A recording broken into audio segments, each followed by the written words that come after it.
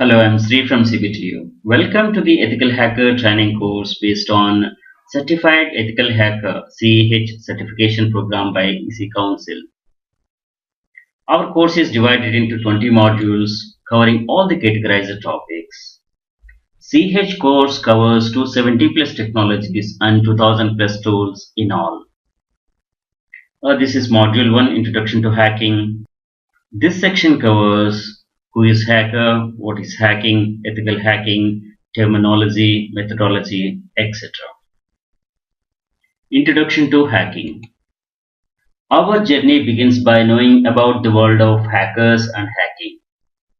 Our focus in this course is towards gaining skills for ethical hacking to protect information technology or digital technology world from hackers. Topics covered in this module are what is hacking, who is hacker, hacking terminology, major security breaches or hacks, type of attacks, hacker classes, type, hacking methodology, that is reconnaissance, scanning, gaining access, maintaining access, and clearing tracks.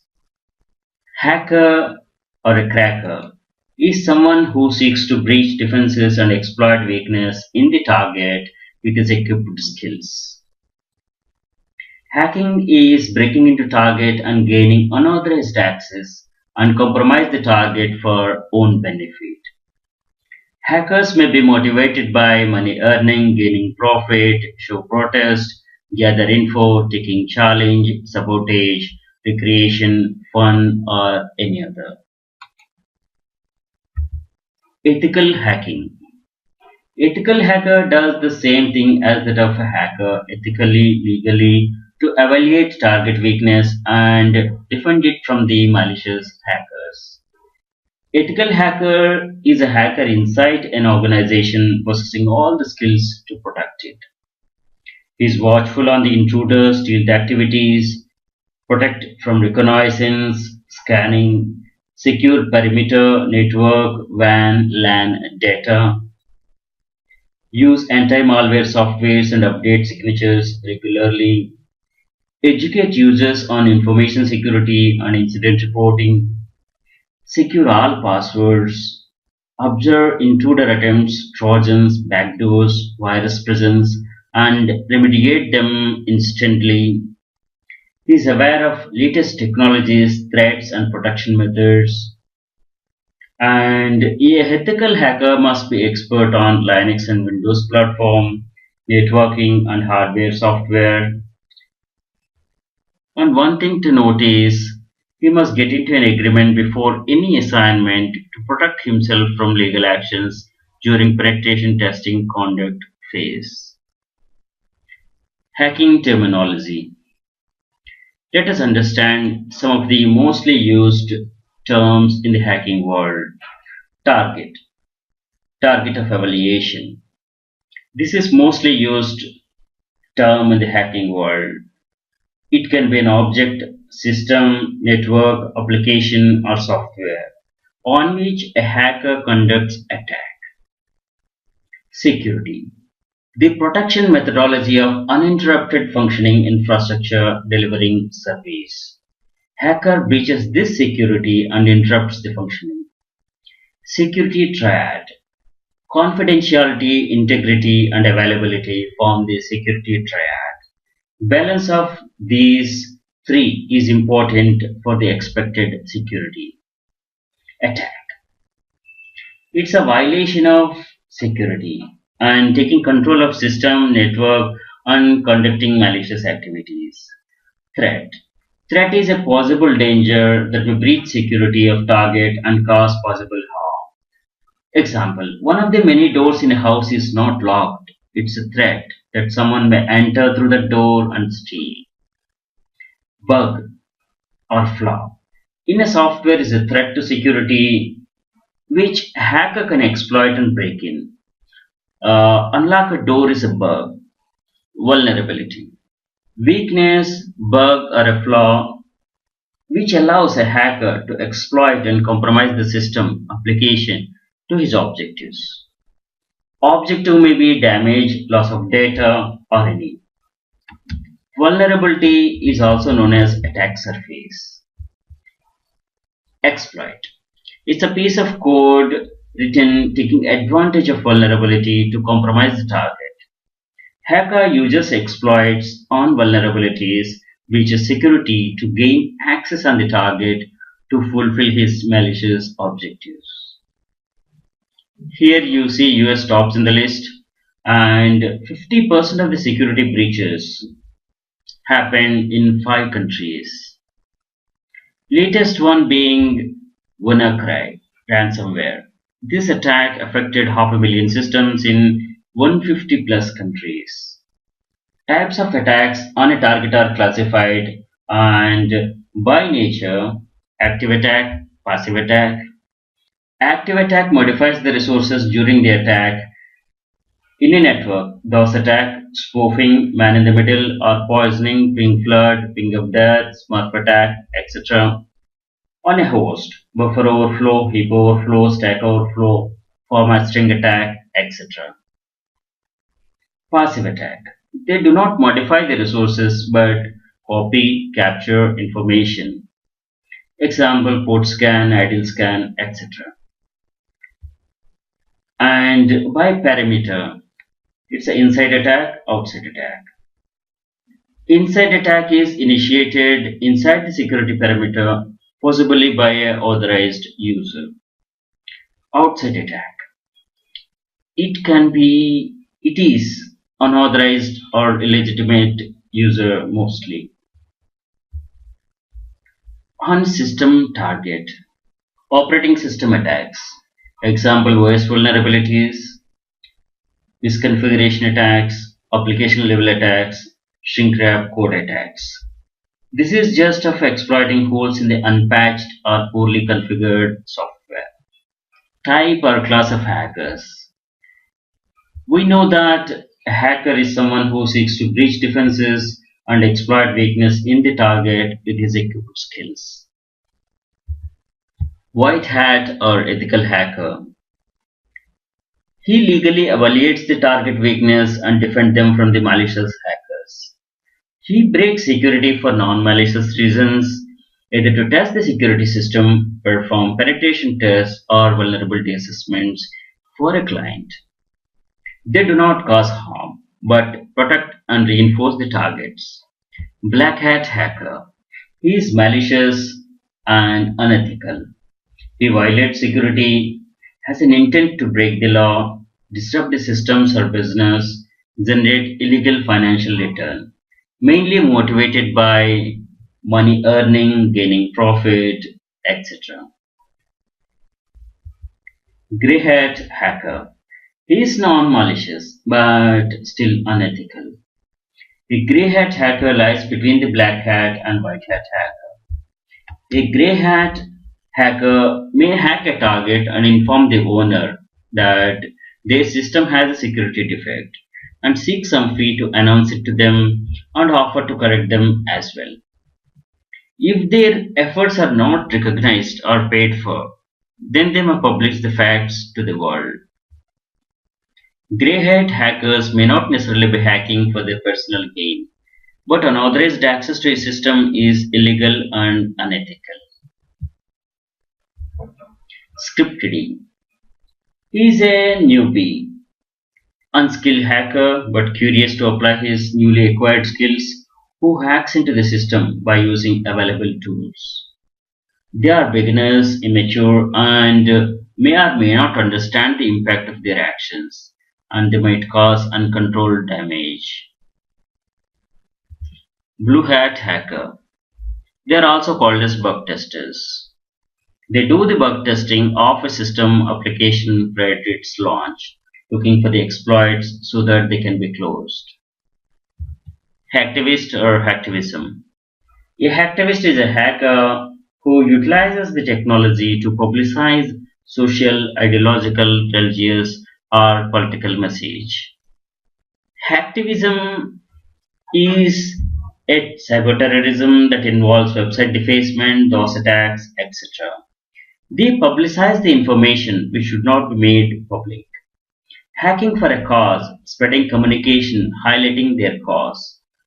This is still not legal. irrespective of their intent, as it involves unauthorized access, non-permitted communication. Hacking methodology. There's no unique step-by-step process, but usually follow some standard steps. We're going to cover this topic in detail in the coming session. Thanks for watching. Hello, I'm Sri from CBTU. Welcome to the Ethical Hacker Training course based on CH certification program by EC Council. Module 1, Introduction to Hacking, Section Ethical Hacker. Ethical Hacker, White Hat Hacker. We are going to cover who is hacker, what is hacking, hacker classes, types, ethical hacking, certified ethical hacker. Hacker or a cracker is someone who seeks to breach defenses and exploit weaknesses in the target with his equipped hacking skills. Hacking is breaking into the target and gaining unauthorized access and compromise the target for own benefit. Hackers may be motivated by money earning, gaining profit, show protest, gather info, take a challenge, sabotage, recreation, for or any other motive. Type of hackers. We have white hat, ethical hacker, black hat, malicious or unethical hacker, grey hat, non-malicious or unethical hacker, script kiddie, is newbie, blue hat, that is bug testers, and hacktivist or hacktivism. White hat hackers legally evaluate the target weakness and defend them from malicious hackers, that is black hat hackers. He breaks security for non-malicious reasons, either to test the security system, perform penetration tests, or vulnerability assessments for a client. They do not cause harm but protect and reinforce the targets. We're going to discuss these types in another session. Ethical hacker. Ethical hacker does the same thing as that of hacker ethically, legally to evaluate the target weakness and defend it from the malicious hackers.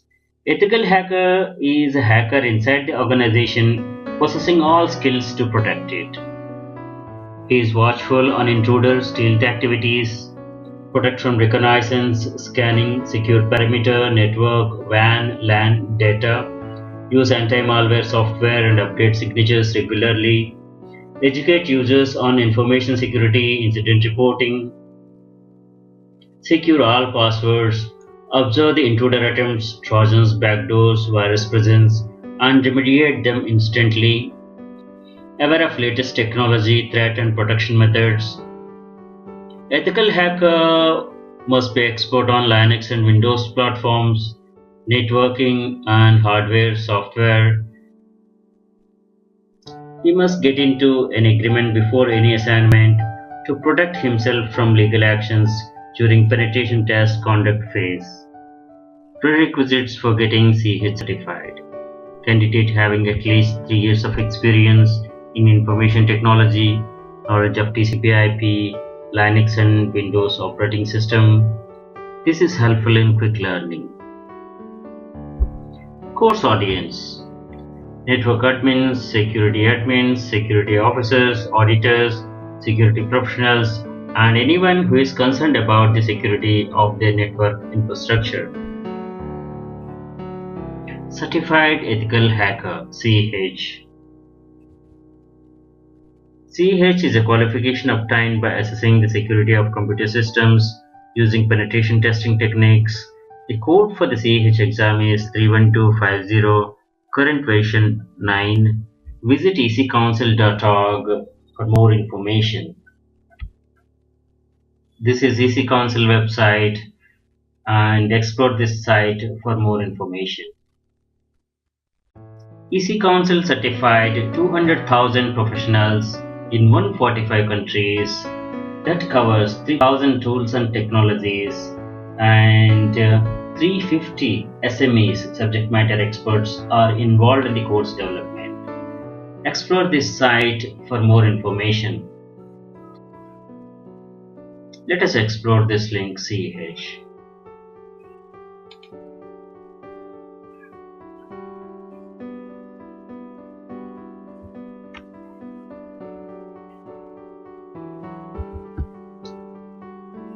Thanks for watching. Hello, I'm Sri from CBTU. Welcome to the Ethical Hacker Training course based on CH certification program by EC Council. Module 1, Introduction to Hacking. Section, Information Security Laws and Standards. This is information age.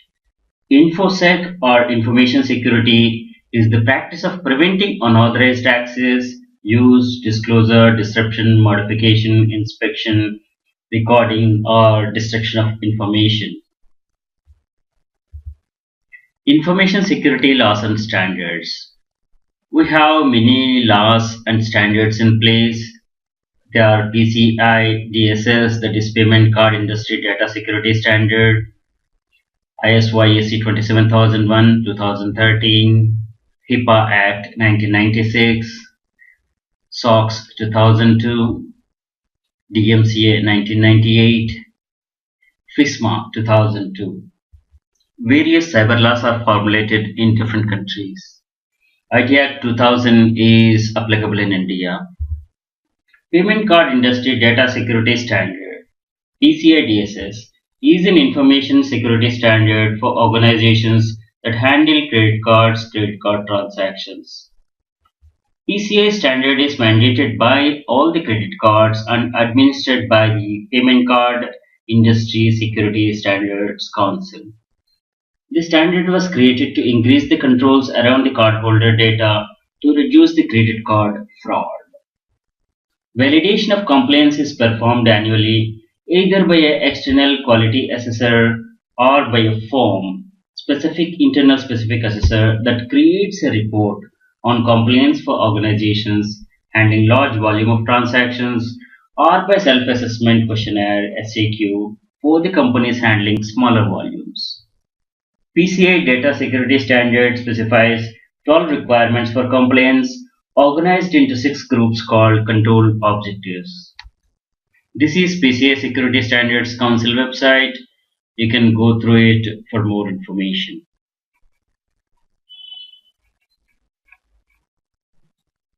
ISO IEC 27001 2013 is an information security standard published in 2013.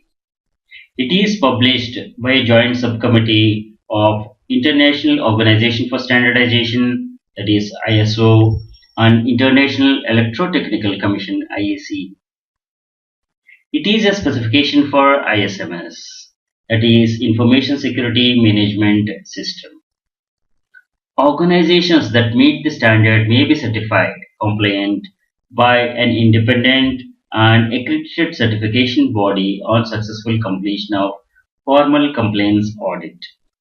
The new and updated controls reflect changes to technology affecting many organizations. This is ISO website, and this is ISO IEC 27001 2013 Information Security Standard. You can go through it for all the controls, groups, and control objectives information.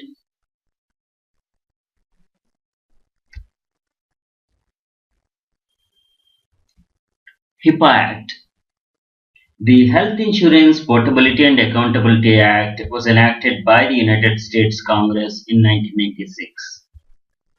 It has been known as Kennedy-Kassebaum Act or Kassebaum-Kennedy Act after two of its leading sponsors. HIPAA Act consists of 5 titles. HIPAA Act protects health insurance coverage for the workers and their families when they change or lose their jobs.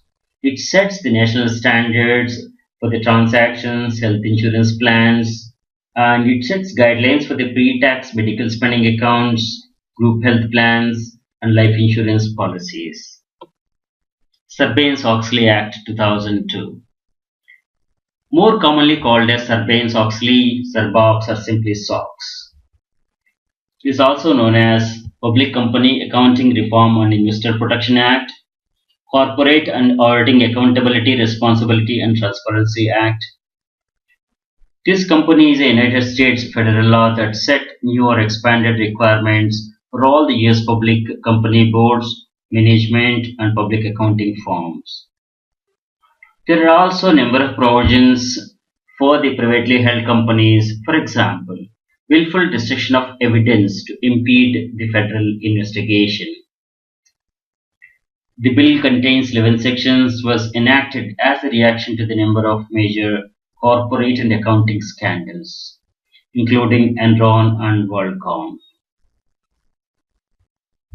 Digital Millennium Copyright Act (DMCA) is a United States copyright law that implements two 1996 treaties of WIP, that is World Intellectual Property Organization.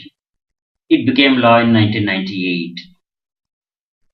It criminalizes production and dissemination of technology, devices, or services intended to circumvent measures commonly known as digital rights management or DRM that control access to copyrighted works.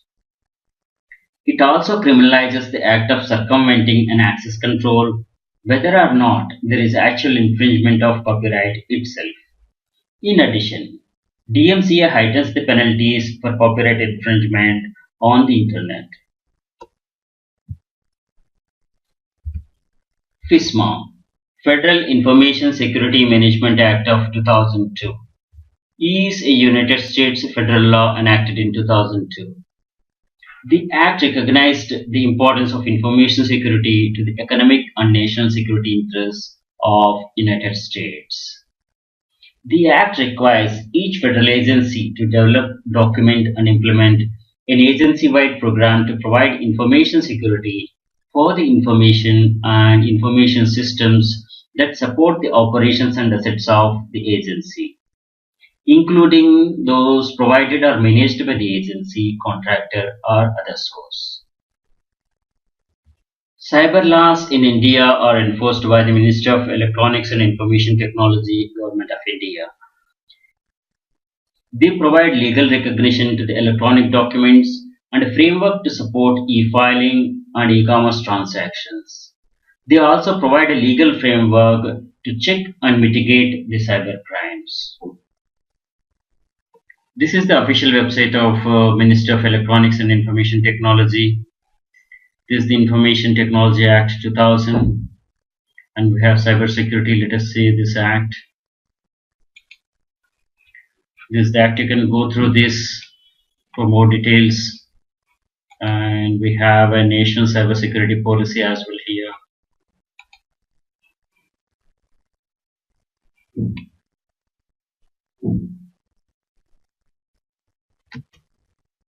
Cyber laws worldwide.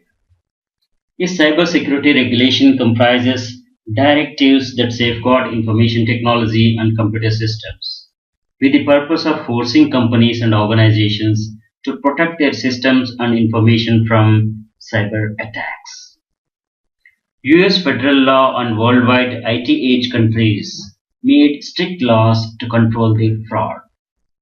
Cyber attacks include viruses, worms, Trojan horses, phishing, denial of service attacks, DOS attacks, unauthorized access, stealing intellectual property or confidential information, and control system attacks.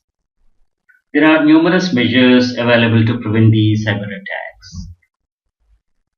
Cyber security measures include firewalls, antivirus software, anti-malware software, intrusion detection and prevention systems, encryption technology, and usage of strong login passwords.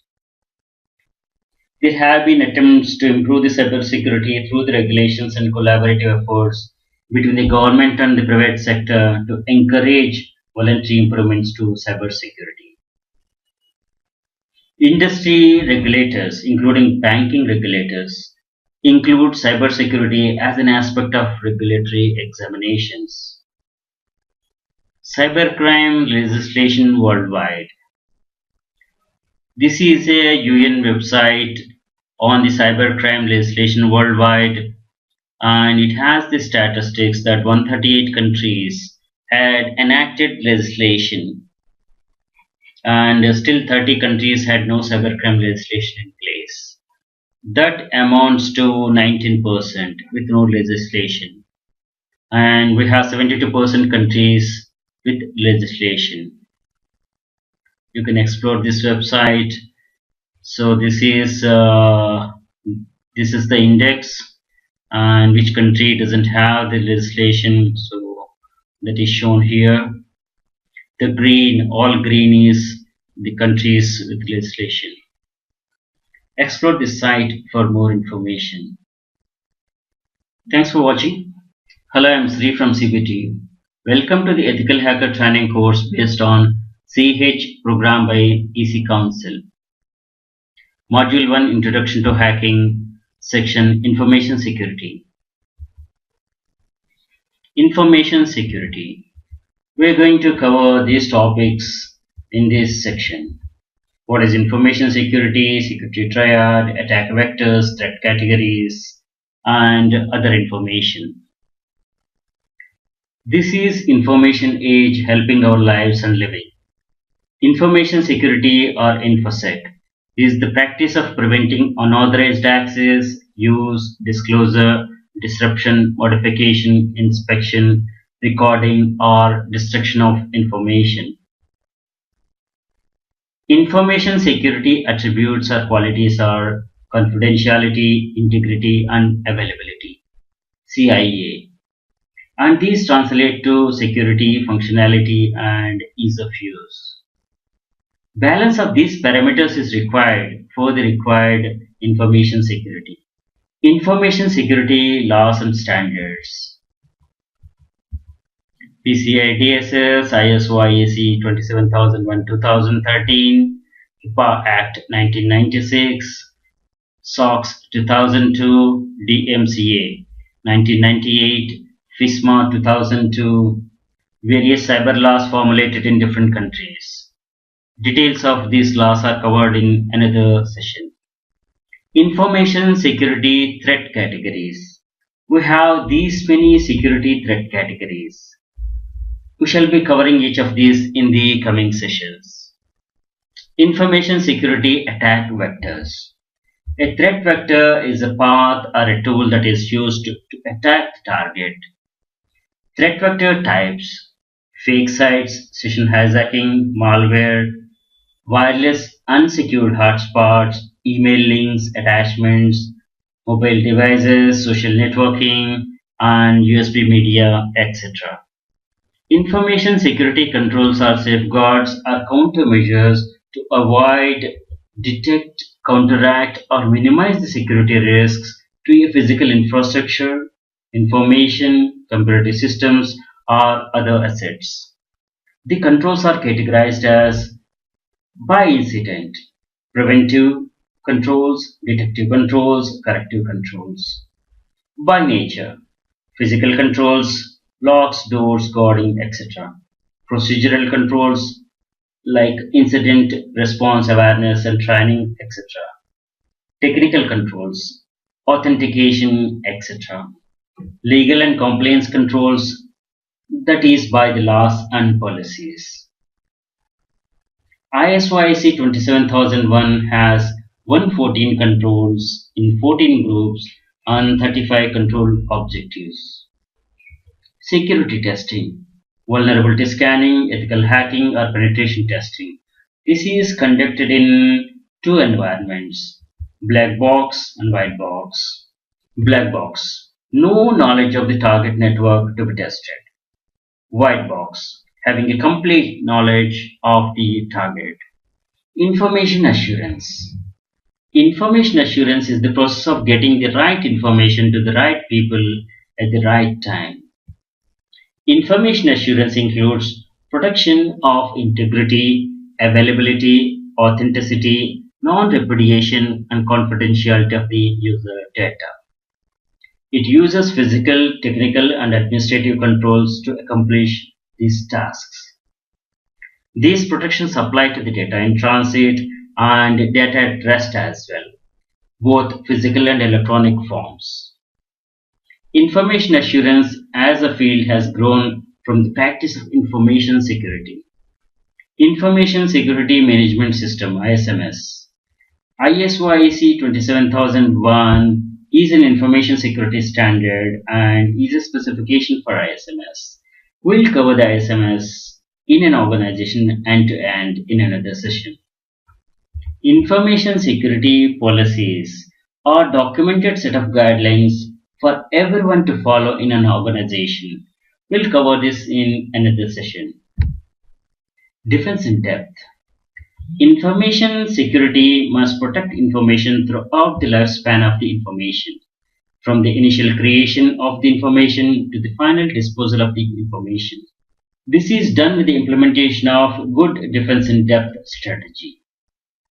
Defense in depth can be modeled as a forming layers of the onion. With the data at the core of the onion, people next outer layer of the onion, network security, host-based security, and application security forming the outermost layers of the onion. Thanks for watching. Hello, I am Sri from CPTU, Module 1 Introduction to Hacking, Section Incident Management. We're going to cover incident management, ITSM, IAM process, responsibilities of IRT. The objective of incident management during an incident is service restoration as quickly as possible. If service can be restored by a temporary workaround quicker than by correcting the underlying root cause of an issue, that is acceptable. After service restoration, correction of underlying root cause is done by the problem management team by the process called root cause analysis. An incident is an event that could lead to the loss of or disruption to an organization's operations, services, or functions. Incident can be defined as an unplanned interruption to an IT service or reduction in the quality of an IT service. Failure of a configuration item that has not been yet impacted service is also an incident. An example of this would be a failure of one disk from a mirror set and a redundant link in high availability connectivity. Incident management is the activity of an organization to identify, analyze, and correct hazards, unwanted happenings to prevent their future recurrence. These are often designated beforehand or during an event to deal with the incident and restore recover normal operations. Improper incident handling can escalate to an emergency, crisis, or a disaster. Restore to BAU, business as usual, is the goal of IRT, Incident Response Team. Without effective incident management, an incident can rapidly disrupt the business operations, information security, IT systems, employees or customers, or any other vital business functions. Example, virus outbreak, database leaks, etc. IT service management. It refers to the activities directed by the policies, organized and structured in the processes and supporting procedures. They are performed by an organization to plan, design, deliver, operate, and control information technology services, which are offered to the customers. It is more concerned with the implementation of IT services that meet the customer's needs, and it is performed by the IT service provider through an appropriate mixture of people, process, and information technology. IT service management focus on the customer's needs and IT services for customers rather than IT systems. IT service management. This framework has a relation with other management standards. It is shown here. Blue boxes represent ITSM methodology. ITIL 2011. There are standards and frameworks contributing to the overall ITSM discipline. COBIT. Control objectives for information and related technologies. It's an IT governance framework that specifies control objectives, metrics, and maturity models. ISO IEC 20000 is an international standard for managing and delivering IT services. A service desk. It is a primary IT function within the discipline of ITSM, IT service management, as defined by the ITIL. It is intended to provide a single point of contact, SPOC, to meet the communication needs of both users and IT staff. Incident management process. The activities defined by the ITIL are identification. Detect or report the incident registration. The incident is registered in the incident management system. Categorization. The incident is categorized by priority, SLA, etc. The incident is prioritized for the better utilization of resources and support staff time. Diagnosis. Reveal the full symptom of the incident. Escalation. That is to get the additional support from other organizational units. Investigation and diagnosis. If no existing solution from the past could be found, the incident is investigated and the root cause analysis is done. Resolution and recovery. Once the solution is found, the incident is resolved. Incident closure. In the incident management system, the incident is properly closed by providing the complete analysis that is done on the incident and attach any supporting documents for that along with the root cause analysis and mark it as closed. The Security Incident Response Team, that is IRT, is a group of individuals who have been trained in the incident management, each having distinct response roles. The team works under the direction of an incident officer. IRT team normally handles the incident starting from the report till resolution. They work toward quick recovery and normal operations as early as possible. Thanks for watching. Hello, I am Sri from CBTU. Welcome to the Ethical Hacker Training course based on CEH certification program by EC Council. Module 1 Introduction to Hacking, section Data Breaches and Malware Trends. We're going to cover data breaches and malware trends in this session. Data breaches. A data breach is the intentional or unintentional release of secure or private confidential information to an untrusted environment. Incidents range from the attack by black hats associated with the organized crime, political activists, or national governments to careless disposal of used computer equipment or data storage media. A data breach is a security incident in which a sensitive, protected, or confidential data is copied, transmitted, viewed, stolen, or used by an individual unauthorized to do so. Data breaches may involve financial information such as credit card or bank details, personal health information, personally identifiable information, trade secrets of corporations, or intellectual properties. Most data breaches involve overexposed and vulnerable unstructured data, such as files, documents, and sensitive information. Data breaches information. Let us see the data breaches worldwide. Here is the information about the world's biggest data breaches. You please explore as you're interested. This site has the information starting from 2004.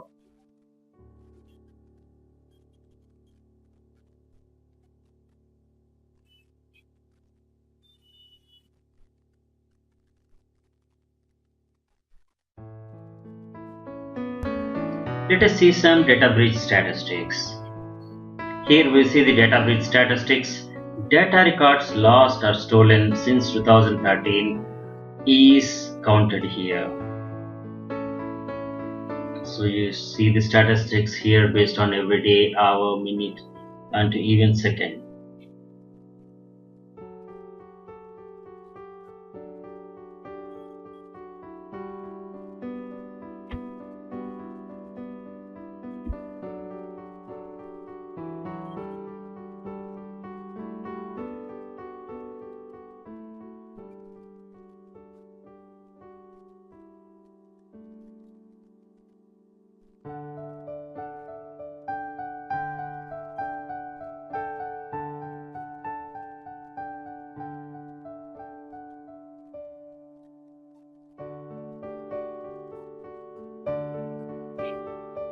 Here we have the geographical map showing the total records breached by the location. This is very interesting site Watch it whenever it's convenient for you. CCleaner malware outbreak. This CCleaner malware is said to be targeting the internal networks at Google, Microsoft, and Samsung, and others. This CCleaner is a Windows utility cleaner.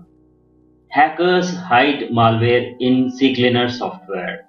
Security researchers at Cisco Tellers discovered that hackers injected malware into the CCleaner app, which has been used by millions of people and businesses to get rid of virus, potential malware off their computers. Over 2 million users were affected. CCleaner's owner were compromised to distribute the malware. So let us understand what malware is.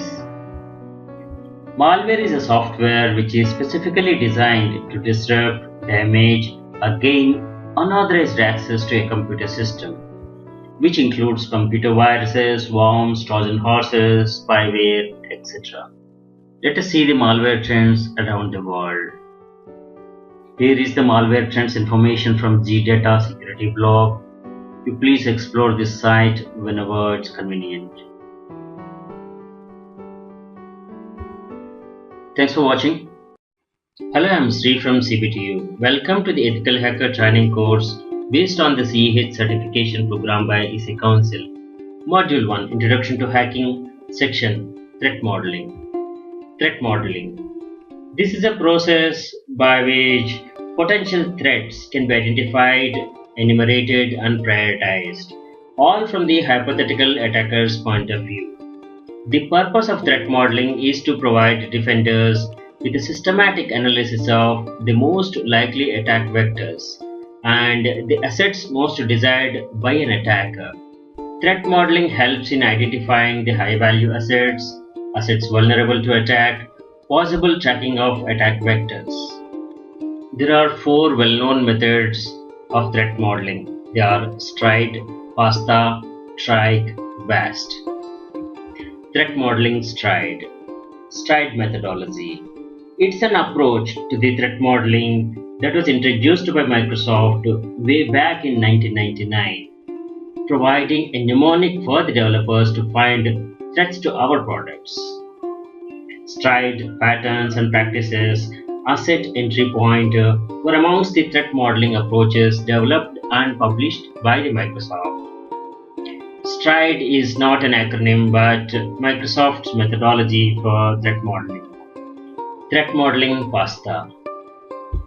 Process for attack simulation and threat analysis. This is a 7-step risk-centric methodology. It provides a 7-step process for aligning business objectives and technical requirements, taking into account compliance issues and business analysis. The intent of the method is to provide a dynamic threat identification, enumeration, and scoring process. This methodology is intended to provide an attacker-centric view of the application. Threat modeling TRIKE. TRIKE methodology is using threat models as a risk management tool. Within this framework, threat models are used to satisfy the security auditing process. Threat models are based on a requirement model.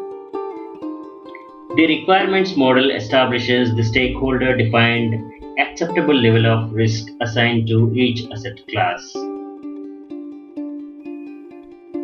Analysis of the requirements model yields a threat model from which threats are enumerated and assigned risk values. The completed threat model is used to construct a threat model based on asset, roles, actions, and calculated risk exposure. Threat modeling VAST.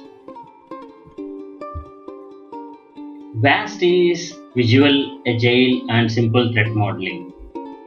The underlying principle of this methodology is the necessity of scaling the threat modeling process across the infrastructure and the entire SDLC, and integrating it into agile software development methodology.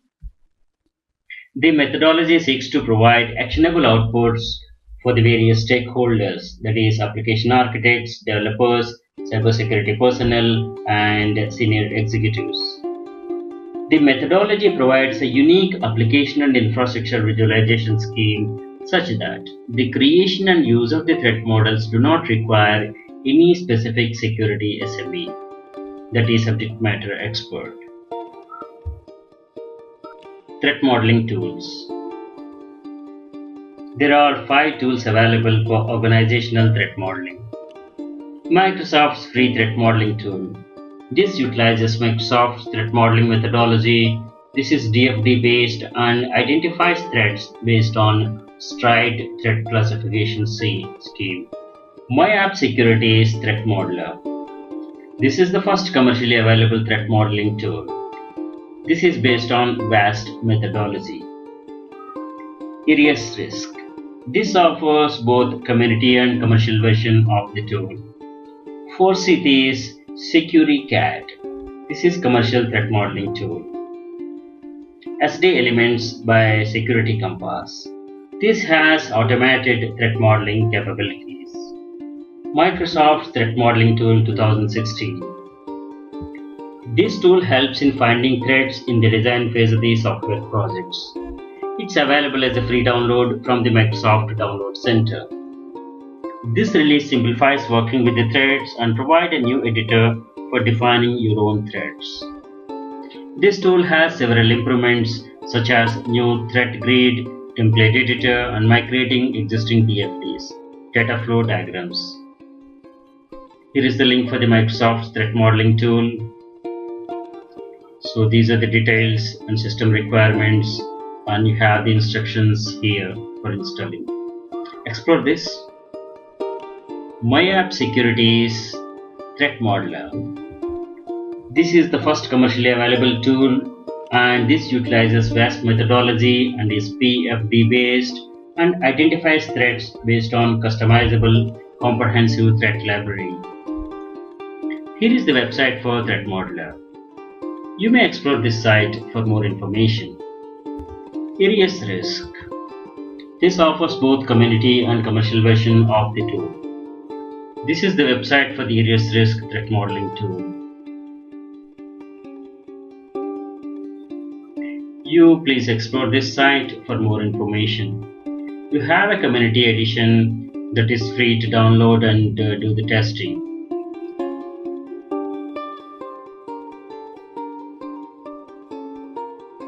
Four Cities SecuriCAD. This offers commercial threat modeling tool. This is 4Cities website. You can download community version of SecuriCAD, cyber threat modeling and risk management tool, and you can explore this site for more information.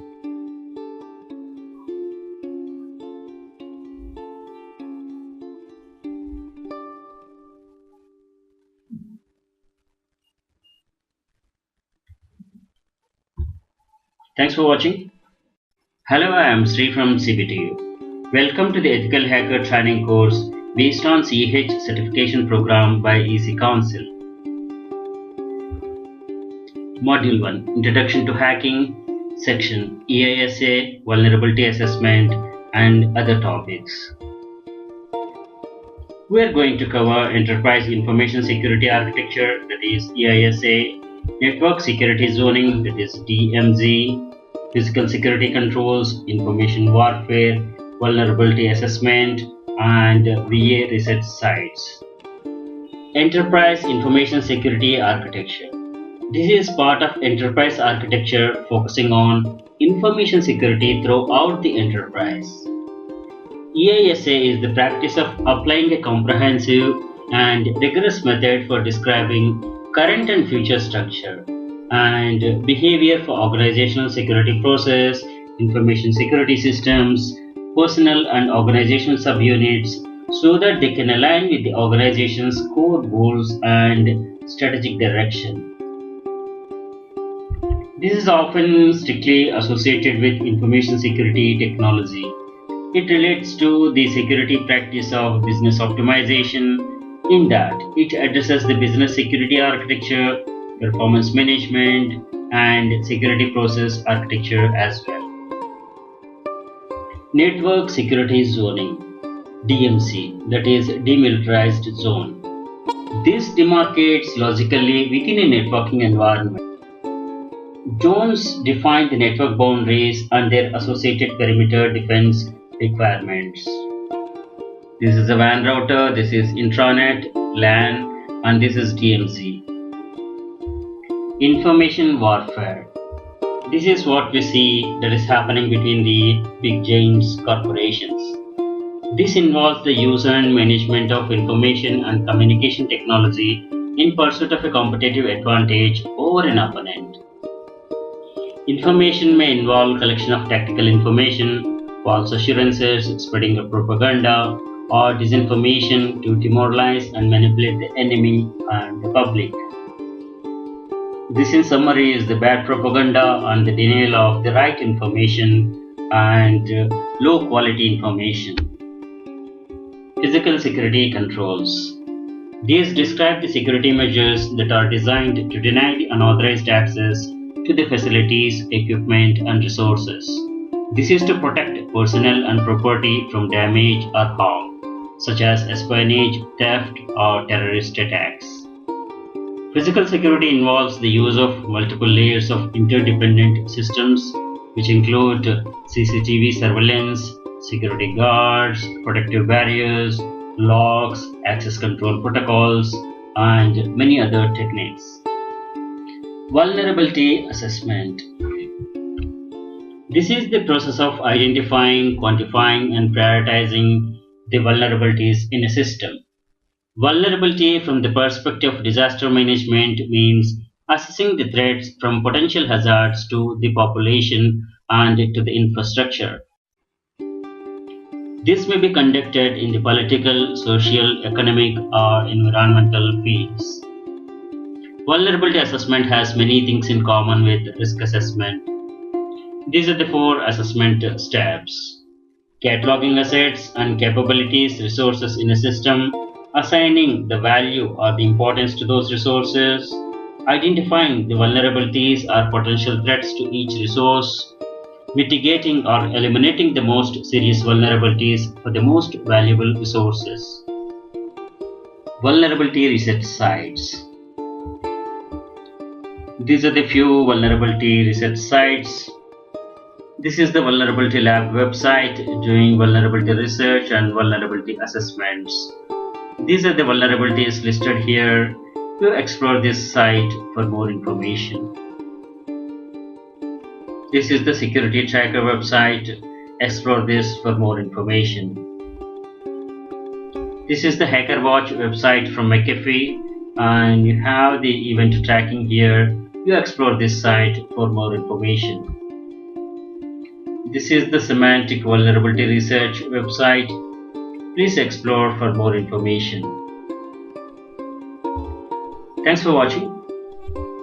Hello, I'm Sri from CBTU. Welcome to the Ethical Hacker Training course based on CEH certification program by EC Council. Module 2 Footprinting, Section Footprinting Introduction. In this section we are going to cover hacking methodology, what is footprinting, why footprinting, what info is gathered, tools and processes, and countermeasures as well. Hacking methodology. Footprinting or reconnaissance is used in pre-attack phase to collect the information, that is preparation for the attack or hacking phase. What is footprinting? Footprinting is also known as reconnaissance, is the technique used for gathering information about the target. It can be computer system, software, application, or anything. This is the most time-consuming part and may take a week or multiple weeks, but it's essential for the attack phase of hacking. To get this information, a hacker might use various tools and techniques. This information is very useful to the hacker who is trying to crack the whole system of the target. Here is the caution. All over the world, cyber laws enforce strict punishments for violation of ethics, gaining unauthorized access to any computer system, network, and related illegal activities. Why footprinting? This is the task performed in the pre-attack phase before the actual attack to gain information about the target system. This information can be used to carry out further attacks on the system. What is gathered during the footprinting? We need to know maximum information about the target, system, network to find loopholes, security risks for analysis and mapping. We need the company details, their customers, employee details, their email addresses, and the key people information, their web presence, location, network ranges, security system in place, open ports and services, etc. We need to know what projects they have handled and what are the new projects they bagged and financial and legal documents of the company, what exposure they have in the media and the news, their job sites, the patents and the trademarks of the organization. In all, we try to get near the bullseye, which will make the attack easier. Footprinting methodology. A hacker might use various tools and techniques in footprinting. This information is very useful to the hacker who is trying to crack the whole system. In pre-attack phase, footprinting methodology is used to gather info about the target.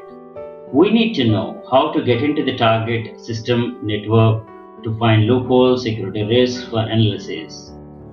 Many methods are used like search engines, Google hacking techniques, spidering, social networking, and we're going to cover each of this topic in the coming sessions. Footprinting report. A survey or reconnaissance or footprinting is done. Do not lose any effort. Document everything. Save the information for finding sensitive information. Simple steps can be document everything that is gathered, filter the information and identify the important info. Prepare strategy based on the report. From the ethical hacker point of view, what are the footprinting countermeasures?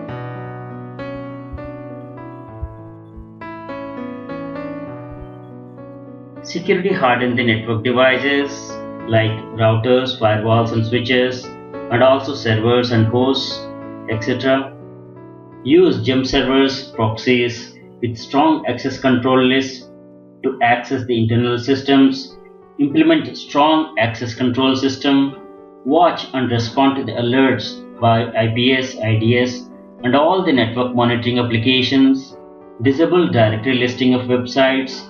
Perform footprinting proactively and fix any sensitive findings. Use private domain registration to hide corporate contact information. These are the few countermeasures that are mentioned here, and protecting the network and the resources from the hackers is a continuous effort, and be watchful on the intruder or steal attempts. Thanks for watching. Hello, I'm Sri from CBTU. Welcome to the Ethical Hacker Training course based on CH certification program by EC Council. Module 2 Footprinting. Section Footprinting through Search Engines. Search engine. It's a software system that is designed to search the information on the World Wide Web. The search results are generally presented and they will be a mix of web pages, images, videos and other types of files. If you want to know the nearest stadium, best food joint, or how to bath your baby, or entertainment avenues, or in fact anything, where do you go? Of course, it is through your favorite search engine. A lot and almost everything can be found here with the right querying. Search engines such as Google, Yahoo, Bing, they are used to gather the information about the target system or enterprise. It depends on how well one knows how to use the search engines to collect information. If used properly, an attacker can gather lots of information about a company, its employees, exposed sensitive information, its capable and its policies, etc. Search engine, and in fact Google has become the common household term for anything and everything. Just by simple search itself, we can get what we want intelligently. We normally Google for information on general topics, entertainment, maps, Google search, etc. Footprinting through the search engines can gather a lot of information like exploring companies' public and intranet websites, blogs and forums, financial reports, finding the hosting, web server and operating system details, collect location and contact information, key people search, social networking sites, gather information from financial services, footprinting through job sites, monitoring target, using the alerts. Competitive intelligence. Search to include on target, key intelligence info gathering, company, its key people, financials, projects, customers, competitors, network protection technology that is being used, monitoring website traffic, tracking online reputation, etc. Google hacking is also called as Google darking. This is a computer hacking technique that uses Google search and other Google applications to find security holes in the configuration software code that a website or an application use. Google hacking is done by using advanced queries and the search results include hidden confidential information that is not meant for public viewing, which is generally not found through the simple Googling. Google indexes web pages like any search engine, index images, videos, postings, and all types of files such as PDF, PPT, DOC, etc. Google hacking locate specific strings of the text within the search results. Some of the more popular examples are finding the versions of vulnerable web applications. We are going to cover Google hacking in another session. Thanks for watching. Hello, I am Sri from CBTU. Welcome to the Ethical Hacker training course based on CEH certification program by EC Council. Module 2 Footprinting Reconnaissance Section Google Hacking Darking. Google hacking is also named as Google darking. This is a computer hacking technique that uses Google search and other Google applications to find security holes in the configuration and the software code that a website or an application use. Google hacking is done by using advanced queries and the search results include hidden, confidential and the information not meant for public viewing. This is generally not found through the simple Googling. Google indexes web pages like any search engine, index images, videos, discussion group postings, and all sorts of file types such as PDF, PPT, and so on. Google hacking locate specific strings of the text within the search results. Tremendous amount of information can be searched and uncovered in the Google hacking. Finding resources using Google Advanced Research Operators expose hidden information through the Google hacking database. Let us know about the Google darking history. In 2002, Johnny Long began to collect interesting Google search queries that uncovered vulnerable systems, sensitive information, which he labeled them as Google Darks. Google Hacking Database. This is an authoritative source for querying the Google search engine. After Johnny Long, GHDB is now maintained by Offensive Security. In GHDB, you will find the queries for files containing usernames, vulnerable servers, containing passwords, etc. Let us explore Google Hacking Database at Exploit Database.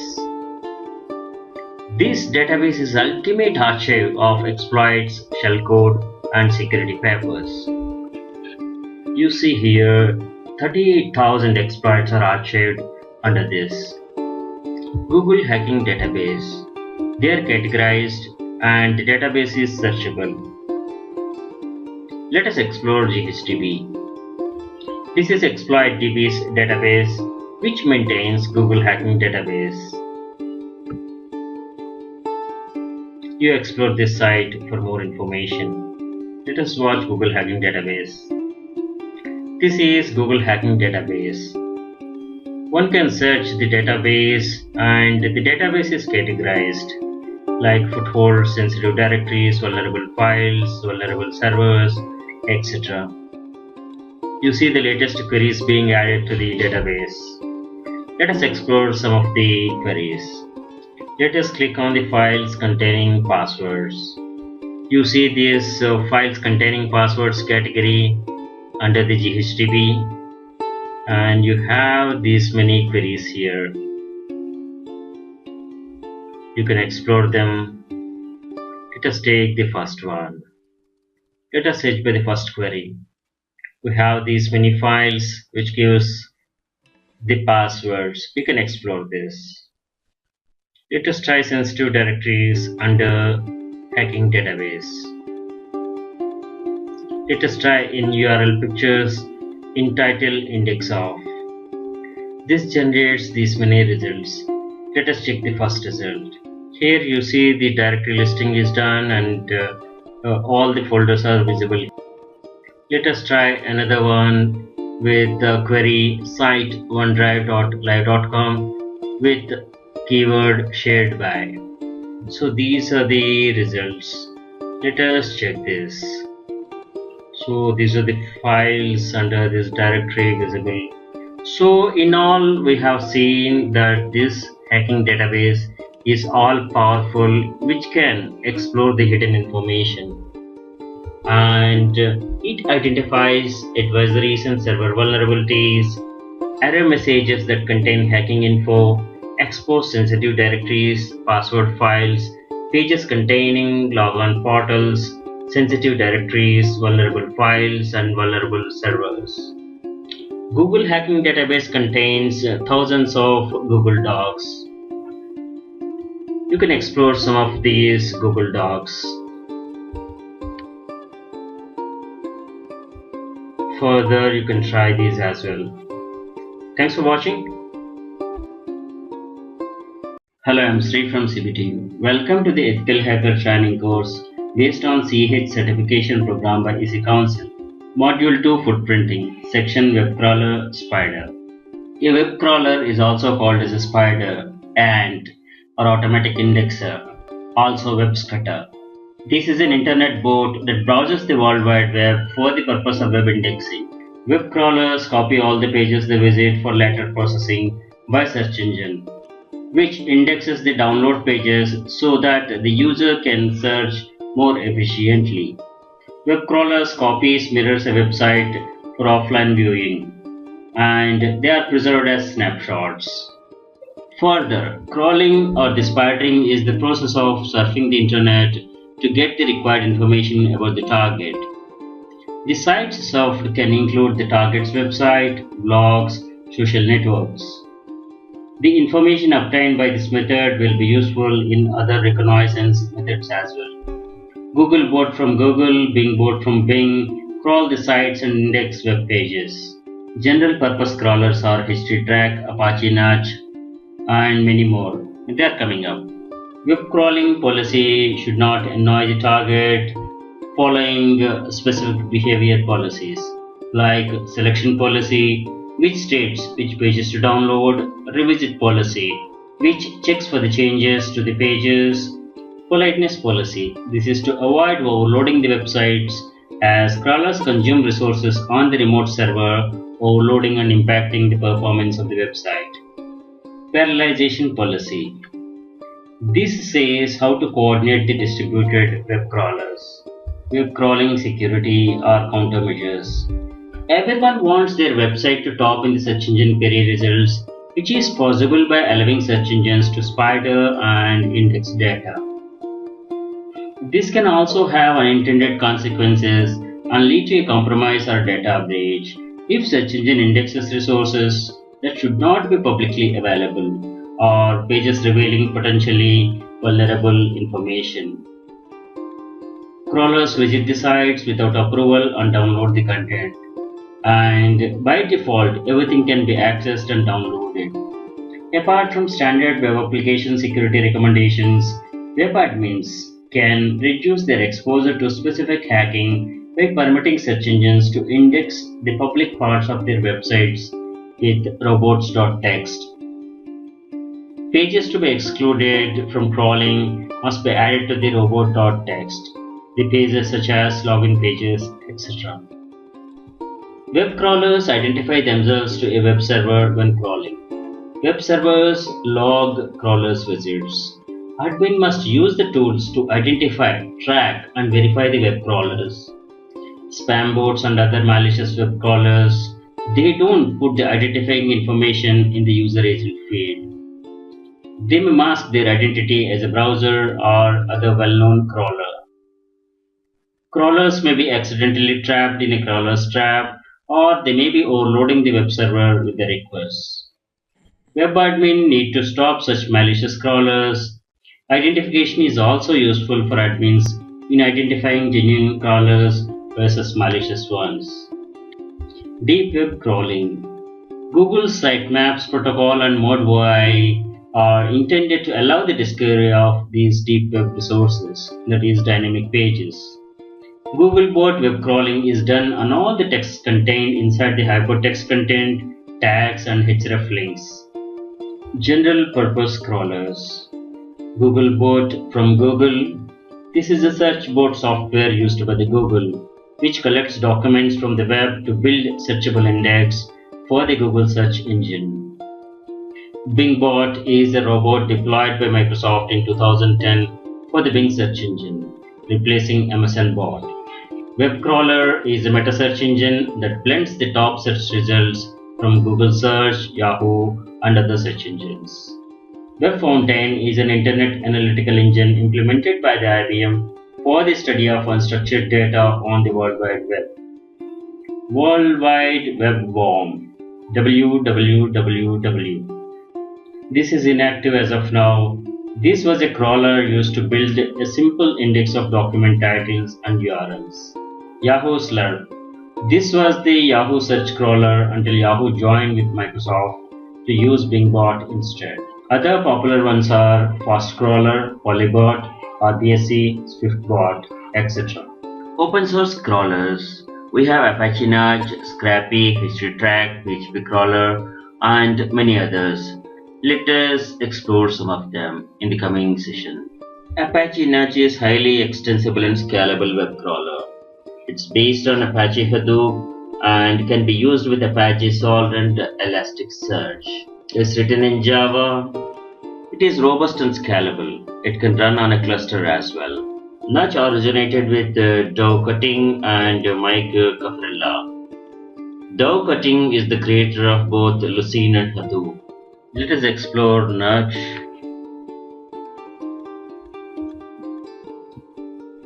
This is Apache Nudge website and explore this for further information. Web crawler. This is a meta search engine that blends the top search results from Google Search and Yahoo Search. This is from InfoSpace and this is started in 1994 and was created by Brian Pinkerton at University of Washington. PHP crawler. This is an open source crawling script based on PHP and MySQL. Explore phpcrawl.cuab.de for more information. HTTrack. This is free and open source web crawler and offline browser. This was developed by Javier Roche. It has many features like it allows to download mirror a website from internet to a local computer. Let us see some of the HTTrack features. It allows users to download mirror a website from internet. It's licensed under GNU GPL v3. It arranges the downloaded site by the original site's relative link structure. Update an existing mirror site and resume interrupted downloads.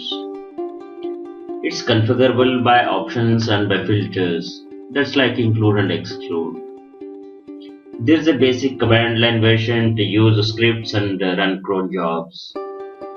Two GUI versions are available: WinHTTrack, which is for Windows, and WebHTTrack for the Linux, Unix, BSD releases. It can follow the simple links generated with JavaScript and inside applets and Flash. Download HTTrack from this link. They're suitable for your operating system. Give some project name and categorize it under some category. You can give a name, path for the downloads, and the action, what you want to do. So download the website, and you have many other options, and adding an URL with a username and password, and any better options you want to set, you can set, and click next. You have these many options. You can download a website, or you can get separated files, and you can choose whatever you like, and clicking on add URL. If any site requires a username and password authentication, then you provide these details and it can download that site. Click finish, and it starts scrolling, and then you can browse a mirrored site after it has downloaded the site. Scrappy. This is an open source collaborative framework for extracting the data, and it's fast and simple. This is a website of Scrappy, and this is a very interesting crawler. You install a copy and explore. Thanks for watching. Hello, I'm Sri from CBTU. Welcome to the Ethical Hacker Training course based on CH certification program by EC Council. Module 2 Footprinting, section Footprinting through websites. Footprinting through the website. We use web spiders, website archives, website watcher, and monitoring, etc. Web crawling or the spidering is the process of surfing the internet to get the required information about the target. The sites surfed can include the target's website, blogs, and social networks. Search engine web crawlers are Google bought from the Google, Bing bought from the Bing. They crawl the sites and index the web pages. So we are covering these crawlers in another session. You see the name, it's a Wayback Machine. You can search and you can go to the timeline and get the snapshot how it looked in the past. You can search a website and see how it got shaped over a period of time. It shows the snapshots captured over a period of time. This is a valuable tool for analyzing websites history. Archive.org provides APIs to build own tools. This is archive.org's website, and it has archived 306 billion web pages. You see some of the websites how it looked in the past. Say GeoCities, how it looked in 1997. And this is amazon.com, how it looked in 2005, and you know how it looks today. And this is NY Times in 2013. And like this, you can explore some of the interesting sites, how it shaped itself over the time. And this Internet Archive provides API tools, subscription service. If a website is not yet archived by the Wayback Machine, you can enter an URL and you can save the page so that it starts capturing the web page, and you can refer it at any point of time in future. Amazon.com. Just we have captured some snapshots, that is how it looked in 2005 and how it looks today. Website Watcher detects the website updates and highlights all the changes. It monitors the web pages, password protected pages as well. This is the website of Website Watcher, and explore this for more information. Alternative to Website Watcher. This is just a mirror of what we have seen just. Website monitoring is the measure of website availability. Website monitoring is often used by the businesses to ensure website uptime, performance, and functionality as expected. We often hear the uptime and availability in terms of the percentage. When someone says that they guarantee 99% uptime means it is 87 hours 36 minutes, it's approximately 4 days downtime in a year. If you want good uptime, you should go for more nines as here. Website monitoring gathers extensive data on website performance such as load times, server response times, page element performance, that is often analyzed and used for further optimized website performance.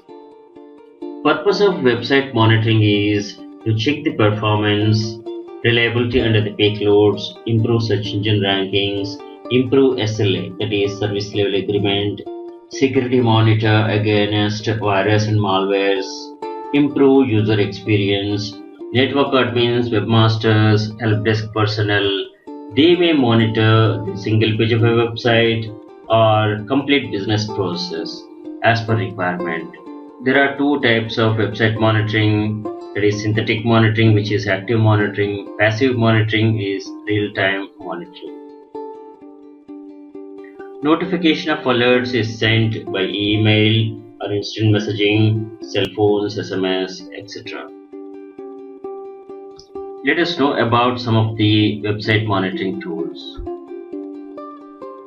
Pingdom, this is by SolarWinds. This is Pingdom website. Pingdom is a great application for website performance and availability monitoring. You explore this free trial. Next great tool is Site 24/7. This is Site 24/7 website. There's a free trial that one can sign up and test it. You explore the features, and they have got different packages here.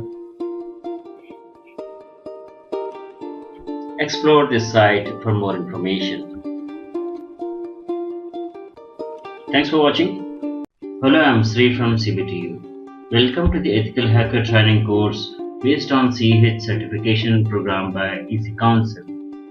Module 2 Footprinting, section Who is Query. In this section, we are going to learn about who is lookup result analysis, and tools. Who is research helps in getting information about the target website, the registrant, administrator's email address, contact details, creation and expiry date, name servers, etc. Who is queries based on domain name server, IP address, etc. Who is implementation. Who is lookups are performed with command line interface or web-based tools. Who is services are communicated using TCP, and servers listen to the request on the port number 43.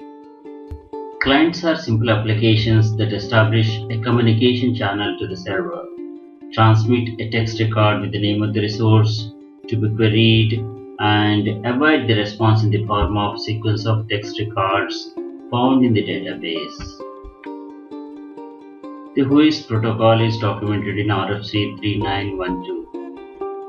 WHOIS database consists of a set of text records for each resource like registrants, admin contacts, creation and expiry dates. Two data models exist for storing resource information in WHOIS database, the thick and the thin model. Thick and thin WHOIS. WHOIS information can be stored and looked up according to either a thick or thin model. Thin WHOIS server. This stores only the name of the WHOIS server of the registrar of the domain, which in turn has the full details on the data being looked up. Referral WHOIS or RWHOIS. This is an extension of the original WHOIS protocol and service. RWHOIS extends the concept of WHOIS in a scalable, hierarchical fashion, creating a system with a tree-like architecture. Queries are routed to the servers based on hierarchical labels. Who is query? Let us take example.com domain, and this is the WHOIS information of this domain. Just type WHOIS space and the domain name, and it will display the WHOIS information. Here are some WHOIS query links. WHOIS at ip-address.com. This is the WHOIS information of an IP address that is recently queried at whois.ip-address.com. This is the website of ip-address.com, and the IP we have chosen is from the recent queries that are made here. For any WHOIS query, it will display the contact information of the registrant and the admin. It even displays the location map. Let us see who is .ican.org. This is ICANN whois website. Let us look up example.com whois. It provides this information here. Thanks for watching. Hello, I'm Sri from CPTU. Welcome to the Ethical Hacker Training course based on CEH certification program by EC Council. Module 2, Footprinting Reconnaissance, Section Traceroute Looking Glass Servers. In this section, we are going to cover locating network range, traceroute analysis, tools, and looking glass servers. Traceroute is a network diagnostic tool. Traceroute is used to trace the path between a user and the target system on networks. It is helpful to find out the network failures, routing loops, black holes in Internet. The original traceroute program was written by Van Jacobson in 1987. In Unix, Linux, macOS, the command is traceroute, and in Microsoft Windows, the command is traceRT. This tool displays the path and measuring the transit delays of the packets across the hops in the network. The history of the route is recorded as the round-trip times RTT of the packets received from each successive host or hop in the route or the path. Sum of the mean times in each hop is a measure of the total time spent to establish the connection. Traceroute proceeds unless all the three packets sent are lost more than twice. Then the connection is lost and the route cannot be evaluated. Ping, on the other hand, only computes the final round-trip times RTT from the destination point. In IPv6, the tool name has traceroute6 or traceRT6. Let us traceroute example.com. This is resolving to this IP address, and by default it is 30 hops max. This traceroute is completed in 18 hops. Hop 1, this is my gateway and my service provider and the backend network, and it gone through the various hops in the internet service network and finally reached the destination. These are the mean times calculated from each hop. In this traceRT, it's resolving to the domain names of each hop. In this, you see the stars RTO request timeout, so this must be some firewall in the path. Traceroute with -D switch option, it will not resolve to the domain names for each of the hops and the trace is faster. Just type traceRT and enter, and you will get the usage and the options that are available. How traceroute works. In Unix and Linux, traceroute sends a sequence of UDP packets with the destination port numbers ranging from 33,434 to 33,534. In Windows, traceRT sends ICMP echo request instead of UDP packets. The time to live TTL value is also known as hop limit, is used to determine the intermediate routers being traversed towards the destination. Traceroute sends packets with TTL values that gradually increase from packet to packet. Starting from the TTL value of 1, traceroute sends packets with TTL values that gradually increase from packet to packet. Starting with TTL value of 1. Routers decrement TTL values of the packets by 1 and discard the packets whose TTL value has reached 0, returning the ICMP time exceeded error message.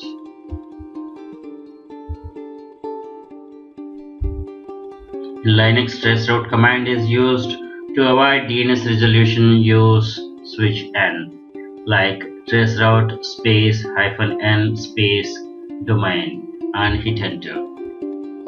Looking Glass server or LG server is accessed remotely for the purpose of viewing routing information. Publicly accessible Looking Glass servers are run by internet service providers and internet exchange points. Traceroute links. Traceroute.org has worldwide server information. PCH, Packet Clearing House, provides info based on IXPs and sorting available by cities, countries around the world. Traceroute.org provides worldwide server information. This is traceroute.org website, and this is maintained by Thomas Kernan, and by country you can search. This site has information on Looking Glass, route servers, BGP info and BGP tools, and many other important links. Let us check Looking Glass. These are the Looking Glass servers worldwide.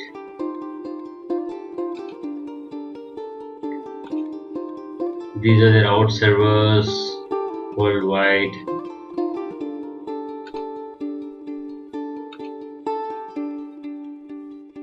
This is important BGP information and BGP tools like BGP Play and all here.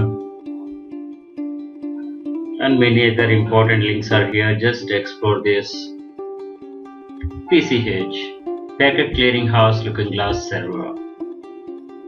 This provides the routing info based on IXPs by city, by country.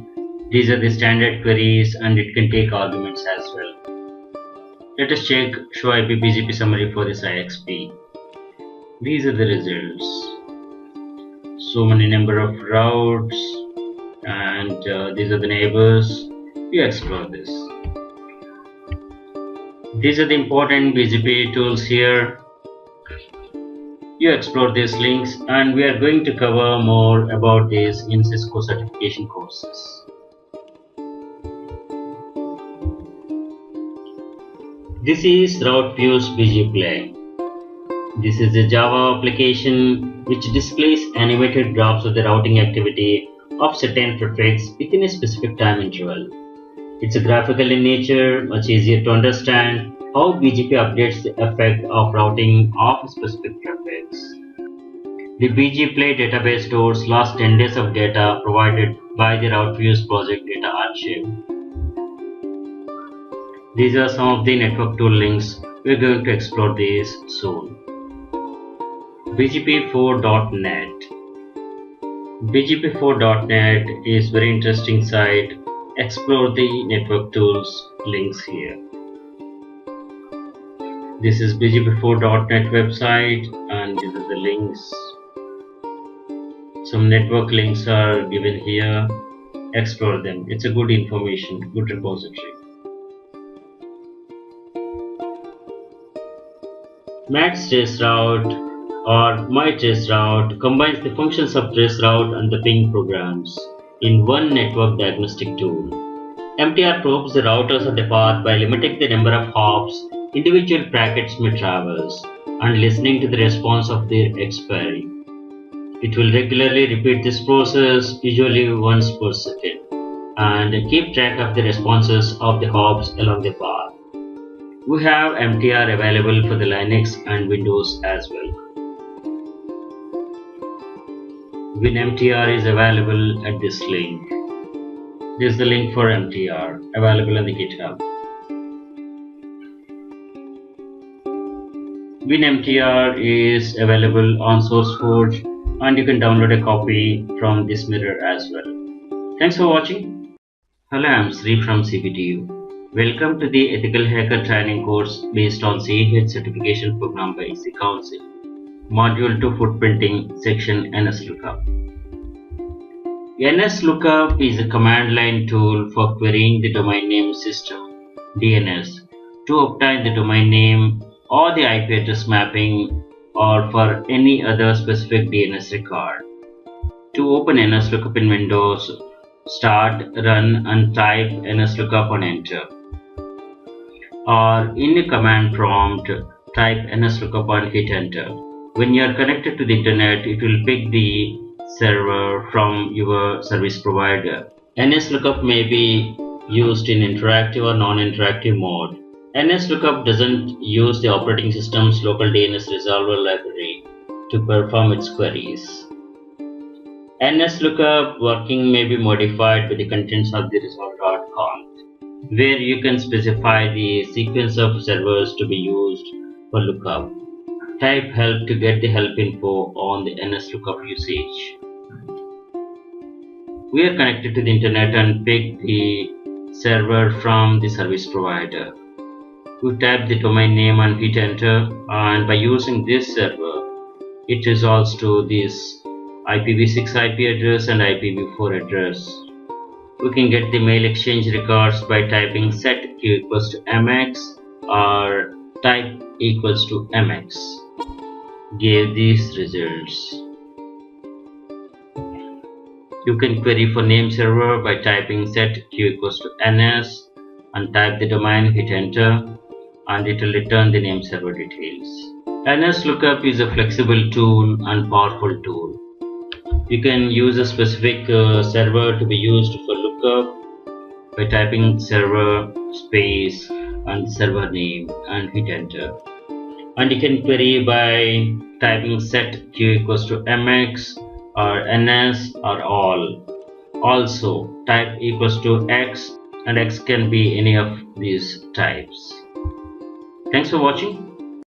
Hello, I am Sri from CBTU. Welcome to the Ethical Hacker Training course based on CEH certification program by EC Council. Section Simple Network Management Protocol (SNMP). SNMP is a protocol for collecting, organizing and modifying information about managed devices. Managed devices, nodes are routers, switches, servers, workstations, printers, etc. SNMP is widely used in network management for network monitoring. An agent software inside a managed device translates alerts events as SNMP traps and send them to NMS, network monitoring station or network management station. SNMP exposes management data in the form of variables on the managed systems, organized in a Management Information System base (MIB), which describes system status and configuration. These variables can be remotely queried and managed by SNMP managing applications. SNMP is defined by IETF Internet Engineering Task Force. It consists of a set of standards for network management, including an application layer protocol, a database schema, and set of data objects, that is MIB. SNMP operates in the application layer, that is layer 7 of the OSI model. The SNMP agent receives request on UDP port 161. The manager sends request from any available source port to port 161 in the agent. The agent response will be sent back to the source port on the manager. The manager receives notifications, that is traps or inform requests on port 162. The agent generates notifications from any available port. When used with TLS or DTLS, that is Transport Layer Security and Datagram Transport Layer Security, requests are received on port 10,161 and traps are sent to port 10,162. In SNMP communication, one or more administrative computers are called managers. They monitor and manage a group of hosts or devices. Each managed system node has an agent which reports information via SNMP to the manager. SNMP managed network consists of three components: managed device, agent, and network management station (NMS). A managed device is a network node that implements SNMP interface that allows unidirectional, that is read-only, or bidirectional, read and write, access to node-specific information. Managed device exchange node-specific information with the NMS. The managed device can be any type of device, including routers, servers, switches, IP telephones, hosts, printers, etc.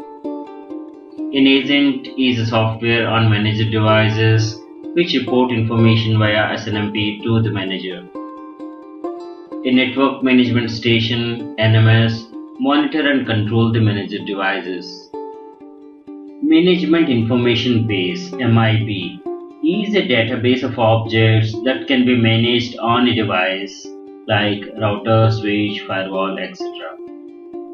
The managed objects or variables can be set or read to provide information on the network devices and interfaces. MIB describes the structure of the management data of a device system containing object identifiers, OID, and metadata. Each OID identifies a variable that can be read or set via SNMP. SNMP agents expose management data on the managed systems as variables.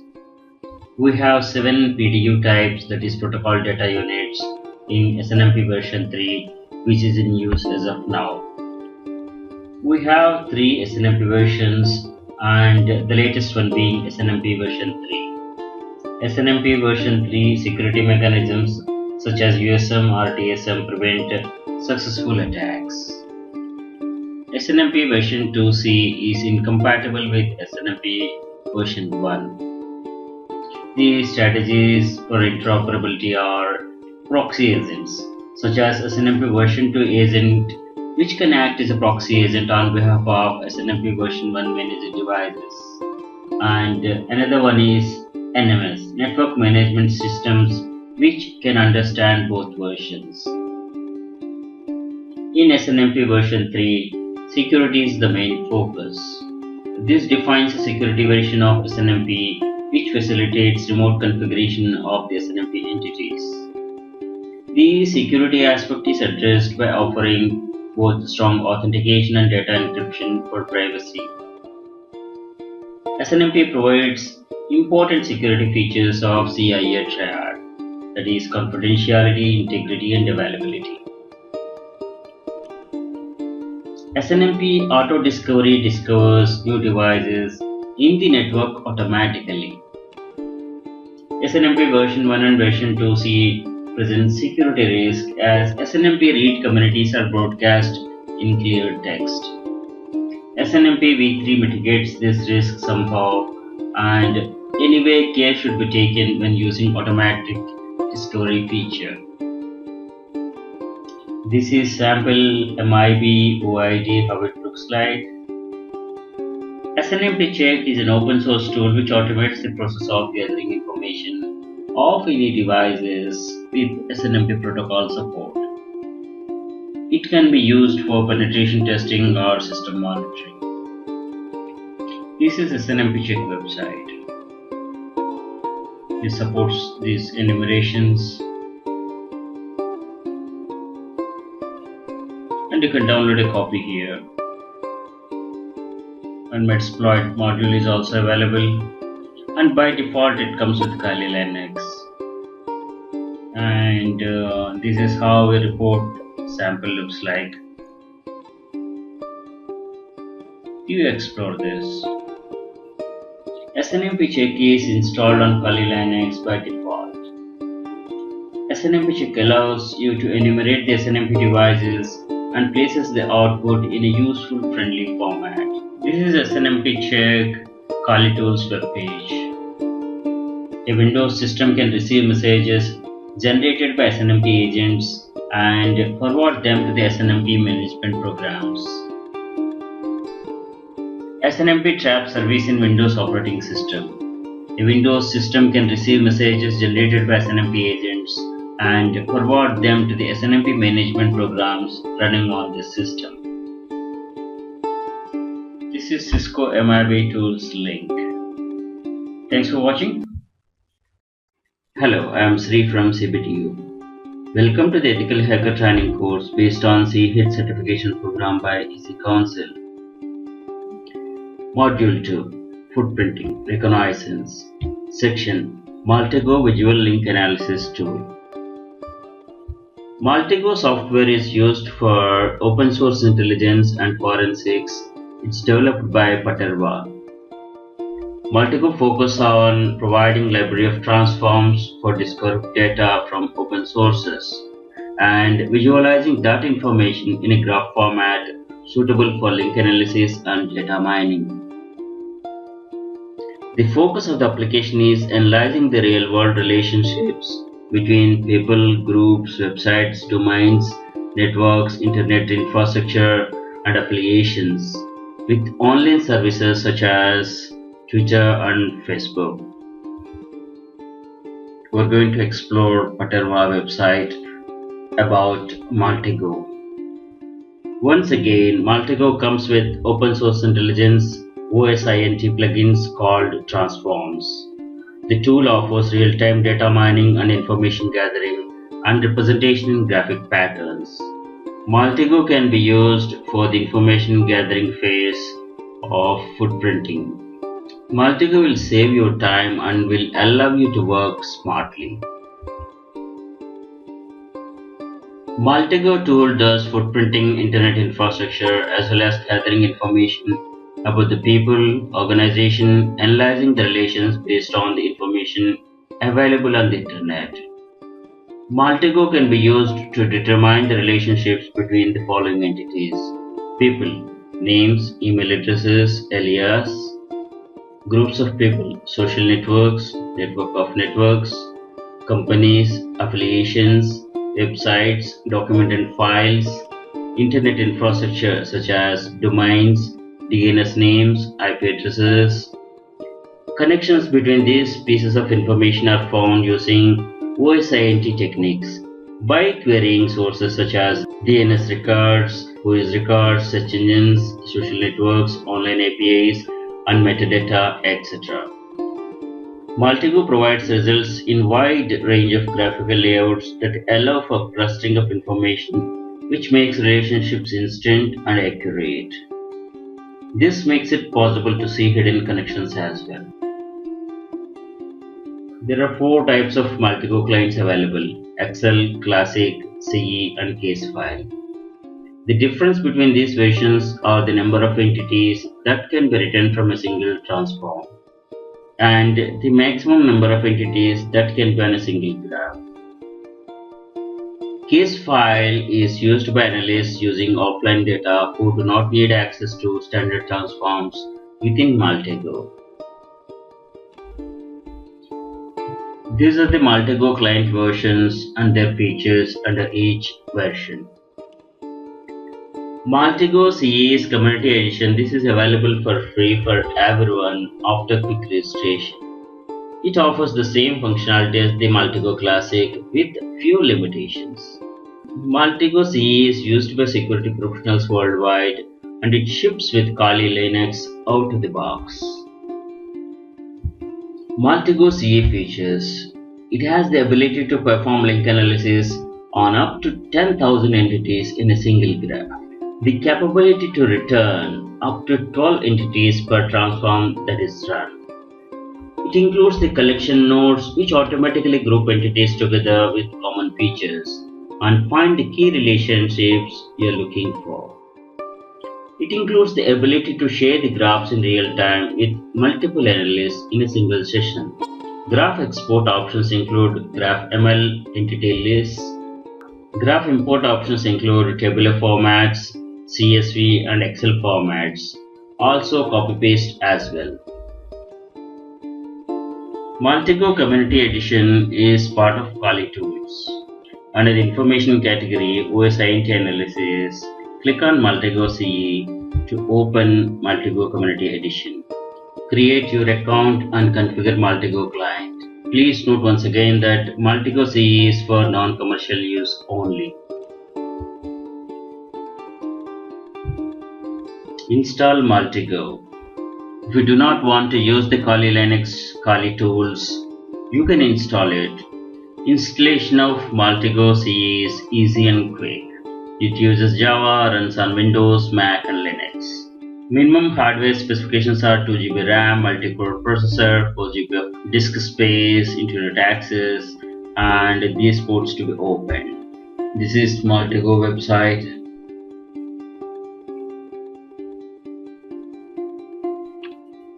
You click on this to see Maltego clients.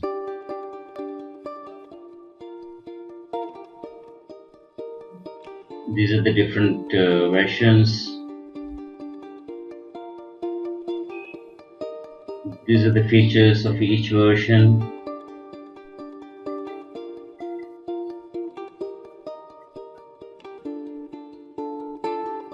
This page is from the Kali Tools website. Thanks for watching.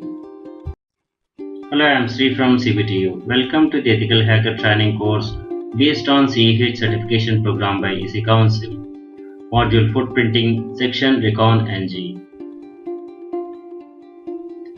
Recon NG is full-featured, web-based, open-source reconnaissance framework written in Python by Tim Toms. This is available from bitbucket.org website and sponsors are blackhillsinfosec.com. Recon NG look and feel is similar to Metasploit framework, but it's different.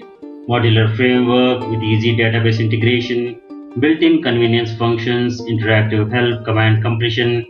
Reconnaissance is conducted quickly and thoroughly. It automates OSINT process, that is open source intelligence. Recon NG is available from bitbucket.org. This is Bitbucket website. This is downloads page. Download a copy for your practice and testing. Recon NG comes with Kali tools by default. Recon NG can be opened under Applications, Information Gathering and selecting Recon NG. This is the welcome screen of Recon NG. We are going to take a Recon NG demo. The simple steps in Recon NG are add new workspace, load module, set options, run, and generate report. The entire framework is scriptable through the use of a resource file. The resource file is a plain text file containing the list of commands for the framework. Referencing the resource file for the execution is like this. We are going to take a demo on this soon. Some of the API keys are Bing API key, Google API key, Google Custom Search Engine CSE, GitHub API key, Shodan API key, and these are the other ones. Sign up for many other APIs to use with Recon NG. Thanks for watching. Hello, I am Sri from CBTU. Welcome to the Ethical Hacker Training course based on CEH certification program by EC Council. Module Footprinting, Section Email Tracking. Email tracking is used by individuals, email marketers, spammers, phishers, and hackers to verify that emails are delivered and read by the recipients. This is to validate email addresses and that the content of the emails has made it past spam filters. Email can be used to collect confidential information about businesses and individuals. The tracking mechanisms employed are typically cookies, web bugs, and embedded graphics. Tracking email communications that involves in collecting the information from the email header and using email tracking tools to track the email origination. We have numerous email tracking tools, and g2crowd.com provides a comparison feature of all the tools. And Email Tracker Pro is most widely used on the Windows platform. g2crowd.com. This is G2 CrowdGrid for email tracking. This is G2 Crowd website for best email tracking softwares. And the presentation in the grid format is shown here, the leaders, the niche, high performers, contenders, and you can compare the email tracking softwares.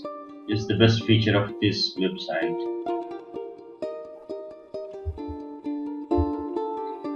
Email Tracker Pro is most widely used on the Windows platform for email tracking purpose. As you know that our network traffic is loaded with spam emails, and in our daily life as much as 95% of the emails is spam.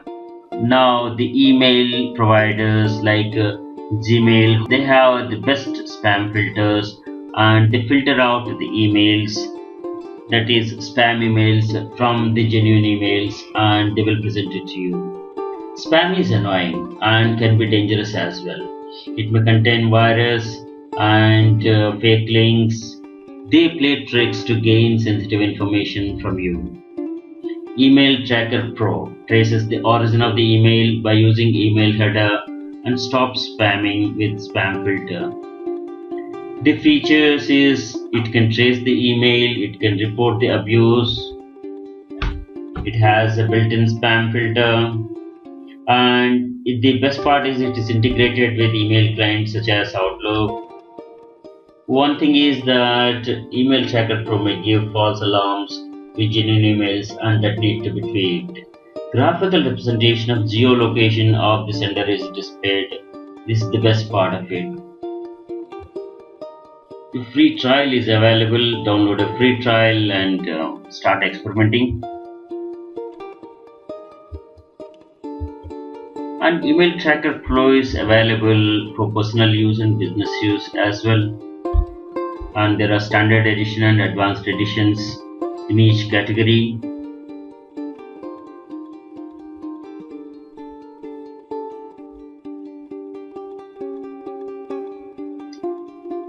The current version of the email tracker pro is 4058, and these are the minimum requirements like Java 1.6 or above, and the RAM 512 MB, disk space of 120 MB, and 1 gig processor is good. This is the website of email tracker pro.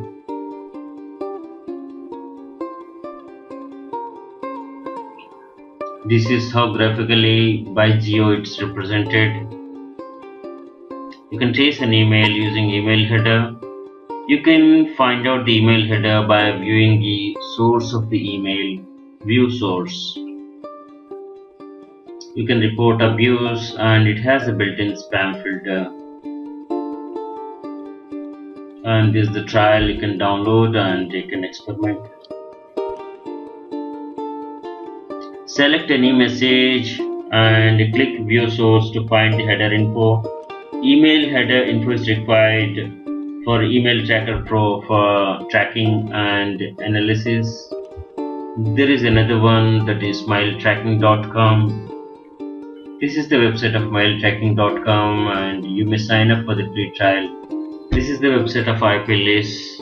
You explore this site as well. Thanks for watching. Hello, I am Sri from CBTU. Welcome to the Ethical Hacker Training course based on CEH certification program by EC Council. Module Network Scanning, Section Introduction to Network Scanning. After footprinting, hacker gets fair idea about the target organization's network and its protection system. Network scanning is information gathering mainly for the purpose of security assessment or performing a tag.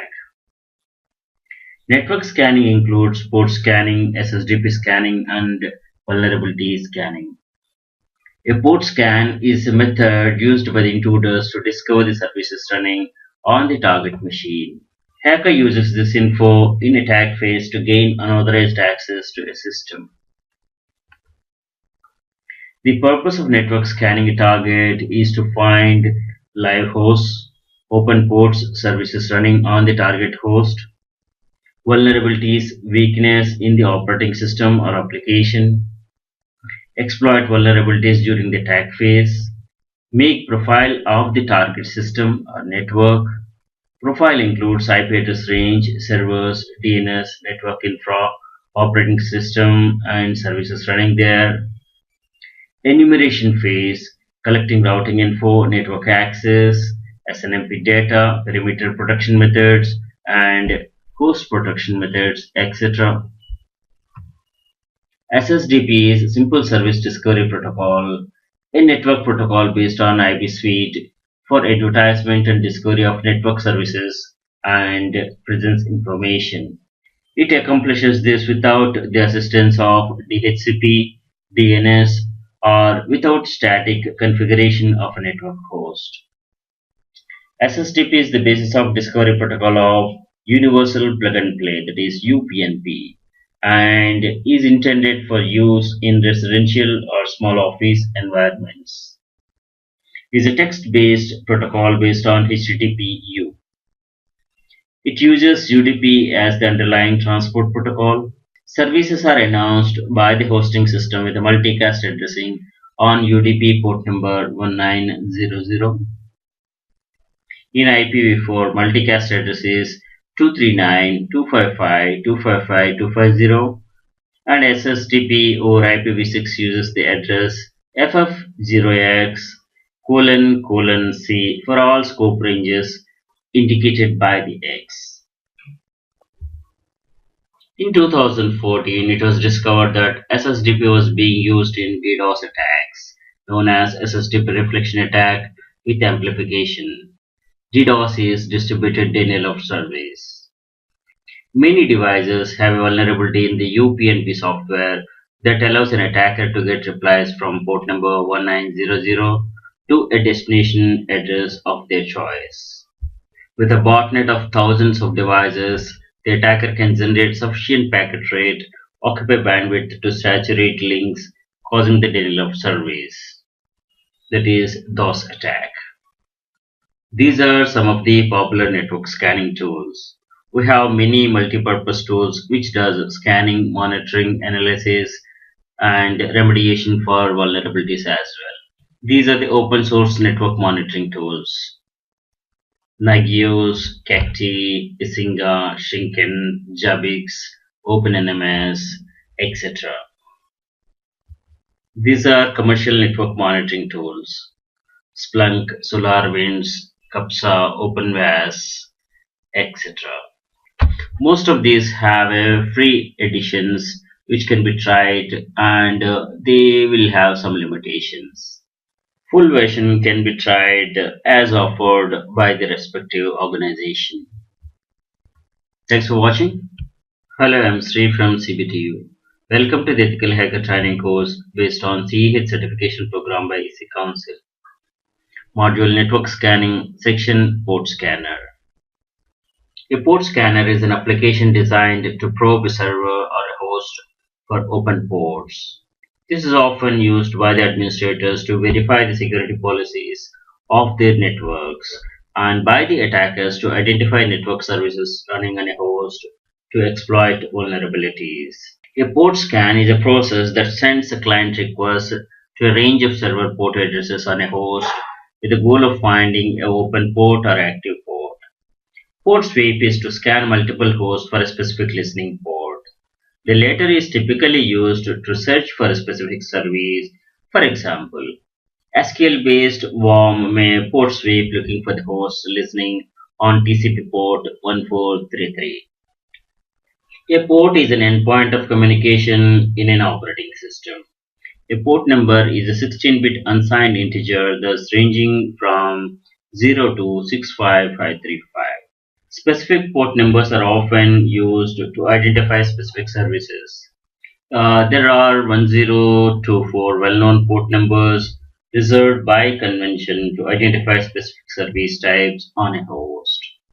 Well-known port numbers are FTP 21, SMTP port number 25, like this. HTTP, all well known, that's a World Wide Web Service, and secure HTTP is 443, like this. In TCP/IP, network services are referred using two components, a host address and a port number. Example 192.168.1.1. This is host colon 22. This is port, SSH port, that is. The results of a scan on a port is usually generalized into one of the three categories: open or accepted. The host sent a reply indicating that a service is listening on the port. Closed or denied or not listening. The host sent a reply indicating that connections will be denied to this port. Filtered, dropped, or blocked. There was no reply from the host. Open ports present two vulnerabilities: security and stability concerns associated with the program responsible for delivering the service, that's open ports, and with the operating system that is running on the host, open or closed ports. Filtered ports do not tend to present vulnerabilities. These are the port scanning types: TCP scanning, SYN scanning, UDP, ACK, window scanning, and FIN scanning. We have other scan types as well. TCP scan completes the TCP three-way handshake, and the port scanner closes the connection. These services can log the sender IP address, and IDS IPS can raise an alarm. Nmap calls this mode Connect Scan, named after the Unix Connect system call.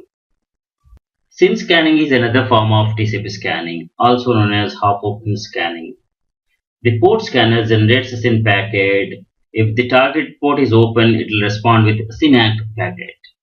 The scanner host responds with RST packet, that is reset, closing the connection before the handshake is completed. If the port is closed but unfiltered, the target will instantly respond with RST packet. UDP is connectionless protocol, so there is no equivalent to TCP SYN packet. If a UDP packet is sent to a port that is not open, the system will respond with an ICMP port unreachable message. Most UDP port scanners use this scanning method and use the absence of response to infer that a port is open. However, if the port is blocked by a firewall, this method will falsely report that a port is open. If the port unreachable message is blocked, all ports will appear open. This method is also affected by ICMP rate limiting. Sending a DNS query to port 53 will result in a response if DNS server is present. ASIC scanning doesn't exactly determine whether the port is open or closed, but whether the port is filtered or unfiltered. This is especially good when attempting to probe for the existence of a firewall and its rule sets. Window scanning is rarely used and is untrustworthy in determining whether a port is opened or closed. It generates the same packet as ASIC scan but checks whether the window field of the packet has been modified.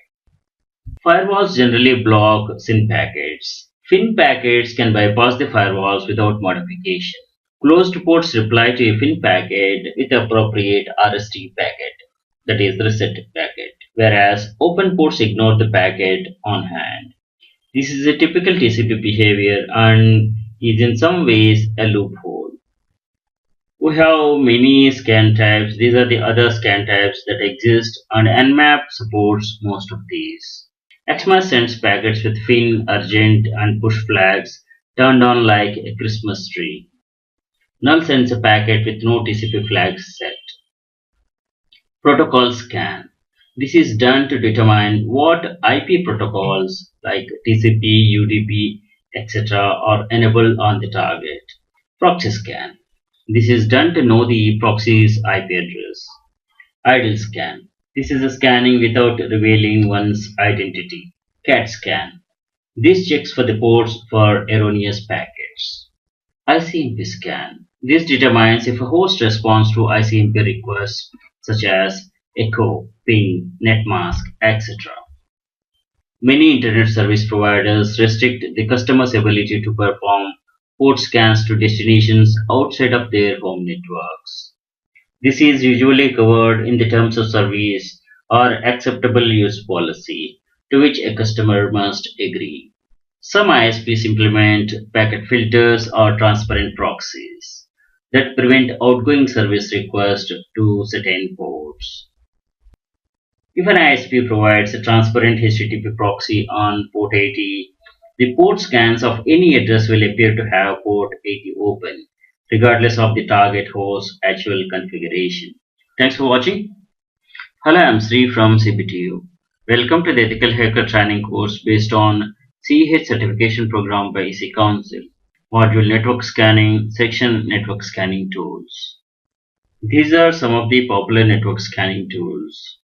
We have many multi-purpose tools which does scanning, monitoring, analysis, and remediation for vulnerabilities, and many add-on features.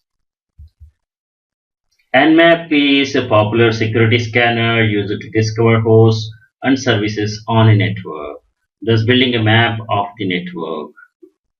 Nmap is used in footprinting, network enumeration, and network audits. Genmap is the official GUI for the Nmap, and you can do intensive scans. Genmap builds the command with pre-built profiles like ping scan, quick scan, intensive scan, etc. to be executed on the target host. Please watch Nmap session for the demo. PRTG network scanning tool is from Pessler. It does website monitoring, database monitoring, and bandwidth usage monitoring. This is a powerful network scanning tool which track bandwidth traffic, which give you complete overview of your network. PRTG's network monitor tool offers Windows Server Monitor for monitoring Windows servers and entire network 24 by 7. There will not be a network professional who have not heard about SolarWinds tools. SolarWinds is leader in NMS applications, that is network management system or network monitoring system, and IP address scanner is one such useful utility. Soft Perfect Network Scanner is a fast scanner with an extensive range of options and advanced features for system admins. This program can ping computers, scan ports, discover shared folders, and comes with flexible filtering and display options. It can retrieve any information about network devices via WMI, SNMP, HTTP, SSH, and PowerShell. The results can be exported to a variety of formats from XML to JSON. Angry IP Scanner is an open source and cross-platform network scanner designed to be fast and simple to use. It scans IP addresses and ports as well as has many other features. It's widely used by the network admins around the world, including large and small enterprises, banks, government agencies. It runs on Linux, Windows, and Mac OS X as well. Network scanner from Lizard Systems is used for scanning large networks that have hundreds thousands of computers along with small networks. Network scanner not only finds the network computers and shared resources but also check its access rights. These scan results can be exported to XML, HTML, or text file. Network scanner from Beyond Security. This is a powerful scanner. Thanks for watching. Hello, I'm Sri from CBTU. Welcome to the Ethical Hacker training course based on CEH certification program by EC Council. Module Network Scanning, Section Nmap Network Mapper. Nmap is a security scanner used to discover hosts and services on a network, thus building a map of the network. Nmap is used in footprinting, network enumeration, and network audits. Nmap is essential tool in networking toolkit. Nmap features include identifying open ports and a target host in preparation for auditing, network inventory, network mapping, maintenance and asset management, finding and exploiting vulnerabilities in a network. And additional features of Nmap are host discovery. This is identifying hosts on a network that respond to TCP or ICMP requests or have a particular port open. Port scanning, enumerating the open ports on target host. Version detection of the application, detecting the OS operating system and hardware characteristics of the network devices. A scriptable interaction with the target using Nmap scripting engine, that is NSE, and Lua programming language. Advanced service detection and vulnerability detection. Find reverse DNS names, device types, and MAC addresses. Network performance testing by generating traffic to hosts on a network. Response analysis, response time management, and eliminate any issues. For Nmap 4.5 and above, GenMap is the official GUI, and it replaced Nmap. Other Nmap web-based interfaces are Nmap CGI, IVRE, Nmap Win, and Nmap W is for Windows. XNmap is Mac OS X GUI. Nmap has long history. In 1997, Nmap was first published as an article, and in 1998, Nmap 2.0 is released. Many versions released since then, and Nmap changelog records all the changes. The latest one is Nmap 7.6, released in 2017. Nmap turns 20 years old in 2017. Nmap is a great tool. Nmap is used by security and system administrators to assess their own networks for vulnerabilities. That is white hat hacking or ethical hacking. System admins can use Nmap to search for the unauthorized servers or computers that do not conform to security standards. Nmap is related to vulnerability assessment tools like Nessus, which test for common vulnerabilities in open ports. Nmap can perform vulnerability checks against the discovered services. This is all about ethical hacking. On the flip side, Nmap could be potentially used for black hat hacking as a precursor attempting to gain unauthorized access to computer systems. Unauthorized port scanning is illegal and may attract severe punishments under the law. Please be aware of it. Nmap is popular in media and games as well.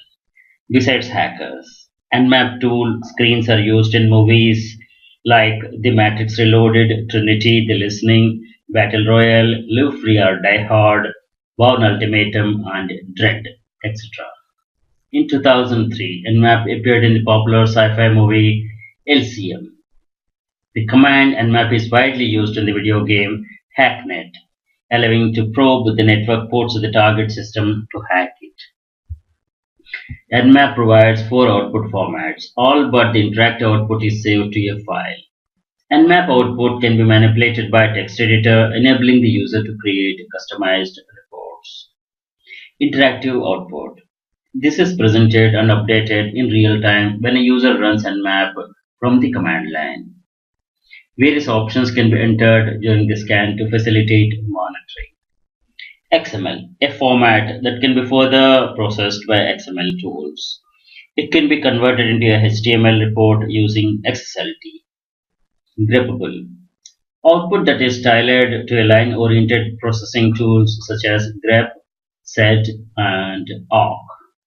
Normal, the output is seen while running the nmap from the command line, but saved to a file. Scripted. This is meant to be an interesting output formatting, replacing letters with their visually alike number representations, such as user E is replaced with a 3, and in password O is replaced with 0, something like this. Nmap helps in auditing network security.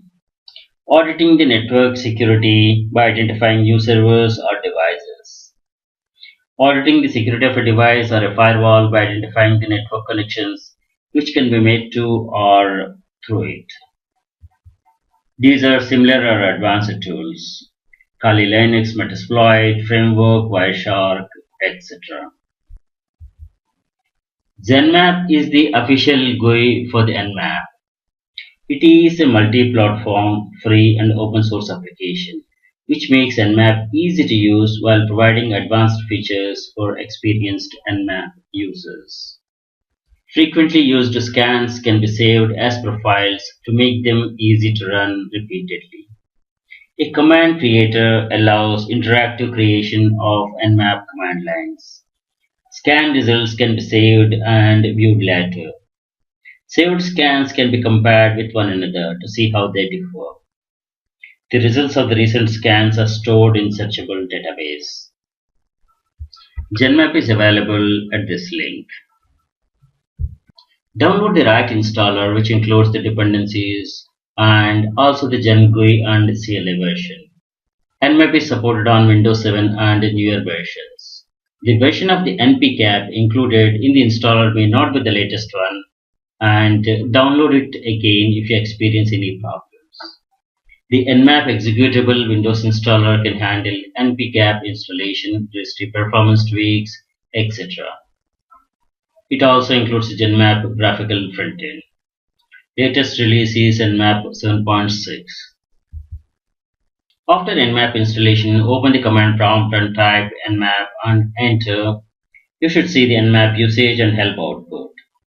This indicates that nmap is installed correctly and the class path is set. Alternatively, nmap can be opened from the start programs clicking on nmap exe. GUI version can be opened by clicking nmap zen GUI. Nmap with a domain name, it will scan the host and it will give the open ports. And with additional switches, you can get more elaborate information. This is -v, this is a web ports detailed scan information. This is GenMap GUI. You can input the target here. GenMap has preset profiles. You can select any of these and this automatically gives the required switches for the command to be executed. This is a simple ping scan and it gave us the output here and we're going to see a demo on this. Okay, this is a demo of GenMap. Here on the left side we have a simple ping scan that is run. On the right side we have an intensive scan that is run. When you change the profile, the preset, the command line changes. What to be run along on the host. It's a simple ping scan and it doesn't tell about the ports and the topology is the local host and the destination. The green shows it's live. Trace route we have not run. Here we have run intense scan on this example.com domain. These switches go here -t, -c, -v. These are the services running on it. This is the nmap output. NS is nmap scripting engine. It loaded the scripts for scanning and it ran all the scans. These are the open ports. Okay, so these are the ports open on this host. And the topology is localhost here, my gateway, and the next gateway, and the final destination here. You can view the host. This is host information. This is running on the Linux. This is server. This is the OS version. And these are the services that are running on it. On the trace route information.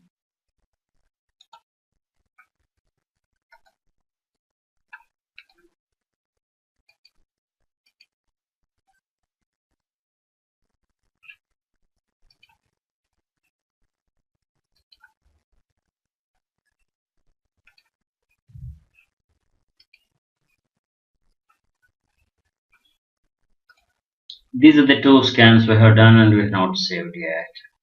You can save them to a directory. This is the nmap scan report. You can view this nmap scan reports with any text editor.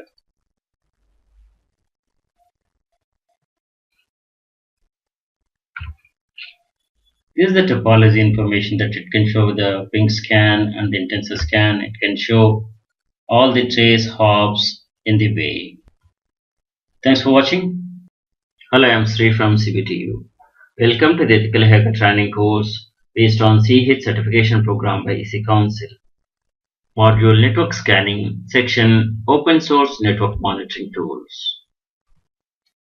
Network monitoring is an application that constantly monitors a network against the performance factors like slowness or failures and notifies the admins via email, SMS or otherwise. Network monitoring system is part of network management system. Both share the same acronym NMS. Monitoring is done through polling periodically. Send HTTP requests to determine the status of a web server or send a test message for email servers or ping host server for liveliness, status, uptime, etc. These are some of the open source network monitoring tools popularly used. Nagios, OpenNMS, Cacti, CheckMK, Isinga, Nedi, etc. Nagios is the powerful network monitoring tool. It is the industry standard in IT infrastructure monitoring. Features include alerting, event handling, and reporting. There are two versions of Nagios. Nagios Core, which is open source and free. Nagios 11 is a commercial tool based on the Nagios Core with added features. World's largest organizations use Nagios for monitoring WAN links, routers, switches, and their infrastructure. With Nagios, it's easy to monitor the availability, uptime, response time of every node on the network. Nagios can deliver the results in a variety of visual presentation and reports. This is operating principle of Nagios. Nagios is conducting active checks and passive checks on the nodes, objects, and it's interacting with the RRD database for the reporting. And it sends the alerts, events to the browser, email, SMS, pager, etc. OpenNMS is carrier-grade, highly integrated open source platform designed for building network monitoring solutions. There are two distributions of OpenNMS, that is Meridian and Horizon. Meridian is advisable for enterprises and businesses looking for stability and long-term support. Horizon is the place where the innovation happens quickly and is ideal for monitoring new technologies and IT ecosystems. Both distributions are completely open source.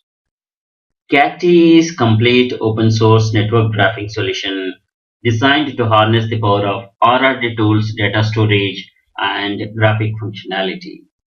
RRD tool is open source industry standard, high performance data logging and graphing system. RRD tool can be easily integrated in shell scripts, Perl, Python, Ruby, or TCL applications. It is used to graph time series data of metrics such as CPU load and network bandwidth utilization. A common usage is to monitor the network traffic by polling an interface via SNMP. CheckMK is an extension to the Nagios monitoring system that allows creating rule-based configuration. It can be used as front-end and extension of Nagios, Isinga, and Shinken monitoring system for monitoring performance and health of networking devices, servers, and infrastructure systems. CheckMK is available as Raw Edition, which is 100% open source, and Enterprise Edition comes with a lot of additional features and professional support. Isinga is an open source network monitoring application originally created as a fork of Nagios system. Isinga is attempting to get past the perceived shortcomings in Nagios development process. NEDI is an open source software tool which discovers maps and prepare inventories of your network devices, and it tracks the connected end nodes as well. It's user-friendly GUI for managing enterprise networks. Shinken is an open source network monitoring application compatible with Nagios. Shinken is a monitoring framework. It is Nagios core rewritten, enhancing flexibility and large environment management. It watches hosts and services, gathers performance data, and alerts users when error conditions occur, and again when the conditions clear. Shinken's architecture aims to offer easier load balancing and high availability.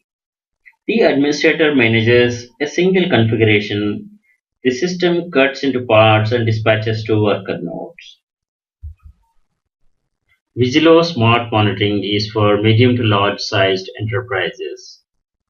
Vigilo provides all the necessary services for performance monitoring, state monitoring, mapping, correlation, metrology, and reporting. Jabex is second popular after the Nagios. Jabex is the ultimate enterprise-level software designed for real-time monitoring of millions of metrics collected from tens of thousands of servers, virtual machines, network devices, and other hosts. Jabex is open source and comes at no cost. Thanks for watching. Hello, I'm Sri from CBTU. Welcome to the Ethical Hacker Training course based on CEH certification program by EC Council. Module Network Scanning, section Commercial Network Monitoring Tools. Network monitoring is an application that constantly monitors a network against the performance factors like slowness or failures and notifies the admin via email, SMS, or otherwise. Monitoring is done through polling periodically. We have seen open source NMS tools, that is network management system or network monitoring system, and almost all of them have enterprise grade version besides free versions. These are the popular network monitoring tools commercially available: Splunk, SolarWinds, Network Miner, Capsa. Let us look at each of these. Splunk is a data collection and analysis platform that allows you to monitor, gather, and analyze data from various sources like event logs, devices, services, TCP/UDP traffic, etc. Network Performance Monitor (NPM) from SolarWinds. This provides complete and comprehensive network monitoring solution. This reduces network outages and improve performance with advanced monitoring software. Key features include multi-vendor network monitoring, net path, critical path visualization, performance analysis dashboard, etc. Network Miner is network forensic analysis tool NFAT for Windows. It also works in Linux, Mac OS X, and FreeBSD. Network Miner can be used as a passive network sniffer in order to detect operating systems, sessions, hostnames, open ports, etc. without putting any traffic on the network. Network Miner can also parse PCAP files for offline analysis. CAPSA from Colasoft.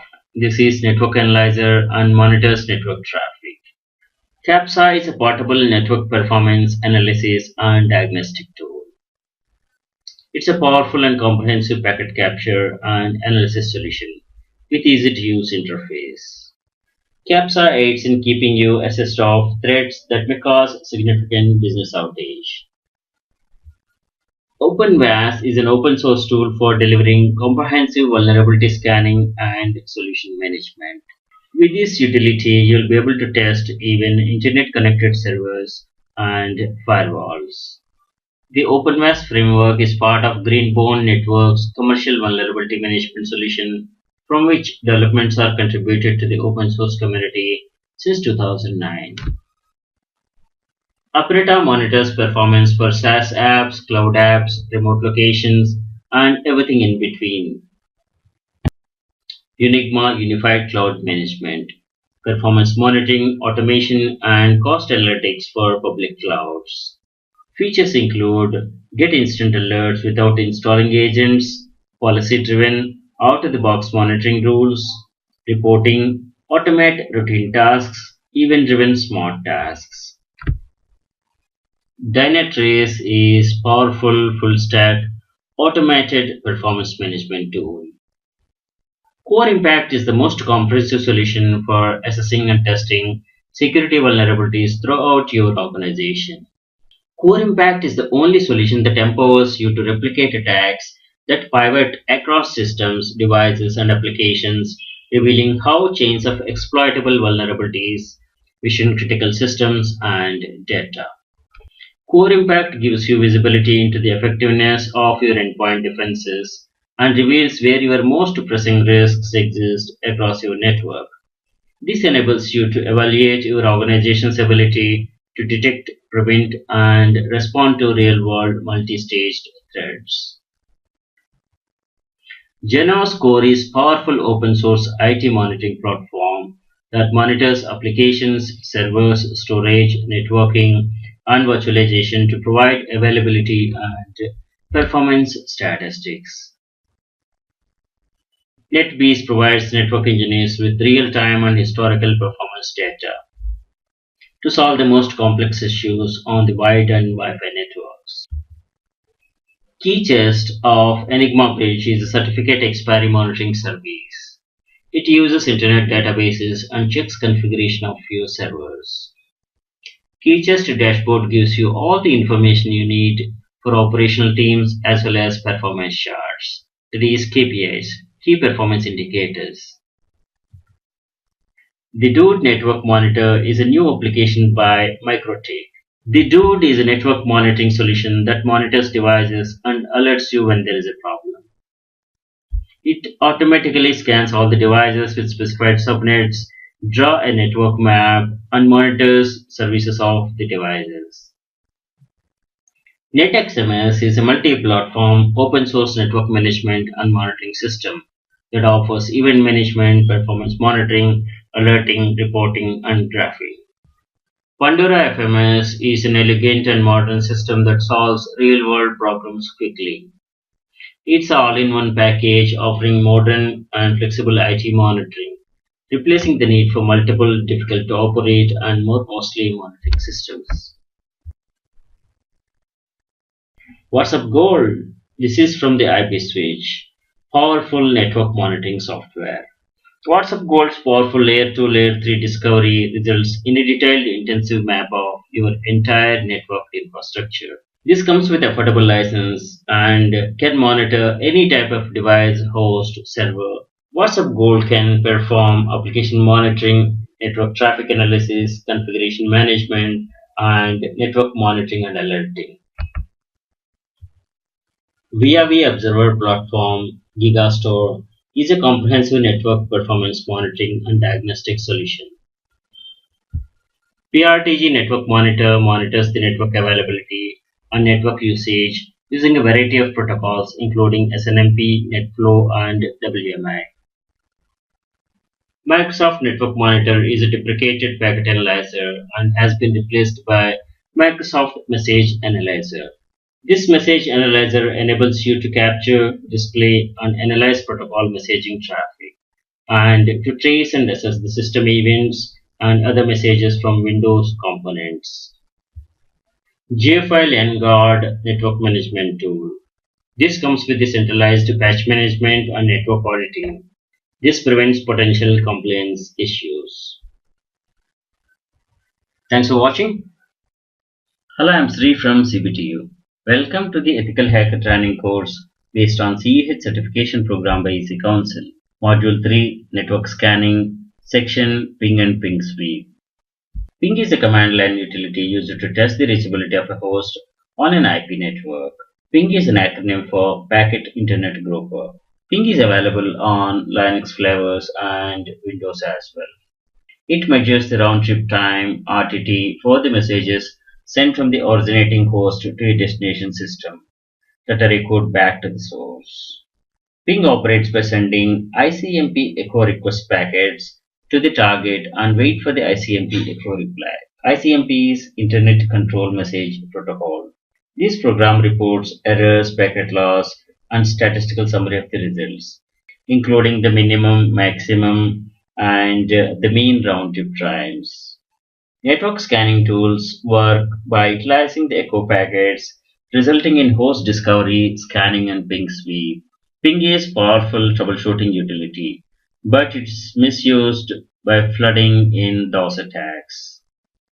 The classic tool used for the ping sweeps is fping. Ping sweep is a method that can establish a range of IP addresses which map to live hosts.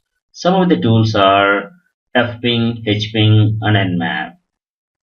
Let us know a bit about the origin of the ping. In 1983, the ping utility was written by Mike Morse as a tool to troubleshoot problems in an IP network. RFC 1122 prescribes that any host must process ICMP echo request and issue echo reply in return. Ping options may include the size of the payload, count of the tests, limit for the number of hops, that is TTL, time to live, that probes traverse, and the interval between the requests. Ping 6 is used for testing IPv6 networks. Hackers misuse ping in conducting DOS attacks by ping floods, in which attacker attempts to overwhelm the victim with numerous ICMP echo requests.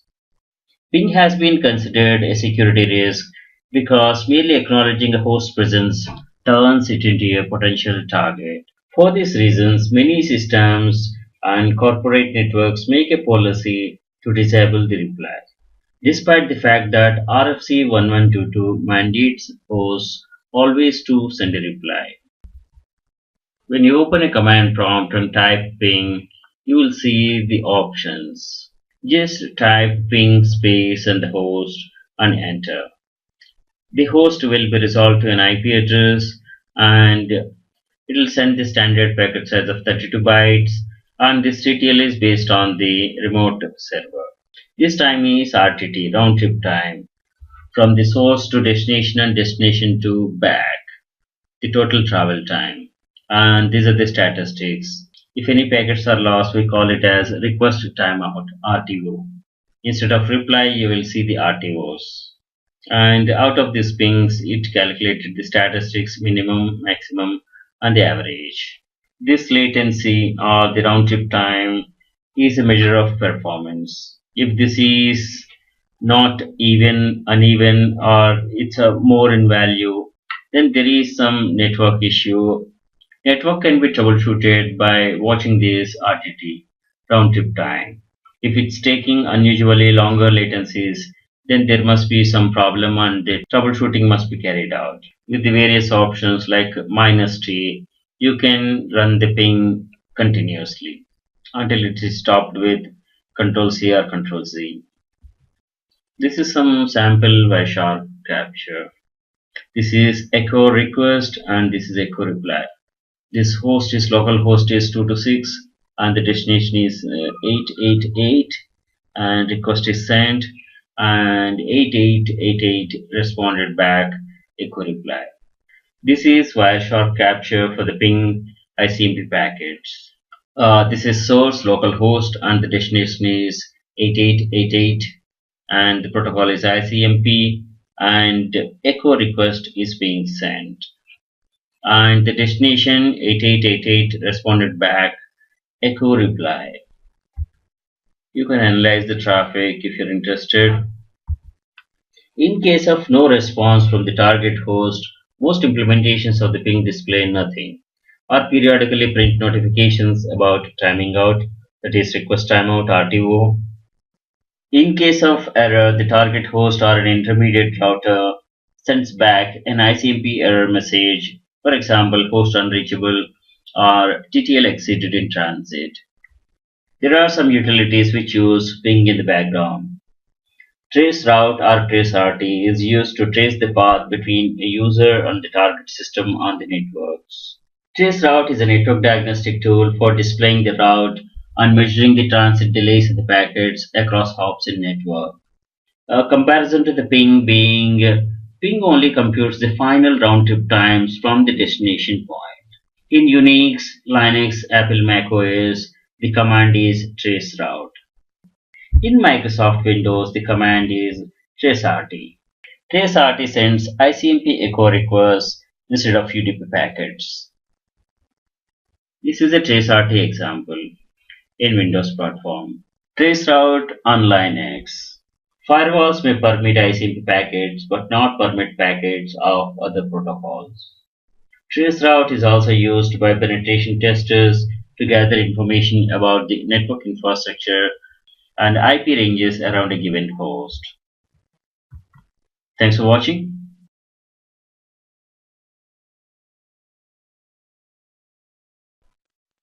Search for hping and here is hping. Click on it. It opens the CLI interface of the hping. -I for interval, -C for the count, packet count. This is verbose. These are the different TCP flags. -S for SYN flag, -R for reset, -F for FIN, -X for Xmas. By default, ping is blocked on 226. If we try with hping, it works with -S, that is SYN TCP flag.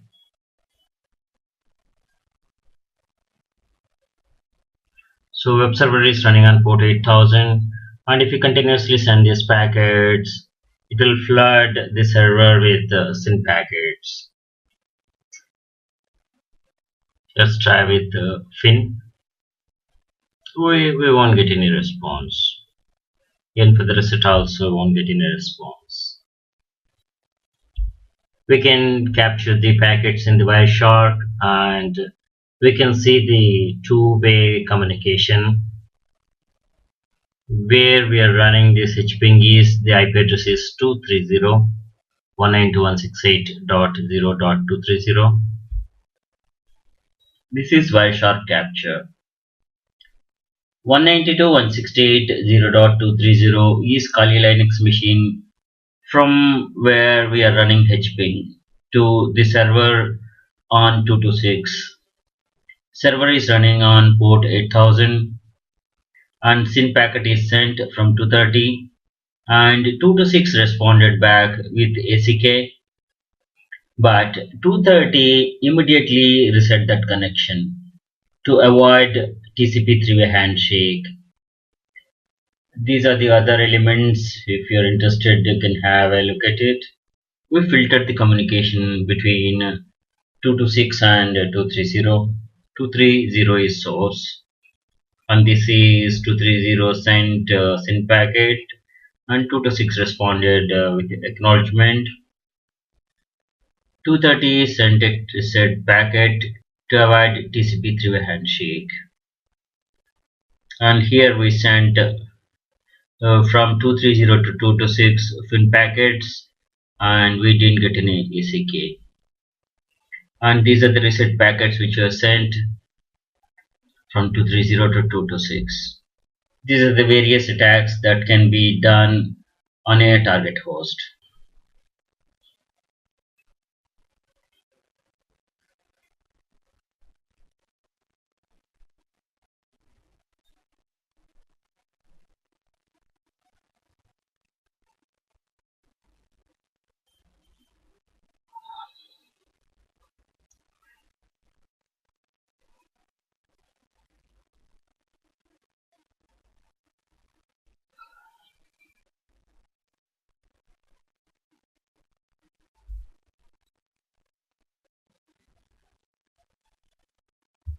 Thanks for watching.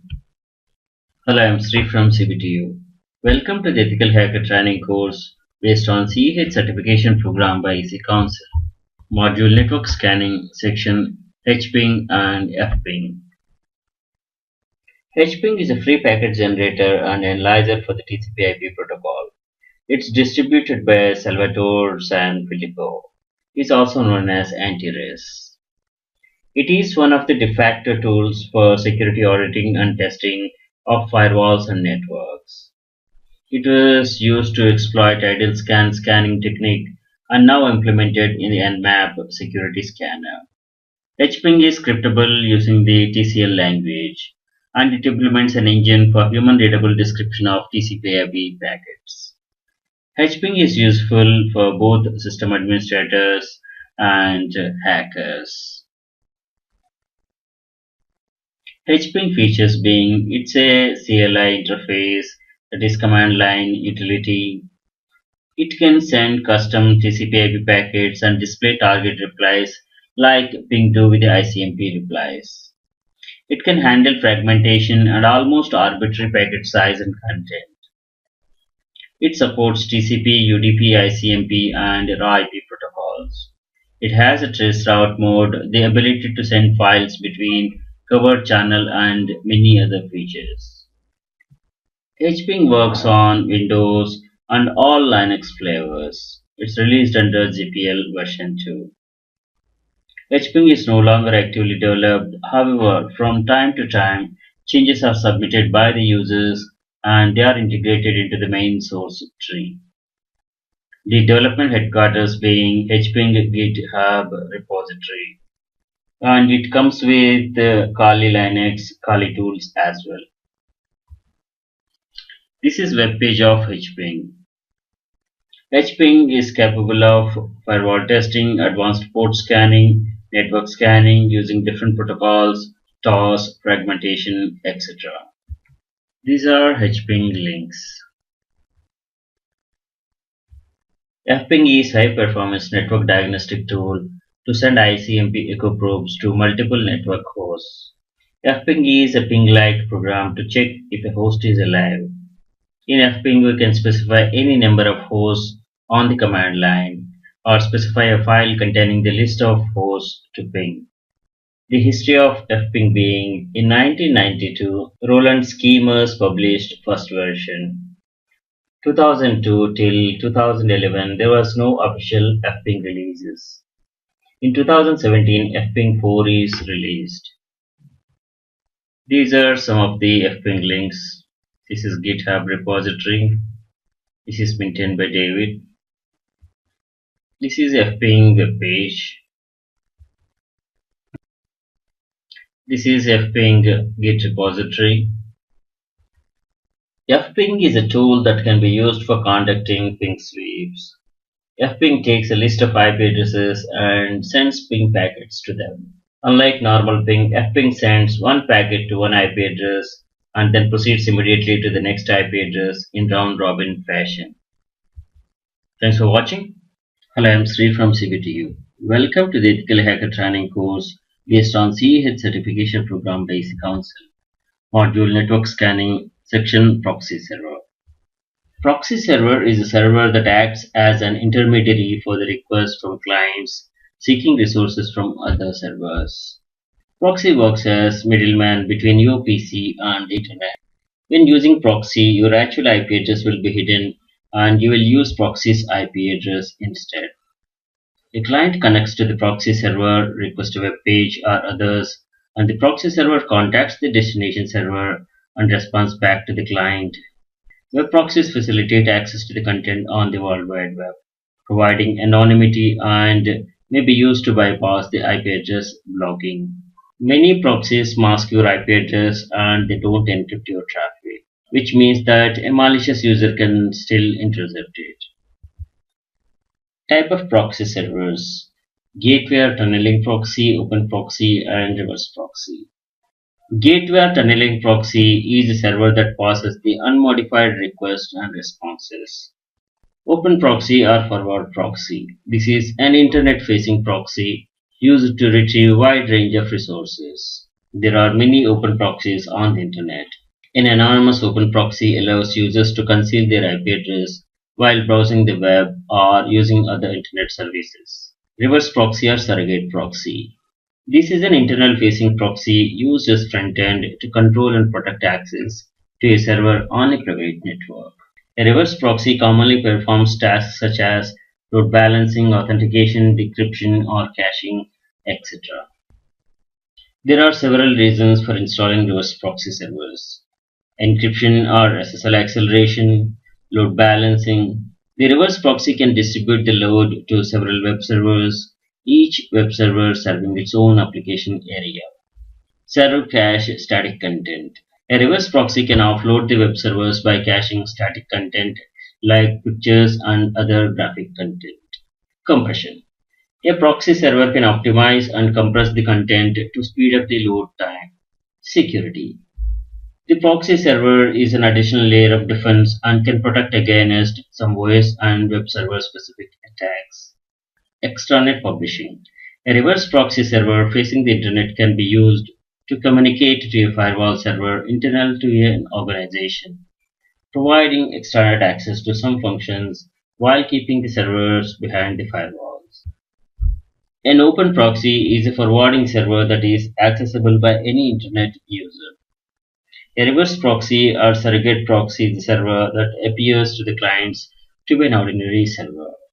Requests are forwarded to one or more proxy servers which handle the request. The response from the proxy server is returned as if it came directly from the original server, leaving the client no knowledge of the origin servers. Reverse proxies are installed in the neighborhood of one or more web servers. All the traffic coming from internet and with the destination of one of the neighborhood's web server goes through a proxy server. These are some of the implementation of proxies. Tor proxy is popular among all. Tor is an acronym for the Onion Router. Tor client software routes internet traffic through a worldwide volunteer network of servers in order to conceal the user's location or usage from someone conducting network surveillance or traffic analysis. Using Tor makes it more difficult to trace internet activity, including visits to the websites, online posts, instant messages, and other communication forms back to the user. It is intended to protect users' personal freedom, privacy, and ability to conduct confidential businesses by keeping their internet activities from being monitored. I2P proxy. I2P Anonymous Network is a proxy network implementing garlic routing. This is an enhancement of Tor's onion routing. I2P is fully distributed and works by encrypting all communication in various layers and relaying them through a network of routers run by the volunteers in various locations. By keeping the source of the information hidden, I2P offers censorship resistance. The goals of the I2P are to protect users' personal freedom, privacy, and ability to conduct confidential business. Web proxy forwards HTTP requests SOX proxy forwards arbitrary data after connection fails. It is similar to HTTP Connect in web proxies. Transparent proxy is also known as intercepting proxy, inline proxy, or forced proxy. Transparent proxy intercepts normal communication at the network layer without requiring any special client configuration. A transparent proxy is normally located between the client and the internet, with the proxy performing some of the functions of a gateway. CGA proxy. A CGA proxy accepts target URLs using web form in the user's browser window, processes the request, and returns the results to the user's browser. Suffix proxy. A suffix proxy allows a user to access the web content by appending the name of the proxy server to the URL of the requested content, like example.com.suffixproxy.com. DNS proxy takes DNS queries and forwards them to the Internet Domain Name Server. It may also cache DNS records. SMTP proxies are specialized mail transfer agents, MTAs, that, similar to the other type of proxy servers, pass the SMTP sessions through the other MTAs without using the store and forward approach of a typical MTA. These are the popular proxy tools: Hidestar, kproxy, ultrasurf, megaproxy, tar, and we are going to discuss these in part 2. And more proxies are here like genproxy, privoxy, nginx, tinyproxy, etc. Proxy chains is having a chain of servers to connect to the remote host for high level of anonymity. A chain can contain proxy servers of different types: SOX version 4, version 5, HTTPS, etc. If you use a HTTP proxy, it must be the last one in the chain. Disadvantage being, if one proxy is down, then the entire chain will be down, and the time lag to the destination will increase by the sum of all the lags through the proxies. If a chain contains no proxies, the connection will be made directly. Logging and eavesdropping. Proxies can be installed in order to eavesdrop upon the data flow between client machines and the web. All the content sent or accessed, including passwords, cookies, can be captured and analyzed by the proxy operator. Passwords to online services such as webmail banking should always be exchanged over a secure connection, that is, using SSL. These are some of the proxy tools for mobile. ProxyDroid or Bot is a free proxy app that empowers other apps to use the internet securely. Orbot is Tor for Android. Orfox is a Tor browser for Android. Orfox is built from the same source code as the Tor browser. Charles Proxy and others. Thanks for watching. Hello, I'm Sri from CBT. Welcome to the Ethical Hacker Training course based on CEH certification program by EC Council. Module Network Scanning, Section Proxy Server. In this session, we are going to have a look at all the proxy servers. Proxy server is a server that acts as an intermediary for the request from clients seeking resources from other hosts or servers. Proxy tools. These are the popular proxy tools: Hidestar, kproxy, ultrasurf, hide.me, and we are going to have a look at each of these. And we have more proxy references here. Using the Hidestar proxy is easy. Just open up your browser, just type in the website address, and your connection is instantly encrypted. No need to install software or app, so you can use it on your mobile device as well. Automatic SSL technology protects you against nasty scripts or hackers trying to steal your identity. Hidestar adds a SSL layer to all the connections, even for non-SSL websites. Hidestar is the most reliable free web proxy that's available. Your website activity is 100% anonymous, guarded with 128-bit encryption. Logs are not stored or tracked anywhere. Hidestar VPN service is available for purchase. This is for faster speed, more security, privacy, and it's available even for free trial. Hide.me. This is a free web proxy to easily access all the blocked sites and surf the web anonymously. This is trusted by more than 5 million users worldwide. VPN is available to encrypt all internet connection and available to try. Free web proxy from proxy site. Browse any website through proxy site web proxy safely and anonymously. Proxy site will connect to the website and pass it back to you, no matter if the destination website is secure, that is SSL or not. What you do on the internet is nobody's business but yours. Another popular proxy is kproxy. Over 1.5 million people use kproxy monthly for protecting their privacy and identity online. The features are bypass any filter, bypass online blocks to access any web content, avoid hackers, enjoy complete security even on public Wi-Fi connections with kproxy, prevent hackers from stealing your personal passwords, bank account, credit card details, and other sensitive info. Surf privately. Hide your IP address, your location, and personal information online. Protect your data from snooping by your internet service provider even. Kproxy extension is available for Chrome and Firefox. SSL encrypted free web proxy from VPN Book to surf the web anonymously and securely. This comes with 256-bit SSL encrypted traffic to bypass the government censorship. Hide your IP address, protect from network spies, web browser based proxy, no additional software is needed, multiple proxy server locations to choose from. The Whoer.net web proxy is a quick and free way to change your IP address, unblock sites, and gain anonymity on the web. Anonymous surfing with Megaproxy Web SSL VPN is easy.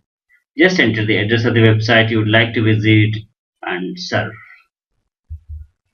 Anonymous. This service allows you to surf the web without revealing any personal information. It is fast, it is easy, and free. Free web proxy from Tooler. This free web proxy enables you to access any website anonymously and unblock popular sites.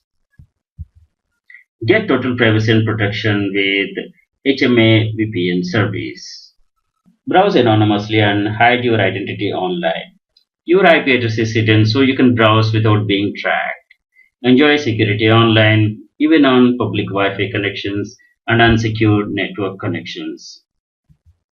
Free proxy from handcrafted software. This runs on Microsoft Windows platform and is free and is not available under GNU GPL. Another popular proxy is Squid. Squid is caching and forwarding HTTP web proxy. It speeds up web server by caching repeated requests, caching web, DNS, and other lookups. Squid was originally designed to run as a daemon on Unix-like systems. This is available on Windows with Cygwin environment. Squid is free software released under GNU GPL. WinGate is advanced HTTP proxy, SOC server, and multi-protocol proxy server, email server, and Internet gateway system for Windows. The latest version is 9.1 and free for 10 users. ITP proxy, the Invisible Internet project. This allows applications to send messages to each other anonymously and securely. Users include anonymous web surfing, chatting, blogging, and file transfers. The software that implements this layer is called I2P router, and computer running I2P is called I2P node. The software is free and open source and is published under multiple licenses. This is backed by the garlic routing and garlic encryption using overlay network and darknet. Proxy switcher, this is add-on for the browser. Proxy Workbench is a proxy server. It displays the data in real time. Tails is a live operating system that you can start on almost any computer from a USB stick or a DVD. Tails sends its traffic through Tor. It aims at preserving your privacy and anonymity. Use the internet anonymously and circumvent censorship. An anonymizer or anonymous proxy is a tool that attempts to make activity on the internet untraceable. It's a proxy server that acts as an intermediary and privacy shield between a client computer and the rest of the internet. CyberGhost VPN is all-in-one online privacy app. Enjoy online browsing without fear of hackers, mass surveillance, or online behavior tracking. Your original IP address will be replaced with one of the CyberGhost network, making it impossible for third parties to track you online. No more censored or geo-restricted content. Access restricted websites. Secure online transactions. Nobody will be able to pry into your personal conversations, browsing history, or online transactions, even on public Wi-Fi's. Online activity will be encrypted with 256-bit encryption. Gzapper is a powerful software utility to block Google cookies, clean Google cookies, and help you stay anonymous while searching online. These are some proxy tools for mobile: Proxy Droid, Orbot, Tor for Android, or Fox, Tor browser for Android, Charles Proxy, and others. Thanks for watching. Hello, I'm Sri from CBTU. Welcome to the Ethical Hacker Training course based on CH certification program by EC Council. Module Network Scanning, Section Tor Project and Tor Proxy. We are going to learn about what is Tor, Tor Project, Tor Browser, Tor Proxy, Tor for Android. Tor is an acronym for the Onion Router. Tor is a system intended to enable online anonymity. Tor client software routes internet traffic through worldwide volunteer network of servers in order to conceal users' location or usage from someone conducting network surveillance or traffic analysis.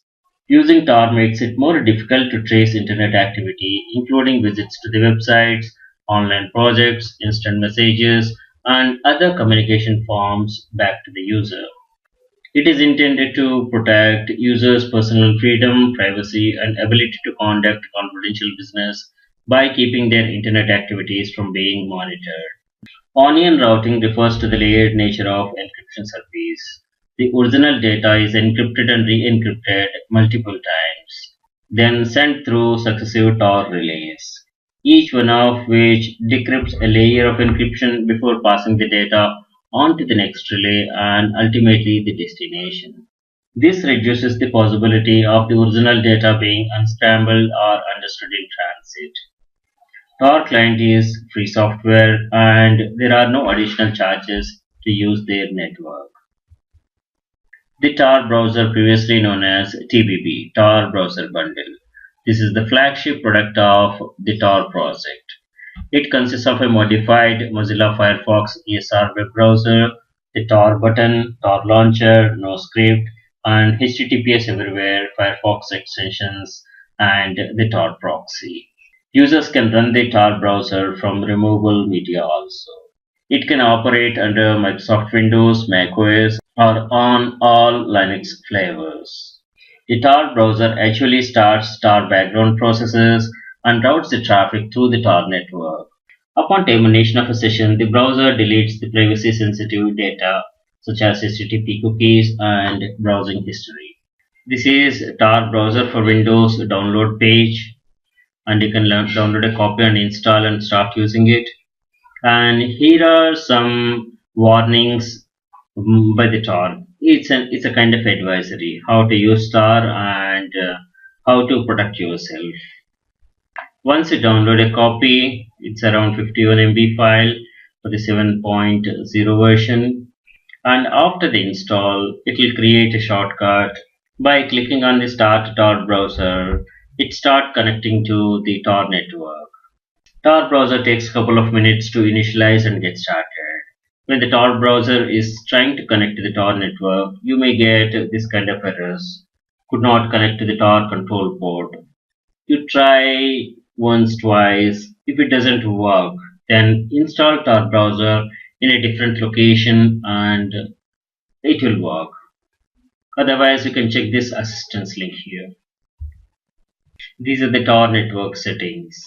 It will ask you whether you are behind a proxy or you'd like to connect to the Tor network directly. When you click on this connect to connect directly to the Tor network, it processes and opens up Tor browser. Tor advises to adopt its guidelines and warnings to get most out of the Tor. First thing is use Tor browser to protect your internet traffic. Tor browser comes with pre-configuration to protect your privacy and anonymity on the web. Don't torrent over Tor. Tor file sharing application ignore proxy settings. It slows down the entire Tor network and affects others also. BitTorrent and Tor do not work together for privacy. Don't enable or install browser plugins. Tor browser will block browser plugins such as Flash, Real Player, QuickTime, and others. They can be manipulated into revealing your IP address. And Tor advises do not install any additional add-ons or plugins into the Tor browser, as this may bypass the Tor or otherwise harm your anonymity and privacy. Use HTTPS versions of the websites. Tor will encrypt your traffic to and within the Tor network, but encryption of your traffic to the final destination website depends on that website. To help ensure private encryption to the sites, Tor browser includes HTTPS everywhere to force use of HTTPS encryption with major websites that support it. However, you should still watch the browser URL when you are submitting sensitive information if it's displaying HTTPS or HTTP in the address bar. Do not open documents downloaded through Tor while online. Tor browser will warn you before automatically opening documents that are handled by the external applications. Do not ignore this warning. If you want to access those documents or PDF files, go offline or use VMware or Tails to read them. Tor tries to prevent attackers from learning what destination websites you connect to. However, by default, it doesn't prevent somebody watching your internet traffic from learning that you are using Tor. If this matters to you, you can reduce this risk by configuring Tor to use Tor Bridge Relay rather than connecting directly to the public Tor network. While we learned about the Tor browser usage recommendations by the Tor got installed and this browser got open. This is the Tor browser, and by default it uses a DuckDuckGo search engine. And you can directly enter any address here. It connects to the Tor relays and Tor network to reach the destination. Tor uses no script. These are the security settings. And when you open a domain like example.com domain, it will ask you whether this is to be allowed or no, and it will tell you how the site is reached. This is the trace. When I did the search, it opened in DuckDuckGo search engine. By default, HTTPS everywhere is enabled and it loads only what is safe for you. You can set this security level to whatever you feel like important and relevant to you. This is how Tor works.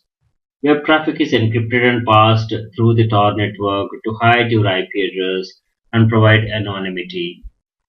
The green color, this is encrypted traffic. This is unencrypted in the last mile. Vidalier software is discontinued, arcade, cross-platform GUI for controlling Tor that's built on Qt. The name comes from the Vidalia onion since Tor uses onion routing.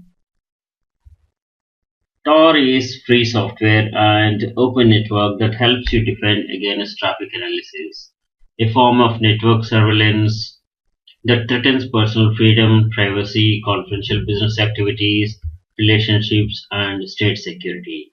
The core application distributed for free by the non-profit Tor project is the Tor browser, a hardened, security-focused version of Firefox that pushes all your web traffic through the Tor's anonymizing network. The other Tor projects being Tor Messenger. This is an instant messaging program based on Instabird with Tor and OTR built in and used by default. Like Pidgin and Adium, Tor Messenger supports multiple different instant messaging protocols. The Guardian project is actively developing a free and open source suite of applications and firmware for Android operating system to improve the security of mobile communications. The applications include Chat Secure Instant Messaging Client, or Tor implementation, proxy for mobiles, or Fox, the mobile counterpart of the Tor browser, Obscura Cam, photo and video app for privacy. There are several security-focused operating systems use Tor extensively, hardened from scratch. Incognito, Liberty Linux, Cubes OS, Subgraph, Tails, Tor Ramdisk, and Onyx, etc. The popular Tor projects are Tor Browser, Tails, Atlas, Stem, Orbot, ARM, Pluggable Transports, and Uni, and many others. Tails is a live operating system that you can start on almost any computer from USB stick or DVD. Tails is built upon Debian and is free software. Tails sends its traffic through Tor. It aims at preserving your privacy and anonymity. It uses the state-of-the-art cryptographic tools to encrypt your files, emails, and instant messaging. Tor aims to provide protection for ordinary people who want to follow the law. Maybe criminals could in theory use Tor, but they have other options. And it seems unlikely that taking away Tor from the world will stop them from doing their bad things. At the same time, Tor and other privacy measures can fight identity theft, physical crimes, cyber crimes, etc. Tor will not erase tracks, but tracing back to the user is reduced or rare. Tor is widely used by law enforcement agencies, illegal activities, that is, to gain access to the censored information, organized political activities, criminal enterprises and activism groups, help people from cyber spying and annoying advertisers. Thanks for watching. Hello, I'm Sri from CBTU. Welcome to the Ethical Hacker Training course based on CEH certification program by EC Council. Module Network Enumeration, Section Introduction. Information gathering and network service enumeration is important part of pre-attack phase. Network service enumeration is collecting usernames and info on groups, shares, and services of networked computers. Network enumeration should not be confused with network mapping, which only retrieves the information about the servers, connected network, and the operating system that runs on them. Network enumeration is the discovery of host devices on a network. Network enumeration uses discovery protocols such as ICMP and SNMP to gather information. It may also scan various ports on remote hosts and looking for well-known services in an attempt to further identify the function of a remote host. The next stage of enumeration is to fingerprint the operating system of the remote host. There are many tools available, and use your favorite tools to explore the target. Tools like Nmap, Multigo, Hping, Firewalk help in achieving required tasks. Network enumeration techniques are used for determining the network range, identifying the active machines, users, finding open ports, services, operating system fingerprinting, threat assessment, and mapping the network resources. As we have seen, network enumeration includes scanning ports, identifying the function of a remote host, fingerprinting the OS of the remote host, and scanning the network for vulnerabilities. A hacker uses this info to exploit the network vulnerabilities to gain entry into the network for various malicious activities. Ethical hacker uses this information to enhance security and strengthen their network. Port scanner is a scanning or probing a server or a host for open ports. This is often used by the administrators to verify the security policies of their networks and by the attackers to identify the network services running on a host and exploit the vulnerabilities. Service scan identifies the services running on a list of open ports. Service scanners work by sending some probe data to the port and monitoring the response. Nmap service scan captures the information from unidentified ports. Almost all network vulnerability scanners have a built-in service scan. The results of the service scan are used to determine which test to run against each port. Generally, the standard services and ports to enumerate are TCP/53. This is DNS zone transfer. TCP/137 is Net BIOS name service and DNS. UDP/161 is Simple Network Management Protocol (SNMP). TCP/UDP/389 is LDAP, that is Lightweight Directory Access Protocol. TCP/25 SMTP, Simple Mail Transfer Protocol. These are some popular scanning and enumeration tools, and watch the tools session for more details. Google hacking is also called as Google docking. It's a hacking technique that uses Google search and other Google applications to find security holes in the configuration and software code that websites, apps use. Google hacking is done by using advanced queries, and the search results include hidden, confidential, and information not meant for public viewing, which is generally not found through the simple Googling. Google indexes web pages like any search engine, index images, videos, discussion group postings, and all sorts of file types such as PDF, PPT, and so on. Google hacking locate specific strings of text within the search results. Some of the most popular examples are finding specific versions of the vulnerable web applications. Another great utility is search engine scraping. This is harvesting URLs, description, or other information from search engines like Google, Bing, or Yahoo. Google do not allow automated access to their service. Google is using a range of defensive methods that makes scraping their results a challenging task. Thanks for watching.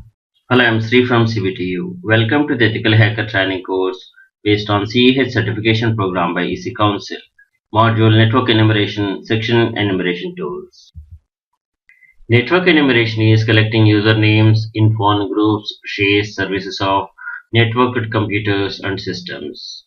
In summary, network enumeration is discovering host devices on a network. This uses discovery protocols such as ICMP and SNMP to gather information. It scans various ports on remote hosts looking for well-known services in an attempt to further identify the function of a remote host. These are some of the popular network enumeration tools. Most of the tools are multi-purpose tools which does the scanning, enumeration, vulnerability assessment, and monitoring as well. Nmap tops the list. It is network mapper. This is the security scanner used to discover host services on a computer network, building the map of the network. Nmap is used in footprinting, network enumeration, and network audits. GenMap is the official Nmap security scanner GUI. It is graphical user interface. It's a multi-platform, free and open source application. Nessus is a proprietary vulnerability scanner developed by Tenable Network Security. It's a free for personal use in non-enterprise environment. Nessus scans the systems for vulnerabilities. Nessus does the scanning for vulnerabilities, misconfiguration, default passwords, possibility of a DOS attacks, and it prepares for the PCI DSS audits. This makes the whole infrastructure security compliant. ReconNG is full-featured web-based open-source reconnaissance framework written in Python by Tim Toms. Reconnaissance is conducted quickly and thoroughly with this tool. Its look and feel is similar to Metasploit framework but different. It automates the OSINT process, that is open source intelligence. Firewalk is open source reconnaissance network security tool. Firewalk works by sending out TCP or UDP packets with a TTL time to live 1 greater than the target gateway. If the gateway allows the traffic, it will forward the packets to the next hop, where they will expire and an illicit ICMP time exceeded message is returned. LAN Helper is from Hainsoft. This is an advanced remote administration tool for Windows servers, workstations, which integrates the anti-administration utilities, LAN monitoring, network scanning, and network analyzing features. LAN Helper allows network administrators to manage numerous remote computers simultaneously at high speed. Detailed logs are available for helping network administrators to quickly detect and correct the problems. DumpSec from Somersoft is a security auditing tool for Microsoft Windows. It dumps the permissions, DACLs, and audit settings, SACLs, for the file system, registry, printers, and shares in a concise, readable format. DumpSec also dumps user, group, and replication information. Another good utility is Angry IP Scanner. This is a cross-platform network scanner that is fast and simple to use. This works on Windows, Linux, and Mac as well. It's very extensible, allowing it to be used for a very wide range of purposes, with the primary goal of being useful to the network admins. It can scan local networks as well as internet IP ranges. It can export the results into many formats. Network Security Analysis Tool (NSAT) is a robust network scanner designed for wide-ranging scans. This is a professional-grade penetration testing and comprehensive auditing tool. Its features include full-scale archiving of vulnerability and version information for further purposes, timeless configuration as a banner scanner for many known services and protocols, virtual host support, host network exclusion support. It's flexible and can do the distributed scanning as well. HPing is a free packet generator and analyzer for TCP/IP protocol distributed by Salvatore Sanfilippo. Is also known as anti-res. It's one of the de facto tools for security auditing and testing of firewalls and networks, and it is used to exploit the idle scanning technique and now implemented in the Nmap security scanner. HPing is useful for both sysadmins and hackers. NetCrunch is a proactive and reactive smart networking tool that comes in a single package. Comprehensive monitoring without installing any agents. It can monitor your entire network out of the box. It can be easily extended with scripts and custom agents using REST API. It can monitor the network services, switches, routers, bandwidth, and traffic flow. It uses built-in NetFlow as flow analyzer with Cisco NBAR support to analyze traffic structure.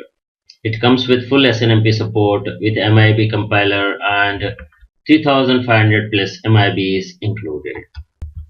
OWASP Mantra made two penetration distributions, Backtrack and Matrix, and now Mantra is no longer maintained. Nipper Studio from Titania. Nipper Studio is vulnerability scanner. It can discover misconfigurations, vulnerabilities on firewalls, switches, and routers. The reports generated include manufacturing specific mitigation advice and fixes, and these can meet your security compliance requirements. This does continuous monitoring as well.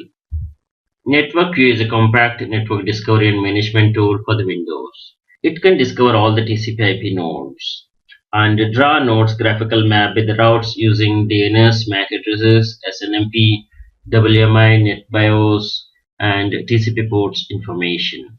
Poll the network and send an email alert when the nodes are unreachable. It can be downloaded from cnet.com and networkview.com.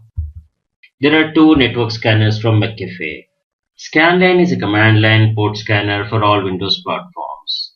It can perform traditional ICMP pinging, optional additional ICMP timestamp scanning.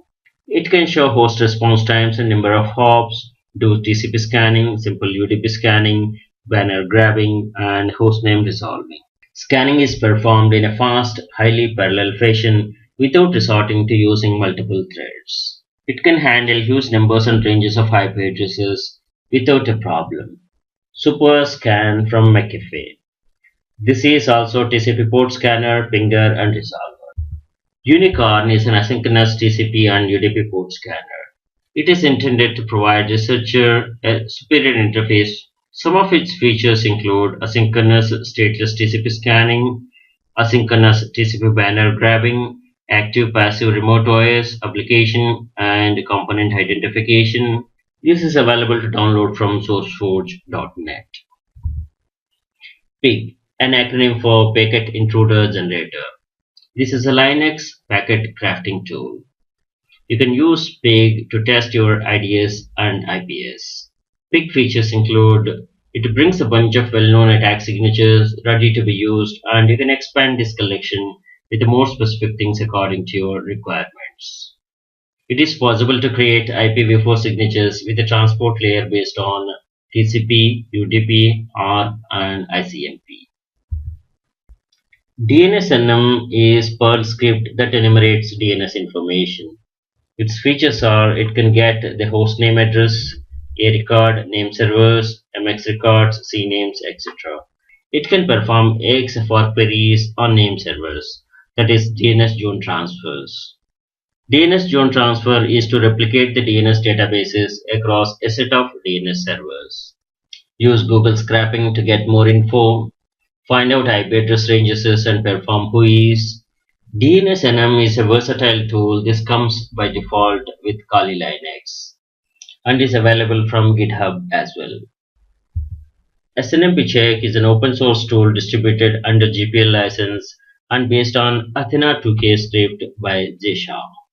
Its goal is to automate the process of gathering information of any devices with SNMP protocol, Windows, Unix-like, network appliances, printers, etc.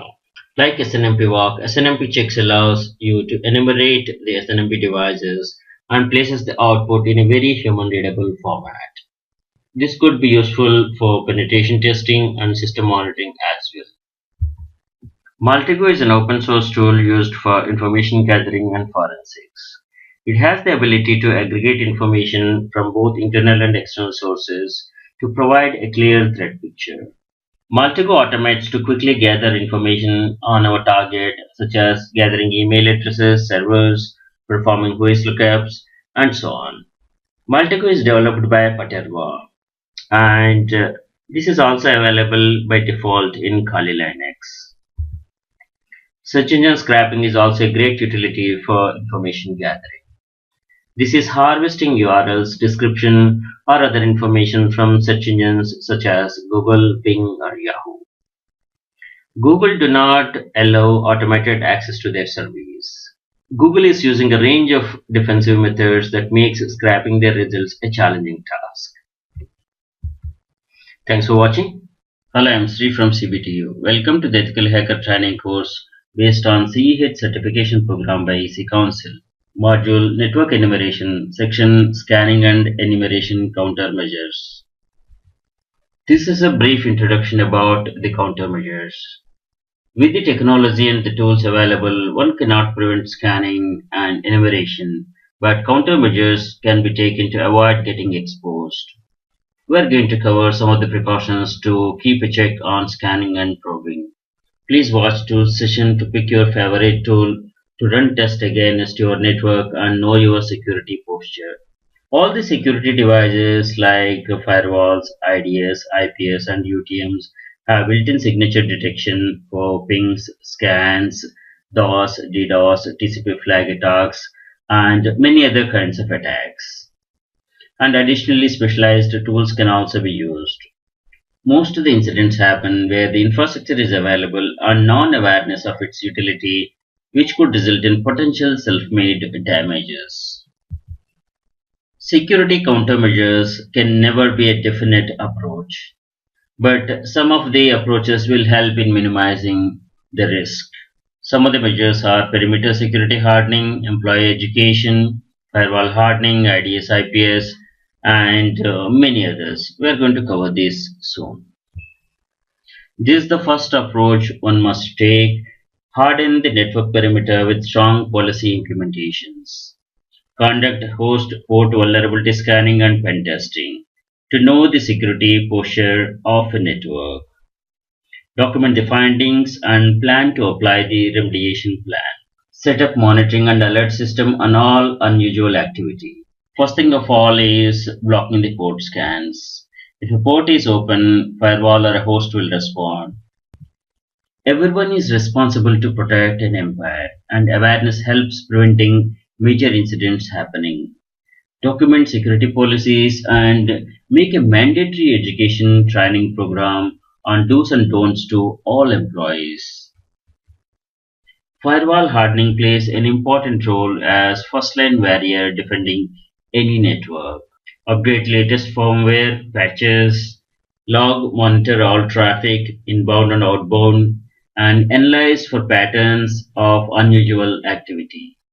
Have IDS and IPS system in place to enhance identifying threats, monitoring, alerting, and acting. IDS is intrusion detection system, IPS is intrusion prevention system, and apply filters and configurations. Filter inbound and outbound ICMP messages to prevent hacker from knowing the live systems and help mapping network. By filtering ICMP echo will prevent UDP port scanning also, as ICMP echo is response to UDP scanning. Apply configuration to counter port scans, IP address spoofing, DOS, DDoS attacks, TCP SYN attacks, and many other attacks. In IDS is intrusion detection system and IPS is intrusion prevention system. In IDS or IPS is a device or an application that monitors a network or systems for malicious activity or policy violations. Any detected activity or violation is reported to security admin and SIEM system. SIEM is Security Information and Event Management System. Large enterprises will have SIEM system which combines outputs from multiple sources and uses alarm filtering techniques to distinguish malicious activity from false alarms. The difference between IDS and IPS being IDS is reporting tool and IPS do have prevention mechanism. Configure them to identify unusual patterns, network traffic, monitor, alert, and take appropriate action. The entry point to any network is WAN links and WAN routers and hardened WAN routers. This is important thing. Configure routing and filtering on the firewalls and perimeter routers. Secure all servers against attacks at server level and app level. Secure FTP servers with malformed port and passive commands. Proxy servers is a way to hide actual destination and protect from direct attacks.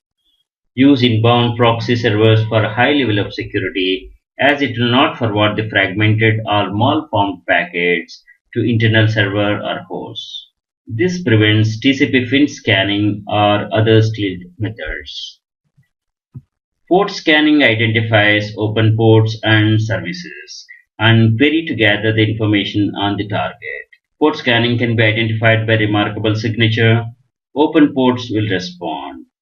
Closed ports deny connection, indicating filtered or blocked status, dropping the packets. Many tools have capability to apply rate limiting and block or ban scanners. Enable all the countermeasures that are provided with the infrastructure setup for the security that is available. Packet filtering, ingress and egress is one defense against IP spoofing attacks. Do not rely on IP source address for authentication. Some upper layer protocols provide their own defense against IP spoofing attacks. All the firewalls, IDS, IPS, and UTMs have built-in signature detection for pings, DOS, DDoS, TCP flag attacks. IPPL is a daemon which logs IP packets sent to a computer. It runs in the background and displays information about the incoming packets. IPPL is free software under GPL license. PingD or PingDaemon is the ping engine used by the ping.gz monitoring service. It allows to simultaneously ping hundreds of IPs and can manage which hosts are being pinged during the runtime. Ping.gz is the world's simplest monitoring service and this can be tried. ScanLogD is TCP port scan detection tool and can be built with support for one of several packet capture interfaces. ScanLogD is now aware of libnets and libpcap. Use libnets as it can handle fragmented packets also. Thanks for watching. Hello, I'm Sri from CBTU. Welcome to the Ethical Hacker Training course based on CEH certification program by EC Council. Module System Hacking, Section Hacking Methodology. Hacking methodology is no unique step-by-step process, but usually follows some standard steps. There will be a pre-attack phase and attack phase in hacking. In pre-attack phase, we'll be having footprinting and reconnaissance, scanning and enumeration is done in pre-attack phase. Pre-attack phase is like preparing a battleground, gearing up for the winning battle. Collect all the information about the organization by whatever possible means. And the information is like IP ranges, network mapping, infrastructure topology, security policies, hosting environment, and key employees information, vulnerabilities, etc. Analyze, scan, map, conclude on the data readiness for attacking. In pre-attack, blueprint of the organization security profile through various tools and techniques is prepared. Hacking phase. The application of what is discovered during the pre-attack phase. Gaining access to operating system, application, network level, etc. by cracking passwords. Escalation of privilege to gain full access. Execute apps, install rootkits, planting trojans, backdoors, maintaining backdoor access, erase evidence, clearing tracks, logs, documentation, reporting the activity project undertaken. Footprinting reconnaissance is the investigation and the survey of target evaluation. Scanning and enumeration. This is to collect all the information about the target. Ping sweep, port scan, vulnerability scanning, network mapping is done as part of this scanning. And this uses the information that is collected during the reconnaissance phase. The fine-grained information includes IP ranges, network mapping, infrastructure topology, security policies, hosting environment, key employee information, vulnerabilities, etc. Hacking phase is the application of what is discovered during the pre-attack phase. Hacking phase begins by gaining access by cracking passwords, escalation of privilege, executing apps, planting trojans, backdoors, maintaining backdoor access, erasing evidence, clearing tracks, logs, and documenting the entire activity. Hacker uses all hacking tools and attacks the system to gain access. Techniques include buffer overflows, session hijacking, password cracking to gain access. Hacker exploits the target system. Gain access at operating system level, app level, and network level. Password cracking is the process of recovering passwords from data that have been stored in or transmitted by a system. A common approach brute force attack is to try guesses repeatedly for the password and check them against the available cryptographic hash of the password. The purpose of password cracking may be to help a user recover forgotten password, gain unauthorized access to a system, test strength of the password security. Hacker might have gained access with standard privileges and he works further to obtain administrator privileges for complete access. Hacker wants to revisit the target after gaining access to maintain backdoor access. To gain and keep unauthorized remote access to a computer, malwares are installed on the compromised target. Install malware like backdoors, rootkits, trojans to own the system. Once a target is in hacker's control, hacker can transfer the files, manipulate data, apps, configurations, etc. The purpose of a backdoor is to maintain exclusive communication channel and control the compromised host at will. Backdoors is a method of bypassing the normal authentication and are often used for securing remote access to a system. A backdoor may take the form of a hidden part of a program one uses, or it can be a separate program as well. The purpose of a backdoor is to maintain exclusive communication channel and control compromised host at will. Backdoors are designed to support file transfer, file execution, logging of the keystrokes, and control of connections. Back Orifice 2000 was designed as a backdoor. The server runs on Windows, and there are clients for Windows, Linux, and other operating systems. A rootkit is a malicious software designed to enable unauthorized access to a system, masking its identity and existence. It can hide its files, its process, its registry entries, and its port in multiple DLLs. Hacker Defender HXDEF is an open source rootkit for Windows. Hacking is unauthorized access, and attacker erases all evidences, clears logs, hides malicious files to get his attack unnoticed. By clearing tracks, intelligently stay undetected, remove evidences, logs, visible changes to escape unhurt and avoid legal action. Thanks for watching. Hello, I'm Sri from CBTU. Welcome to the Ethical Hacker Training course based on CEH certification program by EC Council. Module System Hacking, Section Password Cracking. Password cracking is the process of recovering passwords from data that have been stored in or transmitted by a system. A common approach brute force attack is to try guesses repeatedly for the password and check them against an available cryptographic hash of the password. The purpose of password cracking may be to help a user to recover a forgotten password, gain unauthorized access to a system, test the strength of the password security. Password cracking methodology includes brute force attack, try guessing passwords, social engineering, and any such methods to steal, break, or crack. The different types of password attacks are non-electronic attacks, active online attacks, passive online attacks, offline attacks.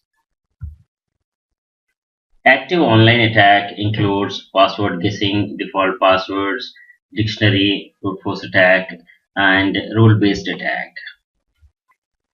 Online attacks includes installing trojans, spyware, keylogger, hash injection, etc. Passive online attacks include wire sniffing, man in the middle, and replay attacks. Offline attacks include rainbow attacks. Tools to create rainbow tables are artisan and minartisan. Distributed network attack is also used offline for cracking password hashes. Hash passwords are stored in Windows SAM database. LM hash is a compromised password hashing function that was the primary hash that Microsoft LAN Manager and Microsoft Windows versions prior to the Windows NT used to store user passwords. LM hash is also known as LANman hash or LAN Manager hash. Support for legacy LAN Manager protocol continued in later versions of the Windows for backward compatibility. As of Windows Vista and in later versions, the protocol is disabled by default, but continues to be used by some non-Microsoft SMB implementations. LAN Manager authentication uses a particularly weak method of hashing a user's password known as LM hash algorithm. LAN Manager was a network operating system (NOS) available from multiple vendors. Anti-LAN Manager is a suite of Microsoft security protocols that provides authentication, integrity, and confidentiality to the users. NTLM is the successor to the authentication protocol in Microsoft LAN Manager, LANman. The NTLM protocol suite is implemented in a security support provider, which combines the LAN Manager authentication protocols, NTLM version 1, 2, and NTLM 2 session protocols in a single package. NTLM passwords are weak as they can be brute forced very easily with modern hardware. NTLM is a challenge response authentication protocol, that is CHAP, which uses three messages to authenticate a client in connection oriented environment, and a fourth additional message if integrity is desired. SAM database or Security Account Manager database is a file in Windows XP, Vista, Windows 7 and in later versions that stores users' passwords. It can be used to authenticate local and remote users. SAM uses cryptographic measures to prevent unauthenticated users accessing the system. The user passwords are stored in a hashed format in a registry hive either as a LM hash or NTLM hash. This file can be found in Windows directory system32 config folder, and this is mounted on HKLM SAM registry entry. In cryptography, a salt is a random data that is used as an additional input to a one-way function that hashes a password or a passphrase. Salts are closely related to the concept of nonce. The primary function of salts is to defend against dictionary attacks or against its hashed equivalent, a pre-computed rainbow table attack. Salts are used to safeguard the passwords in a storage. A new salt is randomly generated for each password. The salt and the password are concatenated and processed with a cryptographic hash function. The resulting output is stored with the salt in the database. Further effort for password grabbing is session eavesdropping. An attacker can use packet capturing tools that intercept sessions and decipher credentials while authentication is in progress. Websites with no SSL have simple text passwords that are easy to track. Hackers can use the session takeover attack by capturing valid token after authentication is done to personify the victim. Thanks for watching. Hello, I'm Sri from CBTU. Welcome to the Ethical Hacker Training course based on CEH certification program by EC Council. Module System Hacking, Section Brute Force Attack. Brute force attack is a cryptanalytic attack trying many passwords or passphrases to guess the right one. The attacker checks all possible passwords and passphrases until the correct one is found. Attacker resorts to brute force when it is not possible to take the advantage of other weaknesses in an encryption system that would have made the task easier. The softwares that perform the brute force attack are AirCrack NG, Crack, Hashcat, LoftCrack, Rainbow Crack, Cannondable, Dave Grohl, John the Ripper, OPH Crack, etc. Attack preference: when to use the brute force attack.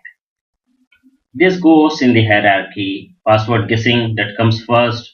For short and weak passwords, it works. Next is dictionary attack for the longer and complex passwords. The last resort is brute force attack.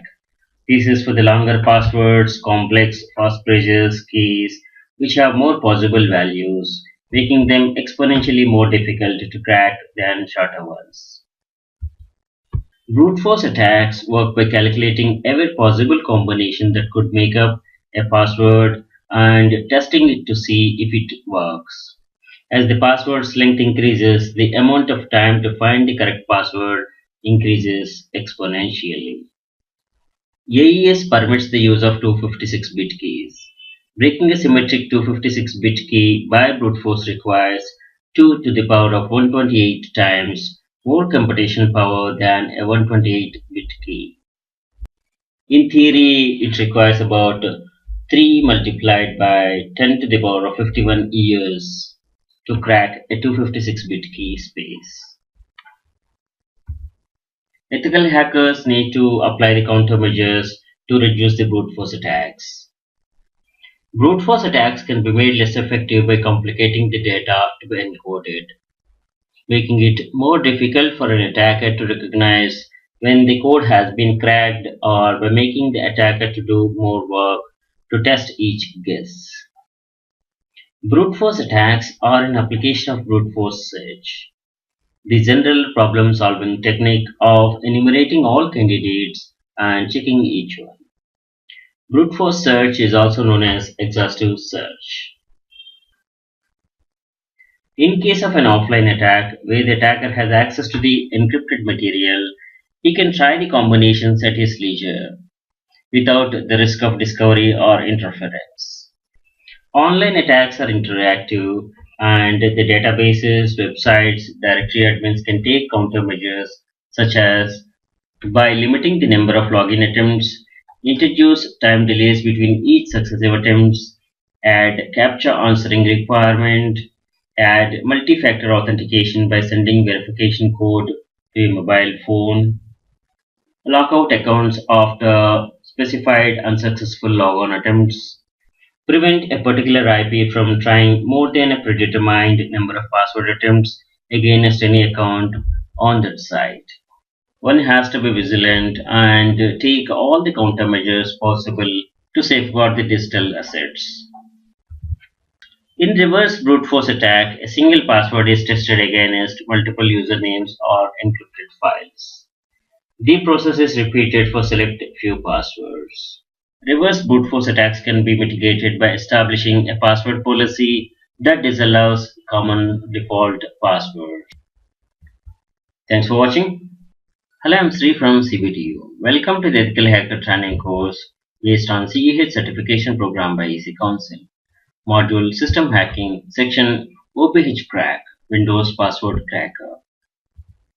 OPH Crack is a free open source Windows password cracker under GPL license. This is based on Rainbow tables. It is very efficient implementation of Rainbow tables. It runs on Windows, Linux Unix, and Mac OS X.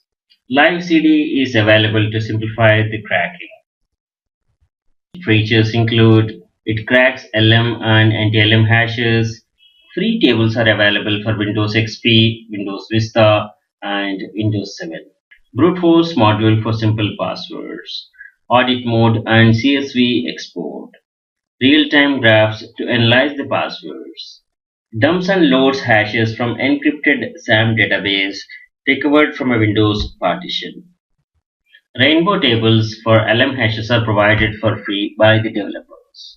By default, OPH Crack is bundled with the tables that allows it to crack passwords no longer than 14 characters, using only alphanumeric characters.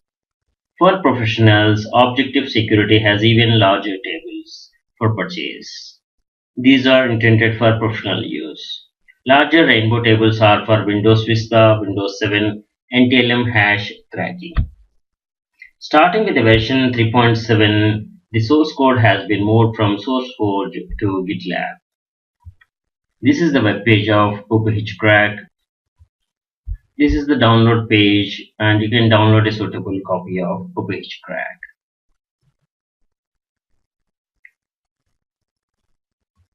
The latest version of OPH Crack Live CD is 3.6. There are three versions available. OPH Crack XP Live CD. This can crack LM hashes on Windows XP or earlier. OPH Crack Vista Live CD. This can crack anti-hashes, and this is for Windows Vista and 7. OPH Crack is also available as Live CD. OPH Crack Live CD distributions automate the retrieval, decryption, and cracking of passwords from Windows system.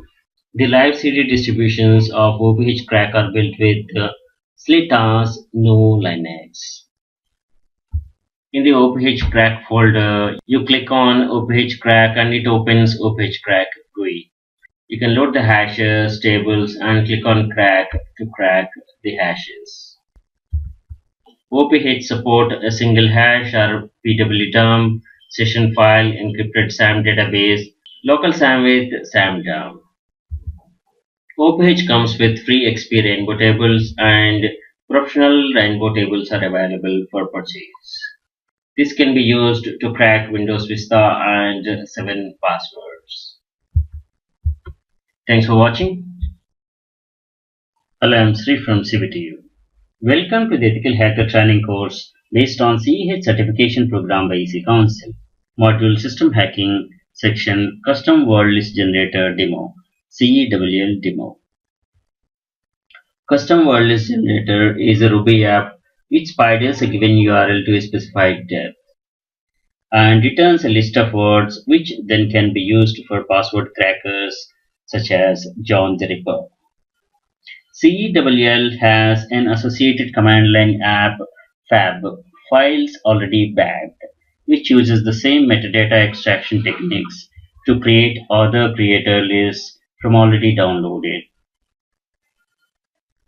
We have CEWL CLI options, command line interface. -d space 2. This means that scan up to 2 levels deep, -m space 5. This tells scan for minimum word length of 5. To save the words to a file, use the switch -w followed by a file name and specify the URL that is to be used for extracting the keywords. CEL comes by default with Kali Linux and open the app and run this command. When the execution is successful, it will return to the hash prompt. And word count, WC is word count, space -l space, specify the file name where we have saved the words. Then it will return how many words are extracted from the specified URL. Let us jump into the demo.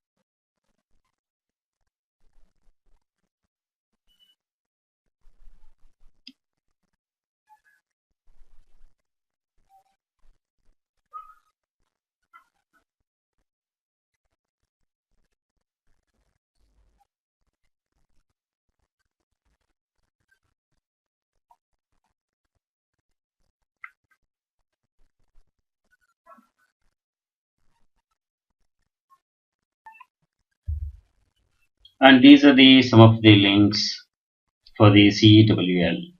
Author for this application is Robin Wood, and it's released under the license Creative Commons Attribution Share Alike 2.0.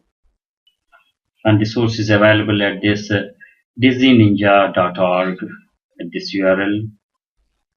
And this is Kali repo. This is the web page of CEWL. Thanks for watching. Hello, I'm Sri from CBTU. Welcome to the Ethical Hacker Training course based on CEH certification program by EC Council. Module System Hacking section Crunch Word List Generator demo. Crunch word list is used for password cracking. Crunch is a word list generator where you can specify a standard character set. Pattern supports numbers, symbols, upper and lower case characters as well. Crunch can generate word list with all possible permutations and combinations. Crunch latest version is 3.6, released under GPL v2 license. Crunch features include breakup output by number of lines or file size, resume support, status report when generating multiple files, new -l option for literal support, new -d option to limit duplicate characters, Unicode support, and it's available from SourceForge and comes by default in Kali Linux. With the crunch, we can generate word list from set of given characters, specify minimum and maximum length of the words, and send the output to a file to be used for password cracking. Let us dive into crunch demo.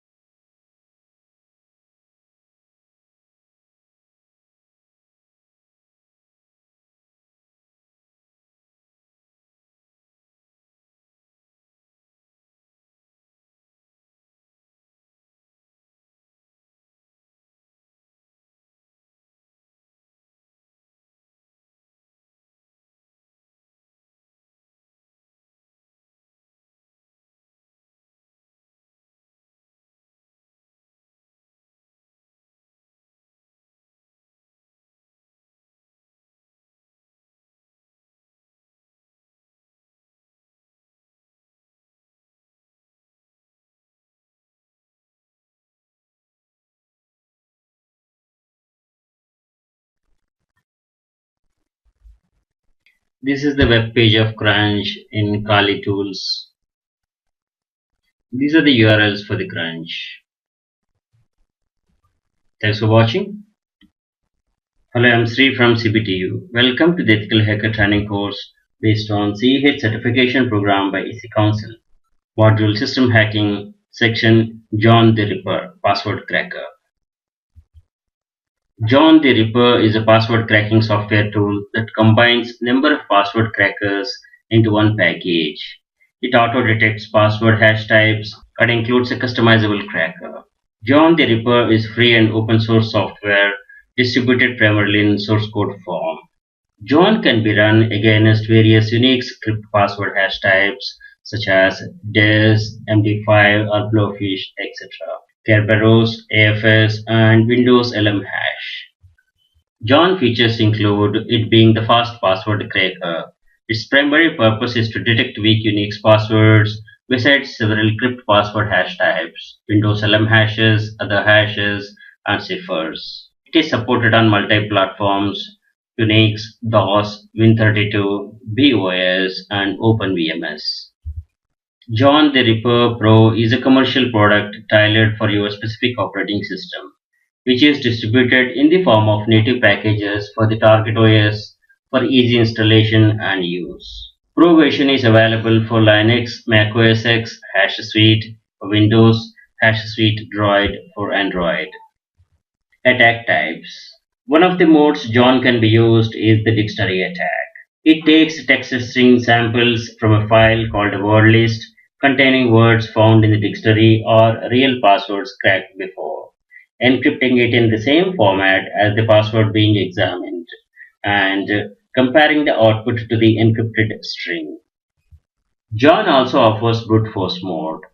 In this type of attack, the program goes through all the possible plain text, hashing each one and then comparing it to the input hash. John uses character frequency tables to try plain text containing more frequently used characters first. This is the web page of John the Ripper and it is from OpenWall.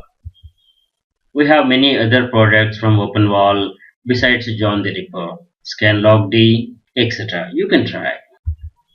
These are some screenshots. Let us dive into the demo.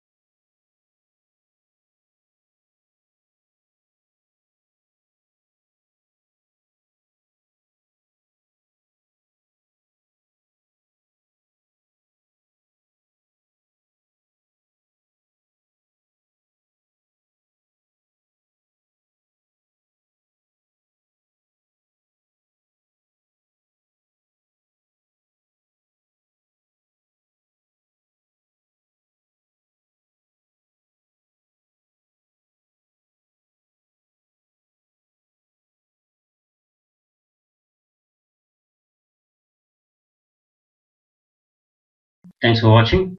Hello, I'm Sri from CPTU. Welcome to the Ethical Hacker Training course based on CEH certification program by EC Council. Module System Hacking, section PWDump and Hash Suite. PWDump or Password Dumper is the name of the various Windows programs that output the LM and NTLM password hashes of the local user accounts from the SAM database. SAM is Security Account Manager database where user password hashes are stored. PWDump could be set to compromise security because it could allow malicious administrator to access users' passwords. Password Dumper version 7. Terrasco.org have developed a new password dumper for Windows named PWDump 7. PWDump 7 tool runs by extracting the binary SAM and system file from the file system, and then the hashes are extracted. PWDump is also able to extract the passwords offline by selecting the target files which contain the hashes. This is the web page of Password Dump 7 from Terrasco Security, terrasco.org. One of the powerful features of Password Dump 7 is that it can also use to dump protected files. You can always copy an used file. Note that this tool can be used against SAM and system files. You can download a copy of Password Dump 7 from OpenWall website, and you can execute Password Dump by clicking on the executable.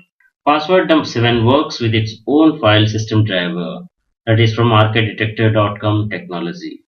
So users with administrative privileges are able to dump directly from disk both system and SAM registry hives. Once dumped, syskey will be retrieved from the system hive and then used to decrypt both landman and NTLM hashes and dump them in the password dump like format. This is the web page of HashSuite from OpenWall. HashSuite is a Windows program to test the security of password hashes.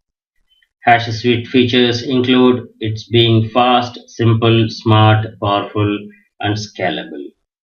Scalable works fast even with huge number of hashes. Just download a copy, and this is the interface of HashSuite. You can tweak the configuration settings, start an attack, and HashSuite captures all Windows users and cracks their passwords. Password dump history. The initial program called Password Dump was written by Jeremy Allison. He published the source code in 1997. Since then, there have been further developments by other programmers. In 2006, Password Dump 6 by Fishgig under GPL license is released. This is an improvement of Password Dump 3E. Password Dump 7 is by Anders Terrasco. This is a freeware uses own file system drivers, but no source code is available. LM hash, also known as landman hash or LAN manager hash, is a compromised password hashing function that was the primary hash that Microsoft LAN Manager and Microsoft Windows versions prior to Windows NT used to store the user passwords. Support for legacy LAN Manager protocol continued in later versions of the Windows. This is for backward compatibility, but Microsoft recommends to turn it off.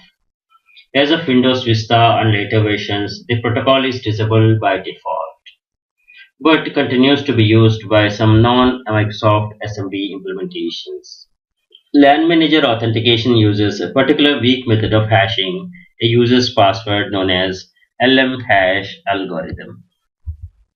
LAN Manager was a network operating system available from multiple vendors and developed by Microsoft in cooperation with 3Com Corporation. NT-LAN Manager is a suite of Microsoft security protocols that provides authentication, integrity, and confidentiality to the users. NTLM is the successor to the authentication protocol in Microsoft LAN Manager, LANman. NTLM passwords are weak as they can be brute forced very easily with modern hardware. NTLM is a challenge response authentication protocol, that is CHAP, which uses three messages to authenticate a client in connection-oriented environment, and a fourth additional message if integrity is desired. SAM is Security Account Manager, and it's a database file in Windows XP, Vista, and Windows 7 that stores users' passwords. It can be used to authenticate local and remote users. SAM uses cryptographic measures to prevent unauthenticated users accessing the system. The user's passwords are stored in hashed format in registry have either as lm hash or as anti-lm hash. This file can be found in system root system32 config folder, and this is mounted on HKLM SAM registry entry. In an attempt to improve the security of SAM database against offline software cracking, Microsoft introduced the syskey function. When syskey is enabled, the on-disk copy of SAM file is partially encrypted, so that the password hash values of all local accounts stored in the SAM are encrypted with a key, which is usually referred to as the syskey. It can be enabled by running the syskey program. Hashing function is one way. This provides some measure of security for the storage of passwords. In case of online attacks, it's not possible to simply copy a SAM file to another location. The SAM file cannot be moved or copied while Windows is running, since the Windows kernel obtains and keeps an exclusive file system lock on SAM file and will not release that lock until the operating system has shut down. However, the in-memory copy of the contents of the SAM can be dumped using various techniques, including password dump, taking the password hashes available for offline brute force attack. LM hash is a compromised protocol and has been replaced by anti-LM hash. Most versions of the Windows can be configured to disable the creation and storage of valid LM hashes when the user changes their password. Windows Vista and later versions of the Windows disable LM hash by default. This is the webpage of Quark's password dump by Sebastian K. A Quark's PWD dump is a new open source tool to dump various types of Windows credentials. It dumps various types of Windows credentials without injecting in any process. This is the webpage of offline anti-password and registry editor by Peter Nodal Hagen. This supports from Windows NT to 8.1, 32 and 64-bit, and it's a freeware. This is an utility to reset the password of any user that has a valid local account on your NT system by modifying the password hash in their registry's SAM file. This is a great tool to reset forgotten Windows admin password. Password dump 6 is by FizzGig. This is a modified version of password dump 3e. This program is able to extract NTLM and landman hashes from a Windows target. It's also capable of displaying password histories if they're available. This is a screenshot of password dump 6. We are going to see demos of password dump in relation to other password cracking tools in the coming session. Thanks for watching. Well, I'm Sri from CBT. Welcome to the Ethical Hacker Training course based on CEH certification program by EC Council. Module System Hacking, section Hashcat, Advanced Password Recovery Tool. Hashcat is the self-proclaimed world's fastest password recovery tool. It has been a proprietary code base until 2015 and now released as free software. It's available for Linux, OS X, and Windows platform, and in CPU-based or GPU-based variants as well. It supports a wide range of hashing algorithms, including Microsoft LM hashes, MD4, MD5, SHA family, Unix script formats, MySQL, Cisco Peaks, etc. This is the website of Hashcat. Hashcat is available by default in Kali Linux also. Hashcat features include world's first and only in-kernel rule engine and support for multi-platform like CPU, GPU, DSP, etc. Everything that comes with OpenCL runtime. Multi-hash cracking simultaneously, supports multi-device types, supports distributed cracking networks, supports interactive pass and resume, and also supports sessions and restore. It supports reading passwords from file and stdin, that is standard input, supports hex salt and hex character set. It supports automatic performance tuning and automatic key space ordering Markov chains, and it has built-in benchmarking system, integrated thermal watchdog, and 200 plus hash types implemented with optimum performance. Let us dive into the demo.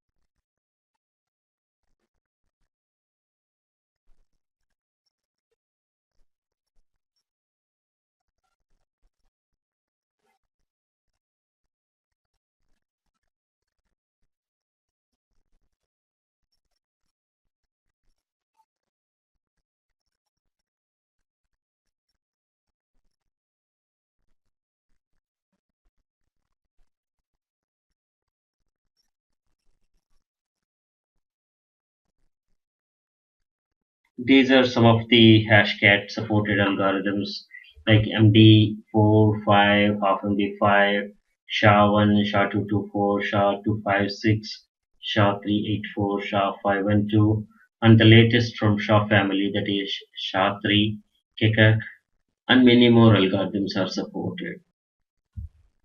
Hashcat offers multiple attack modes for obtaining effective and complex coverage over a hash's key space. The modes are brute force attack, dictionary attack, hybrid attack, permutation attack. We're going to have a demo on some of these types in the coming sessions. Some screenshots.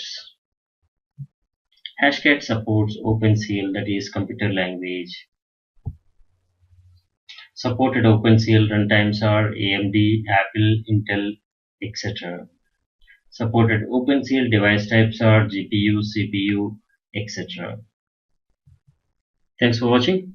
Hello, I'm Sri from CBTU. Welcome to the Ethical Hacker Training course based on CEH certification program by EC Council. Module Trojan, section Introduction to Trojans. So we're going to cover these topics in this session. What is Trojan, what Trojans do, types of Trojans, and all this. A Trojan horse or a Trojan is any malicious software program which misleads user of its true intent. Trojans are delivered as part of genuine software or game by using wrappers. Wrappers make them a single executable, and when installed, users do not notice that a Trojan is being installed in the backdoor, along with the genuine application. The term is derived from the ancient Greek story of deceptive wooden horse that led to the fall of the city of Troy. Ransomware attacks are often carried out using a Trojan. Unlike virus and worms, Trojans do not propagate themselves. Trojans are generally spread by some form of social engineering, like attempting to open an email attachment disguised to be unsuspicious or by fake downloads. Hackers find many ways to distribute Trojans. It can be a freeware, IM attachments, spyware removal tools, screensavers, games, etc. A simple example to understand a Trojan horse is like a flower bouquet with a bomb inside it. This is a genuine software and this is a Trojan. Both are binded together in a single package. Genuine software installs at the front end and the Trojan installs at the back end, unnoticed by the user. The Trojan story quickly once again. When the defeat is inevitable after many attempts, Greeks played a trick to defeat Troy people. They built a large wooden house with soldiers inside and left it at the borders of the Troy with a message of accepting defeat. The people of Troy were happy and pulled the wooden horse into the city despite Queen warning them of a foul game. During the night, soldiers who were hiding inside the horse came out, opened the city's gates to let the Greek army to enter and capture Troy. As an ethical hacker, it's always a challenging to scan and identify the Trojans. Trojans are used for various purposes as hacker wishes, like creating and maintaining backdoors. Trojans install backdoors to maintain access to the compromised system and install other malware. Spyware. Trojans act like spyware, watch victims' activity, and grab sensitive personal information back to their master. Use your system as a zombie. Hacker uses victim's system to carry out further attacks. Trojans cover their tracks to avoid catching them. Some governments use softwares, govware, or typically a Trojan, that is to intercept communication from target computer in the national interest. Trojans can be created and used to perform different attacks. Here are some of the most common types of Trojans.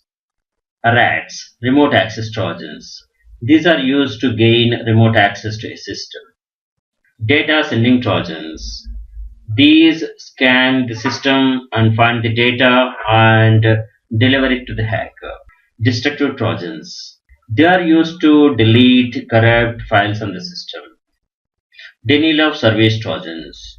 They are used to launch a denial of service attack, a distributed denial of service, DOS or DDoS attack on the target. Proxy Trojans. They are used to tunnel the traffic or launch hacking attacks via other systems. FTP Trojans. They are used to create an FTP server in order to copy files onto the system. Security Software Disabler Trojans. These are used to stop anti-malware, antivirus softwares on the compromised system. As we know that a Trojan is any malicious software program which misleads user of its true intent. It gets installed along with the genuine software at the backend. Hackers access Trojan system and conduct many types of attacks. Hacker installs a Trojan program which allows him to access the system from outside remote location. Commands are sent by the master and are executed on the victim's system. Overt channel is legitimate one to send communication and data. Overt is open and legal applications like calculator, paint, etc. Covert channel is illegitimate channel violating security policy and stealing data.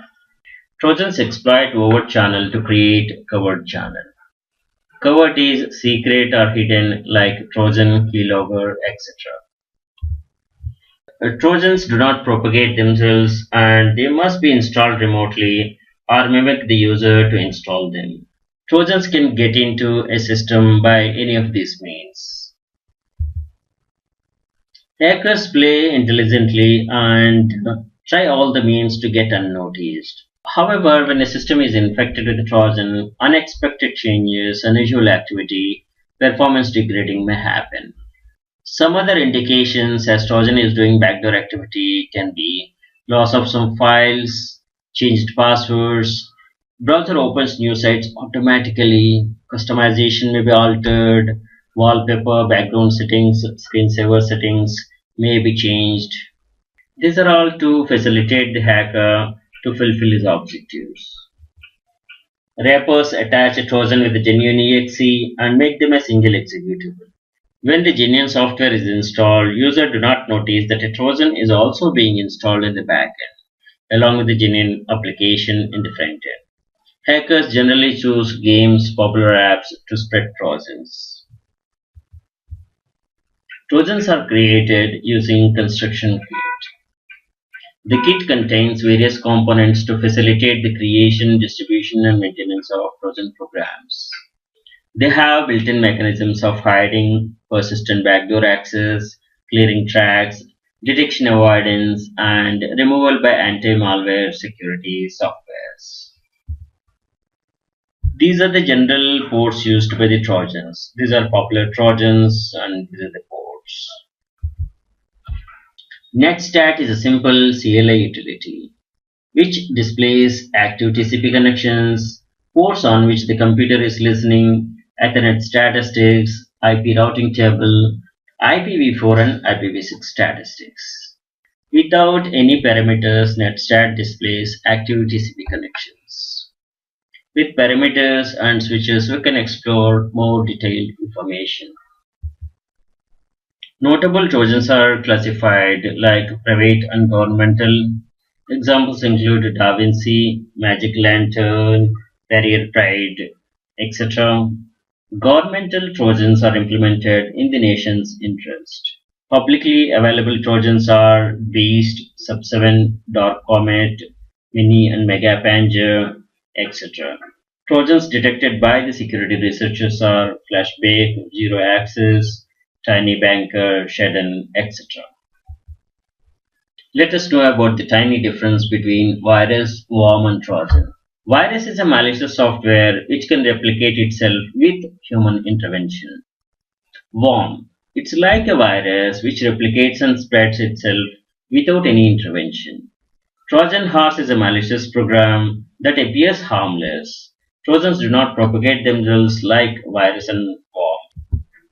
Thanks for watching. Hello, I'm Sri from CBTU. Welcome to the Ethical Hacker Training course based on CEH certification program by EC Council. Module Trojans. Section Beast Remote Administration Tool.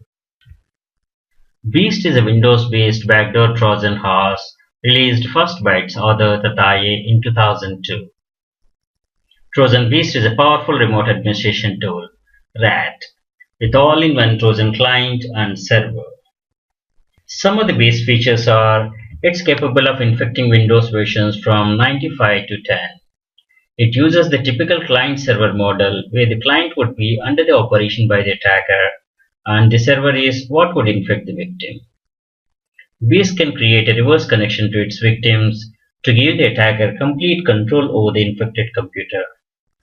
The virus would use the code injection method to inject itself into other applications.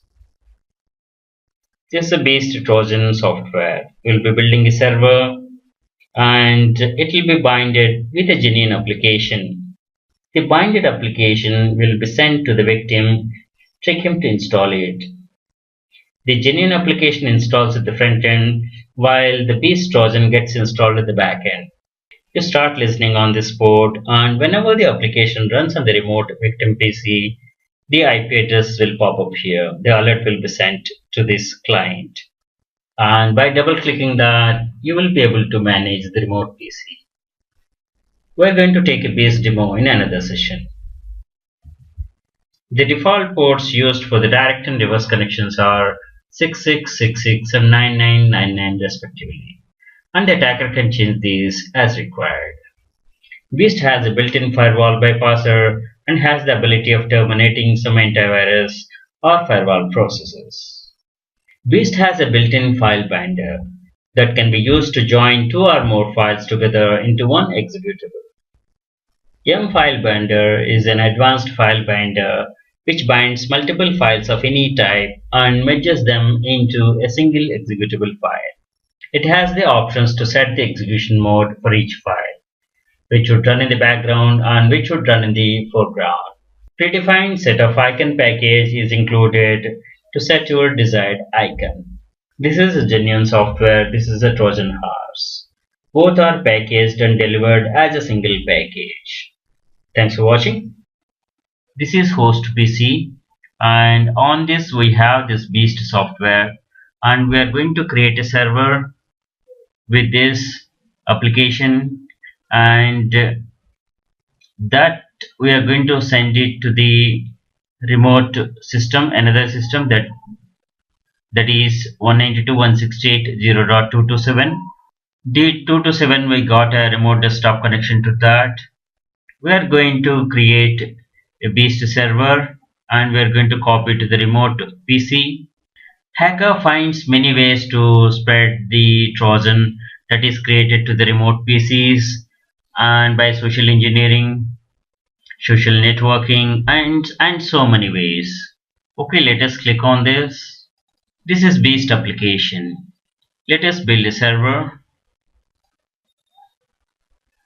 It's going to listen on this port, and we can inject Internet Explorer, Explorer, Notepad, whatever. You can customize this. And notifications. Let us click on Get IP. This is this host PC IP address and connection timeout and startup. You can see the options. You can leave them to the default. The other options you have, you can leave them default or tweak as you like. And we can give a icon for this. Let us give this PC icon and save server. This server is saved here. You can save these settings if you want to create again. Close that. And now use the binder to bind it with another genuine program. And let us click on this binder. We'll add the files. This is the server we have created, and click open and add another file. We have taken a calculator application.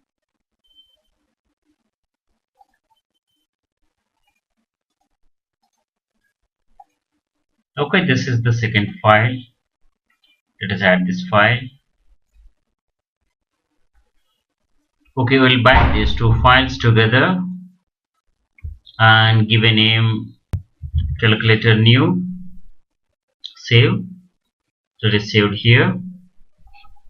And we'll choose an icon. I can extract the icon from here. We got the icon.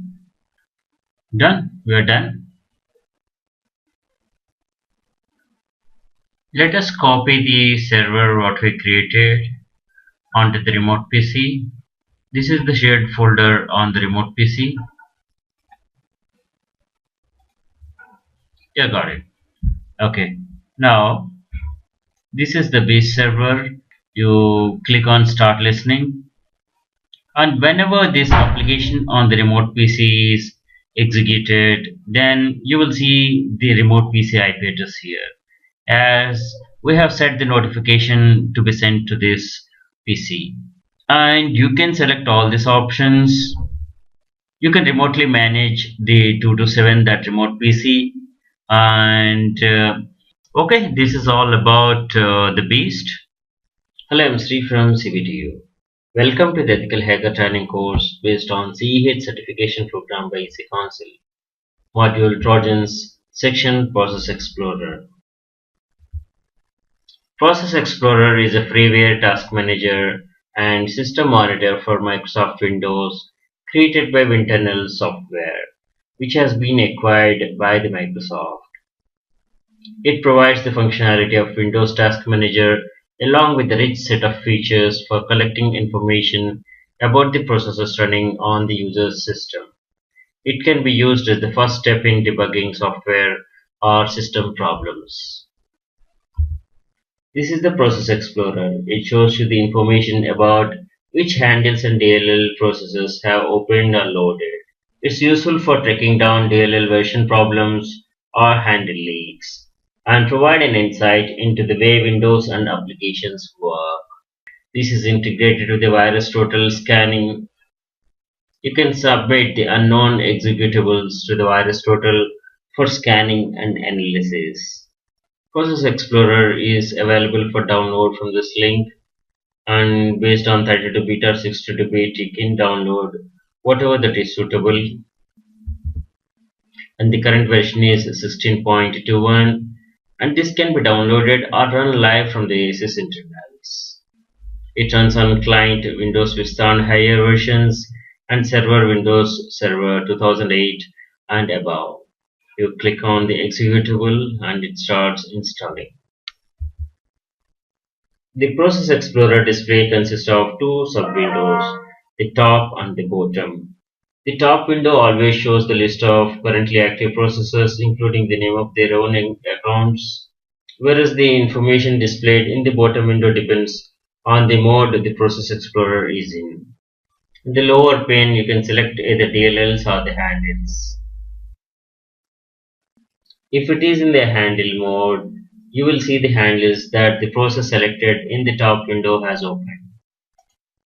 You will see the DLLs and the memory mapped files that process has loaded. Process Explorer also has a powerful search capability that will quickly show you which processes have particular handles opened or DLLs loaded. The unique capabilities of the Process Explorer make it useful for tracking down DLL version problems or handle leaks, and provide an insight into the way the windows and applications work.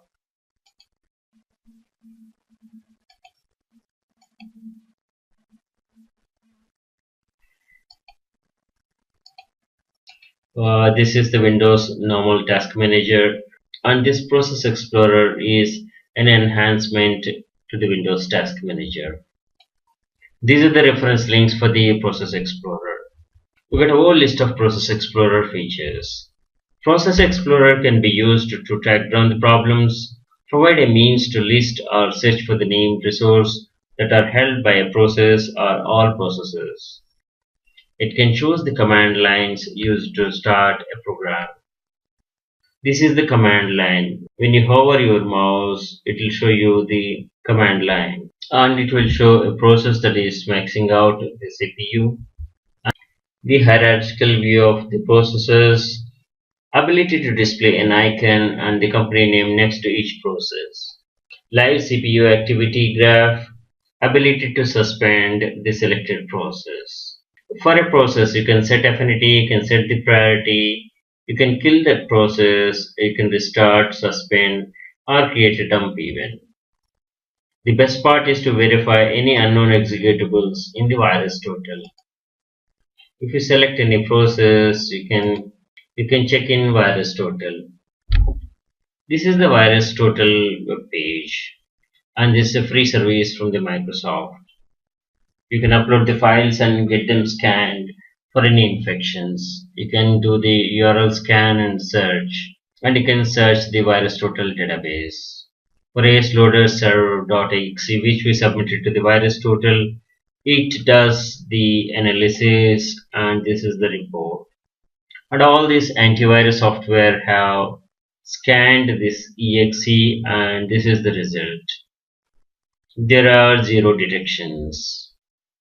You have file detail information here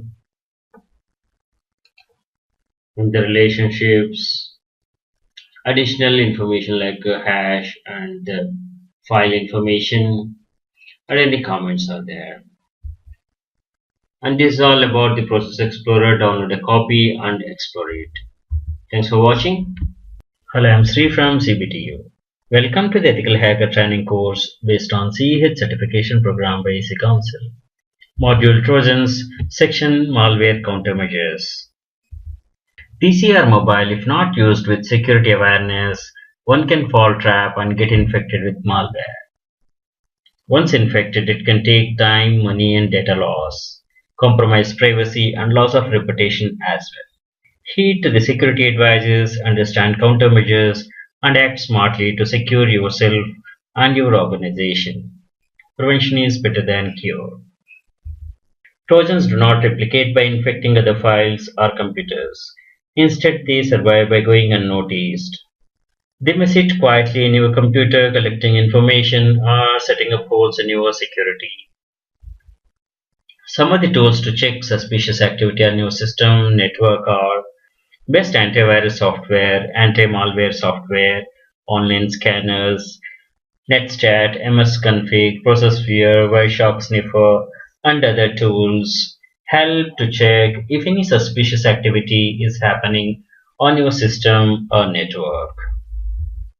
Netstat displays active TCP connections, ports on which computer is listening, Ethernet statistics, the IP routing table, IPv4 and IPv6 statistics, and other information. Without any options, NetStat displays all the established connections, and with the options, it displays all the connections. Process Explorer from sysinternals shows you the information about which handles and DLL processes have opened or loaded. It's useful for tracking down DLL version problems or handle leaks and provide insight into the way Windows and applications work. Trojans, malware, and adware victimize the target to benefit hacker. Trojan scanner hunters are available and run them to identify Trojan infections and remove them. Download softwares from trusted sources only and do not get trapped by infected downloads from spurious sites. Avoid freeware. Free is not always free, and be careful as they might contain harmful malware. Avoid visiting unwanted sites as they may contain malware. Accept apps, softwares always from trusted sources only. Awareness can save one from great dangers. VirusTotal is a free service that analyzes suspicious files, URLs, and facilitates the quick detection of virus, worms, trojans, and all kinds of malware. VirusTotal is created by Spanish security company Hispasec Sistemas in 2004, and it was acquired by Google in 2012. Freeware, malware, fake, tweaked softwares, downloads, email attachments, instant messaging apps, NetBIOS file sharing, untested sites, games, apps, etc. We have already discussed some of the defense mechanism points. Let us recap all. Have anti-malware softwares. Install firewall as a first layer of defense. Configure firewall properly. Use UTMs, Unified Threat Management softwares, to build strong defense against attacks. Internet service providers' security measures are also important. They must filter malicious traffic to the possible extent to protect your security. You ask for the security measures to provide protection from threats, intruders, etc. Encryption of data transmission is important to avoid eavesdropping and possible intrusion. Never take risk of opening dangerous emails, email attachments, installing unknown softwares. Be careful of .exe, .com, .bat, .vba, .vbs, .scr files, and don't allow ActiveX controls. Have a strong backup architecture setup to secure against data loss. Please note that the backup must be saved onto a remote location.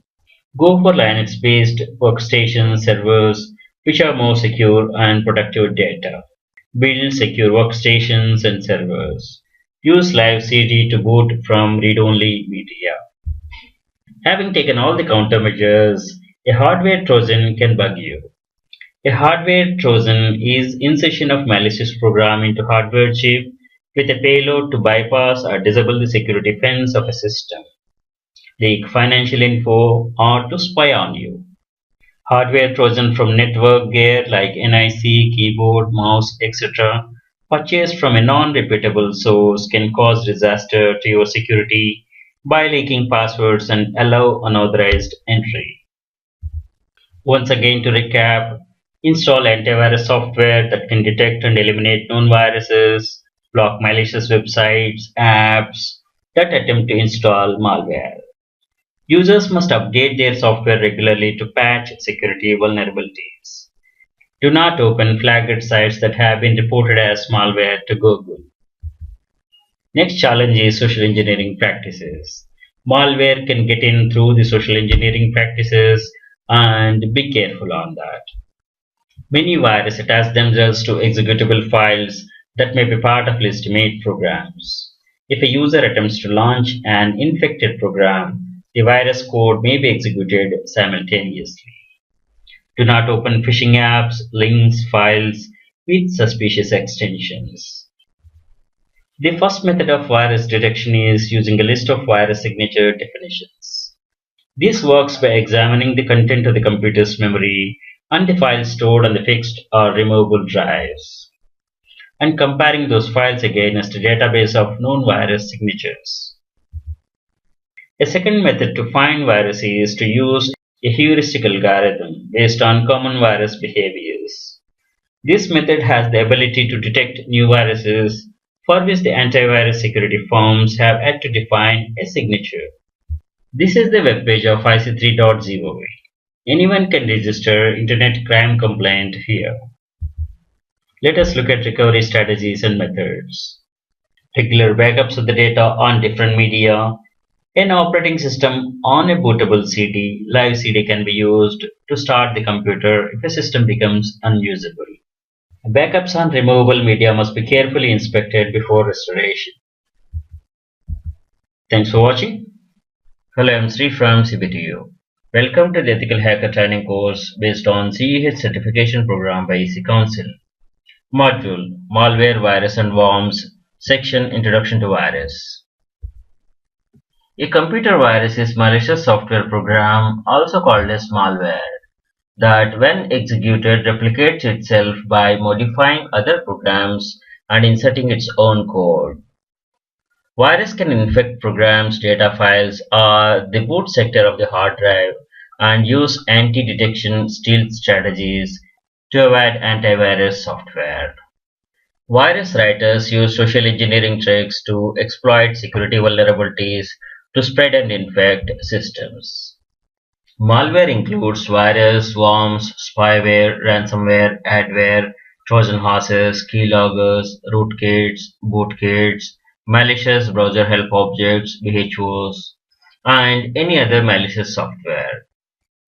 The term virus is coined originally by Fred Cohen in 1985. Most viruses spread on the removable media, such as USB drives, and with the network. Viruses can infect the files and spread when it is accessed by other computers in the network. Normal mode of virus spreading is through email attachments, documents, and media files, and software, app downloads which are tweaked and embedded with the virus. Macroviruses are written in the scripting language for the Microsoft Word and Excel and spread throughout Microsoft Office by infecting documents and spreadsheets. The virus take advantage of the Microsoft Outlook component object model interface for sending emails. A virus may also send a web address link as an instant message to all the contacts stored on the infected machine. The recipient mostly thinks that it is from a trusted source, a friend, and follows the link to a website and gets infected. Motives for creating a virus can include seeking profit. Example is ransomware. Desire to send a political message, personal amusement, to demonstrate that a vulnerability exists in a software, for sabotage, denial of service, or explore cybersecurity issues, etc. Security researchers are actively searching for new ways to enable antivirus solutions to more effectively detect emerging viruses before they have already become widely distributed. Computer viruses cause billions of dollars worth of economic damage each year due to causing system failure, wasting computer resources, corrupting data, increasing maintenance costs, etc. A software is often designed with security features to prevent unauthorized use of system resources. Software development strategies that produce large number of bugs will generally also produce potential exploitable holes entrances for the virus. Many viruses exploit and manipulate security bugs, defects. Any companies releasing a software or software update will try to fix all the security bugs so that the software doesn't cause harm and serve its purpose. The vast majority of the viruses target Microsoft Windows due to its larger market share. Open source operating systems such as Linux allow users to choose from a variety of desktop environments, packaging tools, etc. Which means that a malicious code targeting any of these systems will only affect a subset of all users. Windows users run the same set of applications, enabling viruses to rapidly spread among the Microsoft Windows systems by targeting the same exploits in the large number of hosts. Windows users mostly use admin account for operation, while Linux users generally do not log in with root account for regular operation. This limits the harm possibilities of a virus even if it's trying. Ransomware is a malware virus that hacks a user's system, encrypts the user's system, and posts a message on the user's screen saying that the screen or the system will remain locked or unusable until a ransom payment is made. Ransomware and phishing scam alerts appear as press releases on the Internet Crime Complaint Center IC3.gov notice board. This is the webpage of IC3.gov. Phishing is a deception in which malicious individual pretends to be a friend, computer security expert, or other benevolent individual with the goal of convincing the targeted individual to reveal passwords or other personal information. Phishing is an email or a phone that appears to have come from a bank and convince you to provide personal information. Virus is a malicious software which can replicate itself with human intervention. Worm is like a virus which replicates and spreads itself without any human intervention.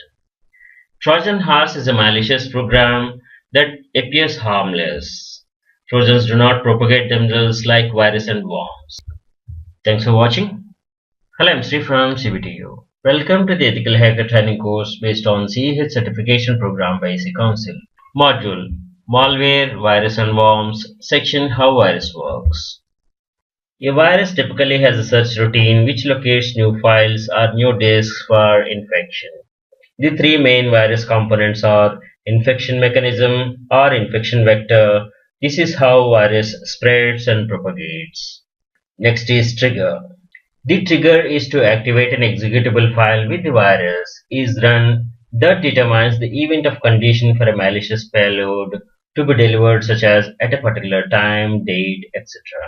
Third component is payload. The payload is the data that performs the actual malicious objective of the virus. Life cycle of a virus can be divided into four phases: dormant phase, propagation phase, triggering phase, and execution phase.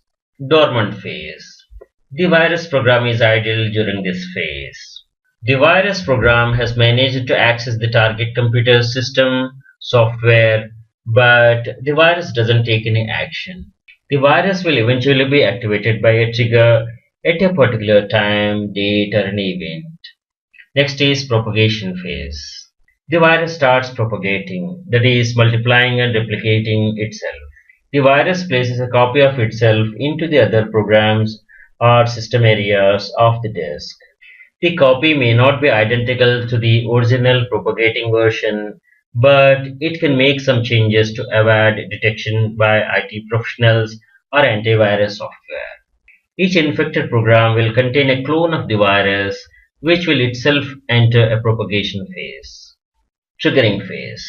A dormant virus moves into this phase when it is activated, and now will perform the function for which it is intended. The triggering phase can be caused by a variety of system events or with a particular date and time. Execution phase. This is the actual work of virus, where the payload will be released. It can be destructive, such as deleting files on the disk, crashing the system, or corrupting the files, or it can be harmless as well, popping some messages, annoying messages on the screen. Computer viruses infect host computers and software. Virus is classified where they reside. Binary executables such as exe or COM files, data files such as Microsoft Word documents or PDF files, or in the boot sector of the host hard drive, or some combination of all these three. Resident virus installs itself as a part of the operating system when executed, after which it remains in the RAM from the time the computer is booted up to shut down. Non-resident virus, when executed, scans the disk for the targets, infects them, and doesn't remain in the memory after execution. Microsoft Word and Outlook allow macro programs virus to be embedded in the documents or emails. The macro programs run automatically when the document or the email is open and infect the victim's system. This is one of the reasons that it is dangerous to open unexpected or suspicious attachments in emails which may contain virus. Boot sector virus target the boot sector and master boot record (MBR) of the host hard drive or the removable storage media such as flash drives, etc. Email virus uses the email system to spread virus-infected files. Email virus harvests email addresses from the address book and send copies of the virus to all email IDs as attachments. Thanks for watching. Hello, I'm Sri from CBTU. Welcome to the Ethical Hacker Training course based on CH Certification Program by C Council. Module Malware, Virus and Worms. Section Virus Removal. Many antivirus software companies provide free online virus scanning with limited cleaning facilities. VirusTotal.com is a subsidiary of Google. It allows users to upload one or more suspicious files to be scanned and checked by multiple antivirus programs in one operation. Microsoft offers antivirus utility called Microsoft Security Essentials and Windows Defender. This is the webpage of VirusTotal.com. You can use its free service. VirusTotal.com shows the submissions by the country and file statistics during last 7 days. Some viruses disable System Restore, Task Manager, and Command Prompt. Reboot system in safe mode and use virus scanners to remove virus. System Restore point from previous day or before virus attack can help recover system free of virus infection. Operating system reinstallation is the last choice. Microsoft System File Checker can be used to check for and repair corrupted system files, restoring an earlier clean copy from a cloned disk, a disk image, or a backup copy. Disinfect the computer, or reinstalling and reconfiguring the operating system and programs from the scratch. The other options include boot from a live CD to recover important data on an infected system, or remove and connect the infected hard disk to another working computer. Scan and take backup and do not execute any infected programs on the original drive. After backup is recovered, the original hard disk then can be formatted and the operating system and all other programs reinstalled from the original media. Once the system has been restored, precautions must be taken to avoid reinfection from any restored executable files. Thanks for watching. Hello, I'm Sri from CBTU. Welcome to the Ethical Hacker Training course based on CEH Certification Program by C Council. Module Malware, Virus and Worms. Section Stealth Techniques. Viruses use different kinds of deception to avoid detection by users and antivirus. Some viruses can infect files without increasing their sizes or damaging the files. Some viruses try to avoid detection by killing the tasks associated with the antivirus before it can detect them. Antivirus software employ various techniques to counter these stealth mechanisms. Antivirus software sends a read request to Windows OS files that handle such requests. Some viruses trick antivirus software by intercepting its request to the operating system. A virus can hide by intercepting the request to read the infected file, handling the request itself, and returning an uninfected version of the file to the antivirus software. The interception can occur by code injection of the actual operating system files that would handle the read request. Thus, an antivirus software attempting to detect the virus will either be not given permission to read the infected file or read request will be served with an uninfected version of the same file. Most modern antivirus software programs try to find virus patterns inside ordinary programs by scanning them for the virus signatures. Virus signature is a sequence of bytes that an antivirus program looks for because it's known to be part of a virus. Different antivirus programs will employ different search methods in identifying virus. If a virus scanner finds such a pattern in a file, it notifies the user that the file is infected. The user can take action to delete or clean or heal the infected file. Some viruses employ techniques that make detection difficult by means of signatures, but not impossible. These viruses modify their code on each infection. That is, each infected file contains a different variant of the same virus. Some viruses will employ a means of encryption inside an executable in which the virus is encrypted under certain events, such as the virus scanner being disabled for updates or the computer being rebooted. The executable will decrypt the virus and execute its hidden runtimes, infecting the computer and sometimes disabling the antivirus software. This is called cryptovirology. Polymorphic code technique poses serious threat to virus scanners. Polymorphic viruses are not identical between infections, making it very difficult to detect directly using signatures. Antivirus software can detect it by decrypting the virus using an emulator or by statistical pattern analysis of the encrypted virus body. Virus rewrites themselves completely each time they infect new executables to avoid detection in metamorphic code. A metamorphic virus is usually very large and complex. Thanks for watching. Hello, I'm Sri from CPTU. Welcome to the Ethical Hacker Training course based on CEH certification program by EC Council. Module Malware, Virus and Worms. Section Virus Maker Tools, BVM. Bhavesh Virus Maker. This is the web page of BVM. Click on the download and save it onto your PC. Extract the file and you will see these files and folders. And this is the readme file. You have the change logs,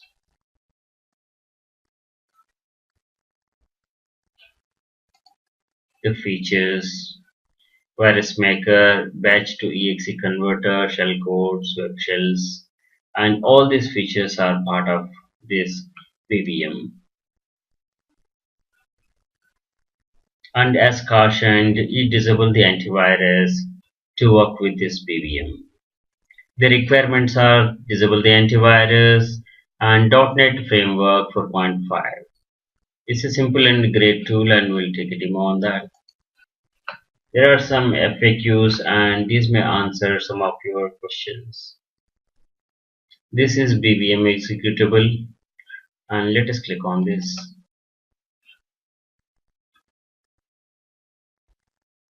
This is BVM. These are the features of it. Let us click on the batch virus maker.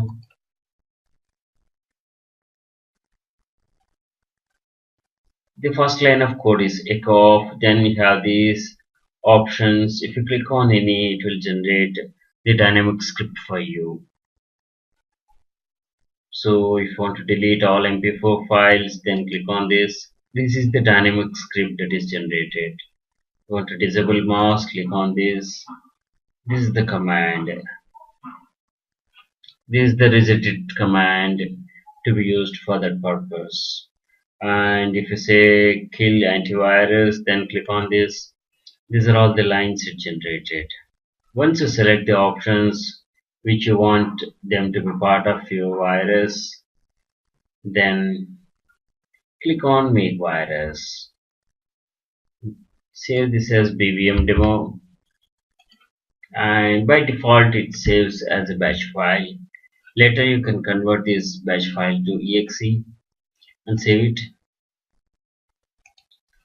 See, this is the batch we created, and if you open in Notepad Plus, you can see the lines of commands that are added to this file,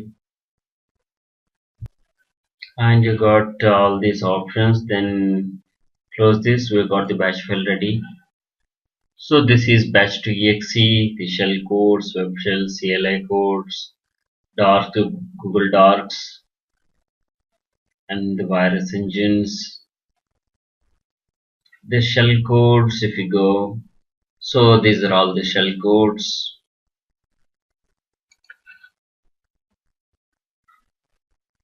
And these are the web shells.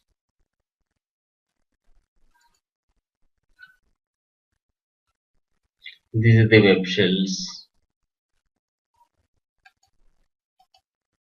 These are the CLI codes.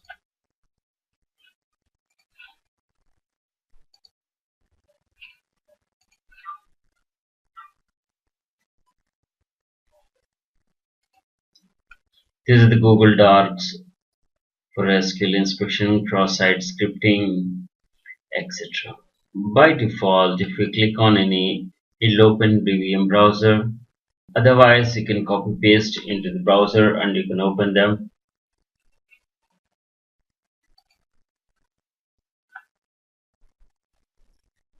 And you got the virus engines. This is payload screen gen. You can try these softwares.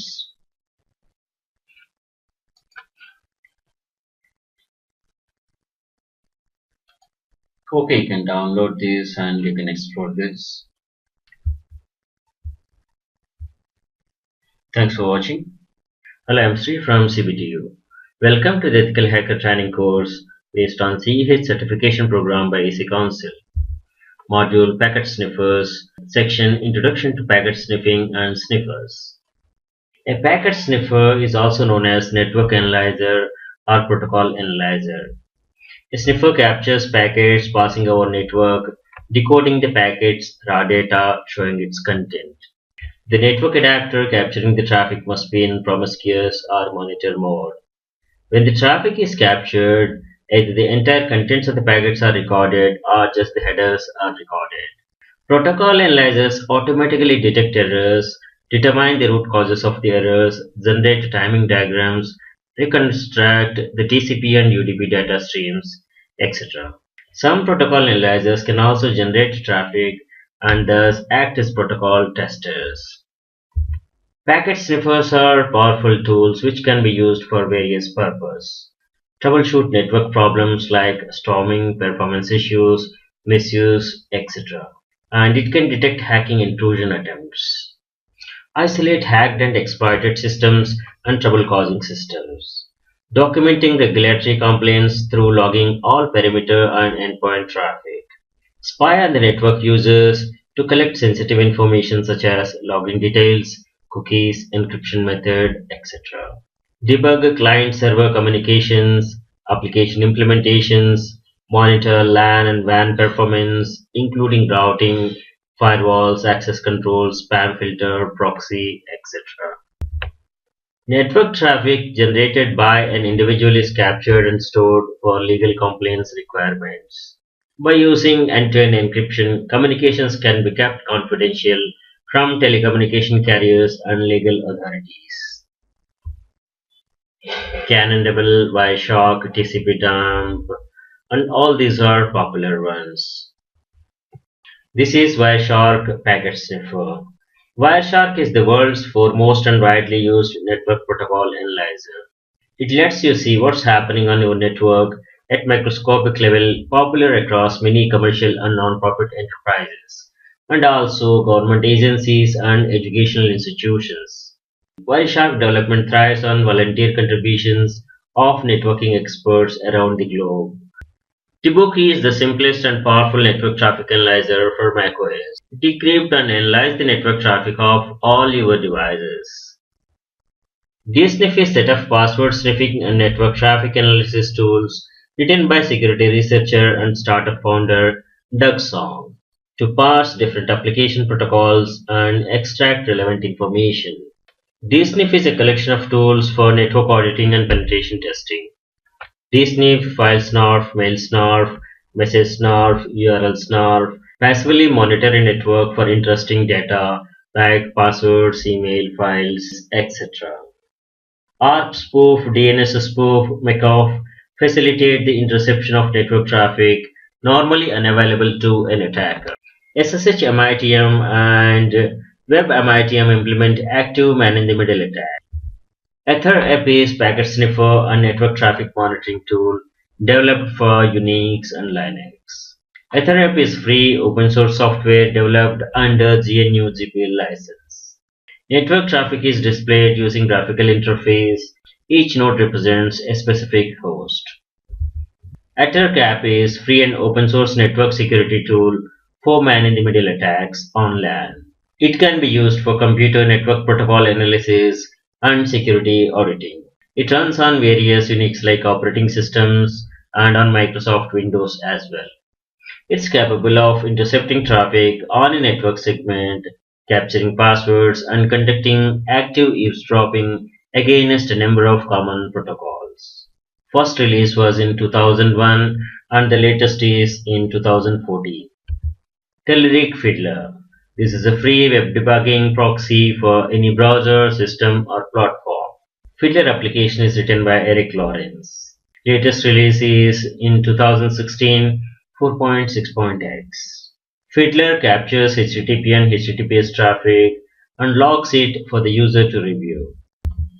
JSniffer is a TCP packet sniffer. It can log network traffic in standard or in customized way. It can also log response times useful for tracking network services performances. The output format of the traffic can be easily customized. JSniffer is to help troubleshooting performance in network TCP-based services. Traf Scambler is anti-sniffer IDS for OS X licensed under BST. The features include injection of packets with bogus data and with randomly selected bad TCP checksum or bad TCP sequences. There are a lot of customized and commercial softwares available. Some of the popular ones are Network Bandwidth Analyzer Pack and Network Performance Monitor from SolarWinds. Network Miner is also a packet analyzer. Thanks for watching. Hello, I'm Sri from CBTU. Welcome to the Ethical Hacker Training course based on CEH certification program by EC Council. Module Packet Sniffers, Section Wireshark Packet Sniffer. Wireshark is the world's foremost and widely used network protocol analyzer. It lets you see what's happening on your network at a microscopic level. Wireshark is popular across many commercial, non-profit enterprises, government agencies, and educational institutions. Wireshark development thrives on volunteer contributions of network experts around the globe. And this is the continuation of a project started by Gerald Coombs in 1998. Wireshark is an open source packet analyzer released under GNU GPL license. Originally named as Ethereal, the project was renamed as Wireshark in May 2006 due to trademark issues. Wireshark is most active project and latest release is in 2017. It's used for network troubleshooting, analysis, software and communication protocol development, and education. T-Shark is a terminal-based non-GUI version that is bundled with Wireshark. Wireshark is written in C, C++, cross-platform using Qt widget toolkit to implement its user interface. And it uses PCAP to capture packets. Wireshark runs on Linux, Starnix, and Microsoft Windows. Wireshark support for the capture of wireless traffic is limited. Decoding and analyzing wireless traffic is not the foremost function of Wireshark, but it can give the results that cannot be obtained with other programs. Use the AirCrack wireless security tool to capture IEEE 802.11 frames and read the resulting dump files with Wireshark. Some of the Wireshark features are: it is similar to TCP dump but has a graphical printed, plus some integrated sorting and filtering options. Wireshark lets the user put the network interface controllers and ICs into promiscuous mode. This helps in seeing all the traffic visible on that interface, including the unicast traffic not sent to that NIC's MAC address. Port mirroring or various network tabs can extend capture to any point on the network. And additional features include: it understands encapsulation of different network protocols. Live data can be read from the different types of networks, including Ethernet, IEEE 802.11, PPP, point-to-point protocol, and loopback. Data can be read from a file of pre-captured packets. VoIP calls in the captured traffic can be detected. Various settings, timers, and filters can be set. It can read captures from other network analyzers such as TCP dump, Microsoft Network Monitor, etc. Wireshark uses colors to help the user identify the types of traffic at a glance. By default, four colors are used: green for TCP traffic, dark blue is DNS traffic, light blue is UDP traffic, and black identifies TCP packets with problems. For example, they could have been delivered out of order. Users can change, customize existing rules of coloring packets, and add new rules or remove rules. Wireshark can also be used to capture packets from most network simulation tools such as NS, OpNet Modeler, GNS3, and NetSim. Thanks for watching. Hello, I'm Sri from CPTU. Welcome to the Ethical Hacker Training course based on CEH certification program by EC Council. Module Packet Sniffers, Section Wireshark Packet Sniffer Demo. Wireshark is world's foremost and widely used network protocol analyzer. It lets you see what's happening on your network at a microscopic level. Wireshark is popular across many commercial, non-profit enterprises, government agencies, and educational institutions. Wireshark development thrives on volunteer contributions of network experts around the globe. This is the webpage of Wireshark and download a suitable version file. Stable version is 2.4.3. This is the latest release and I want to download the 64-bit Windows installer. When I click on it, the pop-up comes. This is 55 MB file and I will save it to the desktop. This is installable. When I double click on this, you will get a USE pop-up, that is user account control permissions, to install this software. And click yes, then the setup will run. Click next, accept license agreement, and then on the next page choose the components what you want to install.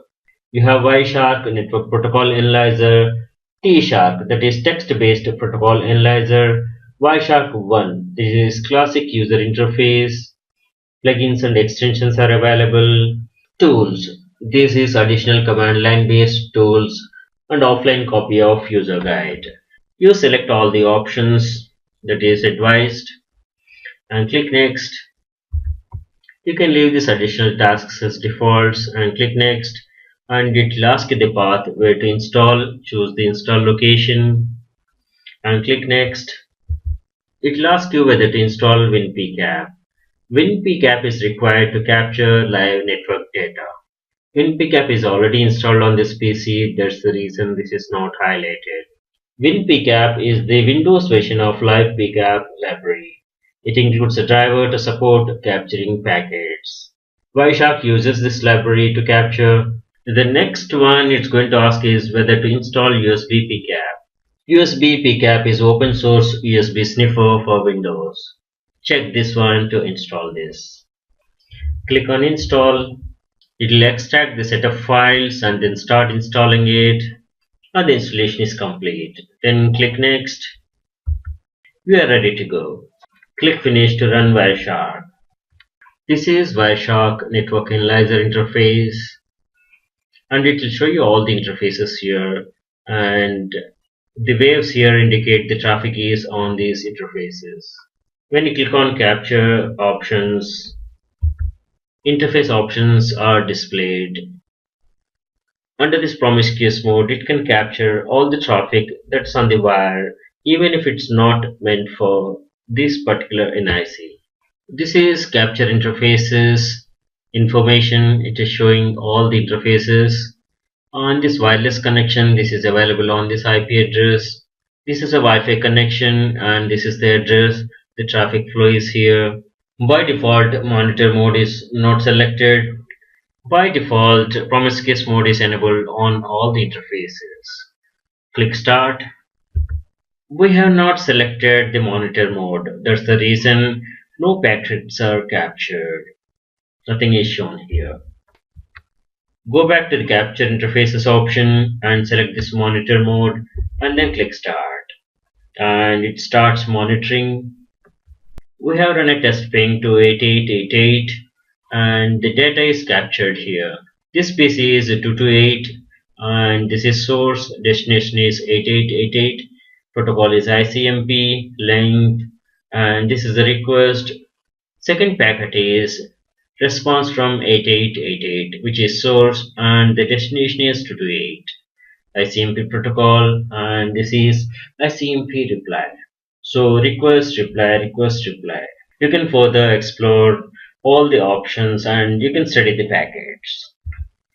Additional Wireshark features include it understands encapsulation of different networking protocols, it can parse and display the fields, live data can be read from different types of networks including Ethernet, 802.11, PPP and loopback, etc. Data can be read from a file of pre-captured packets. Voice over IP calls in the captured traffic can also be detected. Various settings, timers and filters can be set. Thanks for watching. Hello, I'm Sri from CBTU. Welcome to the Ethical Hacker Training course based on CEH certification program by EC Council. Module Packet Sniffers, section Countermeasures on Sniffing.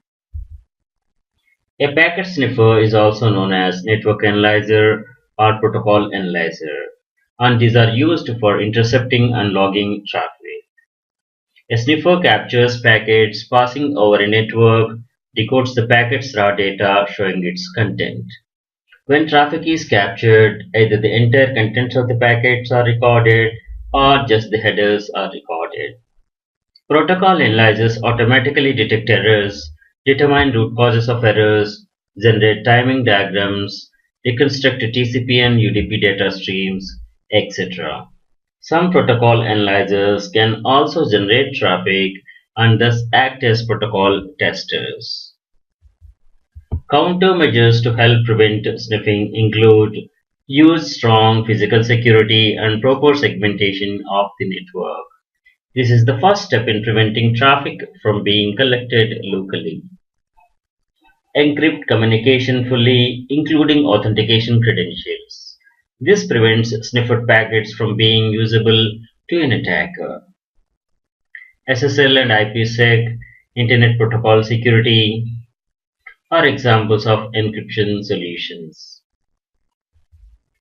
Tighten perimeter security defense system and make strong network infrastructure design.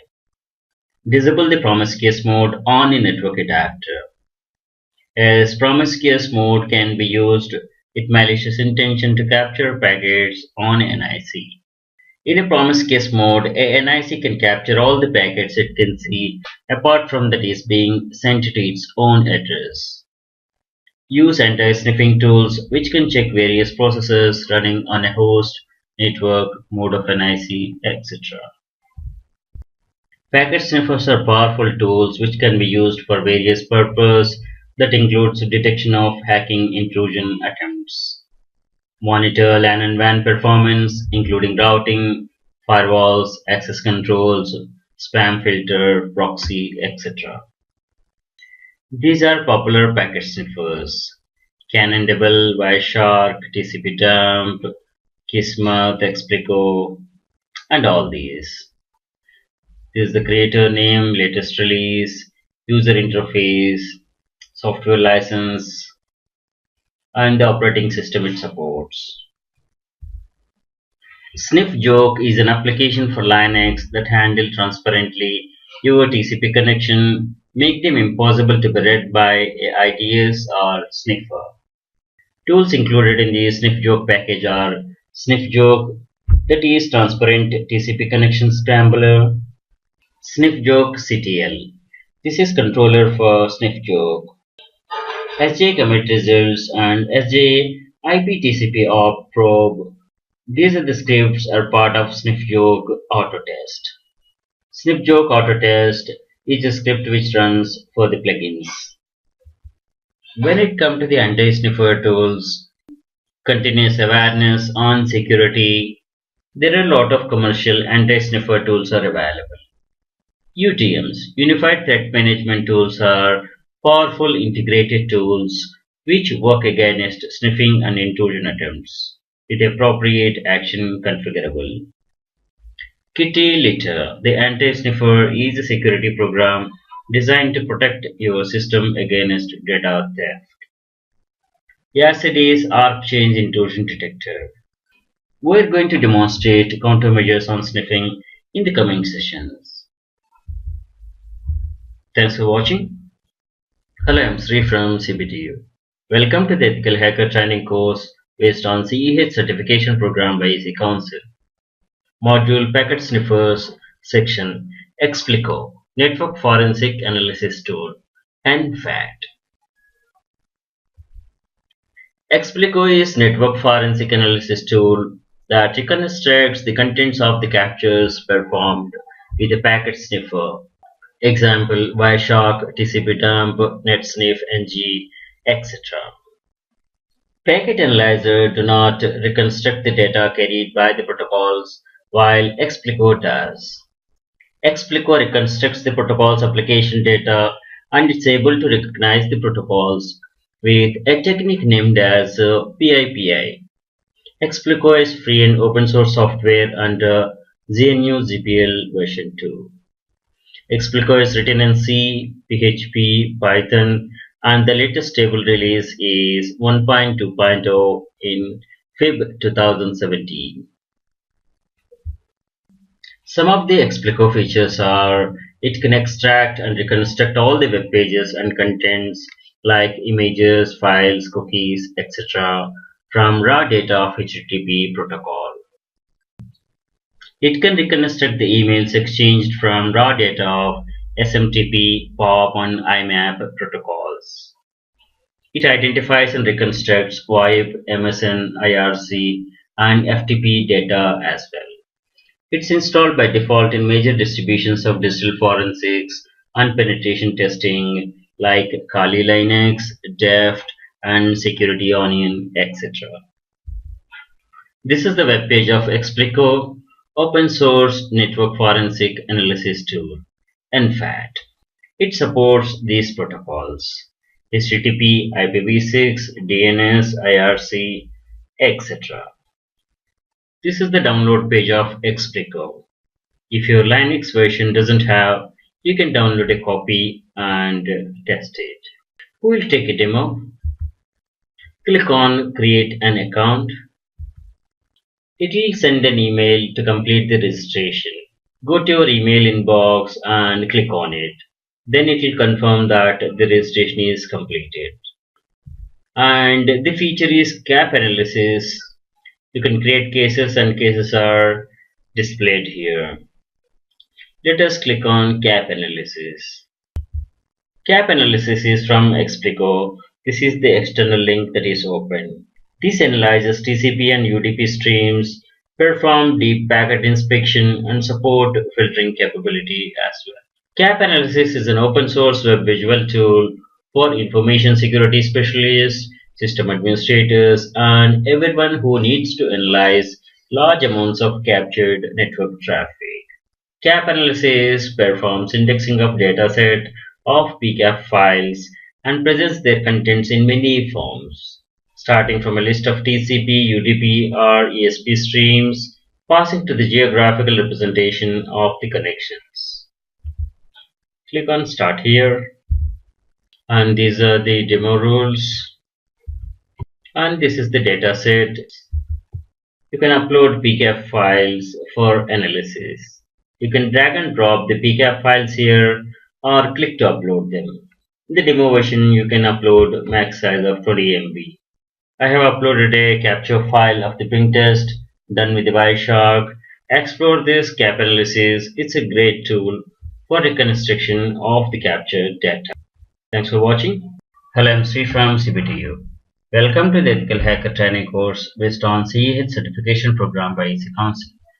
Module Social Engineering section Introduction. Social engineering is psychological manipulation of people into performing actions or divulging confidential information. A type of confidence trick for the purpose of information gathering, fraud, or system access. It's often one of the many steps in more complex fraud scheme. Various social engineering techniques employed are pretexting, diversion theft, phishing, wishing or phone phishing, spear phishing, water holing, baiting, quid pro quo, tailgating, shoulder surfing, eavesdropping, reverse social engineering, etc. We're going to cover these in another session. This is social engineering picture. Employees' behavior can have a big impact on information security in an organization. Employees may not fully embrace organization security culture and effort. And even with the best organization effort, some employees' ignorance invites troubles to the organization. As per Anderson and Reimers, for better information security management, follow the 5 steps: pre-evaluation, strategic planning, operative planning, implementation, and post-evaluation. Let us know about the 5 steps on information security management. Pre-evaluation, that is to identify the awareness of information security within employees and to analyze current security policy. Strategic planning, design a better awareness program with clear focus and targets. Operative planning, we can set a good security culture based on internal communication, management buy-in, security awareness, and training programs. Successful implementation is based on commitment of the management, well communication chain, training, and commitment of the employees also. Post-evaluation are retrospective. Let us know about some of the social engineering examples. Most common type of social engineering happens over the phone. Some unauthorized person calling and seeking sensitive information. Technicians and staff. Under the disguise of service technicians, housekeeping staff visit the premises without any suspicion to steal company secrets. An individual may walk into a building and post an official looking announcement on the notice board that says the number of the help desk has changed. This goes unnoticed until some event happens. By the time irrecoverable damage might have happened. How it may go. Employees may call the fake number that is displayed on the notice board for help, and fake support gets involved and trick the employees to share their passwords and IDs, thereby gaining access to the company's private information. Another example is a hacker may follow the social network site of the organization and start a conversation with the target. Gradually, the hacker gains the trust of the target to capture sensitive info. Social engineering motive is to manipulate people, exploiting human weakness for personal benefit. Other motives may include phishing credit card account numbers and their passwords, cracking private emails and chat histories to extort money, cracking websites of organizations and destroying their reputation, generate a virus hoaxes, convincing users to run a malicious code within the web browser via cross-site scripting attack to allow access to their web content. Social engineering concept goes into the movies, television shows, and the video games also. These are the popular movies: Live Free or Die Hard, Identity Thief, Hackers, etc. that has this concept. Beware of the loss on social engineering. Pretexting or unauthorized access to personal information is cheating and invasion of privacy. As per US federal law, pretexting is an illegal act punishable under federal statutes. Thanks for watching. Hello, I'm Sri from CBTU. Welcome to the Ethical Hacker Training course based on CEH certification program by EC Council. Module Social Engineering, Section Social Engineering Techniques. Social engineering is psychological manipulation of people into performing actions or divulging confidential information.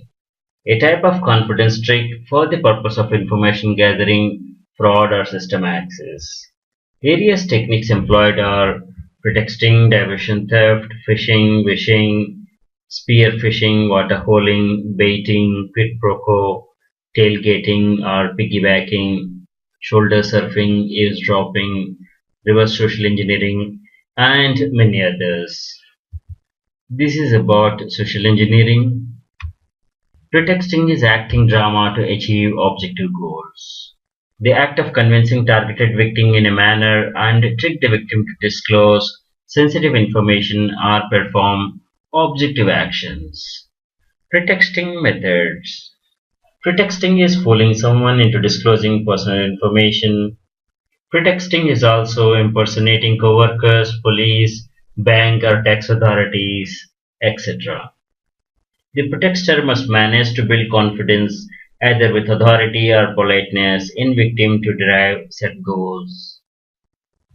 Diversion theft is diversion of logistics, courier consignment to another address than it is intended for by influencing, convincing the delivery person.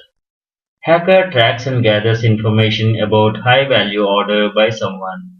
When the consignment is about to be shipped and delivered by the vendor, the hacker makes himself available at the destination to collect the consignment on behalf of the victim.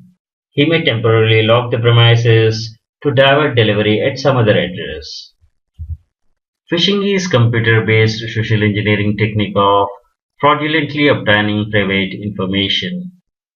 Generally, Fisher sends a spam email that appears to come from a legitimate business, a bank, or a credit card company, requesting verification of information and warning of some dire consequences if it's not provided. They create some emergency to make you to fall into their trap. Fisher hopes someone will fall into their trap, and his hope is not false as per surveys. Phone phishing uses a rogue interactive voice response system to create a legitimate sounding copy of a bank or other institution's IVR system. The victim is prompted, typically via phishing email, to call into the bank via a toll-free number provided in order to verify the information. Phishing system will generally reject logins continuously, ensuring the victim enters pins and passwords multiple times, often disclosing several different passwords. Finally, call lands with the attacker further exposing of the victim. Spear phishing is similar to phishing but focus on sending highly customized emails to few end users to obtain private information fraudulently. Phishing campaigns focus on sending out high volumes of generalized emails and only a few people will respond. As per survey, it is around 5%. The success rate of spear phishing attacks are around 50% as per surveys.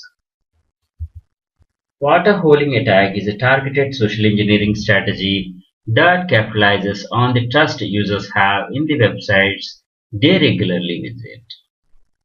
The victim generally avoid clicking a link in a phishing email, but the same person wouldn't hesitate to follow a link on a website he or she often visits. So this way the attacker prepares a trap for the victim at a favored watering hole to gain access to the victim's system and his connected network. Baiting can also be called as physical Trojan horse that uses physical media like flash drives, CDs, DVDs with malware loaded. Attacker drops the infected media in the victim's premises, washrooms, elevators, conference rooms, parking lots, etc. The media usually will have a curiosity generating labels and waits for the victims to pick them. Curious people pick the media thinking that someone lost it and they found it. They rush to plug into their system to know what is inside. That's it, the media infects them and any attached networks also. Hackers may give enticing labels on the media such as employee salaries, confidential or secret deal, etc. So the biting is a Trojan horse waiting to be exploded to victimize the target. Quid pro quo. This is something for something, a favor for a favor, or exchange of goods.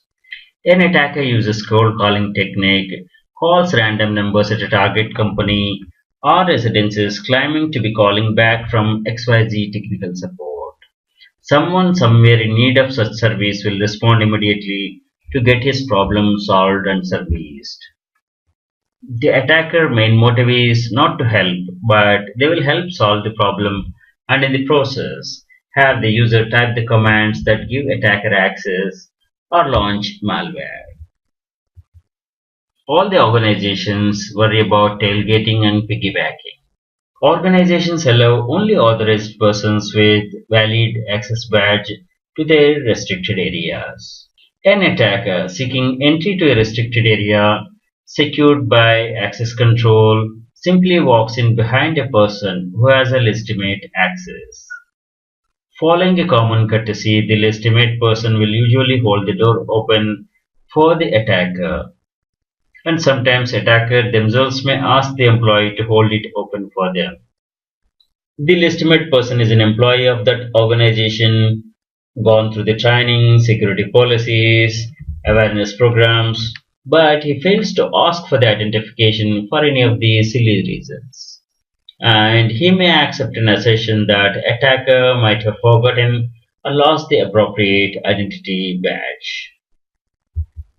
Hacker possesses genuine tech support and divert request calls to him to answer resolve issues, thereby capturing sensitive information.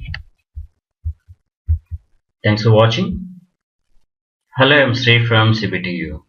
Welcome to the Ethical Hacker Training course based on CH certification program by EC Council. Module Social Engineering Section Countermeasures. These are some of the standard countermeasures to be employed by organizations to reduce their security risks. Standard framework, including security policies, scrutinizing and categorizing information, employee training, mock drills, inoculation and immunization, waste management, and retrospective. Standard framework is establishing frameworks of trust on an employee personnel level. That is to specify and train personnel when, where, why, and how sensitive information should be handled. Establish security protocols, policies, and procedures for handling sensitive information. Scrutinizing information is identifying which information is sensitive and which is not, and evaluating its exposure to social engineering and possible breakdowns in security systems.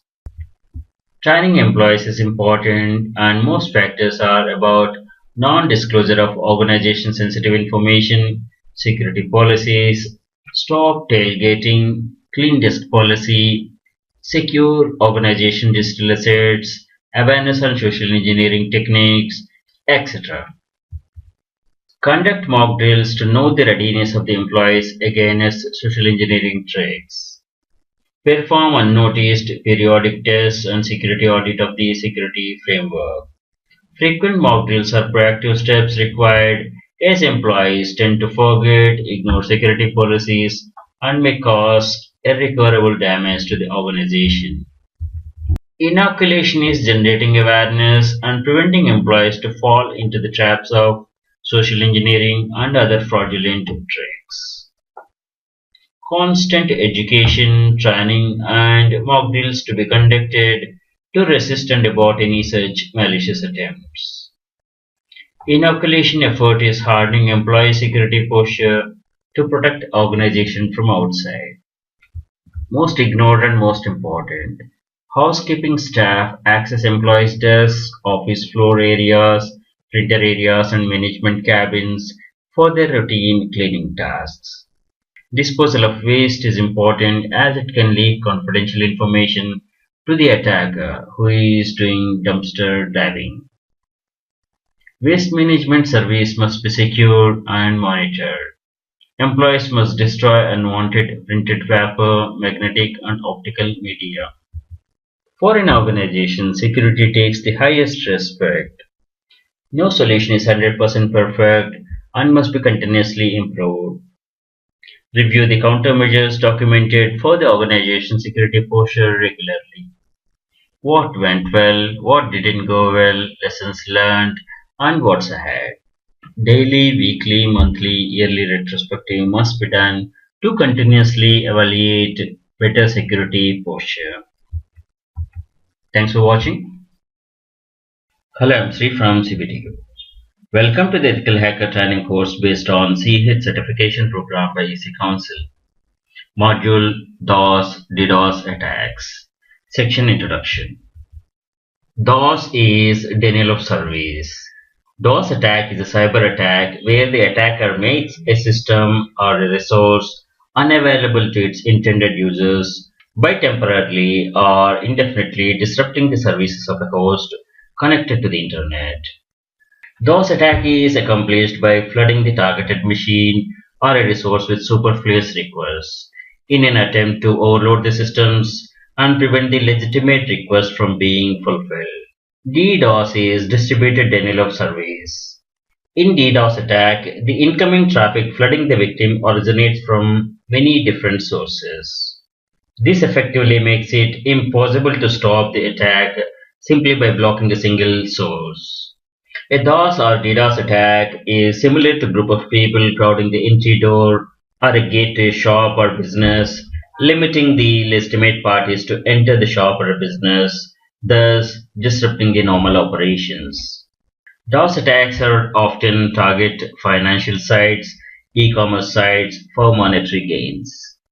In simple terms, an attacker mounts an attack from a single host.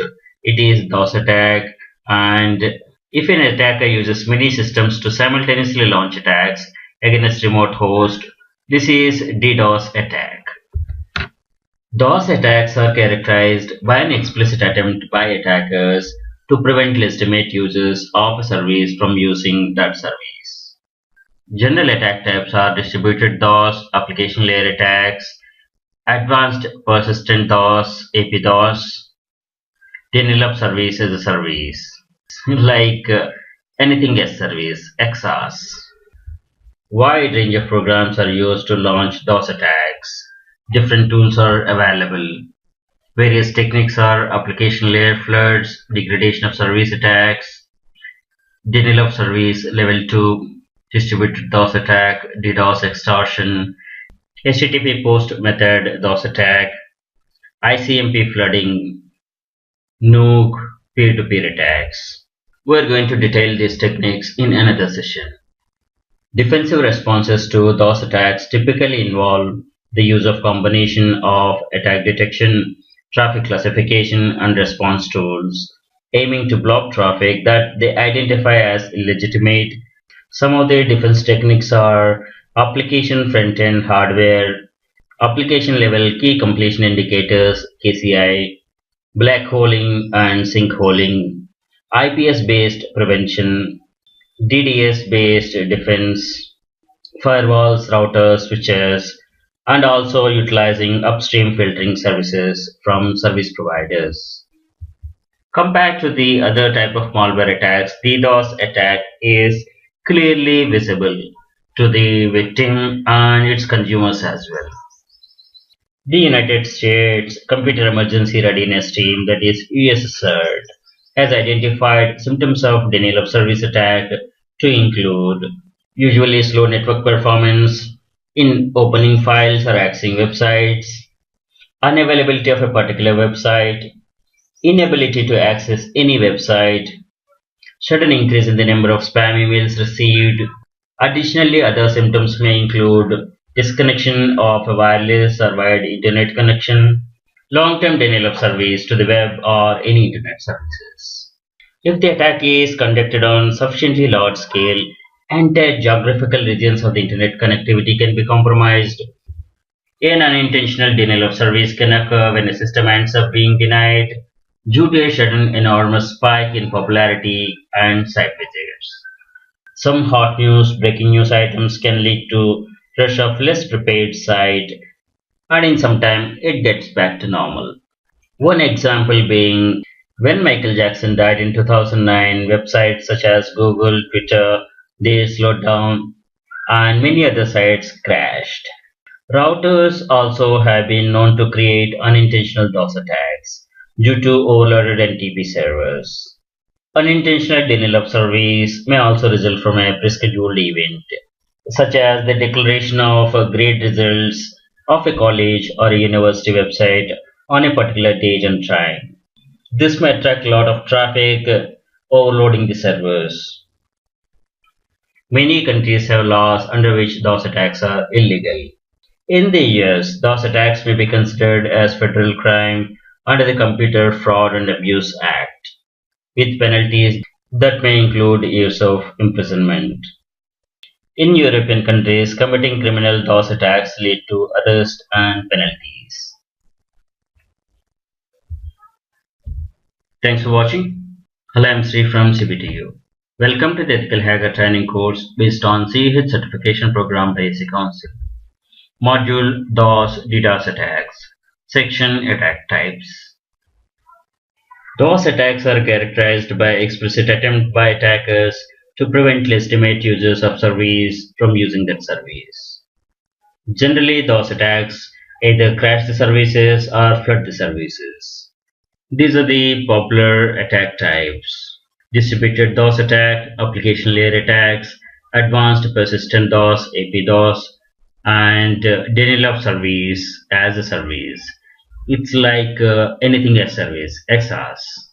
Of all these, the most serious attacks are distributed. A DDoS attack is a DOS attack where the attacker uses more than one unique IP address. Traffic flooding the victim originates from many different systems, sources, and it's impossible to stop the attack simply by using firewall ingress filtering.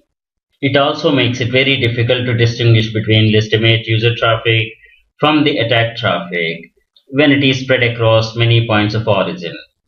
DDoS attacks may involve forging of IP sender address, IP address spoofing. This further complicates identifying and defeating the attack. The scale of DDoS attacks continue to rise over recent years, exceeding terabit per second.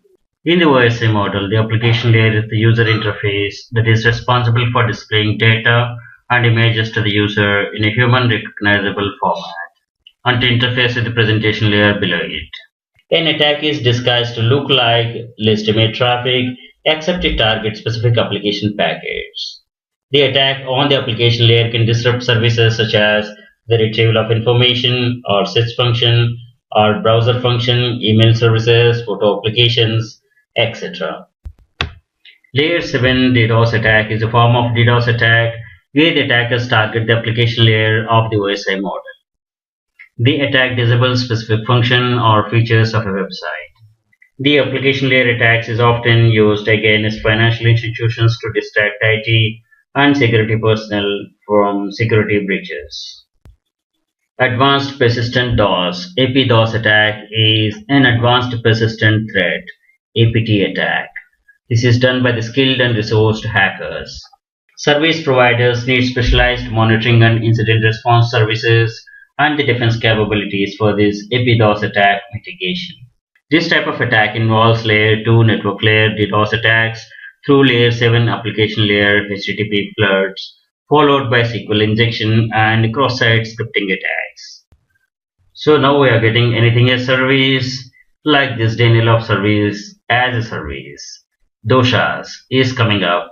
This is offered with a genuine intention to provide stress testing services to perform unauthorized denial of service attacks. Denial of services are usually powered by a botnet to produce the traffic. Thanks for watching. Hello, I'm Sri from CBTU. Welcome to the Ethical Hacker Training course based on CEH certification program by AC Council. Module DOS attacks. Section Attack Techniques. Wide range of attack tools, programs, attack techniques are used to launch DOS attacks. These are some of the techniques: application layer floods, degradation of service attacks, DDoS attack, extortion, ICMP flooding. Let us know about each of these. Attacker compromise the system and use them to launch attacks, issue commands to the zombie agents to facilitate DDoS attack. UK's GCHQ has tools built for the DDoS named Predator's Face and Rolling Thunder. Application layer floods. Various DOS attacks exploit buffer overflow, which can cause application server to handle unwanted traffic consuming all available memory or CPU time, maximum number of open connections, or filling the victim's disk space with logs. The main motive behind such attacks is to cause financial losses or make target less competitive. Degradation of service is a type of DOS attack where short-lived flooding on victim's application are launched, that is to slow down the service then crashing it. This is a random and not continuous attack and difficult to detect and takes longer time to troubleshoot and mitigate. The goal of DOS L2 attack is to cause a launching of defense mechanism which blocks the network segment from which the attack is originated. In case of distributed attack or the IP header modification, it will fully block the attacked network from the internet, but without system crash. A DDoS attack occurs when multiple systems flood the bandwidth or resources of a targeted system, usually one or more web servers. Such an attack is often the result of multiple compromised systems flooding the targeted system with traffic. The system may be compromised with Trojan, zombie, botnets, root servers to launch attacks. Cyber extortionists typically begin with a low-level attack and warning that a larger attack will be carried out if a ransom is not paid in Bitcoin or some other more. The attackers tend to get into an extended extortion scheme once they recognize that the target is flexible and ready to pay. DDoS attacks are aiming at financial institutions. HTTP post attack sends a complete legitimate HTTP post header, which includes a content length field to specify the size of the message body to follow. Attacker then proceeds to send the actual message body at extremely slow rate. Due to this entire message being correct and complete, the target server will attempt to obey the content length field in the header and wait for the entire body of the message to be transmitted, which can take very long time. The attacker establishes hundreds and thousands of such slow connections, making legitimate connections impossible until all data has been sent. OWASP, an open source web application security project, has released a testing tool to test the security of servers against this type of attacks. ICMP flooding is the most common type of attack. A Smurf attack relies on misconfigured network devices that allow packets to be sent to all computer hosts on a particular network via the broadcast address of the network, rather than a specific machine. The attacker will send large number of IP packets with the source address faked to appear to be the address of the victim. The network's bandwidth is quickly used up, preventing legitimate packets from getting through to their destination. Ping flood is based on sending the victim an overwhelming number of ping packets. Ping of death is based on sending the victim a malformed ping packet, which will lead to a system crash on a vulnerable system. The Black Nurse attack is an example of attack taking advantage of required destination port unreachable ICMP packets. A nuke is an old DOS attack consisting of fragmented or invalid ICMP packets sent to the target. This is achieved by using a modified ping utility to repeatedly send this corrupt data, thus slowing down the affected computer until it comes to a complete stop. Example with nuke.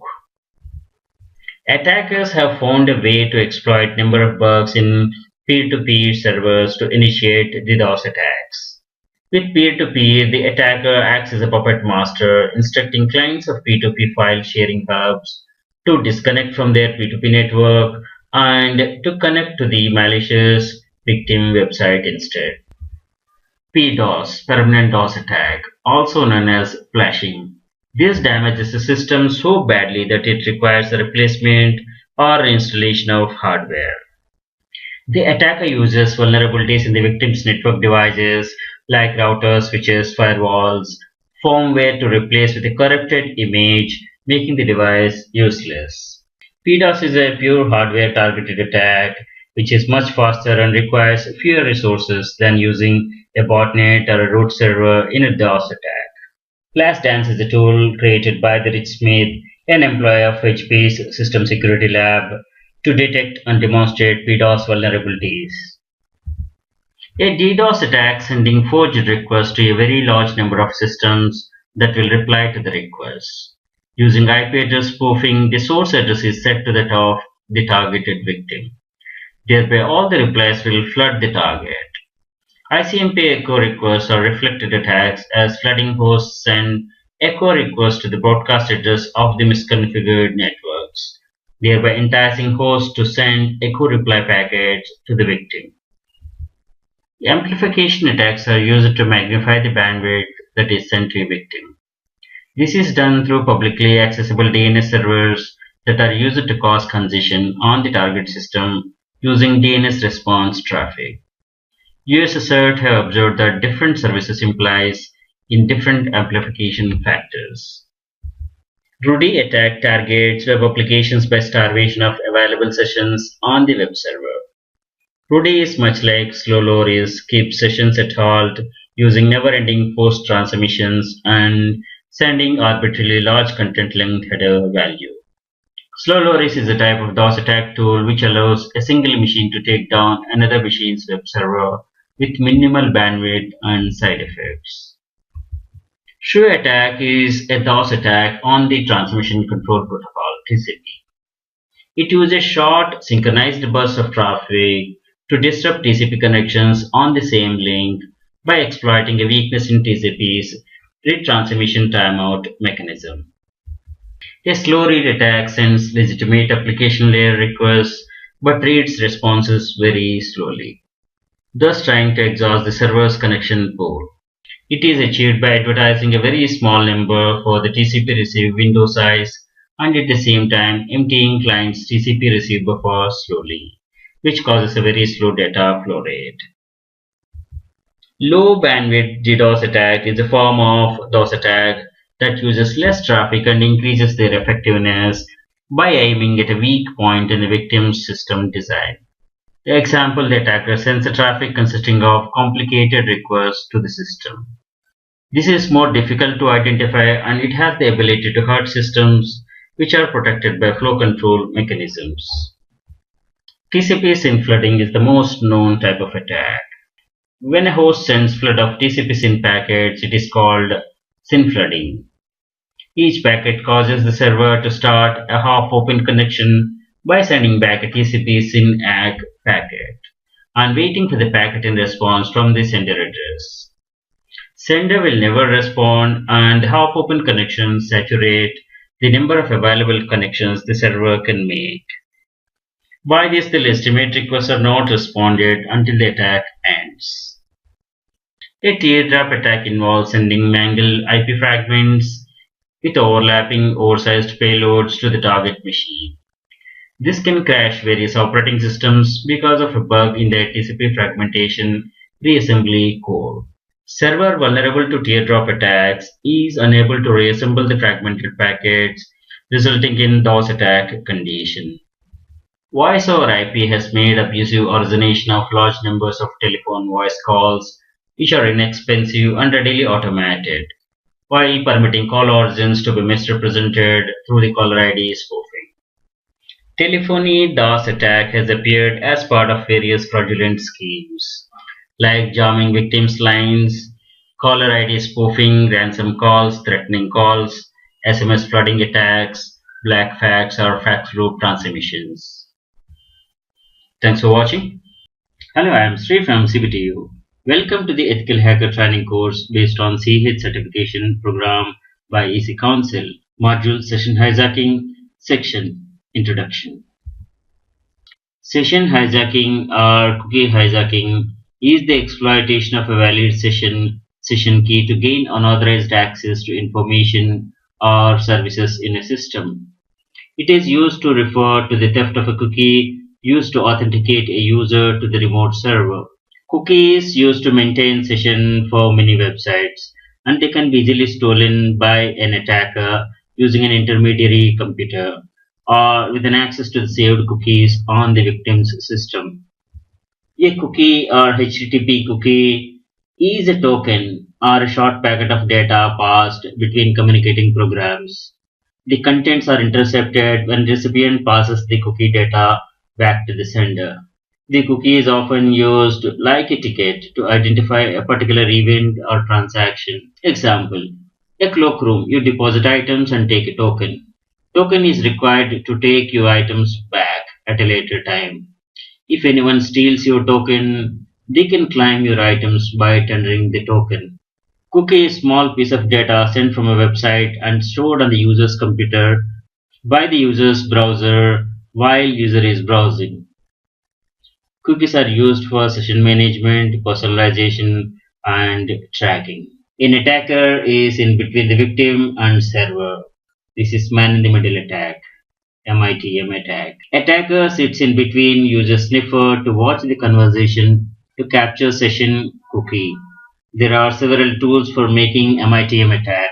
Attacker uses the tools after gaining access to LAN, as these tools are efficient in LAN environments because they implement extra functionalities like ARP spoofing capabilities that permit the interception of communication between the hosts easily. The man in the browser attack is the same approach as the man in the middle attack, but in this case, a Trojan horse is used to intercept and manipulate the conversations between the browser and its security mechanisms. Sniffing or modifying transactions in the browser is done, still displaying back the user's intended transaction after capturing financial or sensitive info. Attack methods are browser help objects, BHO, extensions, API hooking, and JavaScript. Session token is compromised in different ways. Predictable session token, session sniffing, man in the middle attack, man in the browser attack, and client side attacks. Session hijacking methods. We have four methods to conduct a session hijack. Session fixation. This attack is to attempt to exploit the vulnerability of a system that allows one person to fixate another person's session identifier. Most session fixation attacks are web-based and most rely on session identifiers being session side jacking. The attacker uses packet sniffer to read the network traffic between two parties to steal the session cookie. Many websites use SSL encryption for login pages to prevent attackers from seeing the password, but they do not use encryption for the rest of the site once authenticated. This allows attacker to intercept all the data that is submitted to the server or web pages viewed by the client. Since this data includes a session cookie, it allows him to impersonate the victim even if the password itself is not compromised. Unsecured Wi-Fi hotspots are particularly vulnerable to this attack. In cross-site scripting, that is XSS, the attacker tricks the user to run some software code that is treated as trustworthy as it appears to belong to the server. This allows the attacker to obtain a copy of the cookie and perform other operations. Malware or unwanted programs. They use browser hijacking to steal browser's cookie files and then perform actions like installing apps. This is without user's knowledge. An attacker with physical access can simply attempt to steal the session key by obtaining the file or memory contents of the appropriate part of the user's computer or server. These are some of the popular session hijacking tools. We are going to cover these tools in the coming sessions. Thanks for watching. Hello, I'm Sri from CBTU. Welcome to the Ethical Hacker Training course based on CEH certification program by EC Council. Module Session Hijacking, Section Cookies. Super cookie is a cookie with an origin of top-level domain such as .com or a suffix such as .co.uk. Ordinary cookies, by contrast, have an origin of a specific domain such as example.com. Super cookies can be potential security concern and are therefore often blocked by the web browsers. If unblocked by the web browser, an attacker in control of a malicious website could set a super cookie and potentially disrupt or impersonate legitimate user requests to another website that shares the same top-level domain or suffix such as malicious website. This is used to fake logins or change user information. A HTTP cookie, magic cookie, or just a cookie is a token or a short packet of data passed between communicating programs. The contents are interpreted when the recipient passes the cookie data back to the sender. The cookie is often used like a ticket to identify a particular event or a transaction. Example: in a clock room, you deposit items and take a token. Token is required to take your items back at a later time. If anyone else steals your token, they can claim your items by tendering that token. Cookie is a small piece of data sent from a website and stored on the user's computer by the user's browser while user is browsing. So here is an example of viewing cookies in browser. This is Firefox browser. On the right top corner you have menu. Click on it and select options and select privacy and security. In history you click on these cookies. These are the cookies stored on this PC and you select any site. This is the cookie information stored by this website. It's up to you how you want to manage the cookies. If you want to store the cookies, cookies are useful in many ways. Like you don't need to key in your login password every time you want to check your email, but you have to be careful about session hijacking and see that the sites are secure to visit. This is Internet Explorer. Click on Tools, Internet Options, and Browser History. You click on Settings, View Files.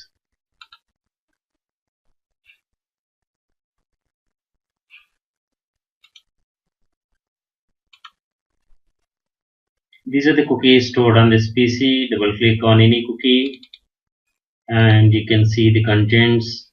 This is all the data that is sent by the server and that is stored in the client side.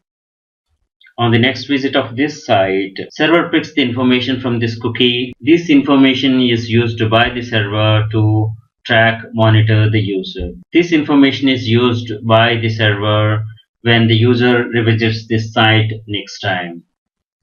A zombie cookie is a cookie that is automatically recreated after being deleted. This is accomplished by storing the cookie's content in multiple locations, such as Flash local shared object, HTML5 web storage, and on client side or even server side locations. When the cookie's absence is detected, the cookie is recreated using data stored in the other locations. As we have seen, cookie consists of name, value, attributes, name value pairs. Attributes store information such as cookies expiration, domain, and flags, such as secure and HTTP only. Cookie uses are session management, personalization, and tracking. Cookies are session cookies are the important object in session hijacking. Thanks for watching. Hello, I'm Sri from CBTU. Welcome to the Ethical Hacker Training course based on CH certification program by EC Council. Module Session Hijacking, Section Session Hijacking Tools. These are some of the popular session hijacking tools: Burp Suite, OWASP, Jira Proxy, Cannibal, Hamster, and Ferret, and these are the other tools. We're going to have a brief discussion of all these tools. Burp Suite or Burp is a graphical tool for testing security of web applications. This tool is written in Java and developed by Portswigger. It's part of Kali Tools. Burp Suite comes with free edition with essential manual tools. Burp Suite Professional Edition includes advanced tools, vulnerability scanner, along with essential manual tools. Professional Edition can be tried for 14 days with full functionality. These are the tools in Burp Suite: Proxy, Spider, Scanner, Intruder, Repeater, etc. We're going to have a demo of these tools soon. Z-Attack Proxy or ZA Proxy from OWASP. ZA Proxy is most popular free security tool, which automatically finds security vulnerabilities in your web applications while you're developing and testing your applications. It's a great tool for experienced penetration testing and security testing. Canable is a password recovery tool for Microsoft Windows. It allows easy recovery of various kinds of passwords by sniffing the network, cracking encrypted passwords using dictionary, brute force, and cryptanalysis attacks, recording VoIP conversations, decoding scrambled passwords, recovering wireless network keys, revealing password boxes, uncovering cached passwords, and analysis of routing protocols. These all can be done with the Canable. It covers some security aspects and weakness present in protocol standards. Hamster and Ferret. These two tools work together. Hamster is a tool for sitejacking and is available in Kali Linux by default. It acts as a proxy server that replaces cookies with session cookies stolen from someone else, allowing you to hijack their sessions. Cookies are sniffed using the Ferret program, which is also available by default in Kali Linux. This is a Java hijacking tool for web application session security assessment. A simple Java fuzzer that can be mainly used for numeric session hijacking and parameter enumeration. Latest release is in 2015, released under GNU GPL version 2. EtherCap. This is a comprehensive suite for man-in-the-middle attacks. It features sniffing of live connections, content filtering on the fly, and many other tricks. It supports active and passive dissection of many protocols and includes many features for network and host analysis. The latest EtherCap is released in 2015.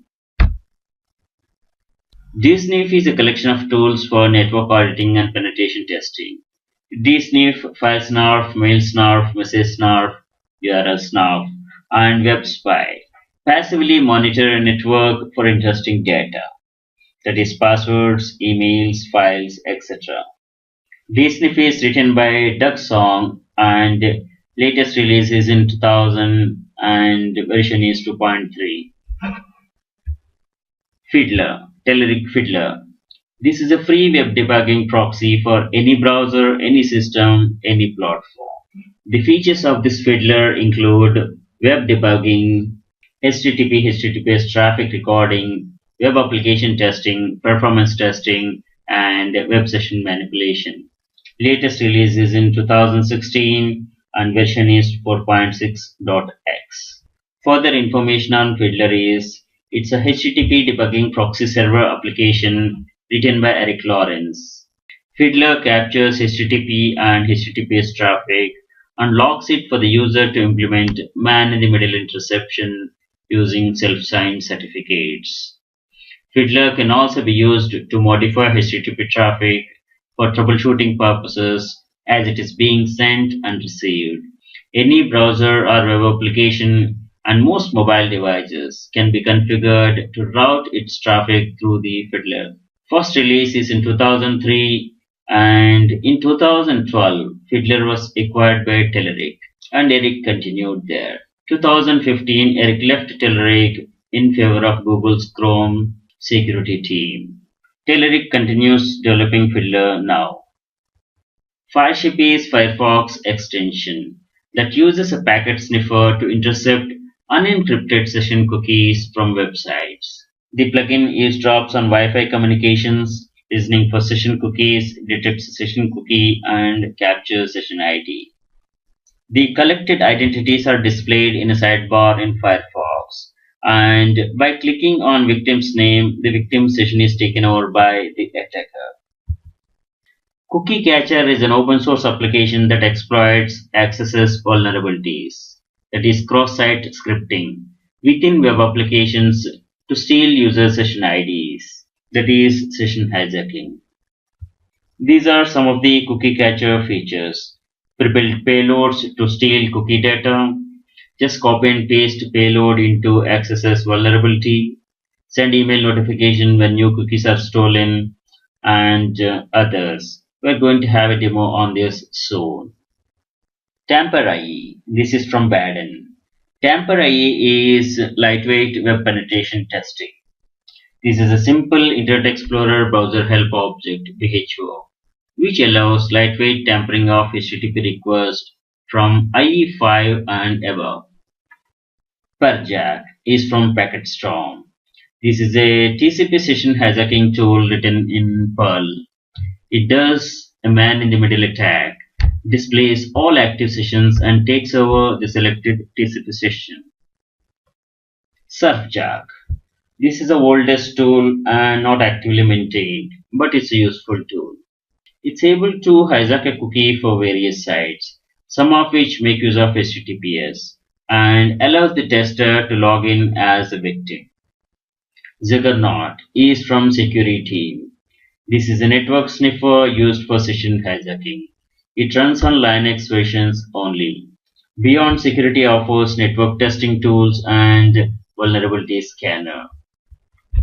Charles Web Debugging Proxy is a cross-platform HTTP debugging proxy server application. Charles is an HTTP proxy, HTTP monitor, and reverse proxy. This is Web Debugging Proxy written in Java. Latest release is 4.2, released in 2017. Features include network message analysis, XML, JSON, SOAP interpretation, SSL debugging, bandwidth throttling, flash development aids, etc. Some other tools. Droid Sheep is an Android tool for web session sidejacking, that captures session ID by listening to the wireless conversations.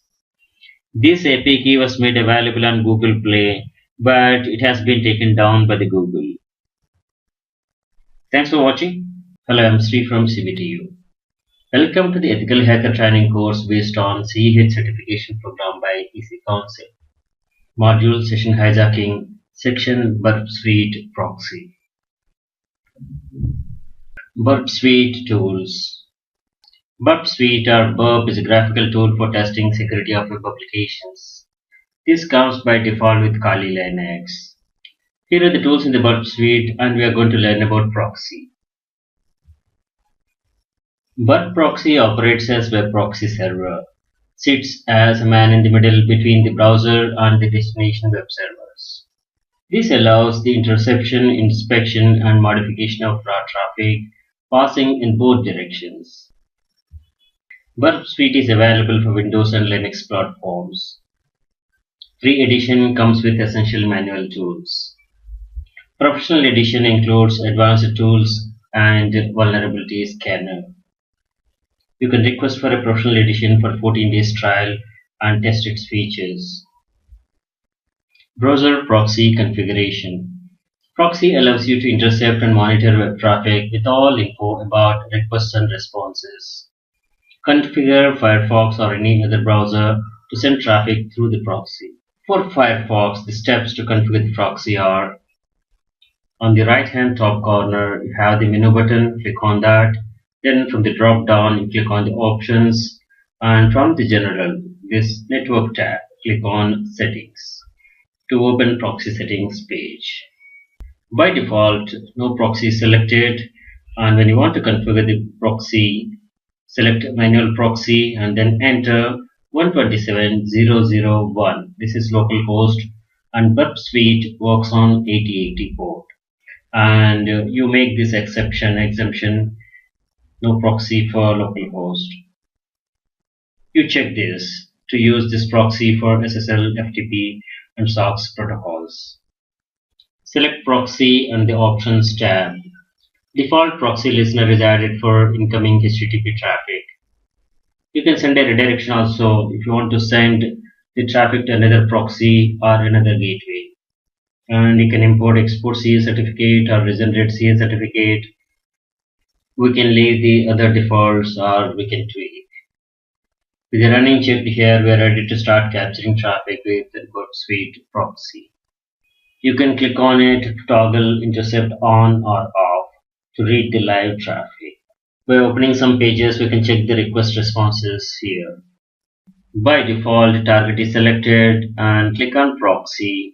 When you select the proxy intercept tab, by default intercept is on. You can click on it to toggle intercept on off.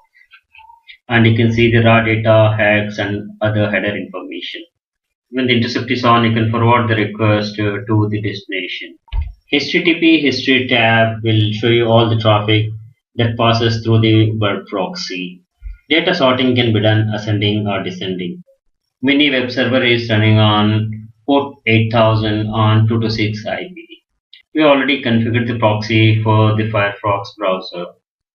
In the general, go to the last scroll down, click on this settings under the network proxy. By default, it was no proxy, and we have selected manual proxy and click on OK. You can try for various options. This is the web server. This is caught in the web proxy.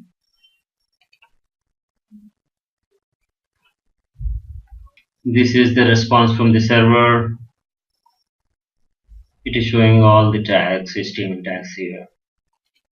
You can read the headers, and if any parameters are passed on, you can have parameters tab as well.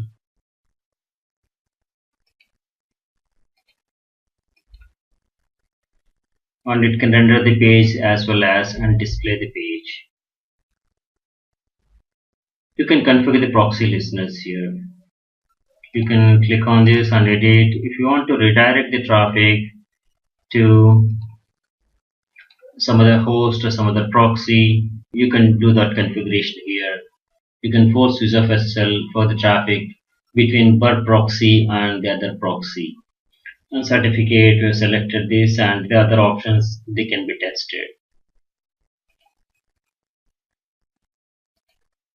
Let's try to open example.com. This is a HTTP page. This doesn't have any issue. And if you open HTTP, the information will be displayed here.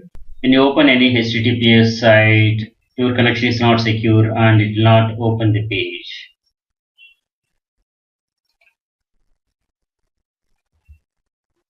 Hydra. Collect interested traffic with bird proxy and launch brute force attack with Hydra. Hydra comes by default with the Kali Linux. When looking for a password, check for the login page in the HTTP history tab. A cookie is also submitted along with the login page. Hydra require word list for users and passwords to crack the passwords. Default password list can be used or customized word list can be generated. Thanks for watching. Hello, I'm Sri from CBTU. Welcome to the Ethical Hacker Training course based on CH certification program by EC Council. Module Session Hijacking, Section Firesheep and HTTPS Everywhere. Firesheep is Firefox extension that uses a packet sniffer to intercept unencrypted session cookies from websites. The plugin uses jobs on the Wi-Fi communications, listening for the cookies, detects a session cookie and captures session ID. The collected identities are displayed in a sidebar in Firefox, and by clicking on any victim's name, the victim session is taken over by the attacker. Firesheep is extension for Firefox, which is released in 2010 to demonstrate the security risk of session hijacking vulnerabilities to the users of the websites that only encrypt the login process and not the cookies created during the login process. It has been warned that the use of extension to capture login details without permission would violate wiretapping laws and computer security laws in some countries. Mozilla has stated that it didn't blacklist to disable the use of Firesheep as it may create more security vulnerabilities. We can disable blacklist and use the Firefox anyways. FaceSniff is an Android app to sniff and intercept web session profiles over the Wi-Fi that your mobile is connected to. It's possible to hijack sessions only when Wi-Fi is not using EAP, but it should work over any private networks like Open WEP, WPA PSK, WPA2 PSK. It's like a Firesheep for the Android, maybe a bit easier to use, and it works on WPA2. HTTPS Everywhere is a free and open source browser extension for Google Chrome, Mozilla Firefox, Opera, Firefox for Android. HTTPS Everywhere features. It encrypts your communications with many major websites, making your browsing more secure. It protects communication by enabling HTTPS encryption automatically on the sites that are known to support it. Developed collaboratively by the Tor project and EFF, Electronic Frontier Foundation. It automatically makes websites use a more secure HTTPS connection instead of HTTP if they support it. This is example.com. This is open where HTTPS everywhere is enabled. By toggling on this S icon, which is HTTPS everywhere, you can enable or disable HTTPS everywhere. HTTPS everywhere enables the site's HTTPS protection, which can protect you against eavesdropping and tampering with the contents of the site or with the information you send to that site. Ideally, this provides protection against an attacker learning the content of the information flowing in each direction. For instance, the text of the email messages you send and receive through your webmail site, the products you browse or purchase on an e-commerce site, or the particular articles you read or the sites you visit. HTTPS everywhere protects from these. Some of the countermeasures of session hijacking prevent sniffing by using a secure connection like HTTPS, VPN, and WPA, etc. HTTPS offers end-to-end security between the user agent and the web server. This works well with the websites that are offered uniformly over the HTTPS. However, many websites employ HTTPS only during the login process, then revert the user session to unsecure HTTP. Use Firefox extension HTTPS everywhere, which can help ensure uniform HTTPS access to certain sites. Whether or not the site offers uniformly over the HTTPS by default or employs HSTS. HSTS is HTTP Strict Transport Security. For VPN, end user may employ a corporate virtual private network or implement a personal VPN like OpenVPN to a home PC, acting as a VPN server to encrypt absolutely all the data during the transmission over the public Wi-Fi link.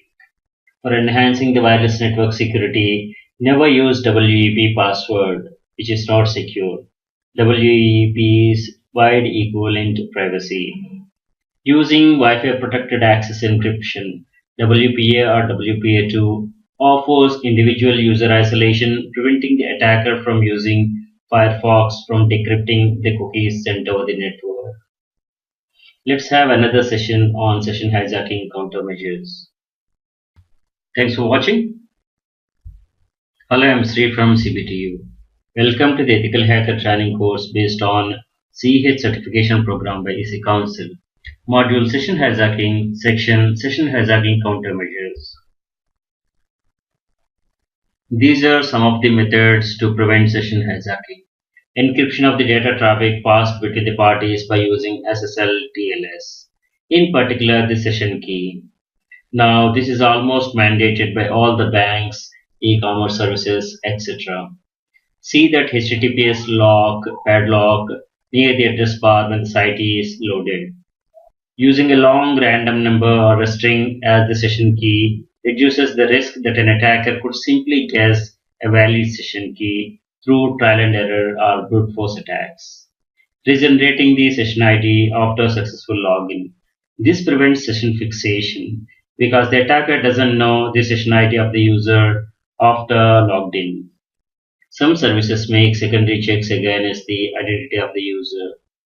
For instance, a web server could check with each request made that the IP address of the user matched the one last used during that session.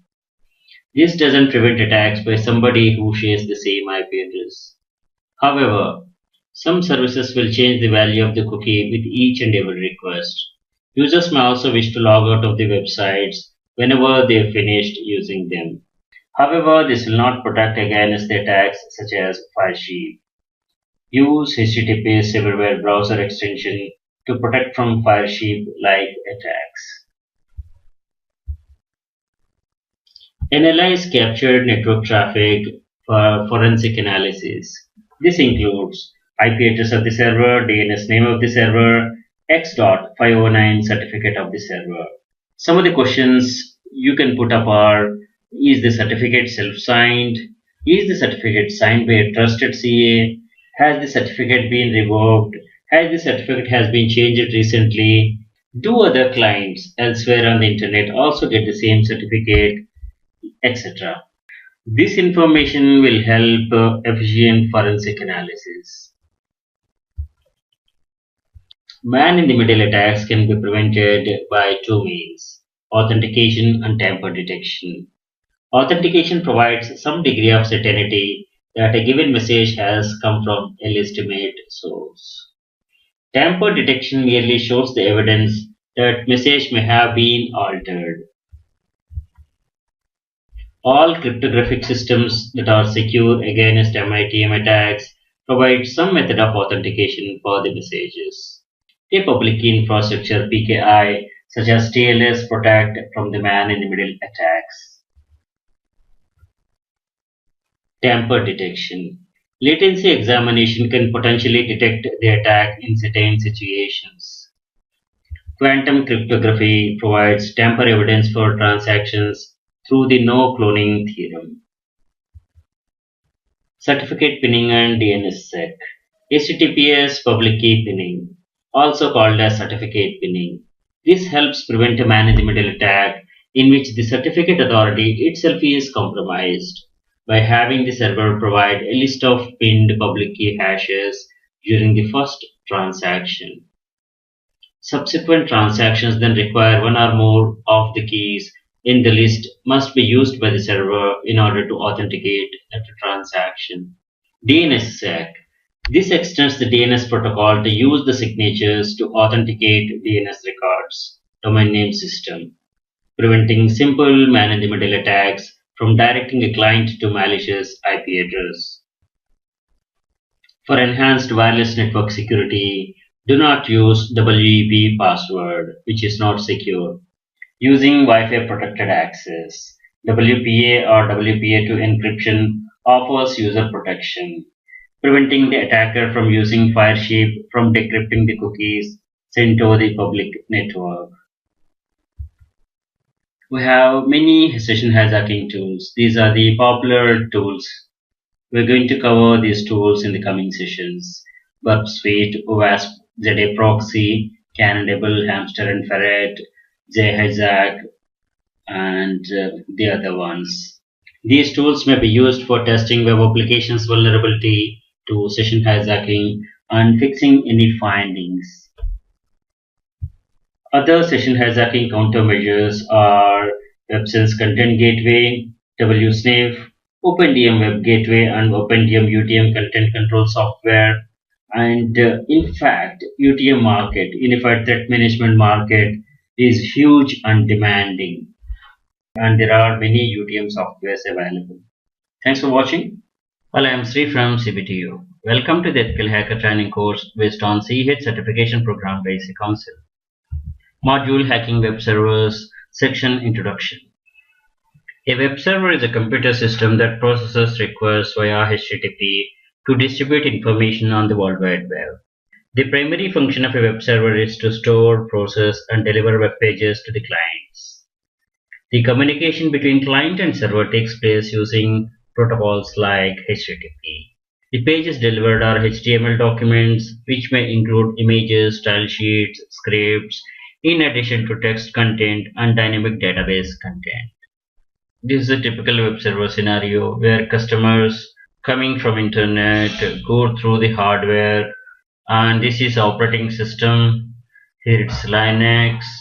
The other layers that work on the operating system are web server like Apache and Nginx, scripting language Perl, PHP, Python, database like MySQL, MariaDB, web caching with Squid, and this is a typical scenario. In simple terms, user requests the data from web server and web server responds back to the user. This is a data center model from the front, and you see all the cabling here. This is from the back. This is a web server at the center, and backend it connects to the SQL Server database, and the front it is accessed by the browser. Various types of attacks are denial of service, information disclosure, source code disclosure, arbitrary code execution, path traversal, enumeration and profiling, virus swarms and Trojan horses. These affect the server performance or its purpose. And you have to protect the web server from all these types of attacks. Web server itself is a software, it may have vulnerabilities. Attacker may take advantage of poor patch management, unnecessary services and protocols, poor access control or weak access control, no auditing, and overprivileged accounts. So you have to take care of these to protect your web server, especially production server where it may impact economics. Attackers exploit vulnerabilities in the web servers and take control of them. Attack vectors are mostly default settings, misconfiguration, bugs in the web servers, known and fixed, or unknown and not yet fixed, and weak security policies. These are the latest statistics of the market share of all sites of the top web servers on the internet. Apache has nearly half the market share, and the top three, that is Apache, Nginx, Microsoft IIS, out of 40 odd web servers have a market share of 94.6%, and the remaining contribute for the 5% market share. Various types of attacks are directory traversal attacks, DOS attacks, DNS hijacking, sniffing, phishing, farming, defacement, etc. Let us cover these in more detail in another session. Main motive of hacking web servers is to damage reputation of an organization, monetary gains, and use stolen data for fraud activities, data tampering, and to launch secondary attacks. Some of the general tools that are used for web server hacking are Metasploit, Mpac, Zeus, Neosplit, HTTP Recon, IDServe, WFH, etc. Main threats to the web server we have seen already, that is scanning and enumeration, denial of service attacks, unauthorized access, malicious code execution, privileges, over privileges, and from malware. Scanning and enumeration is used to gather information about the website, web server, and its vulnerabilities, like unnecessary protocols, open ports, banners, and configuration info, etc. Ping scan, ping sweep, NetBIOS, and SMB enumeration tools are generally used.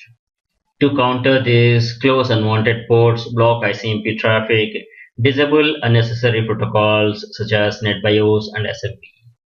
Next is DOS attacks. DOS attacks are targeted against weak TCP/IP stack configuration and unpatched servers.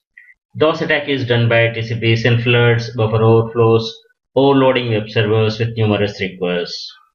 To counter this, harden the TCP/IP stack, apply the patches to the operating system and web server. Next threat is unauthorized access. Strengthen the permissions and user access controls. Secure web server user access permissions, .NET Framework access control mechanisms, including URL authorization. Attacker may run malicious code on web server to compromise the server with weak configuration and unpatched servers.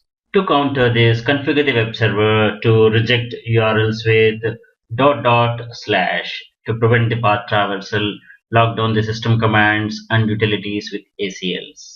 And coming to the overprivileges, run the processes using least privileged accounts only. Malware like virus swarms, Trojan horses affect servers and damage their purpose. To counter this, patch and stop unnecessary services, filters, and extensions. These are the countermeasures to secure web server: patch management, hardening operating system, hardening web server, and configuring firewalls, antivirus, anti-malware software, disable remote admin access, remove default accounts and unused accounts, default ports and settings must be secured. It is impossible to write a software program without bugs. Whatever testing is done, there may be some unexplored bugs that may surface at a later time. Those need to be addressed when discovered. Operating system, web server, and web applications are all softwares and may contain bugs that are prone for attacks. This is about the manipulation of live HTTP headers. Thanks for watching. Hello, I'm Sri from CBTU. Welcome to the Ethical Hacker Training course based on CH certification program by EC Council. Module Hacking Web Servers, Section Attack Types. Some of the popular types of attacks are directory traversal attacks, DOS attacks, DNS hijacking, sniffing, phishing, farming, and defacement. Directory traversal or path traversal is exploiting insufficient security validation, sanitization of user-supplied input file names, such that the characters representing traverse to the parent directory are passed through to the file APIs. The goal of this attack is to use an affected application to gain unauthorized access to the file system. Directory traversal is also known as // attack, dictionary climbing, and backtracking. DOS attack is a cyber attack where the attacker makes a target system resource unavailable to its intended users by flooding with superfluous requests in an attempt to overload the systems and prevent legitimate requests from being fulfilled. In distributed DOS attack, the victim is flooded with traffic from many different sources. DNS hijacking or DNS redirection is manipulating the resolution of DNS queries. Attacker compromise modify the behavior of trusted DNS server to direct users' web traffic to attackers' malicious web servers. This is who is information of example.com from who.es. These are the name servers and they point to this IP address. In DNS hijacking, attacker try to modify these DNS servers pointing to another IP address such that this domain's traffic is diverted to the malicious web server, attacker's website. A packet sniffer, also called as network analyzer or protocol analyzer, is used for intercepting and logging traffic. A sniffer captures the packets passing over a network, decodes the packet's raw data, showing its content. Sniffer detects errors, detect root causes of errors, generate timing diagrams, reconstruct TCP and UDP data streams, etc. Phishing is social engineering technique used to deceive users and exploit weaknesses in the current web security. That is done to obtain sensitive information such as usernames, passwords, and credit card details by disguising as trustworthy entity in a spoofed email communication or instant messaging. Pharming is a cyber attack intended to redirect a website's traffic to another fake site. Pharming is conducted either by changing the host file on a victim's computer or by exploitation of vulnerabilities in DNS server software. DNS names resolves the internet names to their real IP addresses. Compromised DNS servers are used for pharming attack. Pharming is coined from farming and phishing. Phishing is a type of social engineering attack to obtain access credentials such as usernames and passwords. Pharming is used to gain information for online identity theft. Pharming has become a major concern to businesses hosting e-commerce and online banking websites. Website defacement attack on a website changes the visual appearance of the website. Attackers break into the web server and replace the hosted website with one of their own or any defaming pages. Defacements are mostly politically motivated to defame the target website. Website admins must take security control steps to rectify their websites, web server weaknesses, and upgrade the policies to bring back their website online. Let us take a demo of Google hacking database on directory listing. We searched Google with in title :index of and we got this many sites. Let us look at the first link. So this is the page. See, all these folders are displayed here, and if you click on any, let us click on this as well. Let us click on this as well. Oh, these are all mp3s that are stored here. So this is for a demonstration purpose only. This is the what we selected is the first result from the Google. Let us check this second one. These are some softwares. See, this is a directory listing and this must be blocked unless there is a purpose that the information can be made public. Gives traversal to the parent directory. Let us check out the third one. See these are some content movies they are put here. There may be a purpose why they have put them here. Let's go back to our class. These are some HTTP methods, and some methods can be called as dangerous. Safe methods here are head, get, options, trace.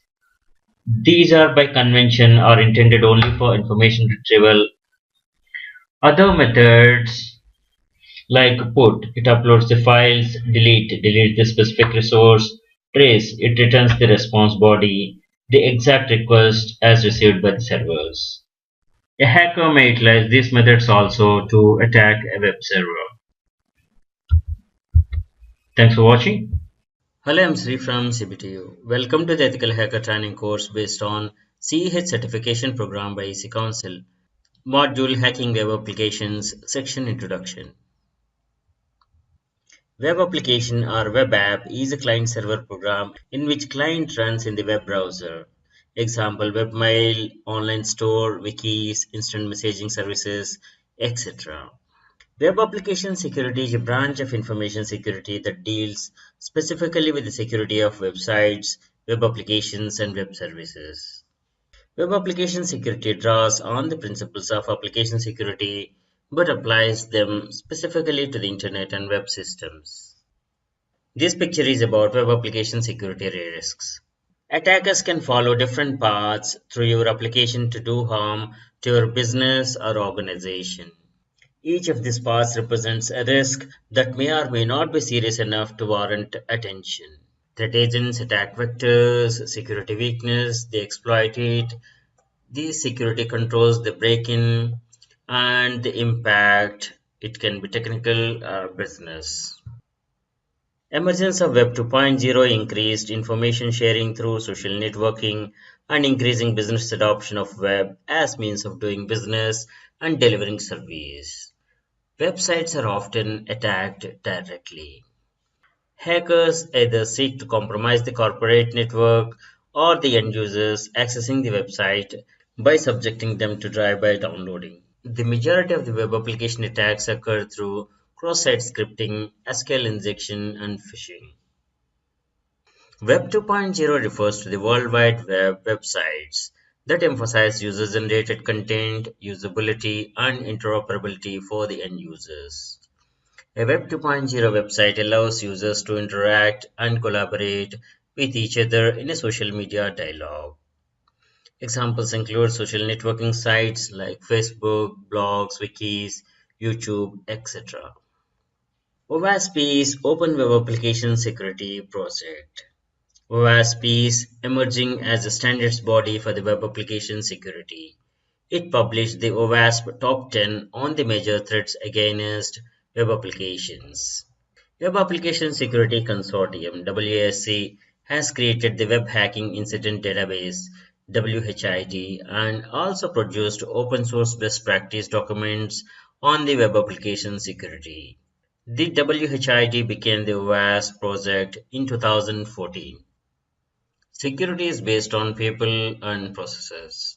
Some of the technical solutions for securing the web applications are black box testing tools, white box testing tools, fuzzing tools used for input testing, web application security scanner, web application firewalls (WAF), and password cracking tools.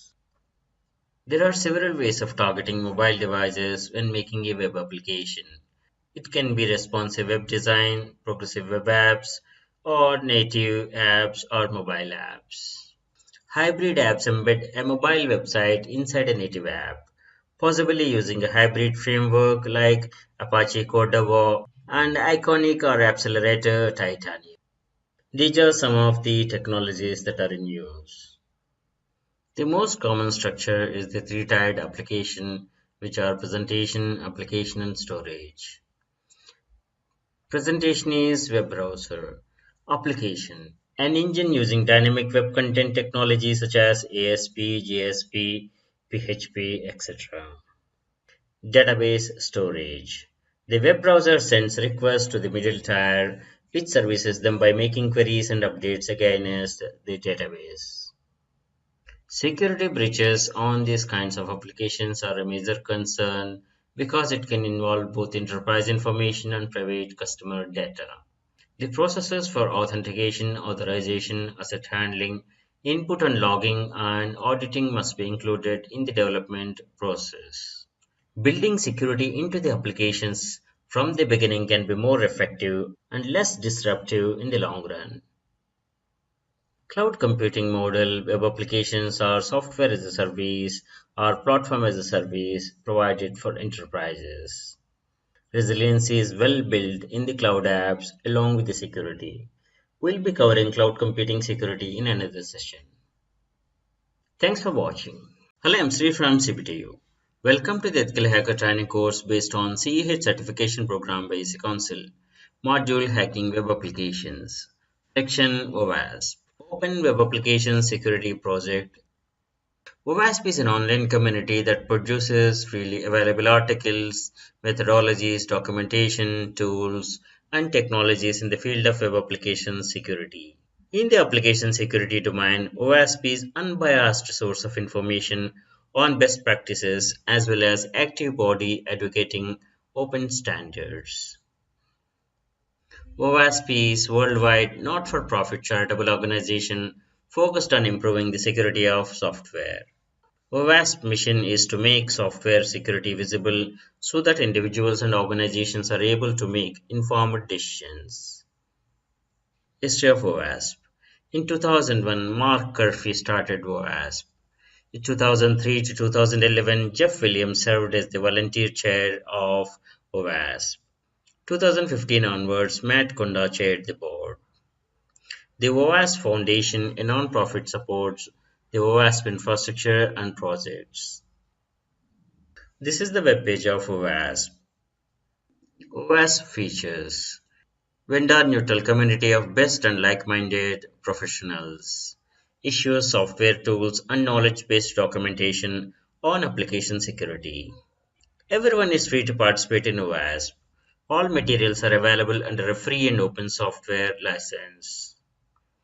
Managed by a global group of volunteers with over 45,000 participants. The OWASP Top 10 is a powerful awareness document for web application security.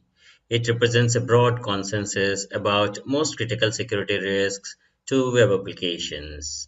Adapting the OWASP Top 10 is perhaps the most effective first step towards changing the software development culture within your organization into one that produces secure code. OWASP is an open community dedicated to enabling organizations to develop, purchase, and maintain applications and APIs that can be trusted. This is OWASP Top 10 2017 document. It contains the 10 most critical web application security risks. So we're going to cover this in another session. OWASP sponsors include premier corporate members like Adobe, NetSparker, Qualys, and others. Corporate members like IPSwitch, Panasonic, Oracle, UPS, and others.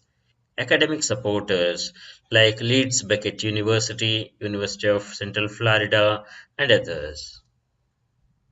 This is comparison of issues and problems in 2017 versus 2013. So we're going to cover this in next session. Thanks for watching.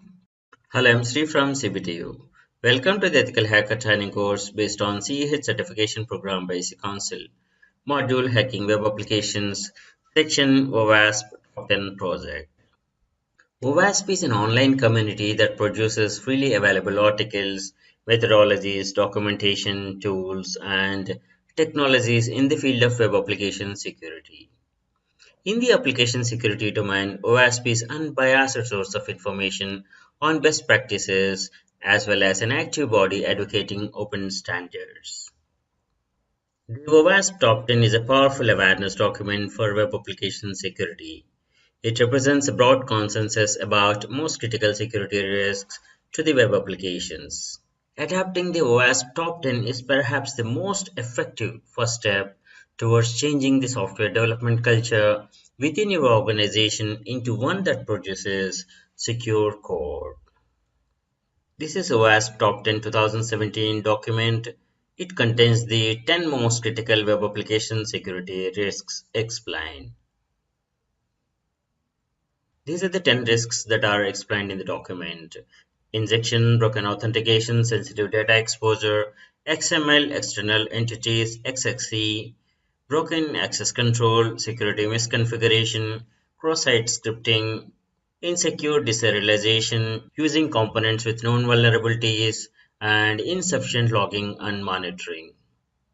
About this document and at OWASP you will find free and open application security tools and standards, complete books on application security testing, secure code development and secure code review, presentations and videos, cheat sheets on many common topics, standard security controls and libraries, local chapters worldwide, cutting-edge research, extensive cross-reference worldwide, and mailing list which you can subscribe and get the best out of OWASP.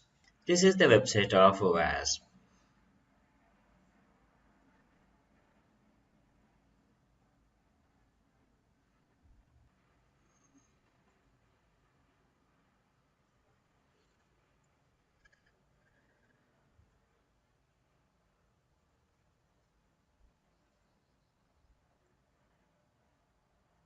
This document is freely available and you can have a copy of it and explore this further.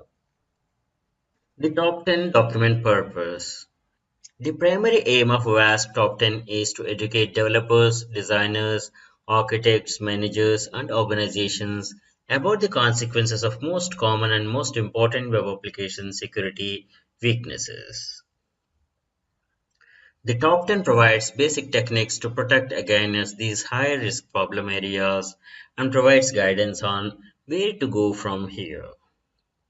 These are the top 10 risks identified in 2017. This is compared against the list in 2013.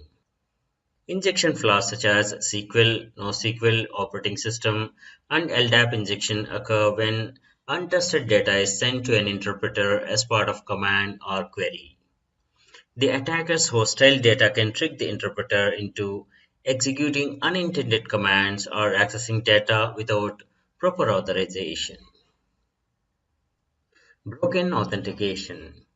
Application functions related to the authentication and session management are often implemented incorrectly, allowing attackers to compromise the passwords, keys, or session tokens, or to exploit the other flaws.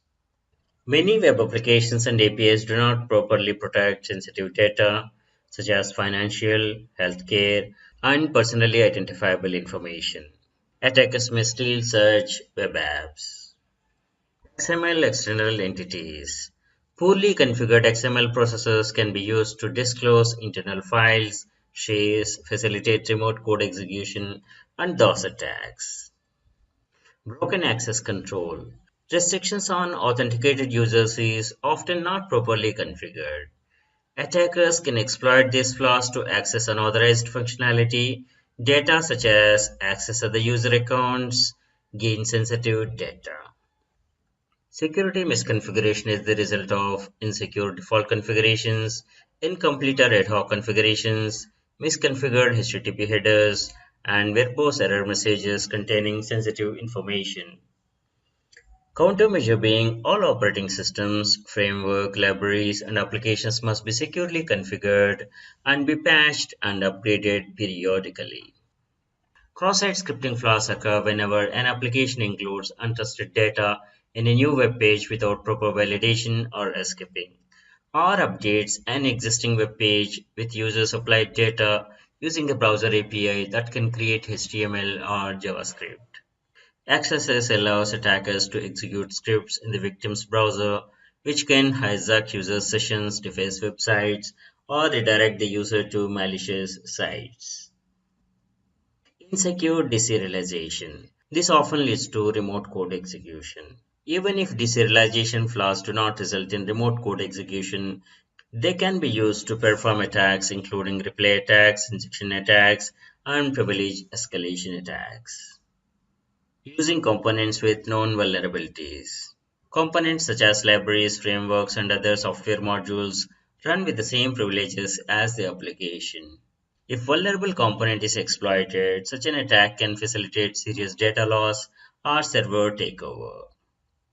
Applications and APIs using components with known vulnerabilities may undermine application defenses and enable various attacks and impacts. Insufficient logging and monitoring.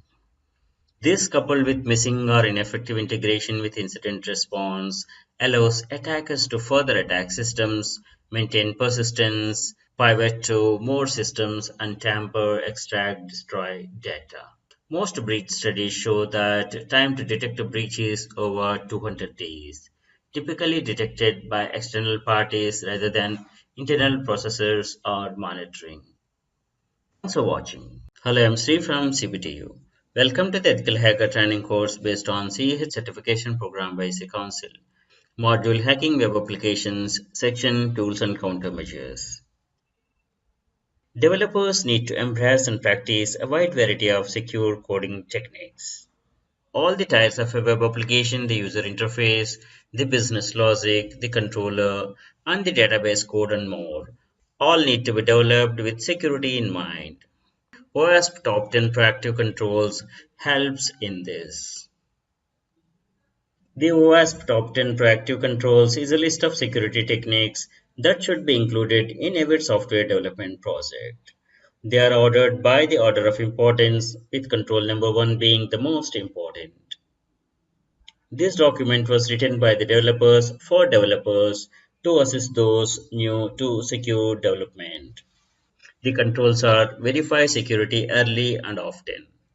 Parameterize queries, encode data, validate all inputs, implement identity and authentication controls, implement appropriate access controls, protect data, implement logging and intrusion detection, leverage security frameworks and libraries, error and exception handling. These are the general guidelines. Above all, common sense is the most important proactive control. These are some of the open source tools: Grabber, Grindless Scan, Golesmero, Nikto, Vega, and others. These are the commercial tools like AppScan, AppSpider, PubSuite, QualisGuard, Retina, Sentinel, WebRiver, and others. W3AF is Web Application Attack and Audit Framework. This is an open source web application security scanner. The project provides vulnerability scanner and exploitation tool for web applications. It provides information about security vulnerabilities for use in penetration testing engagements. The scanner offers a graphical user interface and command line interface. W3AF helps developers and penetration testers identify and exploit vulnerabilities in their web applications. This scanner is able to identify 200 plus vulnerabilities, including cross-site scripting, SQL injection, and OS commanding. The framework can be called as Metasploit for the web. Writing a web application is simplified by open source web application frameworks such as Django, Ruby on Rails, and Symfony, etc. These facilitate rapid application development. Hacking attempts and security-related problems can be caused by the errors in the program. Frameworks can help promoting the use of best practices to reduce such errors and secure applications. Secure web application development should be enhanced by applying security checkpoints and techniques at early stages of development, as well as throughout the software development lifecycle. Special emphasis should be applied to the coding phase of development. Security mechanisms should include threat modeling, risk analysis, static analysis, digital signature, among others.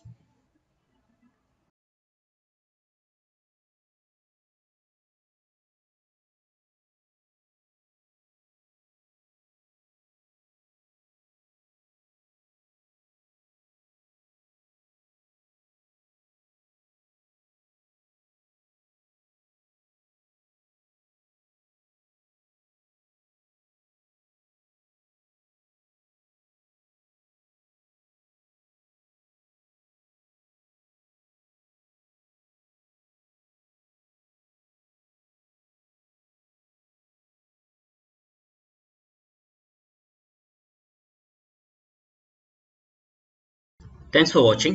Hello, I'm Sri from CBTU. Welcome to the Ethical Hacker Training course based on CEH certification program by IC Council.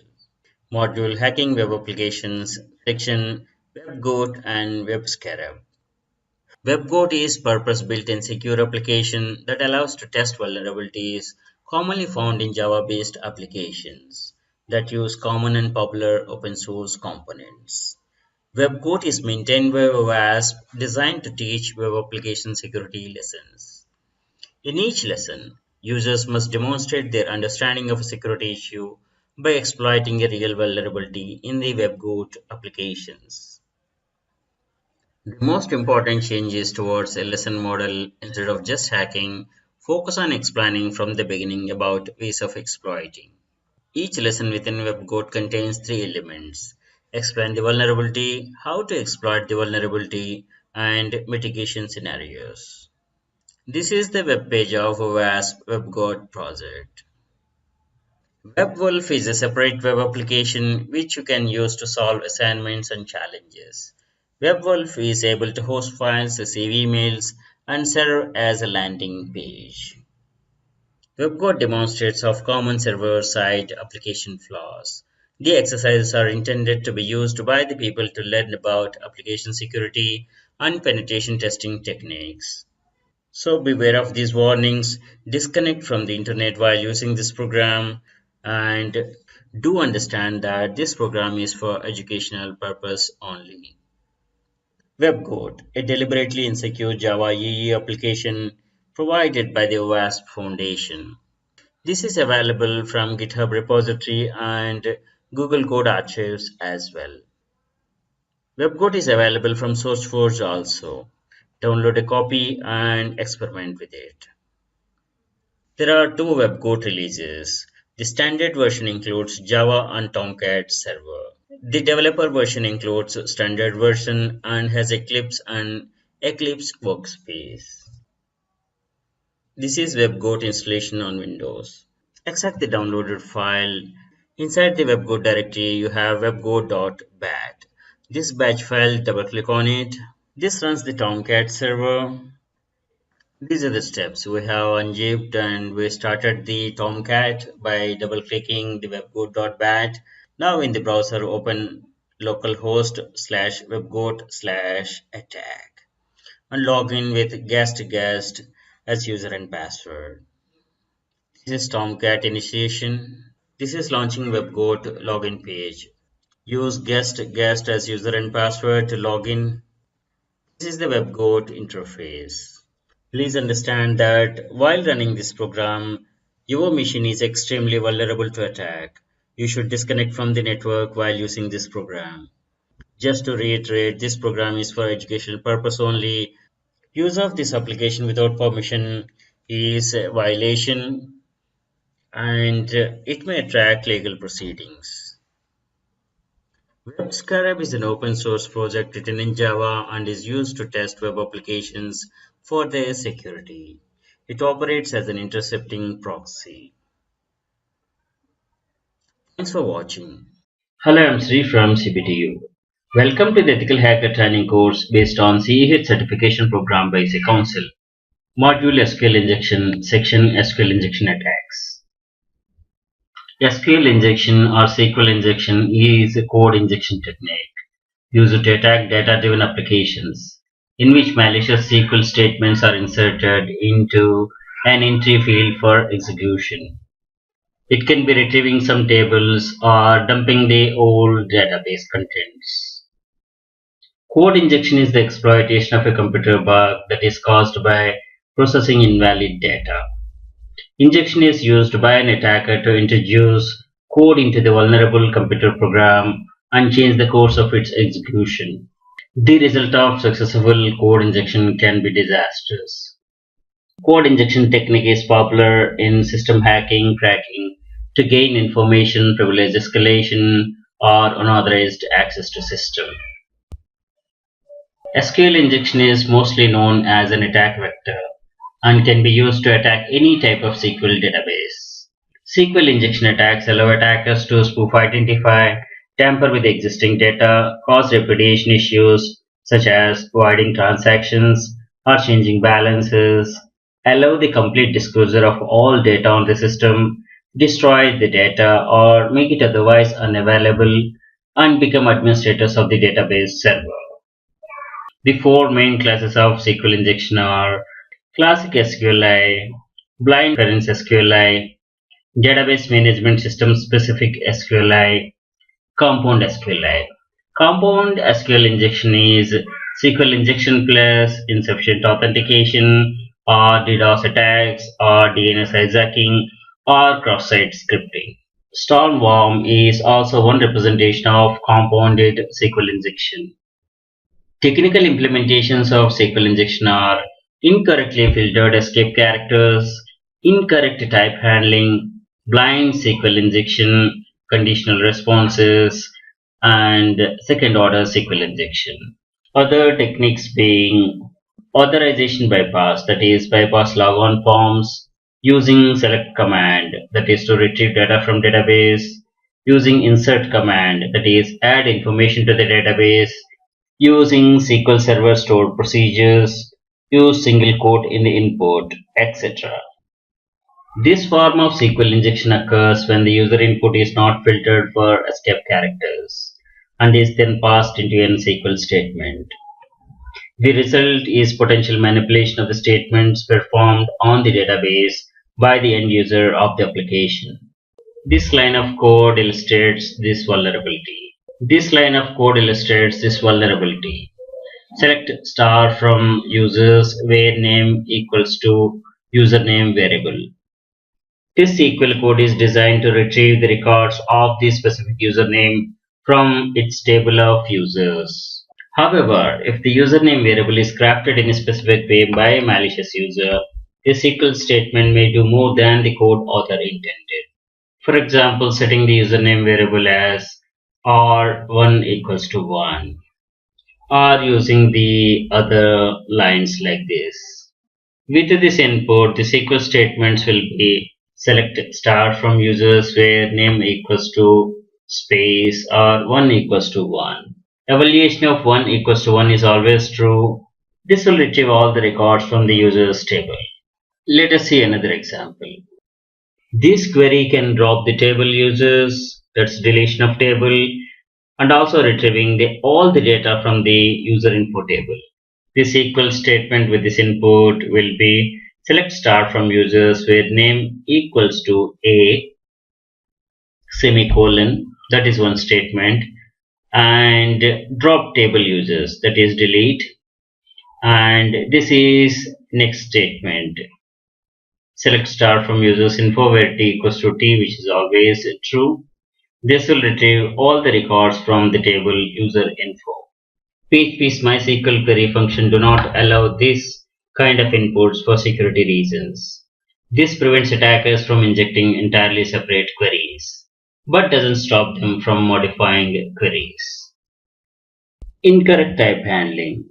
This form of SQL injection occurs when a user's applied field is not strongly typed or not checked for type constraints. This could take place when a numeric field is to be used in SQL statement, but the programmer makes no checks to validate that the user's applied input is a numeric. For example, select star from user info where ID is ABC. From this statement, ID may be a numeric. However, if it is in fact a string, then the end user may manipulate the statement as they choose, thereby bypassing the need for escape characters. For example, setting the variable ABC to ABC equals to 1 drop table users. This SQL becomes select star from user info where ID is 1 drop table users. This will delete the table users from the database. This can have serious repercussions as it can drop the table users. Blind SQL injection or BSQL injection. This is used when a web application is vulnerable to a SQL injection, but the results of the injection are not visible to the attacker. Hacker test SQL injection vulnerability with inputs which would cause server to generate invalid SQL query. This type of attack has been considered time intensive because a new statement needed to be crafted for each bit recovered. And depending on its structure, the attack may consist of many unsuccessful requests.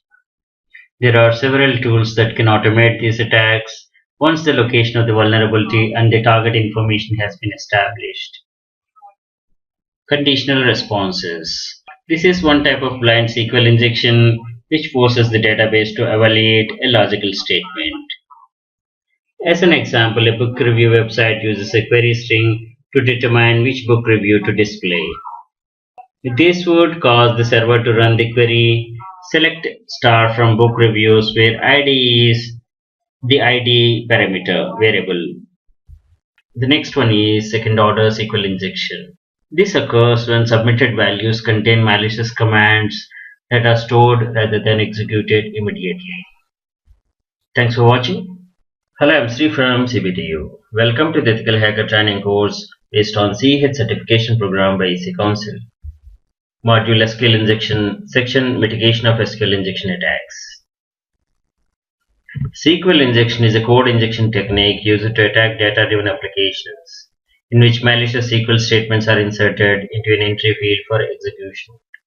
Code injection is the exploitation of a computer bug that is caused by processing invalid data. Injection is used by an attacker to introduce or inject code into vulnerable computer program and change the course of its execution. Code injection techniques are popular in system hacking or cracking to gain information, privileged escalation, and unauthorized access to a system. Some of the mitigation techniques are parameterized statements, enforcement at the code level, avoid escaping, pattern check, and database permissions. Use parameterized statements instead of embedding user input in the statement. With the most development platforms, parameterized statements that work with the parameters can be used. Sometimes they are called as placeholders or bind variables, instead of embedding user input in the statement. A placeholder can only store a value of a given type and not an arbitrary SQL fragment. Hence, the SQL injection would be simply treated as strange or invalid parameter value. In many cases, SQL statements is fixed and each parameter is a scalar, not a table. The user input is then assigned bound to a parameter. Enforcement at the coding level using object relational mapping ORM libraries. This avoids the need to write SQL code. The ORM library in effect will generate parameterized SQL statements from object-oriented code. The best way to prevent SQL injections is to escape characters that have a special meaning in SQL. Any manual of SQL DBMS explains which characters have a special meaning, which allows creating comprehensive blacklist characters that need translation. Every occurrence of a single quote in a parameter must be replaced by two single quotes to form a valid SQL string literal. Routinely passing escaped string to SQL is error prone because it is easy to forget to escape a given string. Creating a transparent layer to secure the input can reduce this error proneness, if not entirely eliminate it. Integer, float, or boolean string parameters can be checked if their value is valid representation for the given type. Strings that must follow some strict pattern, example date, UID, alphanumeric only, etc., they can be checked if they match this pattern. The most important mitigation technique is limiting the permissions on the database login used by the web applications to only what is needed. This may help reduce the effectiveness of any SQL injection attacks that exploit any bugs in the web application. For example, on a Microsoft SQL Server, a database logon could be restricted from selecting some of the system tables, which would limit exploits that try to insert JavaScript into the text columns in the database. Deny select on sysobjects like this. These are some of the hacks with SQL injection. The latest one being British Telecom's TalkTalk server stealing 157,000 customers' data. No solution or no suggestion is 100% perfect. However, continuous effort must be put to prevent SQL attacks to protect digital assets. Generally, exploits occur due to coding errors and inadequate validation checks. Better coding practices, peer verifications, strong database admin procedures can help mitigate attacks. And further to consider, minimize the privileges of database connections, disable verbose error messages, protect the system account (SA), audit source codes for escape single quotes, input validation, reject known bad input, input bound checking, etc. Thanks for watching. Hello, I'm Sri from CBTU. Welcome to the Ethical Hacker Training course based on CEH Certification Program Basic Council. Module SQL Injection, Section SQL Injection Tools. These are some of the popular SQL injection tools like SQL Dict, SQL Ninja, BSQL Hacker, BBQ SQL, SQL Source, etc. SQL Beef can be used to audit the strength of SQL Server passwords offline. SQL SMAC. This is a Unix-based remote command execution for MS SQL. SQL Poke is NT-based tool that locates MS SQL servers and tries to connect with the default SA account. A list of SQL commands is executed if the connection is successful. Let us know more about these tools. BBQ SQL is a blind SQL injection framework written in Python.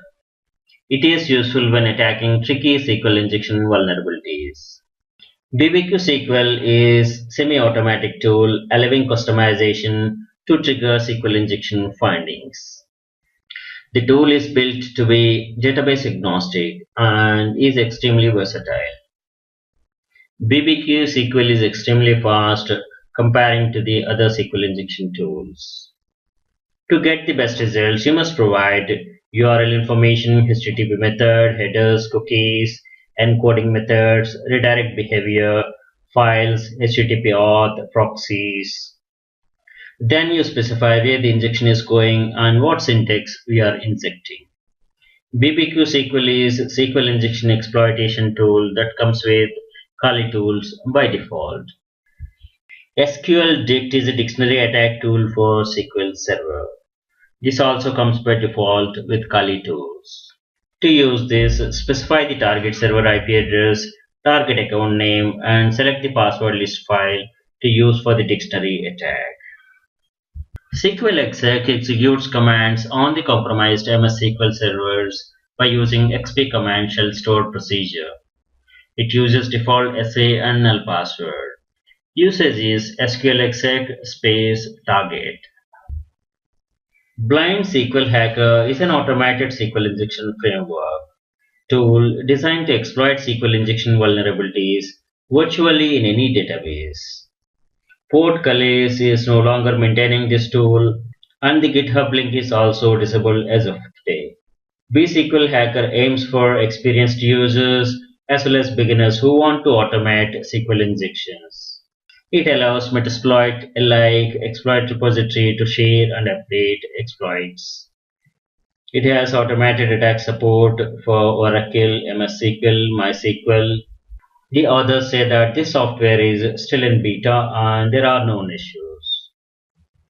SQL Map is an open source penetration testing tool that automates the process of detecting and exploiting SQL injection flaws and taking over database servers. It comes with a powerful detection engine, many niche features for the ultimate penetration tester, and broad range of switches lasting from database fingerprinting or data fetching from the database to access the underlying file system, executing commands on the operating system via out-of-band connections. It has a full support for Boolean-based blind, time-based blind, error-based, union query-based, stacked queries, and out-of-band SQL injection techniques. SQL Ninja, a SQL Server injection and takeover tool. SQL Ninja is a tool targeted to exploit SQL injection vulnerabilities on a web application that uses Microsoft SQL servers as its backend. Its main goal is to provide remote access on the vulnerable DB server, even in a very hostile environment. It is being used by the penetration testers to help and automate the process of taking over a DB server when a SQL injection vulnerability has been discovered. Safe3SI is powerful and easy to use penetration testing tool that automates the process of detecting and exploiting SQL injection flaws and taking over database servers. It comes with artificial intelligence detection engine. It has a full support for blind error-based union query, force gas, SQL injection techniques. SQL-SUS is an open source MySQL injection and takeover tool written in Perl. Via a command line interface, you can retrieve the database structure, inject your own SQL queries, download files from the web server, crawl the website for writable directories, upload and control a backdoor, clone the databases, and much more. Mole is a CLI-based SQL injection exploitation tool. This application is able to exploit both union-based and blind boolean-based injections. SQL ping is another exploitation tool. Thanks for watching.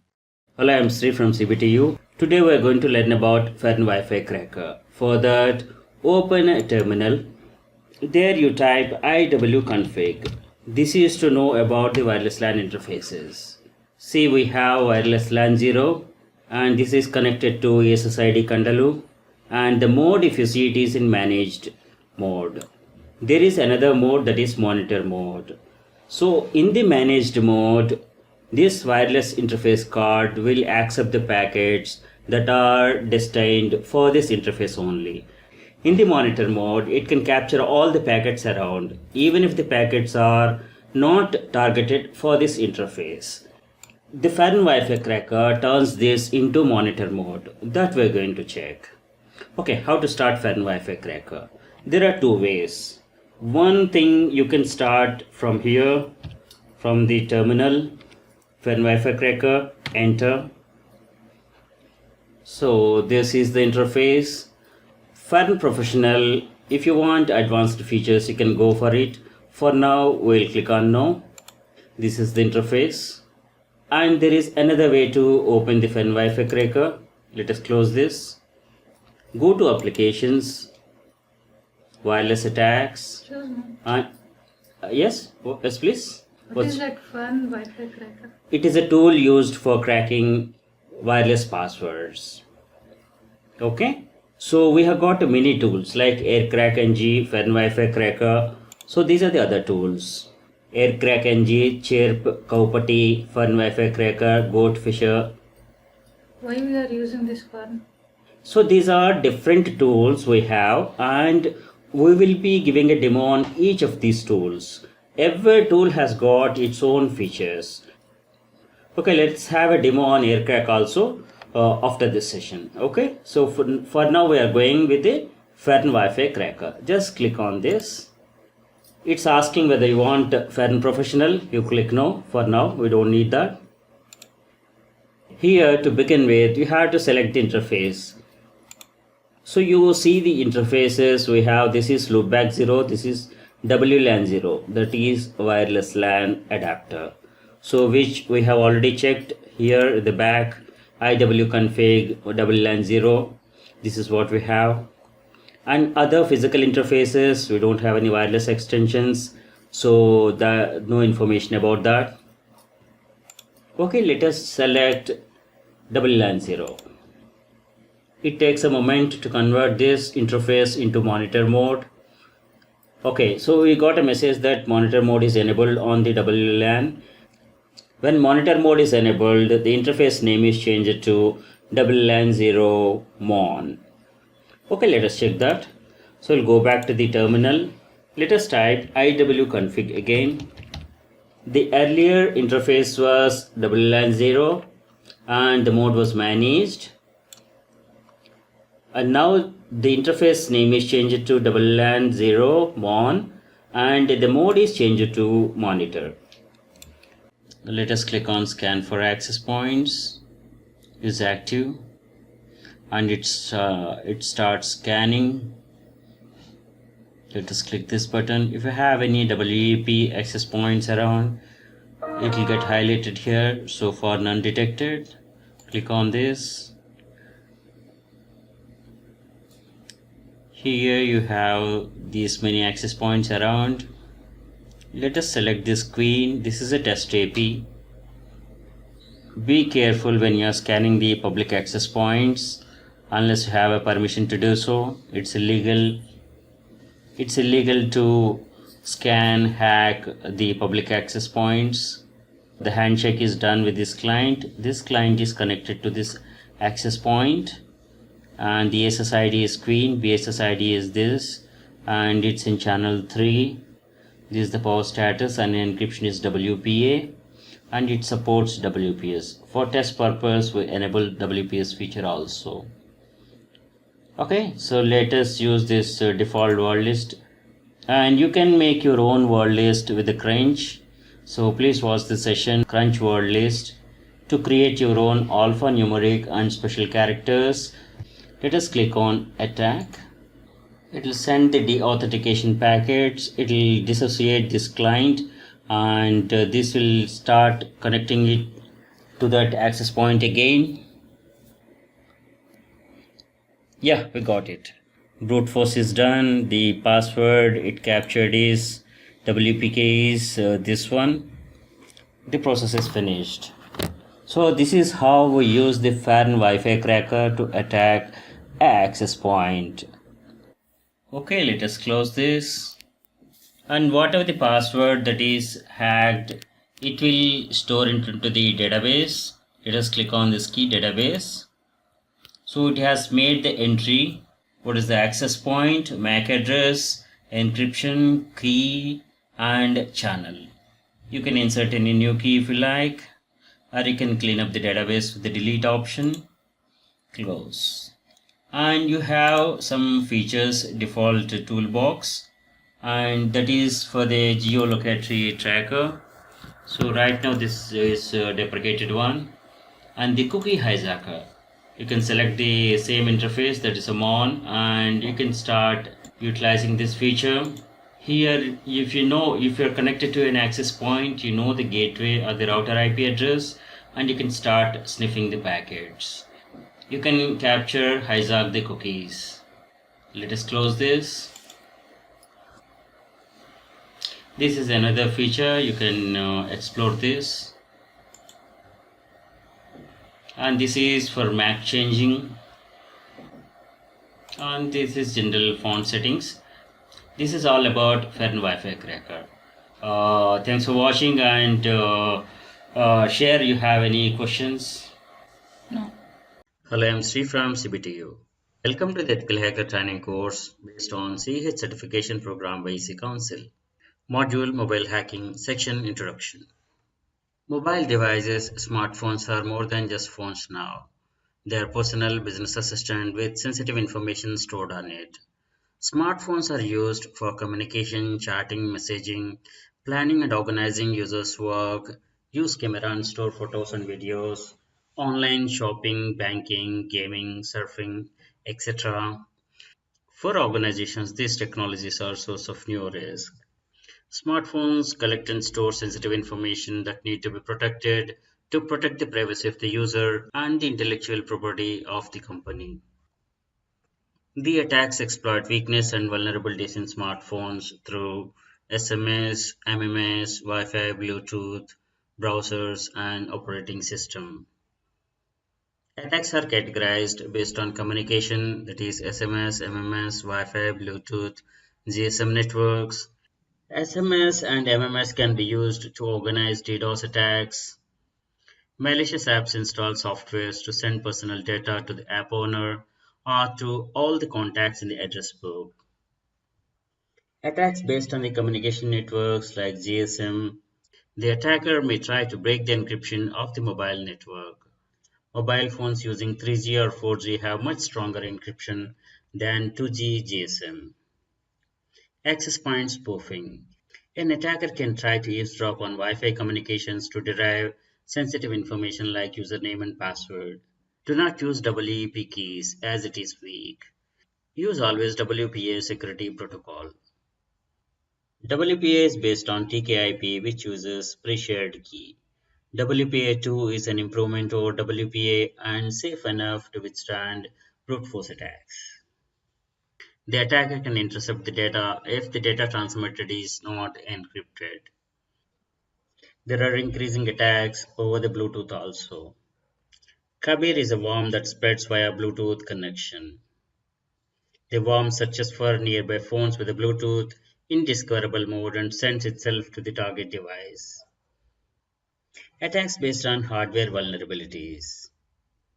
Geoshacking is a physical or hardware vulnerability specific to mobile platforms. Using the dual purpose USB charge port, many devices have been susceptible to exporting data or malware installed onto a mobile device utilizing the malicious charging kiosk set up in public places or hidden in normal charge adapters. Jailbreaking is when mobile device users initiate the hack into the devices to unlock it and exploit weaknesses in the operating system and to customize by installing applications, change system settings that are not allowed on the device. This exposes the device to a variety of malicious attacks. A smartphone user is exposed to various threats, and these threats can disrupt the operation of the smartphone and transmit or modify the user data. There are three prime targets for the attackers: data, that is sensitive information like credit card numbers, authentication information, private information, logs, etc.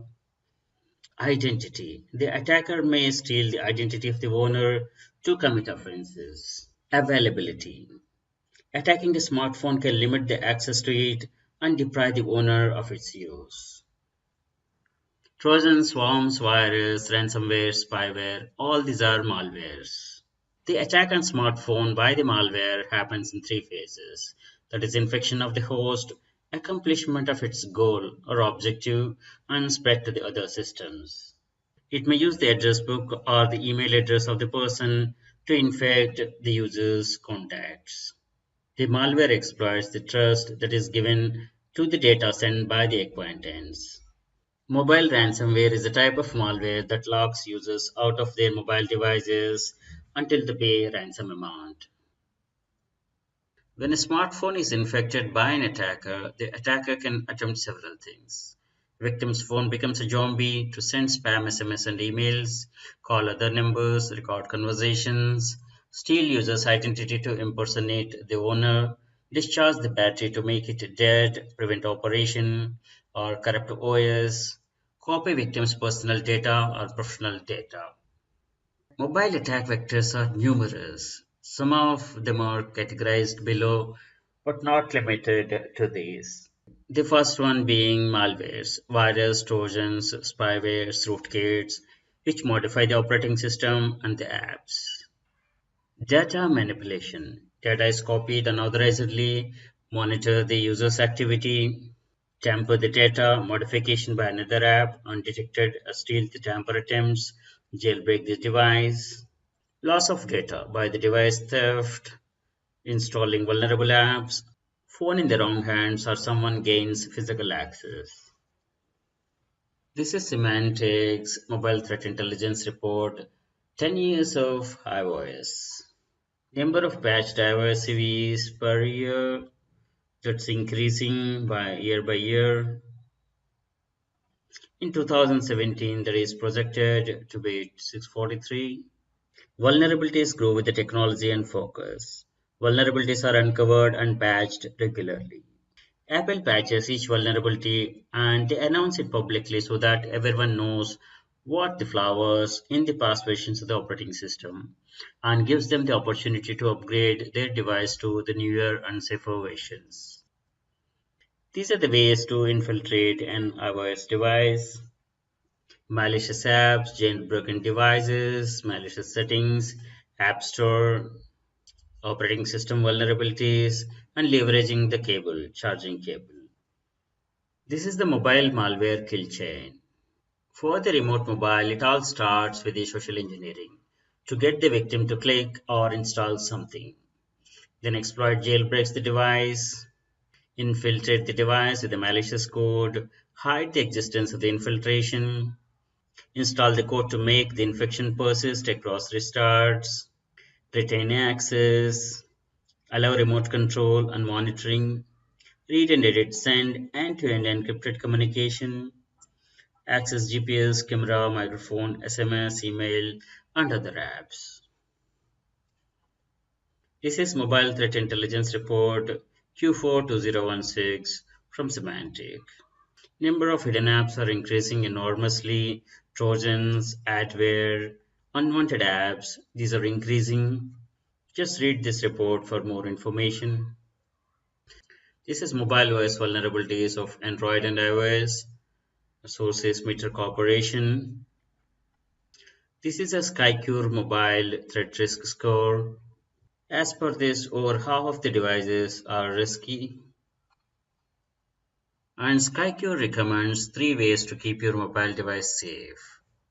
Don't click, install or connect to anything that is not safe. Always update to the latest security patches as soon as it is available for your device. Protect your device with a free mobile security app like Skycure. F-Secure cybersecurity report is available at this link. This is report from McAfee. Mobile malware developers are increasingly targeting IoT devices. There are more than 2 billion smartphones around the globe, making them a rich target for the malware authors and other cyber attackers. McAfee estimates that there are already more than 50 billion IoT devices in operation, and the number is growing rapidly. Most of the devices, the manufacturers have prioritized their operations for convenience and time to market, often leaving the devices more vulnerable to compromise than mobile phones. Thanks for watching. Hello, I'm Sri from CBTU. Welcome to the Ethical Hacker Training course based on CEH certification program by EC Council. Module Mobile Hacking, section Mobile Hacking Tools. Let us know about a couple of mobile hacking tools. Kali NetHunter is a robust mobile penetration testing platform. The overlay includes a custom kernel, a Kali Linux GH root, and an accompanying Android application, which allows faster interaction with various security tools and attacks. Kali NetHunter also supports several additional classes such as HID keyboard attacks, bad USB attacks, evil AP Mana attacks, and much more. NetHunter is an open source project developed by Offensive Security and the community. Janti is a mobile penetration testing toolkit from Zimperium. With this, managers assess the risk level of a network with the push of a button.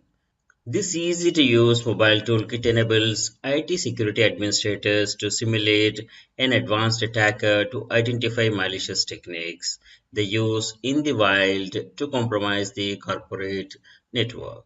With Janti, you can measure and assess your vulnerabilities. You can scan, diagnose, and report. DroidShip is a simple Android tool for web session hijacking. It listens for HTTP packets sent via wireless network connection and extracts the session ID from these packets in order to reuse them. DroidShip can capture sessions using libcap library and supports open unencrypted networks, WEP encrypted networks, WPA and WPA2 encrypted networks with pre-shared key only. Once the APK was made available on Google Play, but it has been taken down by Google. DroidShip.de is somehow not functioning. FaceSniff is an Android app that allows you to sniff and intercept web session profiles over the Wi-Fi that your mobile is connected to. It's a kind of a file shift for Android. Csploit is also a mobile Android hacking tool. Android and RAT remote access tool makes AndroRat. AndroRat is remote administration tool for Android. The goal of the application is to give the control of the Android system remotely and retrieve information from it. You need Android SDK and Eclipse to compile this project. Command and control application is cross-platform Java, tested fine on OS X, Linux, and Windows. The available functions are get contacts, get call logs, get all messages, location by GPS network, monitoring received messages in live, etc. All these features. Droid is developed to offer dynamic analysis of Android apps. The features include hashes for the analyzed package, incoming and outgoing network data, file read and write operations, and all these features. Code is the hacker's toolbox, an application for penetration tester, ethical hackers, IT administrator, and cybersecurity professionals. The application contains different tools like reconnaissance, Google hacking, scanning, ping, traceroute, DNS lookup, and all other features. Nmap Android tool can be used to scan available hosts, services, etc. Nmap works on both rooted and non-rooted phones as well. The benefit of using a rooted phone is it can work with full features.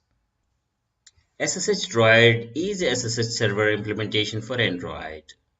This application will let you connect your device from a PC.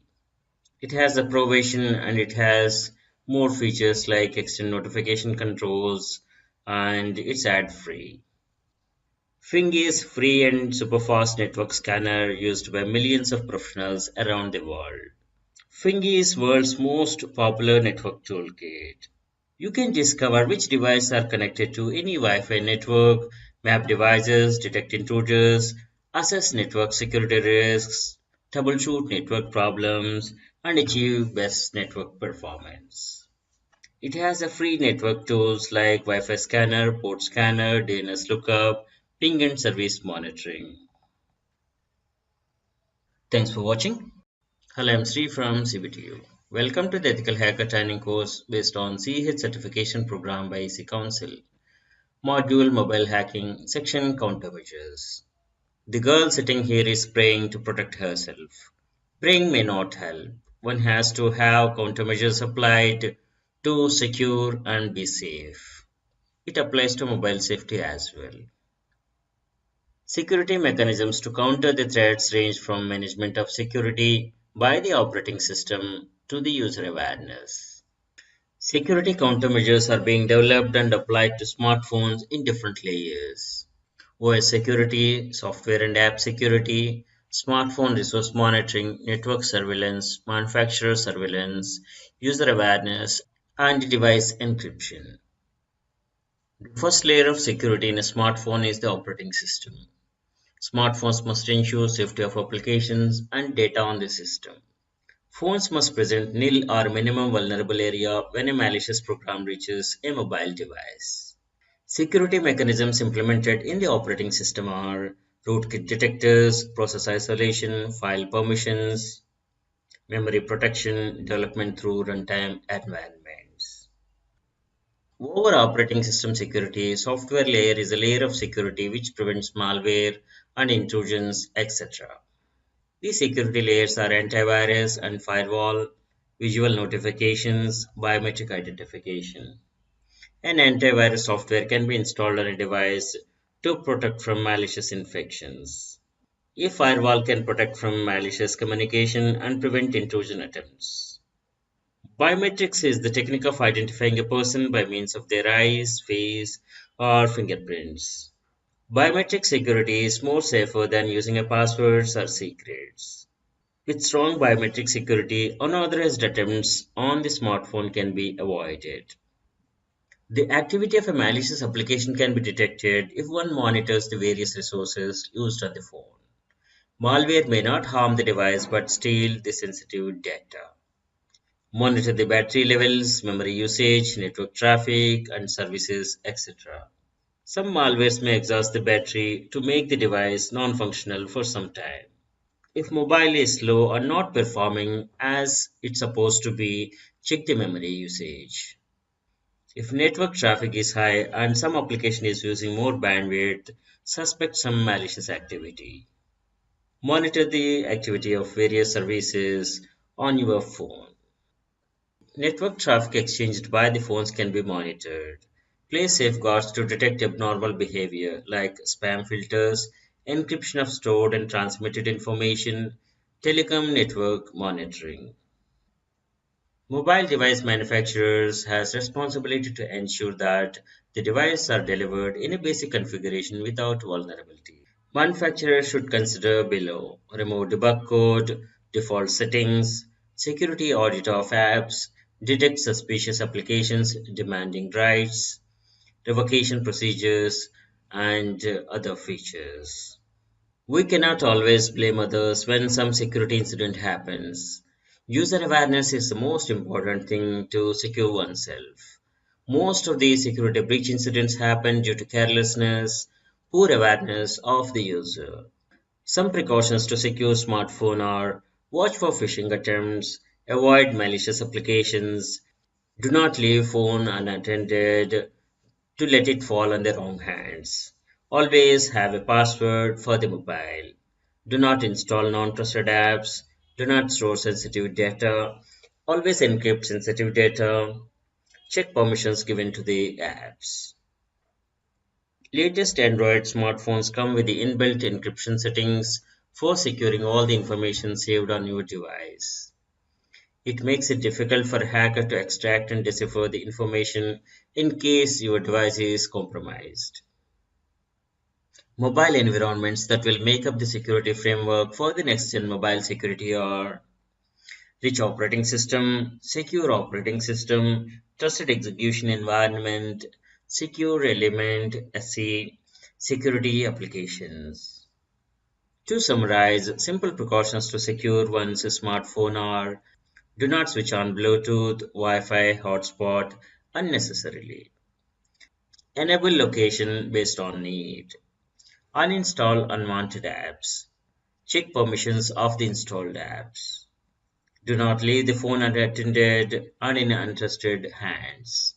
Avoid sensitive info and logged in sessions. Thanks for watching. Hello, I'm Sri from CBTU. Welcome to the Ethical Hacker Training course based on CH certification program by EC Council. Module Mobile Hacking, Section Phone Hacking Tools. In this session, we are going to cover more mobile hacking tools. Phone hacking or tapping is gaining unauthorized access to mobile phones, such as intercepting telephone calls or accessing voicemail messages. Phone hacking, being a form of surveillance, is illegal in many countries unless it is carried out as a lawful interception by a government agency. Unauthorized access to the voicemail of a mobile phone. Some PA-based systems may be prone for hacking voicemail boxes. A hacker can call a direct dial number with voicemail and then try to use the default password or guess it, or then select the callback function, which may expose the password. Countermeasures are: disable the callback feature and use the strong passwords. Security of handsets. Default pins used are 1234 or 0000 on most of the mobile sets. Try to change these default pins. Mobile phone microphones can be activated remotely by security agencies or telcos without any need for physical access. Other techniques for mobile hacking include tricking a mobile phone user to download malware which monitors activity on the phone. Blue snarfing is an unauthorized access to your phone via Bluetooth. We are going to cover some of the easy mobile hacking tools. The Truth Spy can be used for GPS tracking, call recording, tracking messages, track social media activities, track internet activities, check contact details, view media files, etc. Spicy is another app which can be used as parental control solution.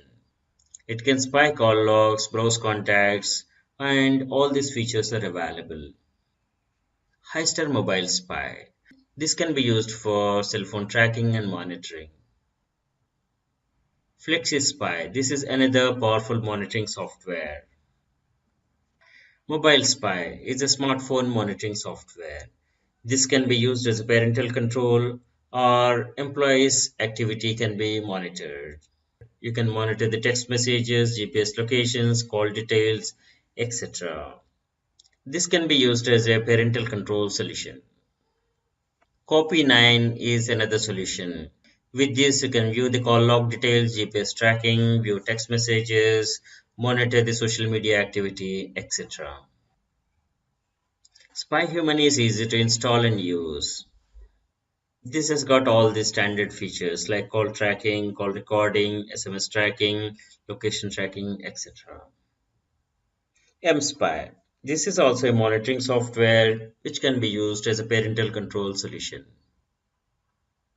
Android phone tracking and monitoring solution from OneSpy. This is a good one.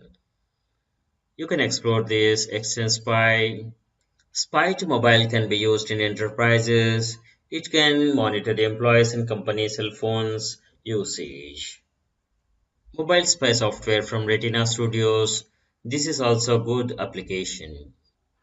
We have some other tools like Disploit, WhatsApp Sniffer, APK Inspector. You can explore them. From the end user perspective, simple precautions to secure one's mobile phone is do not switch on Bluetooth, Wi-Fi, hotspot unnecessarily. Enable location based on need only. Uninstall unwanted apps. Check permissions of the installed apps. Do not leave the phone unattended and to let it fall in untrusted hands. Avoid sensitive info and logged in sessions. Thanks for watching. Hello, I'm Sri from CBTU. Welcome to the Ethical Hacker Training course based on CEH certification program by EC Council. Module Cloud Computing Security, Section Cloud Computing. Cloud computing enables access to shared pools of configurable system resources and higher level services that can be rapidly provisioned with minimal management effort. Cloud computing is cheaper because of economies of scale. In cloud computing, infrastructure is managed by the cloud vendor. Cloud providers decide on the management policies, security enablement, which moderates what the cloud users are able to do with their deployment. Cloud users' ability is limited to the control and management of their resources, applications, data, and services. Cloud computing is beneficial to many enterprises. It lowers costs and allows them to focus on their competency instead of IT infrastructure management. Major cloud technology companies like Google, AWS, Azure, and many others invest billions of dollars per year in the cloud research and development. Cloud computing and storage provides centralized data centers on massive scale, serving numerous customers. Cloud is shared pool of resources for compute, storage, and network. Due to massive scale of operations, cloud providers offer economical solutions compared to on-premises data centers. Cloud computing features include it is similar to utility service provider like electricity. Pay for what you use only. It enables organizations to focus on their core competency, avoid or minimize upfront IT infrastructure costs. Applications will be up and run faster with improved manageability and less maintenance. Rapidly adjust resources to meet fluctuating and unpredictable business demands. Pay as you go model to control operating expenditures and capital expenditures, OPEX and CAPEX. Cloud computing shares characteristics with client-server model, which refers to any distributed application between service providers and service requesters, that is clients. Grid computing, this is a form of distributed and parallel computing. Fog computing, this is also a distributed computing paradigm that provides data, compute, storage, and application services closer to the client or near user edge devices. Mainframe computers. These are powerful computers used by large organizations for critical applications. It compares with others like utility computing, peer-to-peer, distributed architecture, green computing, and cloud sandbox. The main benefit of adopting cloud computing is improved agility for organizations as it increases users' flexibility with reprovisioning, adding or expanding technological infrastructure, as it offers flexibility and easy provisioning of the resources. The different types of cloud service models are infrastructure as service, platform as service, software as service. These models differ on the management of the various segments of the IT infrastructure enablement. On-premises data center, you manage everything from applications to networking. It's your own data center. You manage hardware, software, applications, runtime, and everything. You are expected to have your own qualified staff to manage on-premises data center. Infrastructure as service is hosting infrastructure. This is for network professionals where service provider manages networking, storage, servers, virtualization, and operating system. Where you manage middleware, runtime, data, and applications. Platform as service is for building applications. This is focused on application developers.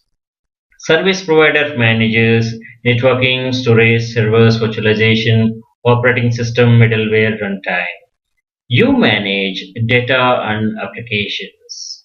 The third model is software as service, SaaS. In this, you consume the software where service provider manages everything, including the application. This is focusing on the end users.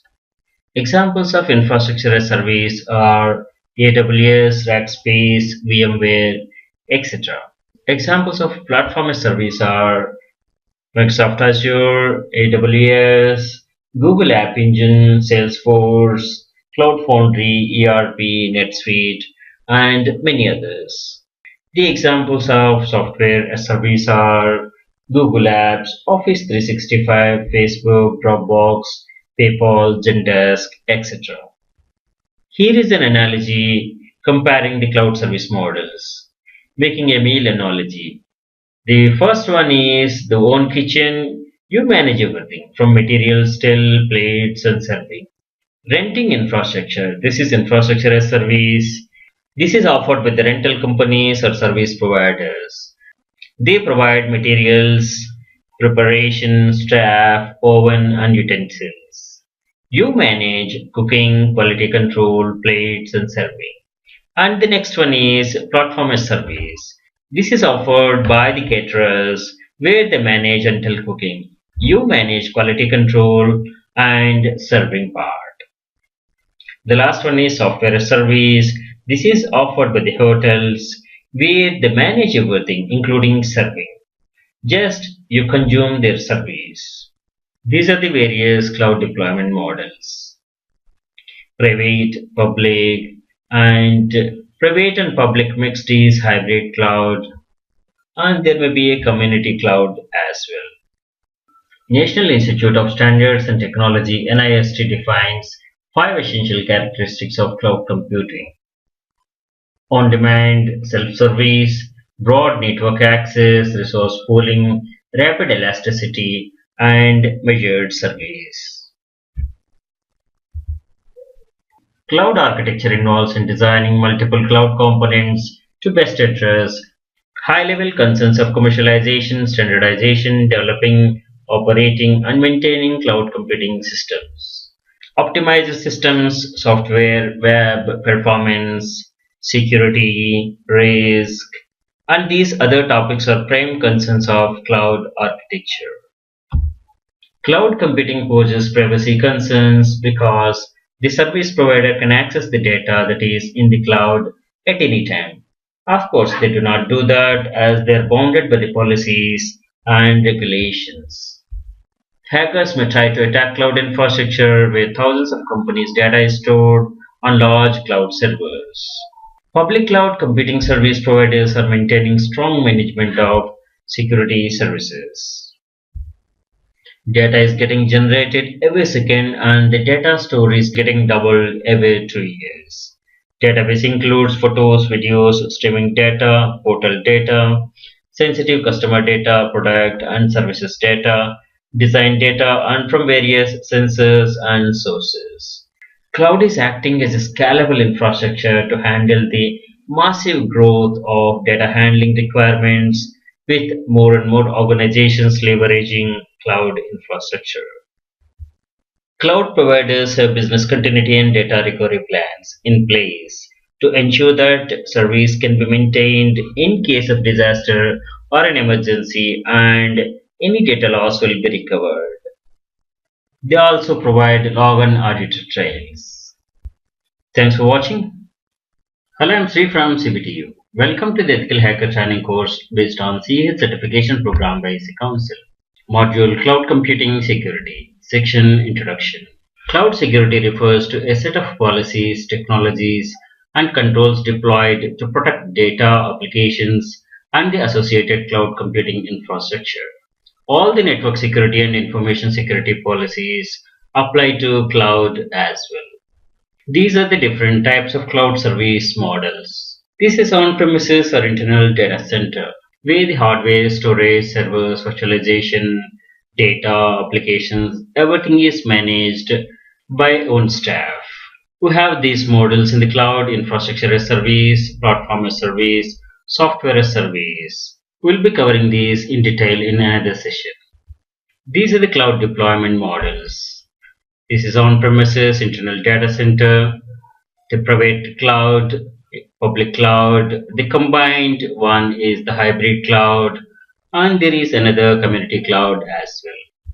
Security is a concern always, whether you are on premises or on cloud. This is only can be discussed, risk minimized, but never can be eliminated. Security concerns associated with the cloud computing fall into two broad categories. There are security issues faced by the cloud providers and security issues faced by the customers. Security is shared responsibility, wherein the provider must secure their infrastructure and their clients' data and applications, while the user must take measures to secure their applications with strong authentication and coding techniques. Data stored and applications hosted on public cloud are not physically accessible. Cloud service providers should ensure proper data isolation and logical storage segregation of their clients. The use of virtualization in implementing cloud infrastructure brings unique security concerns for customers or tenants of a public cloud service. Virtualization must be properly configured, managed, and secure. Specific concerns include the potential to compromise the virtualization software or the hypervisor. Cloud security architecture is effective only if the correct defensive implementations are in place. The security management addresses these issues with security controls. The controls are put in place to safeguard any weakness in the system and reduce the effect of an attack.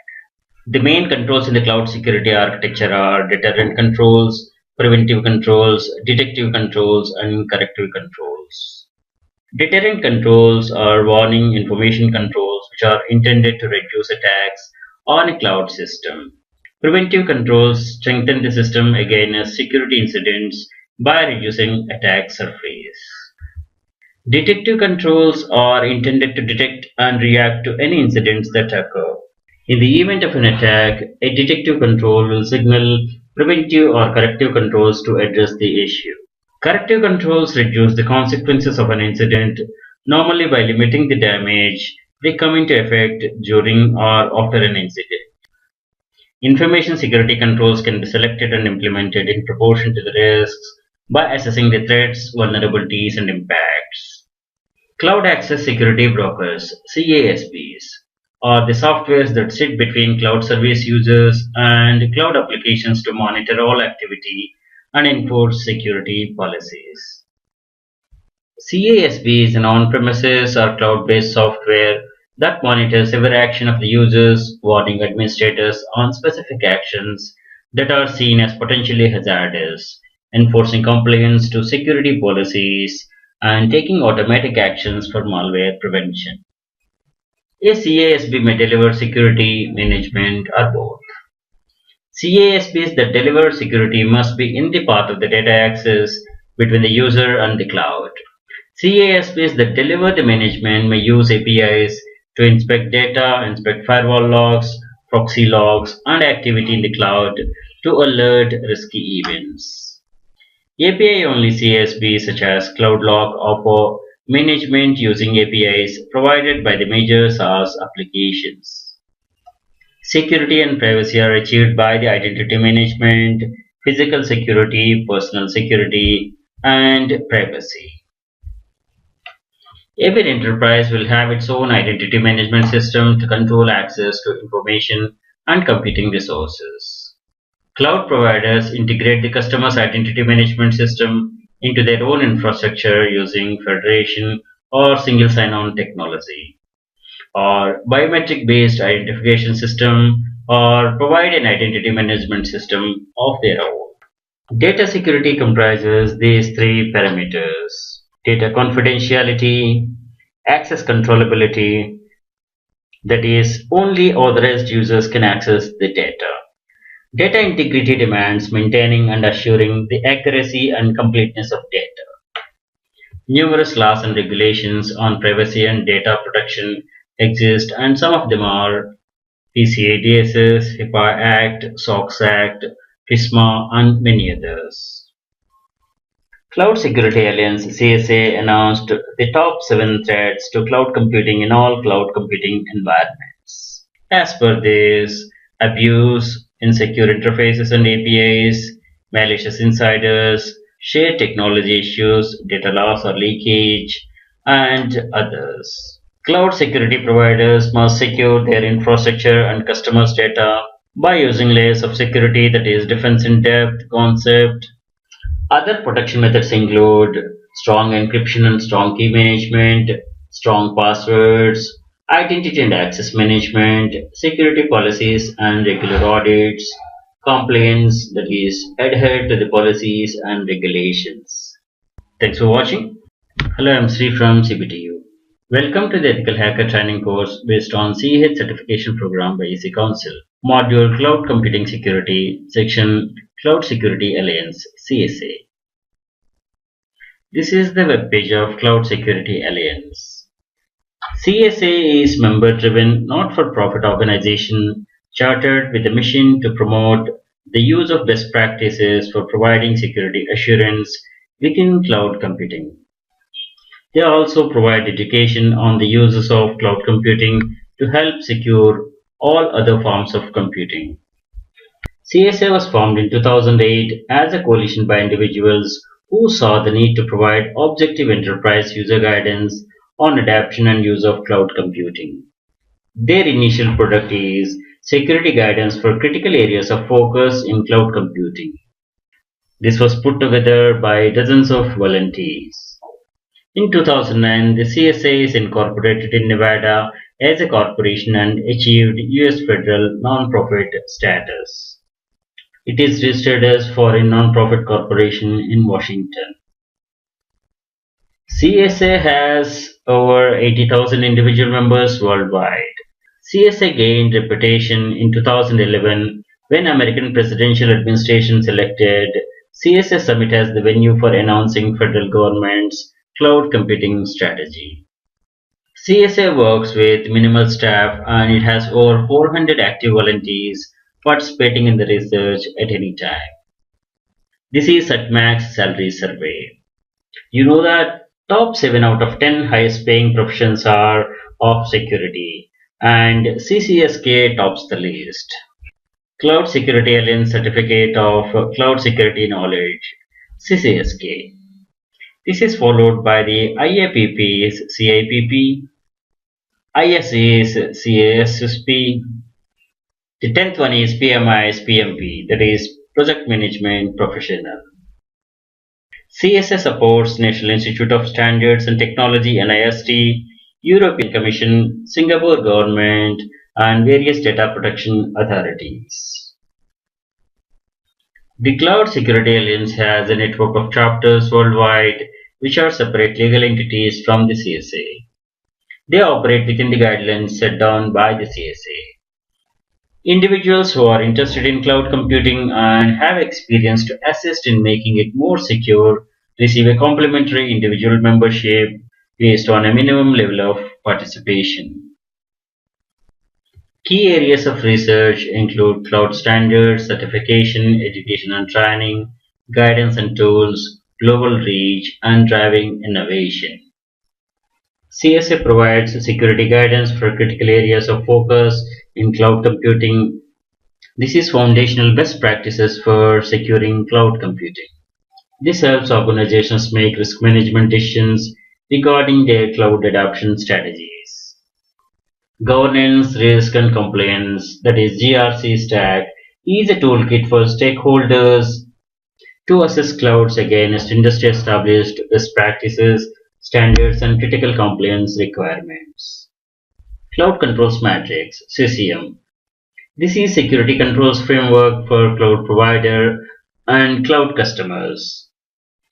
The other areas of research are Cloud Trust Protocol, Consensus Assessments, Initiative Research, and Software Defined Perimeter. Cloud Security Alliance has 25 plus active working groups. Some of them are Cloud Audit, Cloud Cert, Cloud SID, Cloud Metrics, Cloud Data Governance, Mobile Working Group, Big Data Working Group, Trusted Cloud Initiative, Security as Service Working Group, Security Trust and Assurance Registry STAR. This is all about CSA. Visit their website for more information. Thanks for watching. Hello, I am Sri from CBTU. Welcome to the Ethical Hacker Training course based on CH certification program by EC Council. Module Cryptography and Section Introduction. Cryptography is the study of secure communication that prevents third parties or the public from reading private messages. Crypto means hidden or secret. Graphy means study or writing. Cryptography means hidden writing. Cryptography is synonymous with encryption, the conversion of readable information to non-readable format. Decryption is the reverse process. Cryptography takes care of information security aspects such as data confidentiality, integrity, authentication, and non-repudiation. Applications include e-commerce, payment cards, digital currencies, passwords, digital rights management, and secure communications. We have cryptography, cryptanalysis, cryptology. Cryptography is the technique of transforming and transmitting confidential data in an encoded way so that only authorized and intended users can obtain or work on it. Cryptanalysis is the process of breaking the work of cryptography. Cryptology is the study of both cryptography and cryptanalysis. In cryptography, a cipher or code is an algorithm for performing encryption or decryption. Modern encryption methods can be divided by two criteria, that is, by the type of key used and by the type of input data. We have a long history of encryption. Classical ciphers are written hard using simple substitutions of a letter code or a word. 20th century electromechanical machines were invented to do encryption and decryption using transposition, polyalphabetic substitution. Secret communications requirement is there since ages, and methods only vary as per the need of the times. Cipher by type of the key used. Symmetric and asymmetric. Symmetric key algorithms, that is private key cryptography, where the same key is used for encryption and decryption. Asymmetric key algorithms is public key cryptography, where two different keys are used. Ciphers by type of input data. Block ciphers, which encrypt block of data of fixed size. Stream ciphers, which encrypt continuous stream of data. Key size and vulnerability. The size of the key used to encrypt a message increases the complexity of cracking it. In symmetric key algorithms, the same key is used for encryption and decryption. Examples DES and AES. The sender and the receiver must have shared a key in advance, exchanged secretly. The sender uses this key for encryption and the receiver uses the same key for decryption. Most block cipher algorithms are based on this structure. Symmetric key ciphers are implemented as either block ciphers or stream ciphers. Symmetric key cryptography, where same key is used for encryption and decryption. Bob wants to send a message to Alice. Hello Alice. This is encrypted with a key, secret key, and this is encrypted text. If this message falls into the third parties, they cannot Read this message. This is non-readable format. When Alice receives the message, he decrypts the message with the same shared secret what Bob used to encrypt it. Then he gets the message. Data encryption standard, that is DES, and advanced encryption standard, that is AES, are block cipher designs. Triple DES, which is more secure and now in use. Stream ciphers, in contrast to the block type, create an arbitrary long stream of key material, which is combined with the plain text bit by bit or character by character, somewhat like one-time pad. One-time pad is an encryption technique that cannot be cracked but is difficult to handle. In stream cipher, the output stream is created based on hidden internal state that changes as cipher operates. RC4 is widely used stream cipher. Block ciphers can also be used as stream cipher. Asymmetric key algorithm. In asymmetric key algorithms, two different keys are used for encryption and decryption. Example is RSA. There are two separate keys, a public key which is published and enables any sender to perform encryption, a private key which is kept secret by the receiver and can be used to perform decryption.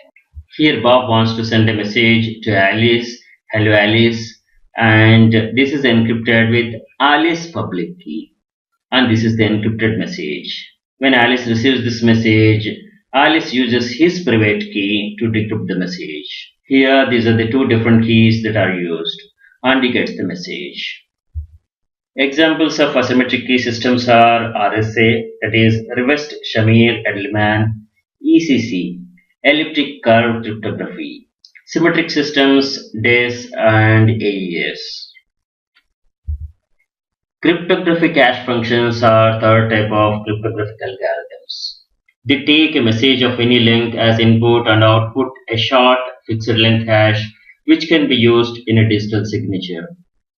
MD5, a strengthened variant of MD4, is widely used for hashing. SHA, secure hash algorithm.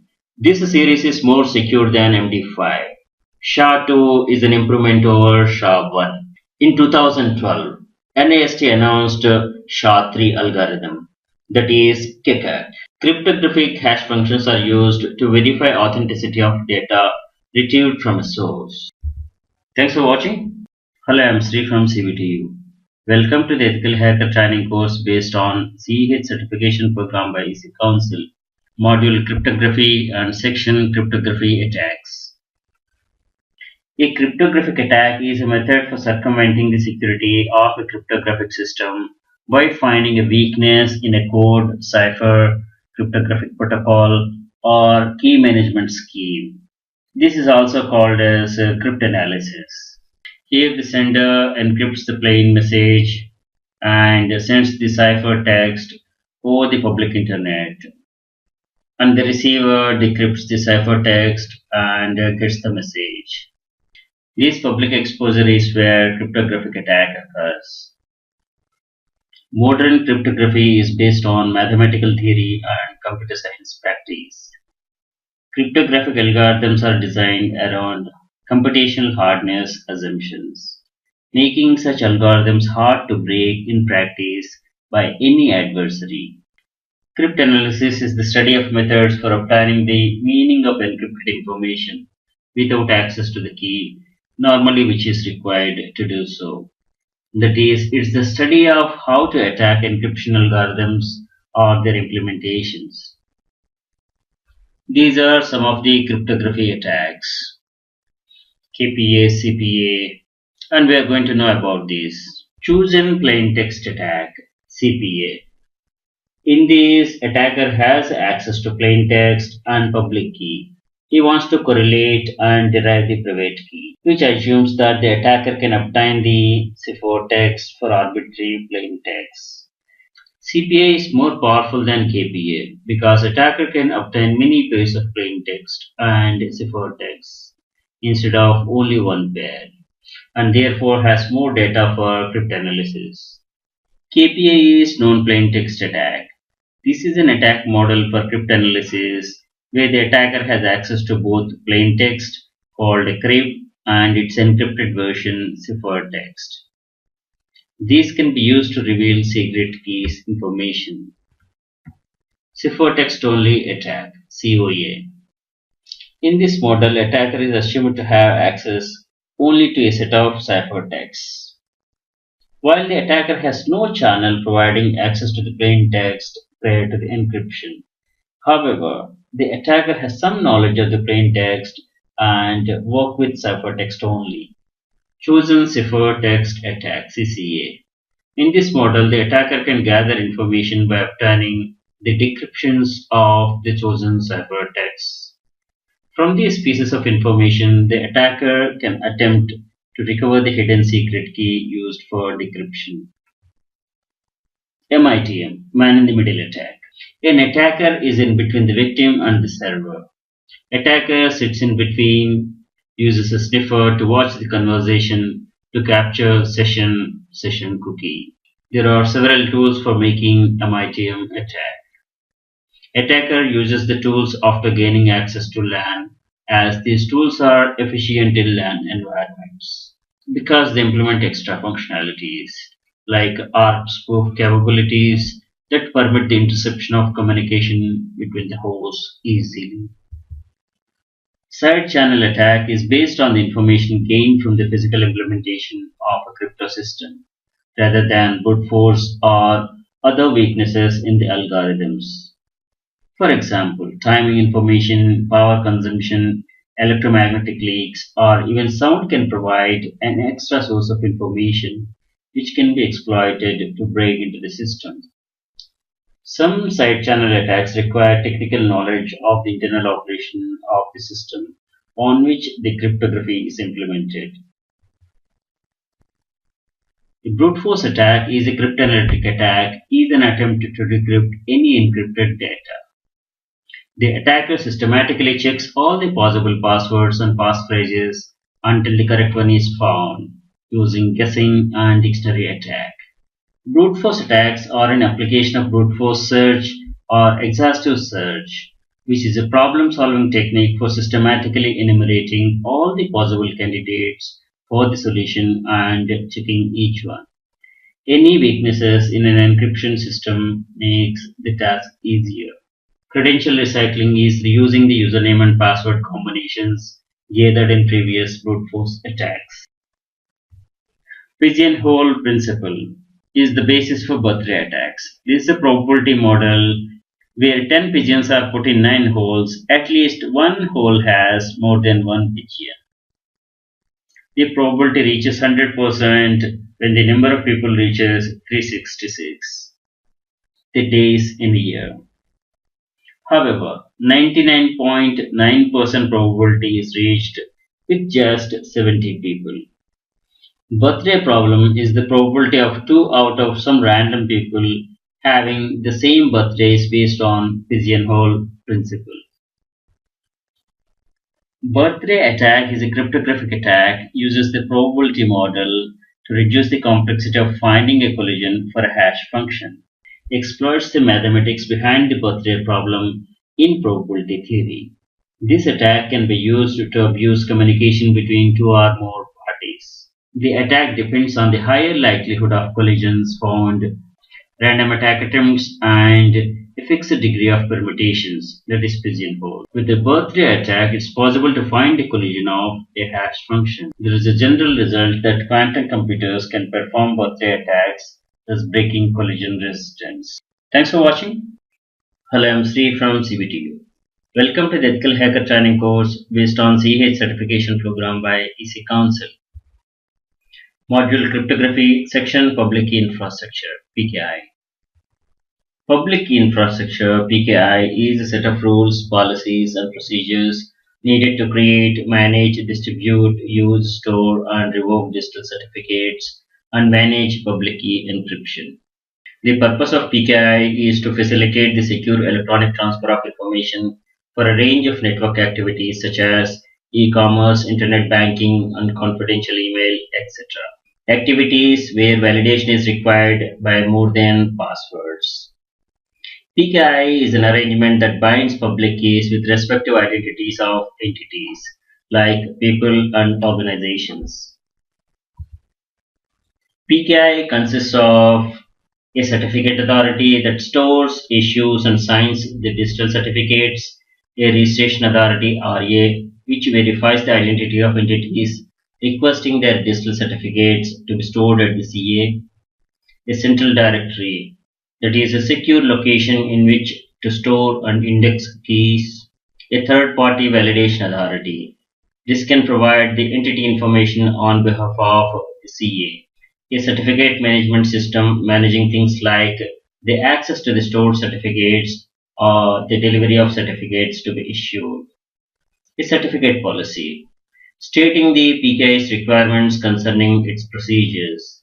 Its purpose is to allow outsiders to analyze the PKI's trustworthiness. The main components of PKI are CA, RA, VA.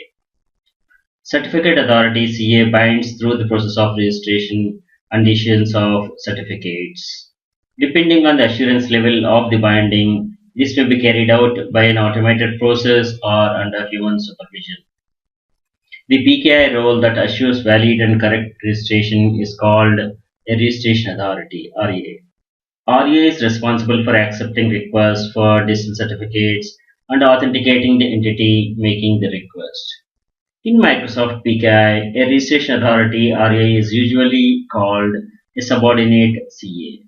An entity must be uniquely identifiable with each CA domain on the basis of information about that entity. A third-party validation authority (VA) can provide this entity information on behalf of the CA. PKI design. PKI is cryptographic technique that enables entities to securely communicate over an insecure public network and reliably verify the identity of an entity via digital signatures. A public key infrastructure (PKI) is a system for the creation, storage, and distribution of digital certificates, which are used to verify that a particular public key belongs to a certain entity. The PKI creates digital certificates which map public keys to the entities, securely stores these certificates in a central repository, and revokes them if needed. There are three approaches to getting this trust: certificate authorities, web of trust, public key infrastructure. The primary role of a CA is to digitally sign and publish the public key bound to a given user. This is done using the CA's own private key, so that the trust in the user key relies on one's trust in the validation of CA's key. When the CA is a third party separate from the user and the system, then it is called the registration authority (RA), which may or may not be separate from the CA. The key to the user binding is established depending on the level of assurance the binding has by software or under human supervision. The term trusted third party (TTP) may also be used for certificate authority. Moreover, PKI is itself used as synonym for CA implementation. Digital certificate market is booming and demanding. Here is the issuer market share. CA is a trusted third party trusted both by the owner of the certificate and by the party relying upon the certificate. Global TLS presence is competitive and dominated by four major CAs: Komodo, Semantic, which acquired VeriSign, GoDaddy, and Global Sign. These four account for 88% of all the TLS certificates of public-facing web servers. Web of Trust. In cryptography, Web of Trust is a concept used in PGP, GPG, and other open PGP compatible systems to establish the authenticity of the binding between a public key and its owner. Its decentralized trust model is an alternative to the centralized trust model of PKI, public key infrastructure, which relies exclusively on a CA, certificate authority. As with the networks, there are many independent webs of trust, and any user can be part of or link between multiple webs.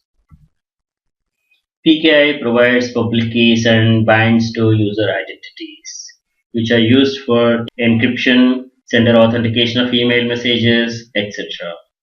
Example using OpenPGP or s/mine. Encryption or authentication of documents, Example XML signatures, XML encryption. Authentication of users to applications. Example smart card login, client authentication with SSL. Bootstrapping secure communication protocols such as IKE, Internet Key Exchange, and SSL. In both of these, initial setup of secure channel or a security association uses asymmetric key, that is public key, whereas the actual communication uses faster symmetric key, that is shared secret key. Mobile signatures are electronic signatures that are created using a mobile device. They rely on signature or certification services in the location independent telecommunication environment. Internet of Things requires secure communication between mutually trusted devices.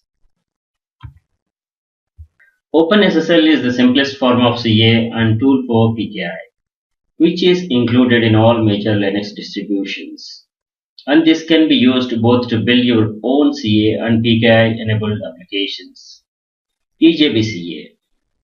This is a full-featured enterprise grade which can be used to set up CA both for internal use and as a service.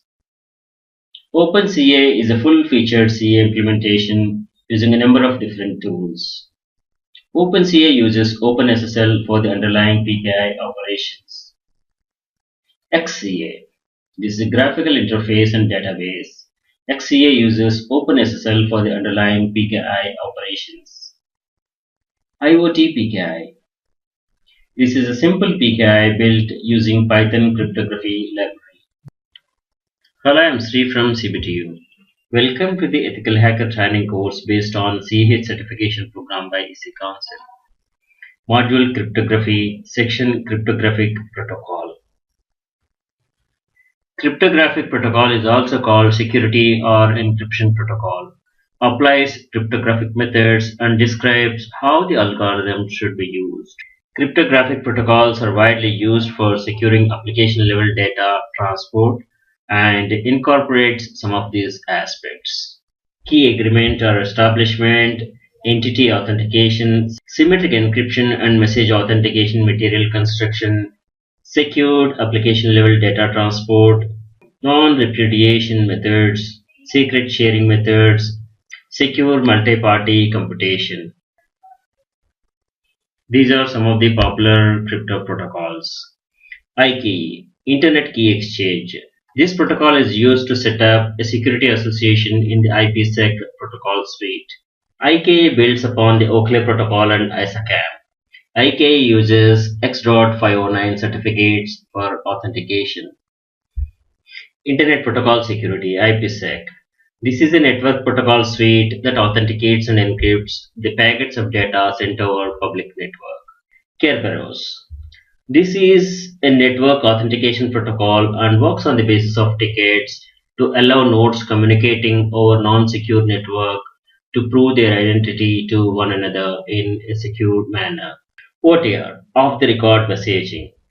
This is a cryptographic protocol that provides encryption for instant messaging conversations. OTR uses a combination of AES symmetric key algorithm and DH key exchange, that is Diffie-Hellman key exchange, and SHA-1 hash function. Point-to-point protocol (PPP). This is a data link layer 2 communication protocol used to establish a direct connection between the two nodes. It connects two routers directly without any host or any networking device in between. It can provide connection, authentication, transmission encryption, and compression as well. Signal protocol.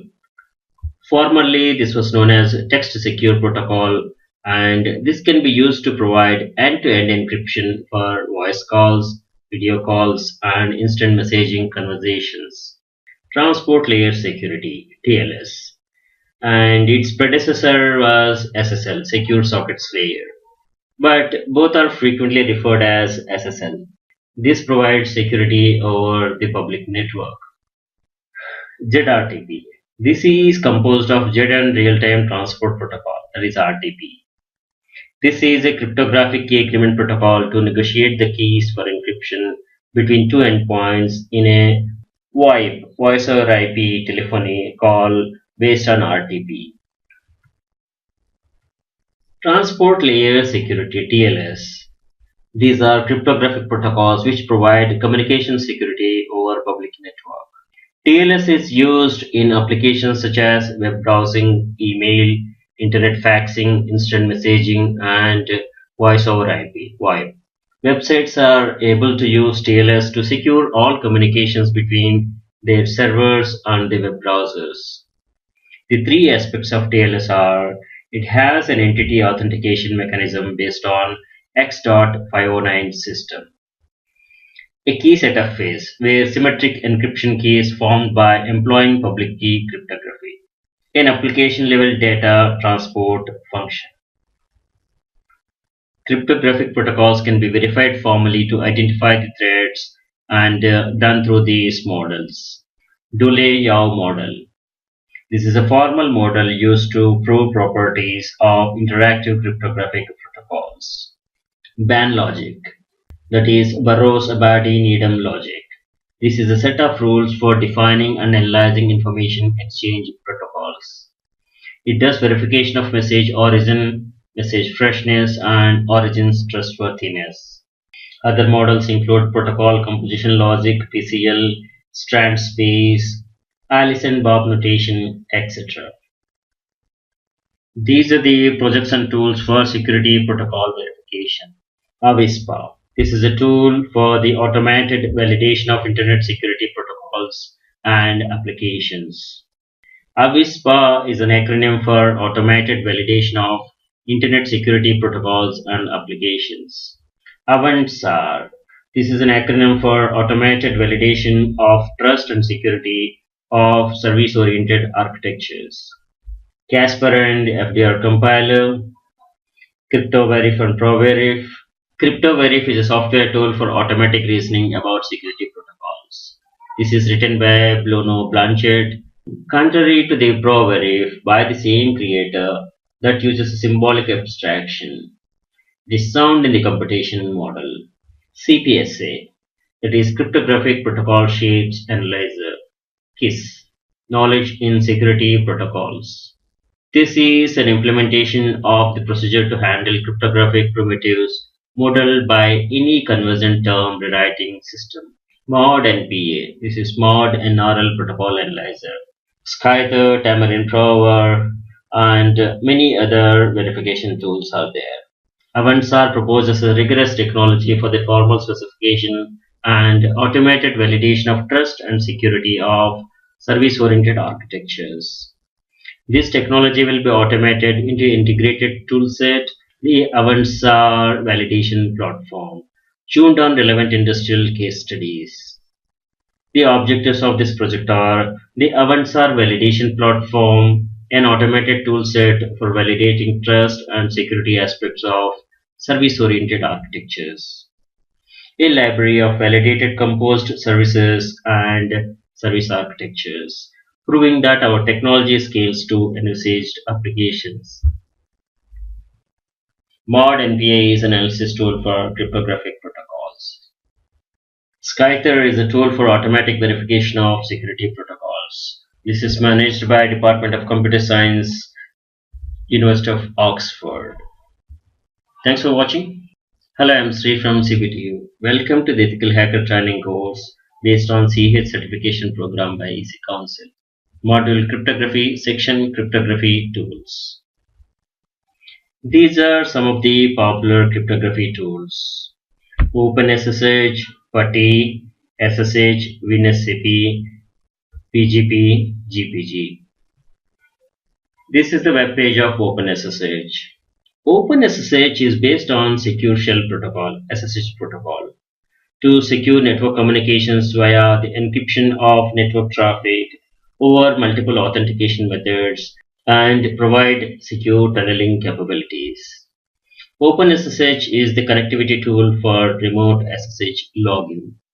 OpenSSH is a fork of the SSH program by Tatu Lonen, first released as part of OpenBSD in 1999 under BSD license. Current version is 7.6, released in 2017. OpenSSH is integrated into all BSD projects and all Linux flavors. Microsoft supports OpenSSH on Windows and accessible through Windows PowerShell. OpenSSH is a premier connectivity tool for remote login with the SSH protocol. It encrypts all the traffic to eliminate eavesdropping, connection hijacking, and other attacks. OpenSSH provides a large suite of secure tunneling capabilities, several authentication methods, and sophisticated configuration options. The OpenSSH suite consists of these tools.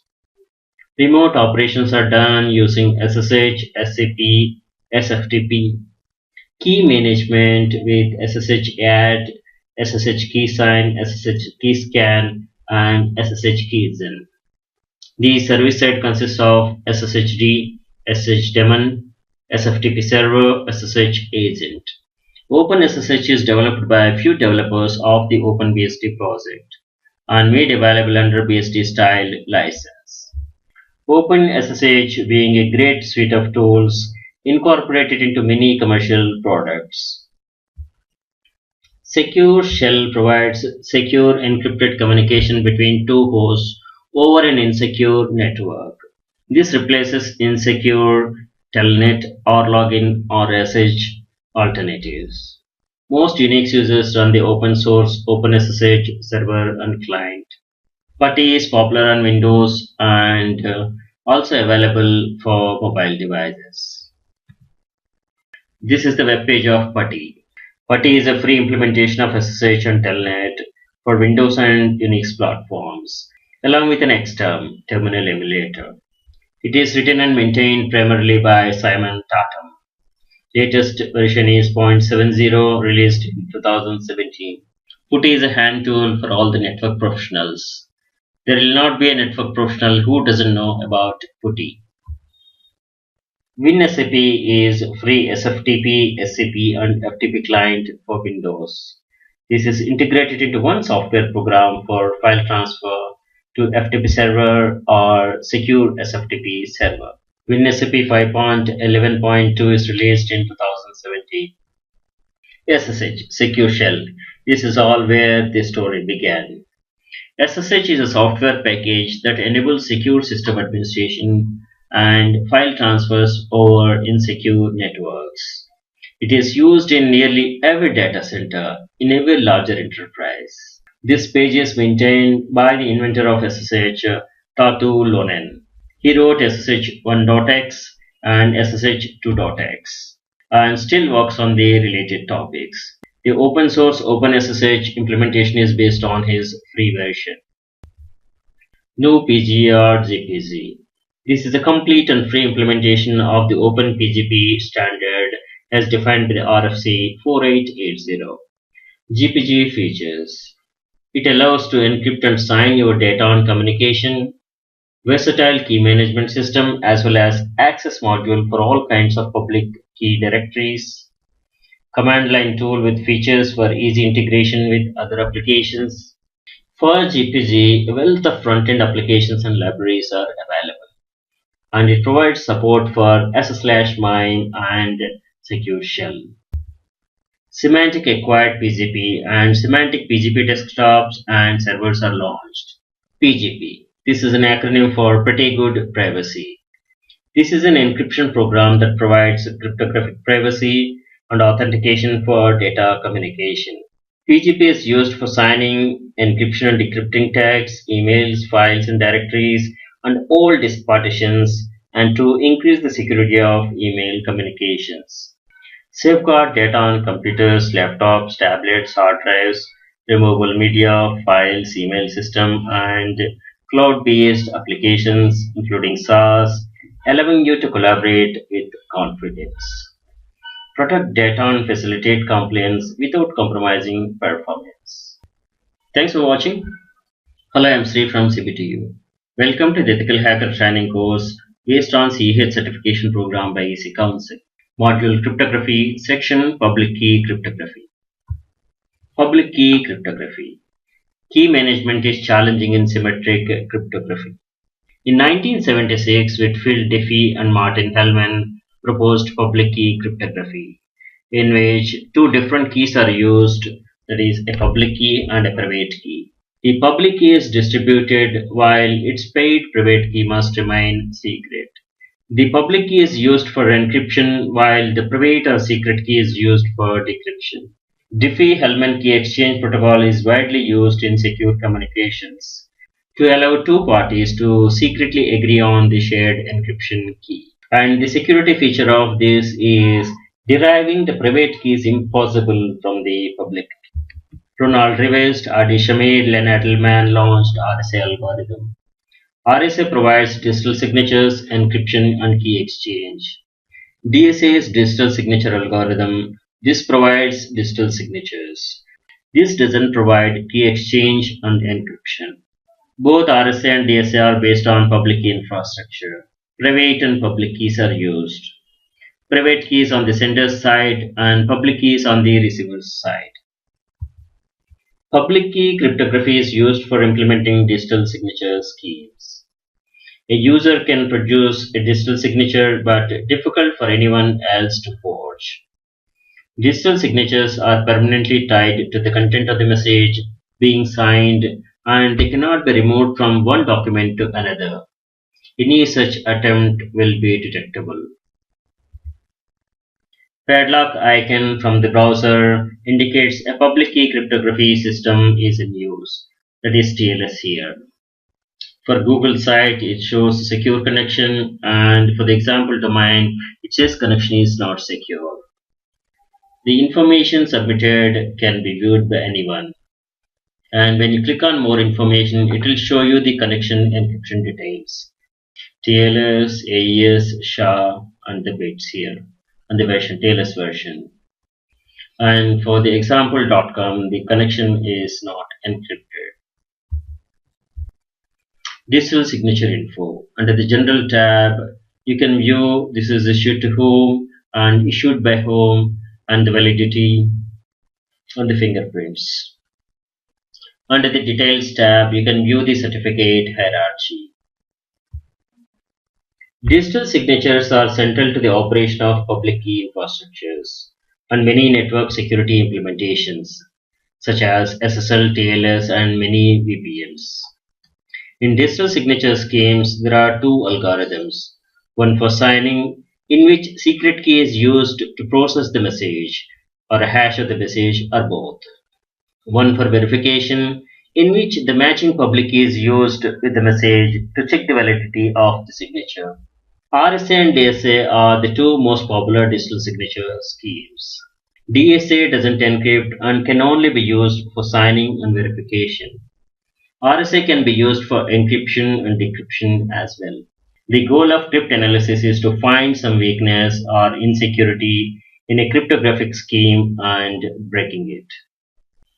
Cryptographic protocols or crypto systems are designed to provide public key encryption. Cryptographic engineering or security engineering is the study of how best to implement and integrate cryptography in software applications. Protocols used are RSA, NOR signature, Gamal encryption, PGP, etc. It's not all smooth for the cryptography. There are prohibitions.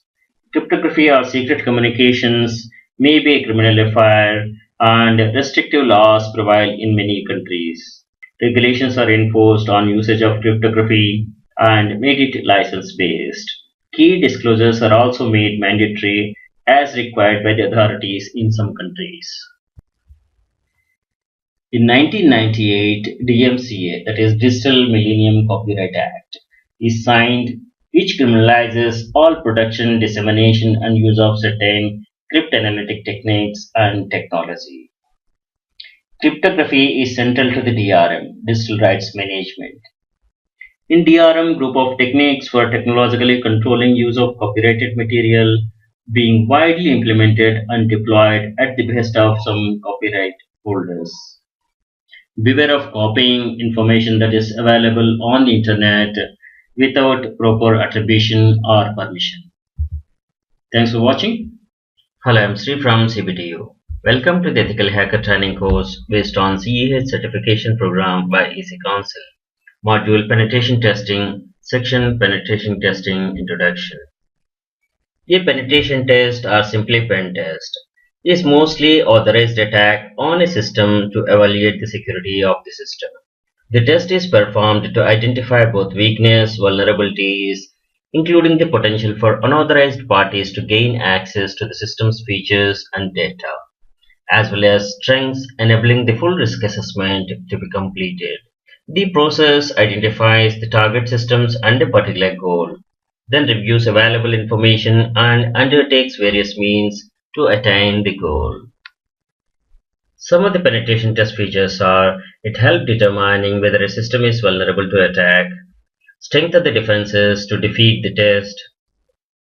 When an ethical hacker does a penetration testing, PT report will be submitted to the system owner or organization. PT report generally contains uncovered security issues, vulnerabilities, vulnerability exploitation possibilities, assessment of potential impacts to the organization, followed by the suggested countermeasures mitigation strategies to reduce the risk. Penetration tests are a component of a full security audit. For example, the PCI DSS requires penetration testing on a regular schedule or after any system changes. Flaw hypothesis methodology is a system analysis and penetration prediction technique, where a list of hypothesized flaws in a software system are compiled through the analysis of specifications and documentation for the system. The list of hypothesized flaws are then prioritized. The prioritized list is used to direct the actual attacking or testing of the system. A wide variety of security assessment tools are available to assist with penetration testing, including free software and commercial softwares. A number of Linux distributions include known OS and application vulnerabilities and can be deployed as targets. Such systems help new security professionals try the latest security tools in the lab environment. Examples include Down Vulnerable Linux, DVL, and the OWASP Web Testing Environment, WTW, and Metasploitable. Several operating system distributions are geared towards penetration testing. Such distributions typically contain a pre-packaged and pre-configured set of tools. These are popular Linux distributions for pen testing: Kali Linux, Security Onion, Matrix, and all these. These are the popular software frameworks: Burp Suite, Metasploit, Nmap, OWASP Job, W3AF, and many others. The process of penetration testing may be simplified as two parts: discover vulnerabilities, that is, combinations of legal operations that let the tester execute and exploit the vulnerabilities. Specify the illegal operation. Once attacker has exploited one vulnerability, they may gain access to other machines, so the process repeats. That is, to look for new vulnerabilities and attempt to exploit them. This process is referred to as pivoting. Metasploit provides Ruby library for common tasks and maintain a database of well-known exploits. Under budget and time constraints, fuzzing, a random input technique, can be used to discover vulnerabilities. The tester uses a random input to access less often used code paths. Well-trodden code paths are usually free of errors. Errors are useful because they expose more information, such as HTTP server crashes, buffer flows, etc. Legal operations that let the tester execute an illegal operation include unescaped SQL commands, unchanged results in source visible projects, human relationships, etc. Testers package the payload for the target system, which triggers its execution. The illegal operation, or the payload in Metasploit terminology, can include functions for logging keystrokes, taking screenshots, installing adware, stealing credentials, or altering data, etc. Some companies maintain large databases of known exploits and provide products that automatically test target systems for vulnerabilities. Some of them are Metasploit, Nessus, Nmap, OpenVAS, and W3AF. Tiger teams are launched in 1970s. The federal government and its contractors began organizing teams of penetrators who are known as Tiger teams. Tiger teams were sponsored teams of crackers who attempted to break down the defenses of computer systems to explore security holes and remediate them. The leading computer penetration expert, James Anderson, described a general attack sequence steps. Find an exploitable vulnerability, design an attack around it, test the attack, seize a line in use, enter the attack, exploit the entry for information recovery. A penetration test target may be black box, white box, or gray box. In black box penetration testing, hackers do not have inside access and required to gather information by footprinting, scanning, enumeration, find vulnerabilities, and exploit them. In this, unauthorized access is obtained for malicious activity. White box penetration testing. A hacker is ethical hacker. He is authorized person by the organization. Hacker is aware of network architecture, security system, IP host details, etc. This is simulation attack to test the strength of the defense from outside attacks. Grey box pen testing. Hacker is aware of partial information and try to hack into the system to gain unauthorized access. This is done with non-malicious intention but for information sharing purpose. We will tour some penetration testing tools demo and take up some case studies and review ethical hacking for safe digital world. Thanks for watching. Hello, I'm Sri from CVTU. Welcome to the Ethical Hacker Training course based on CE certification program by EC Council. Module Penetration Testing, section Linux distributions for penetration testing. These are the popular Linux distributions that come with a prepackaged tools and which can be used for pen testing. Kali Linux, Security Onion, Matrix, Deft, and all these are popular ones. Kali Linux name is well known among ethical hacker community and security professionals. Please watch Kali session for more details. Security Onion is Linux distro for intrusion detection, network security monitoring, and log management. It's based on Ubuntu and contains Snort, Suricata, Bro, OSEC, Swill, Squirt, Elsa, Explico, Network Miner, and many other security tools. The easy-to-use setup wizard allows you to build an army of distributed sensors for your enterprise in minutes.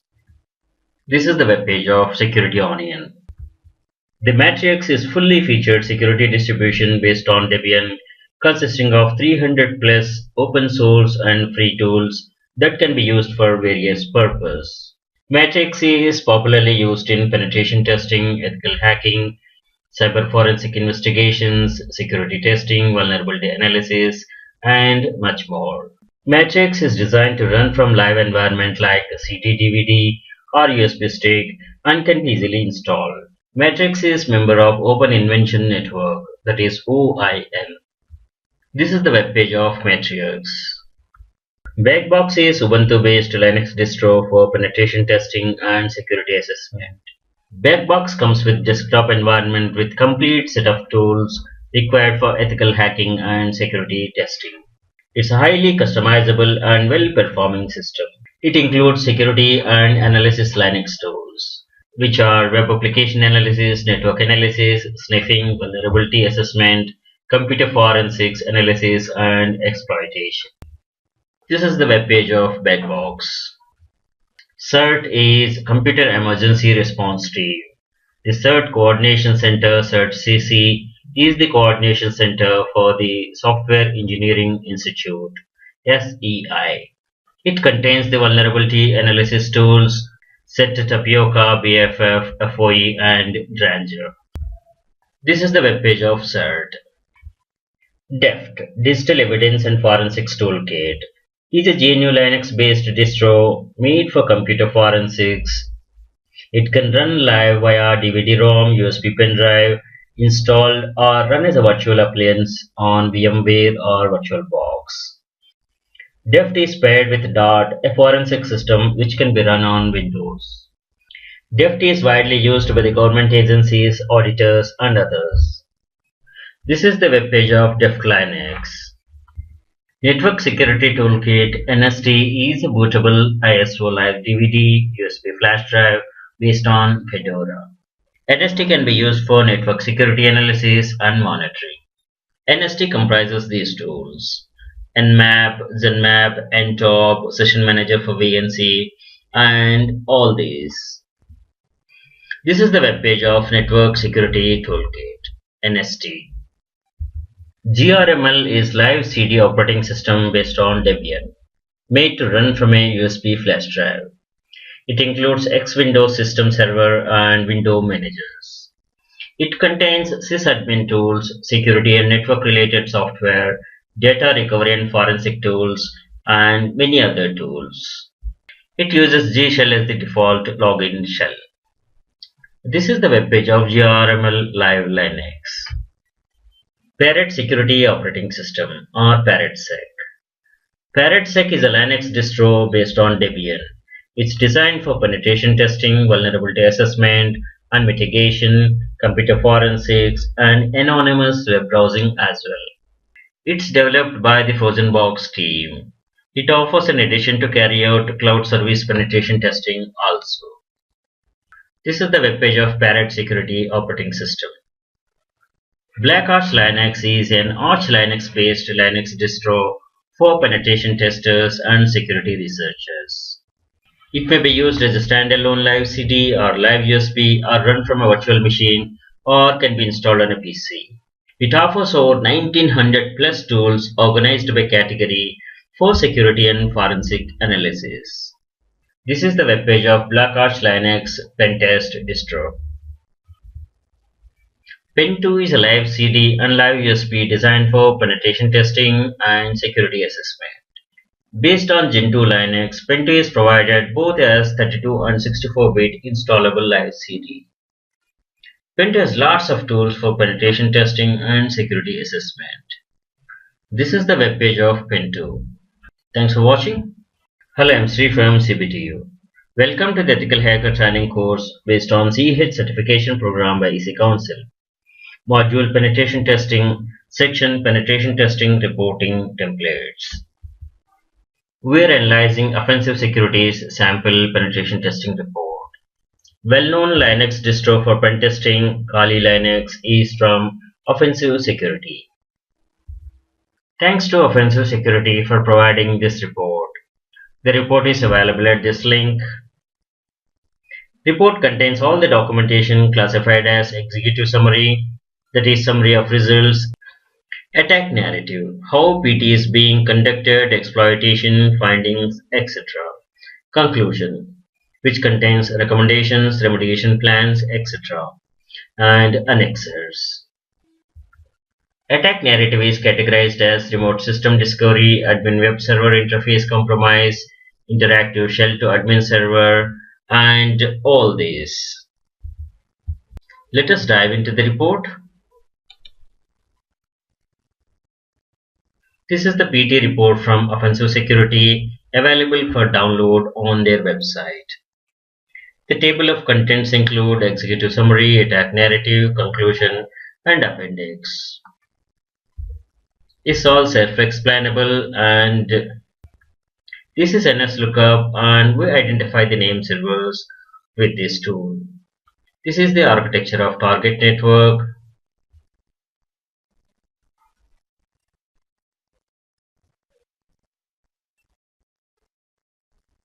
This is about some web server.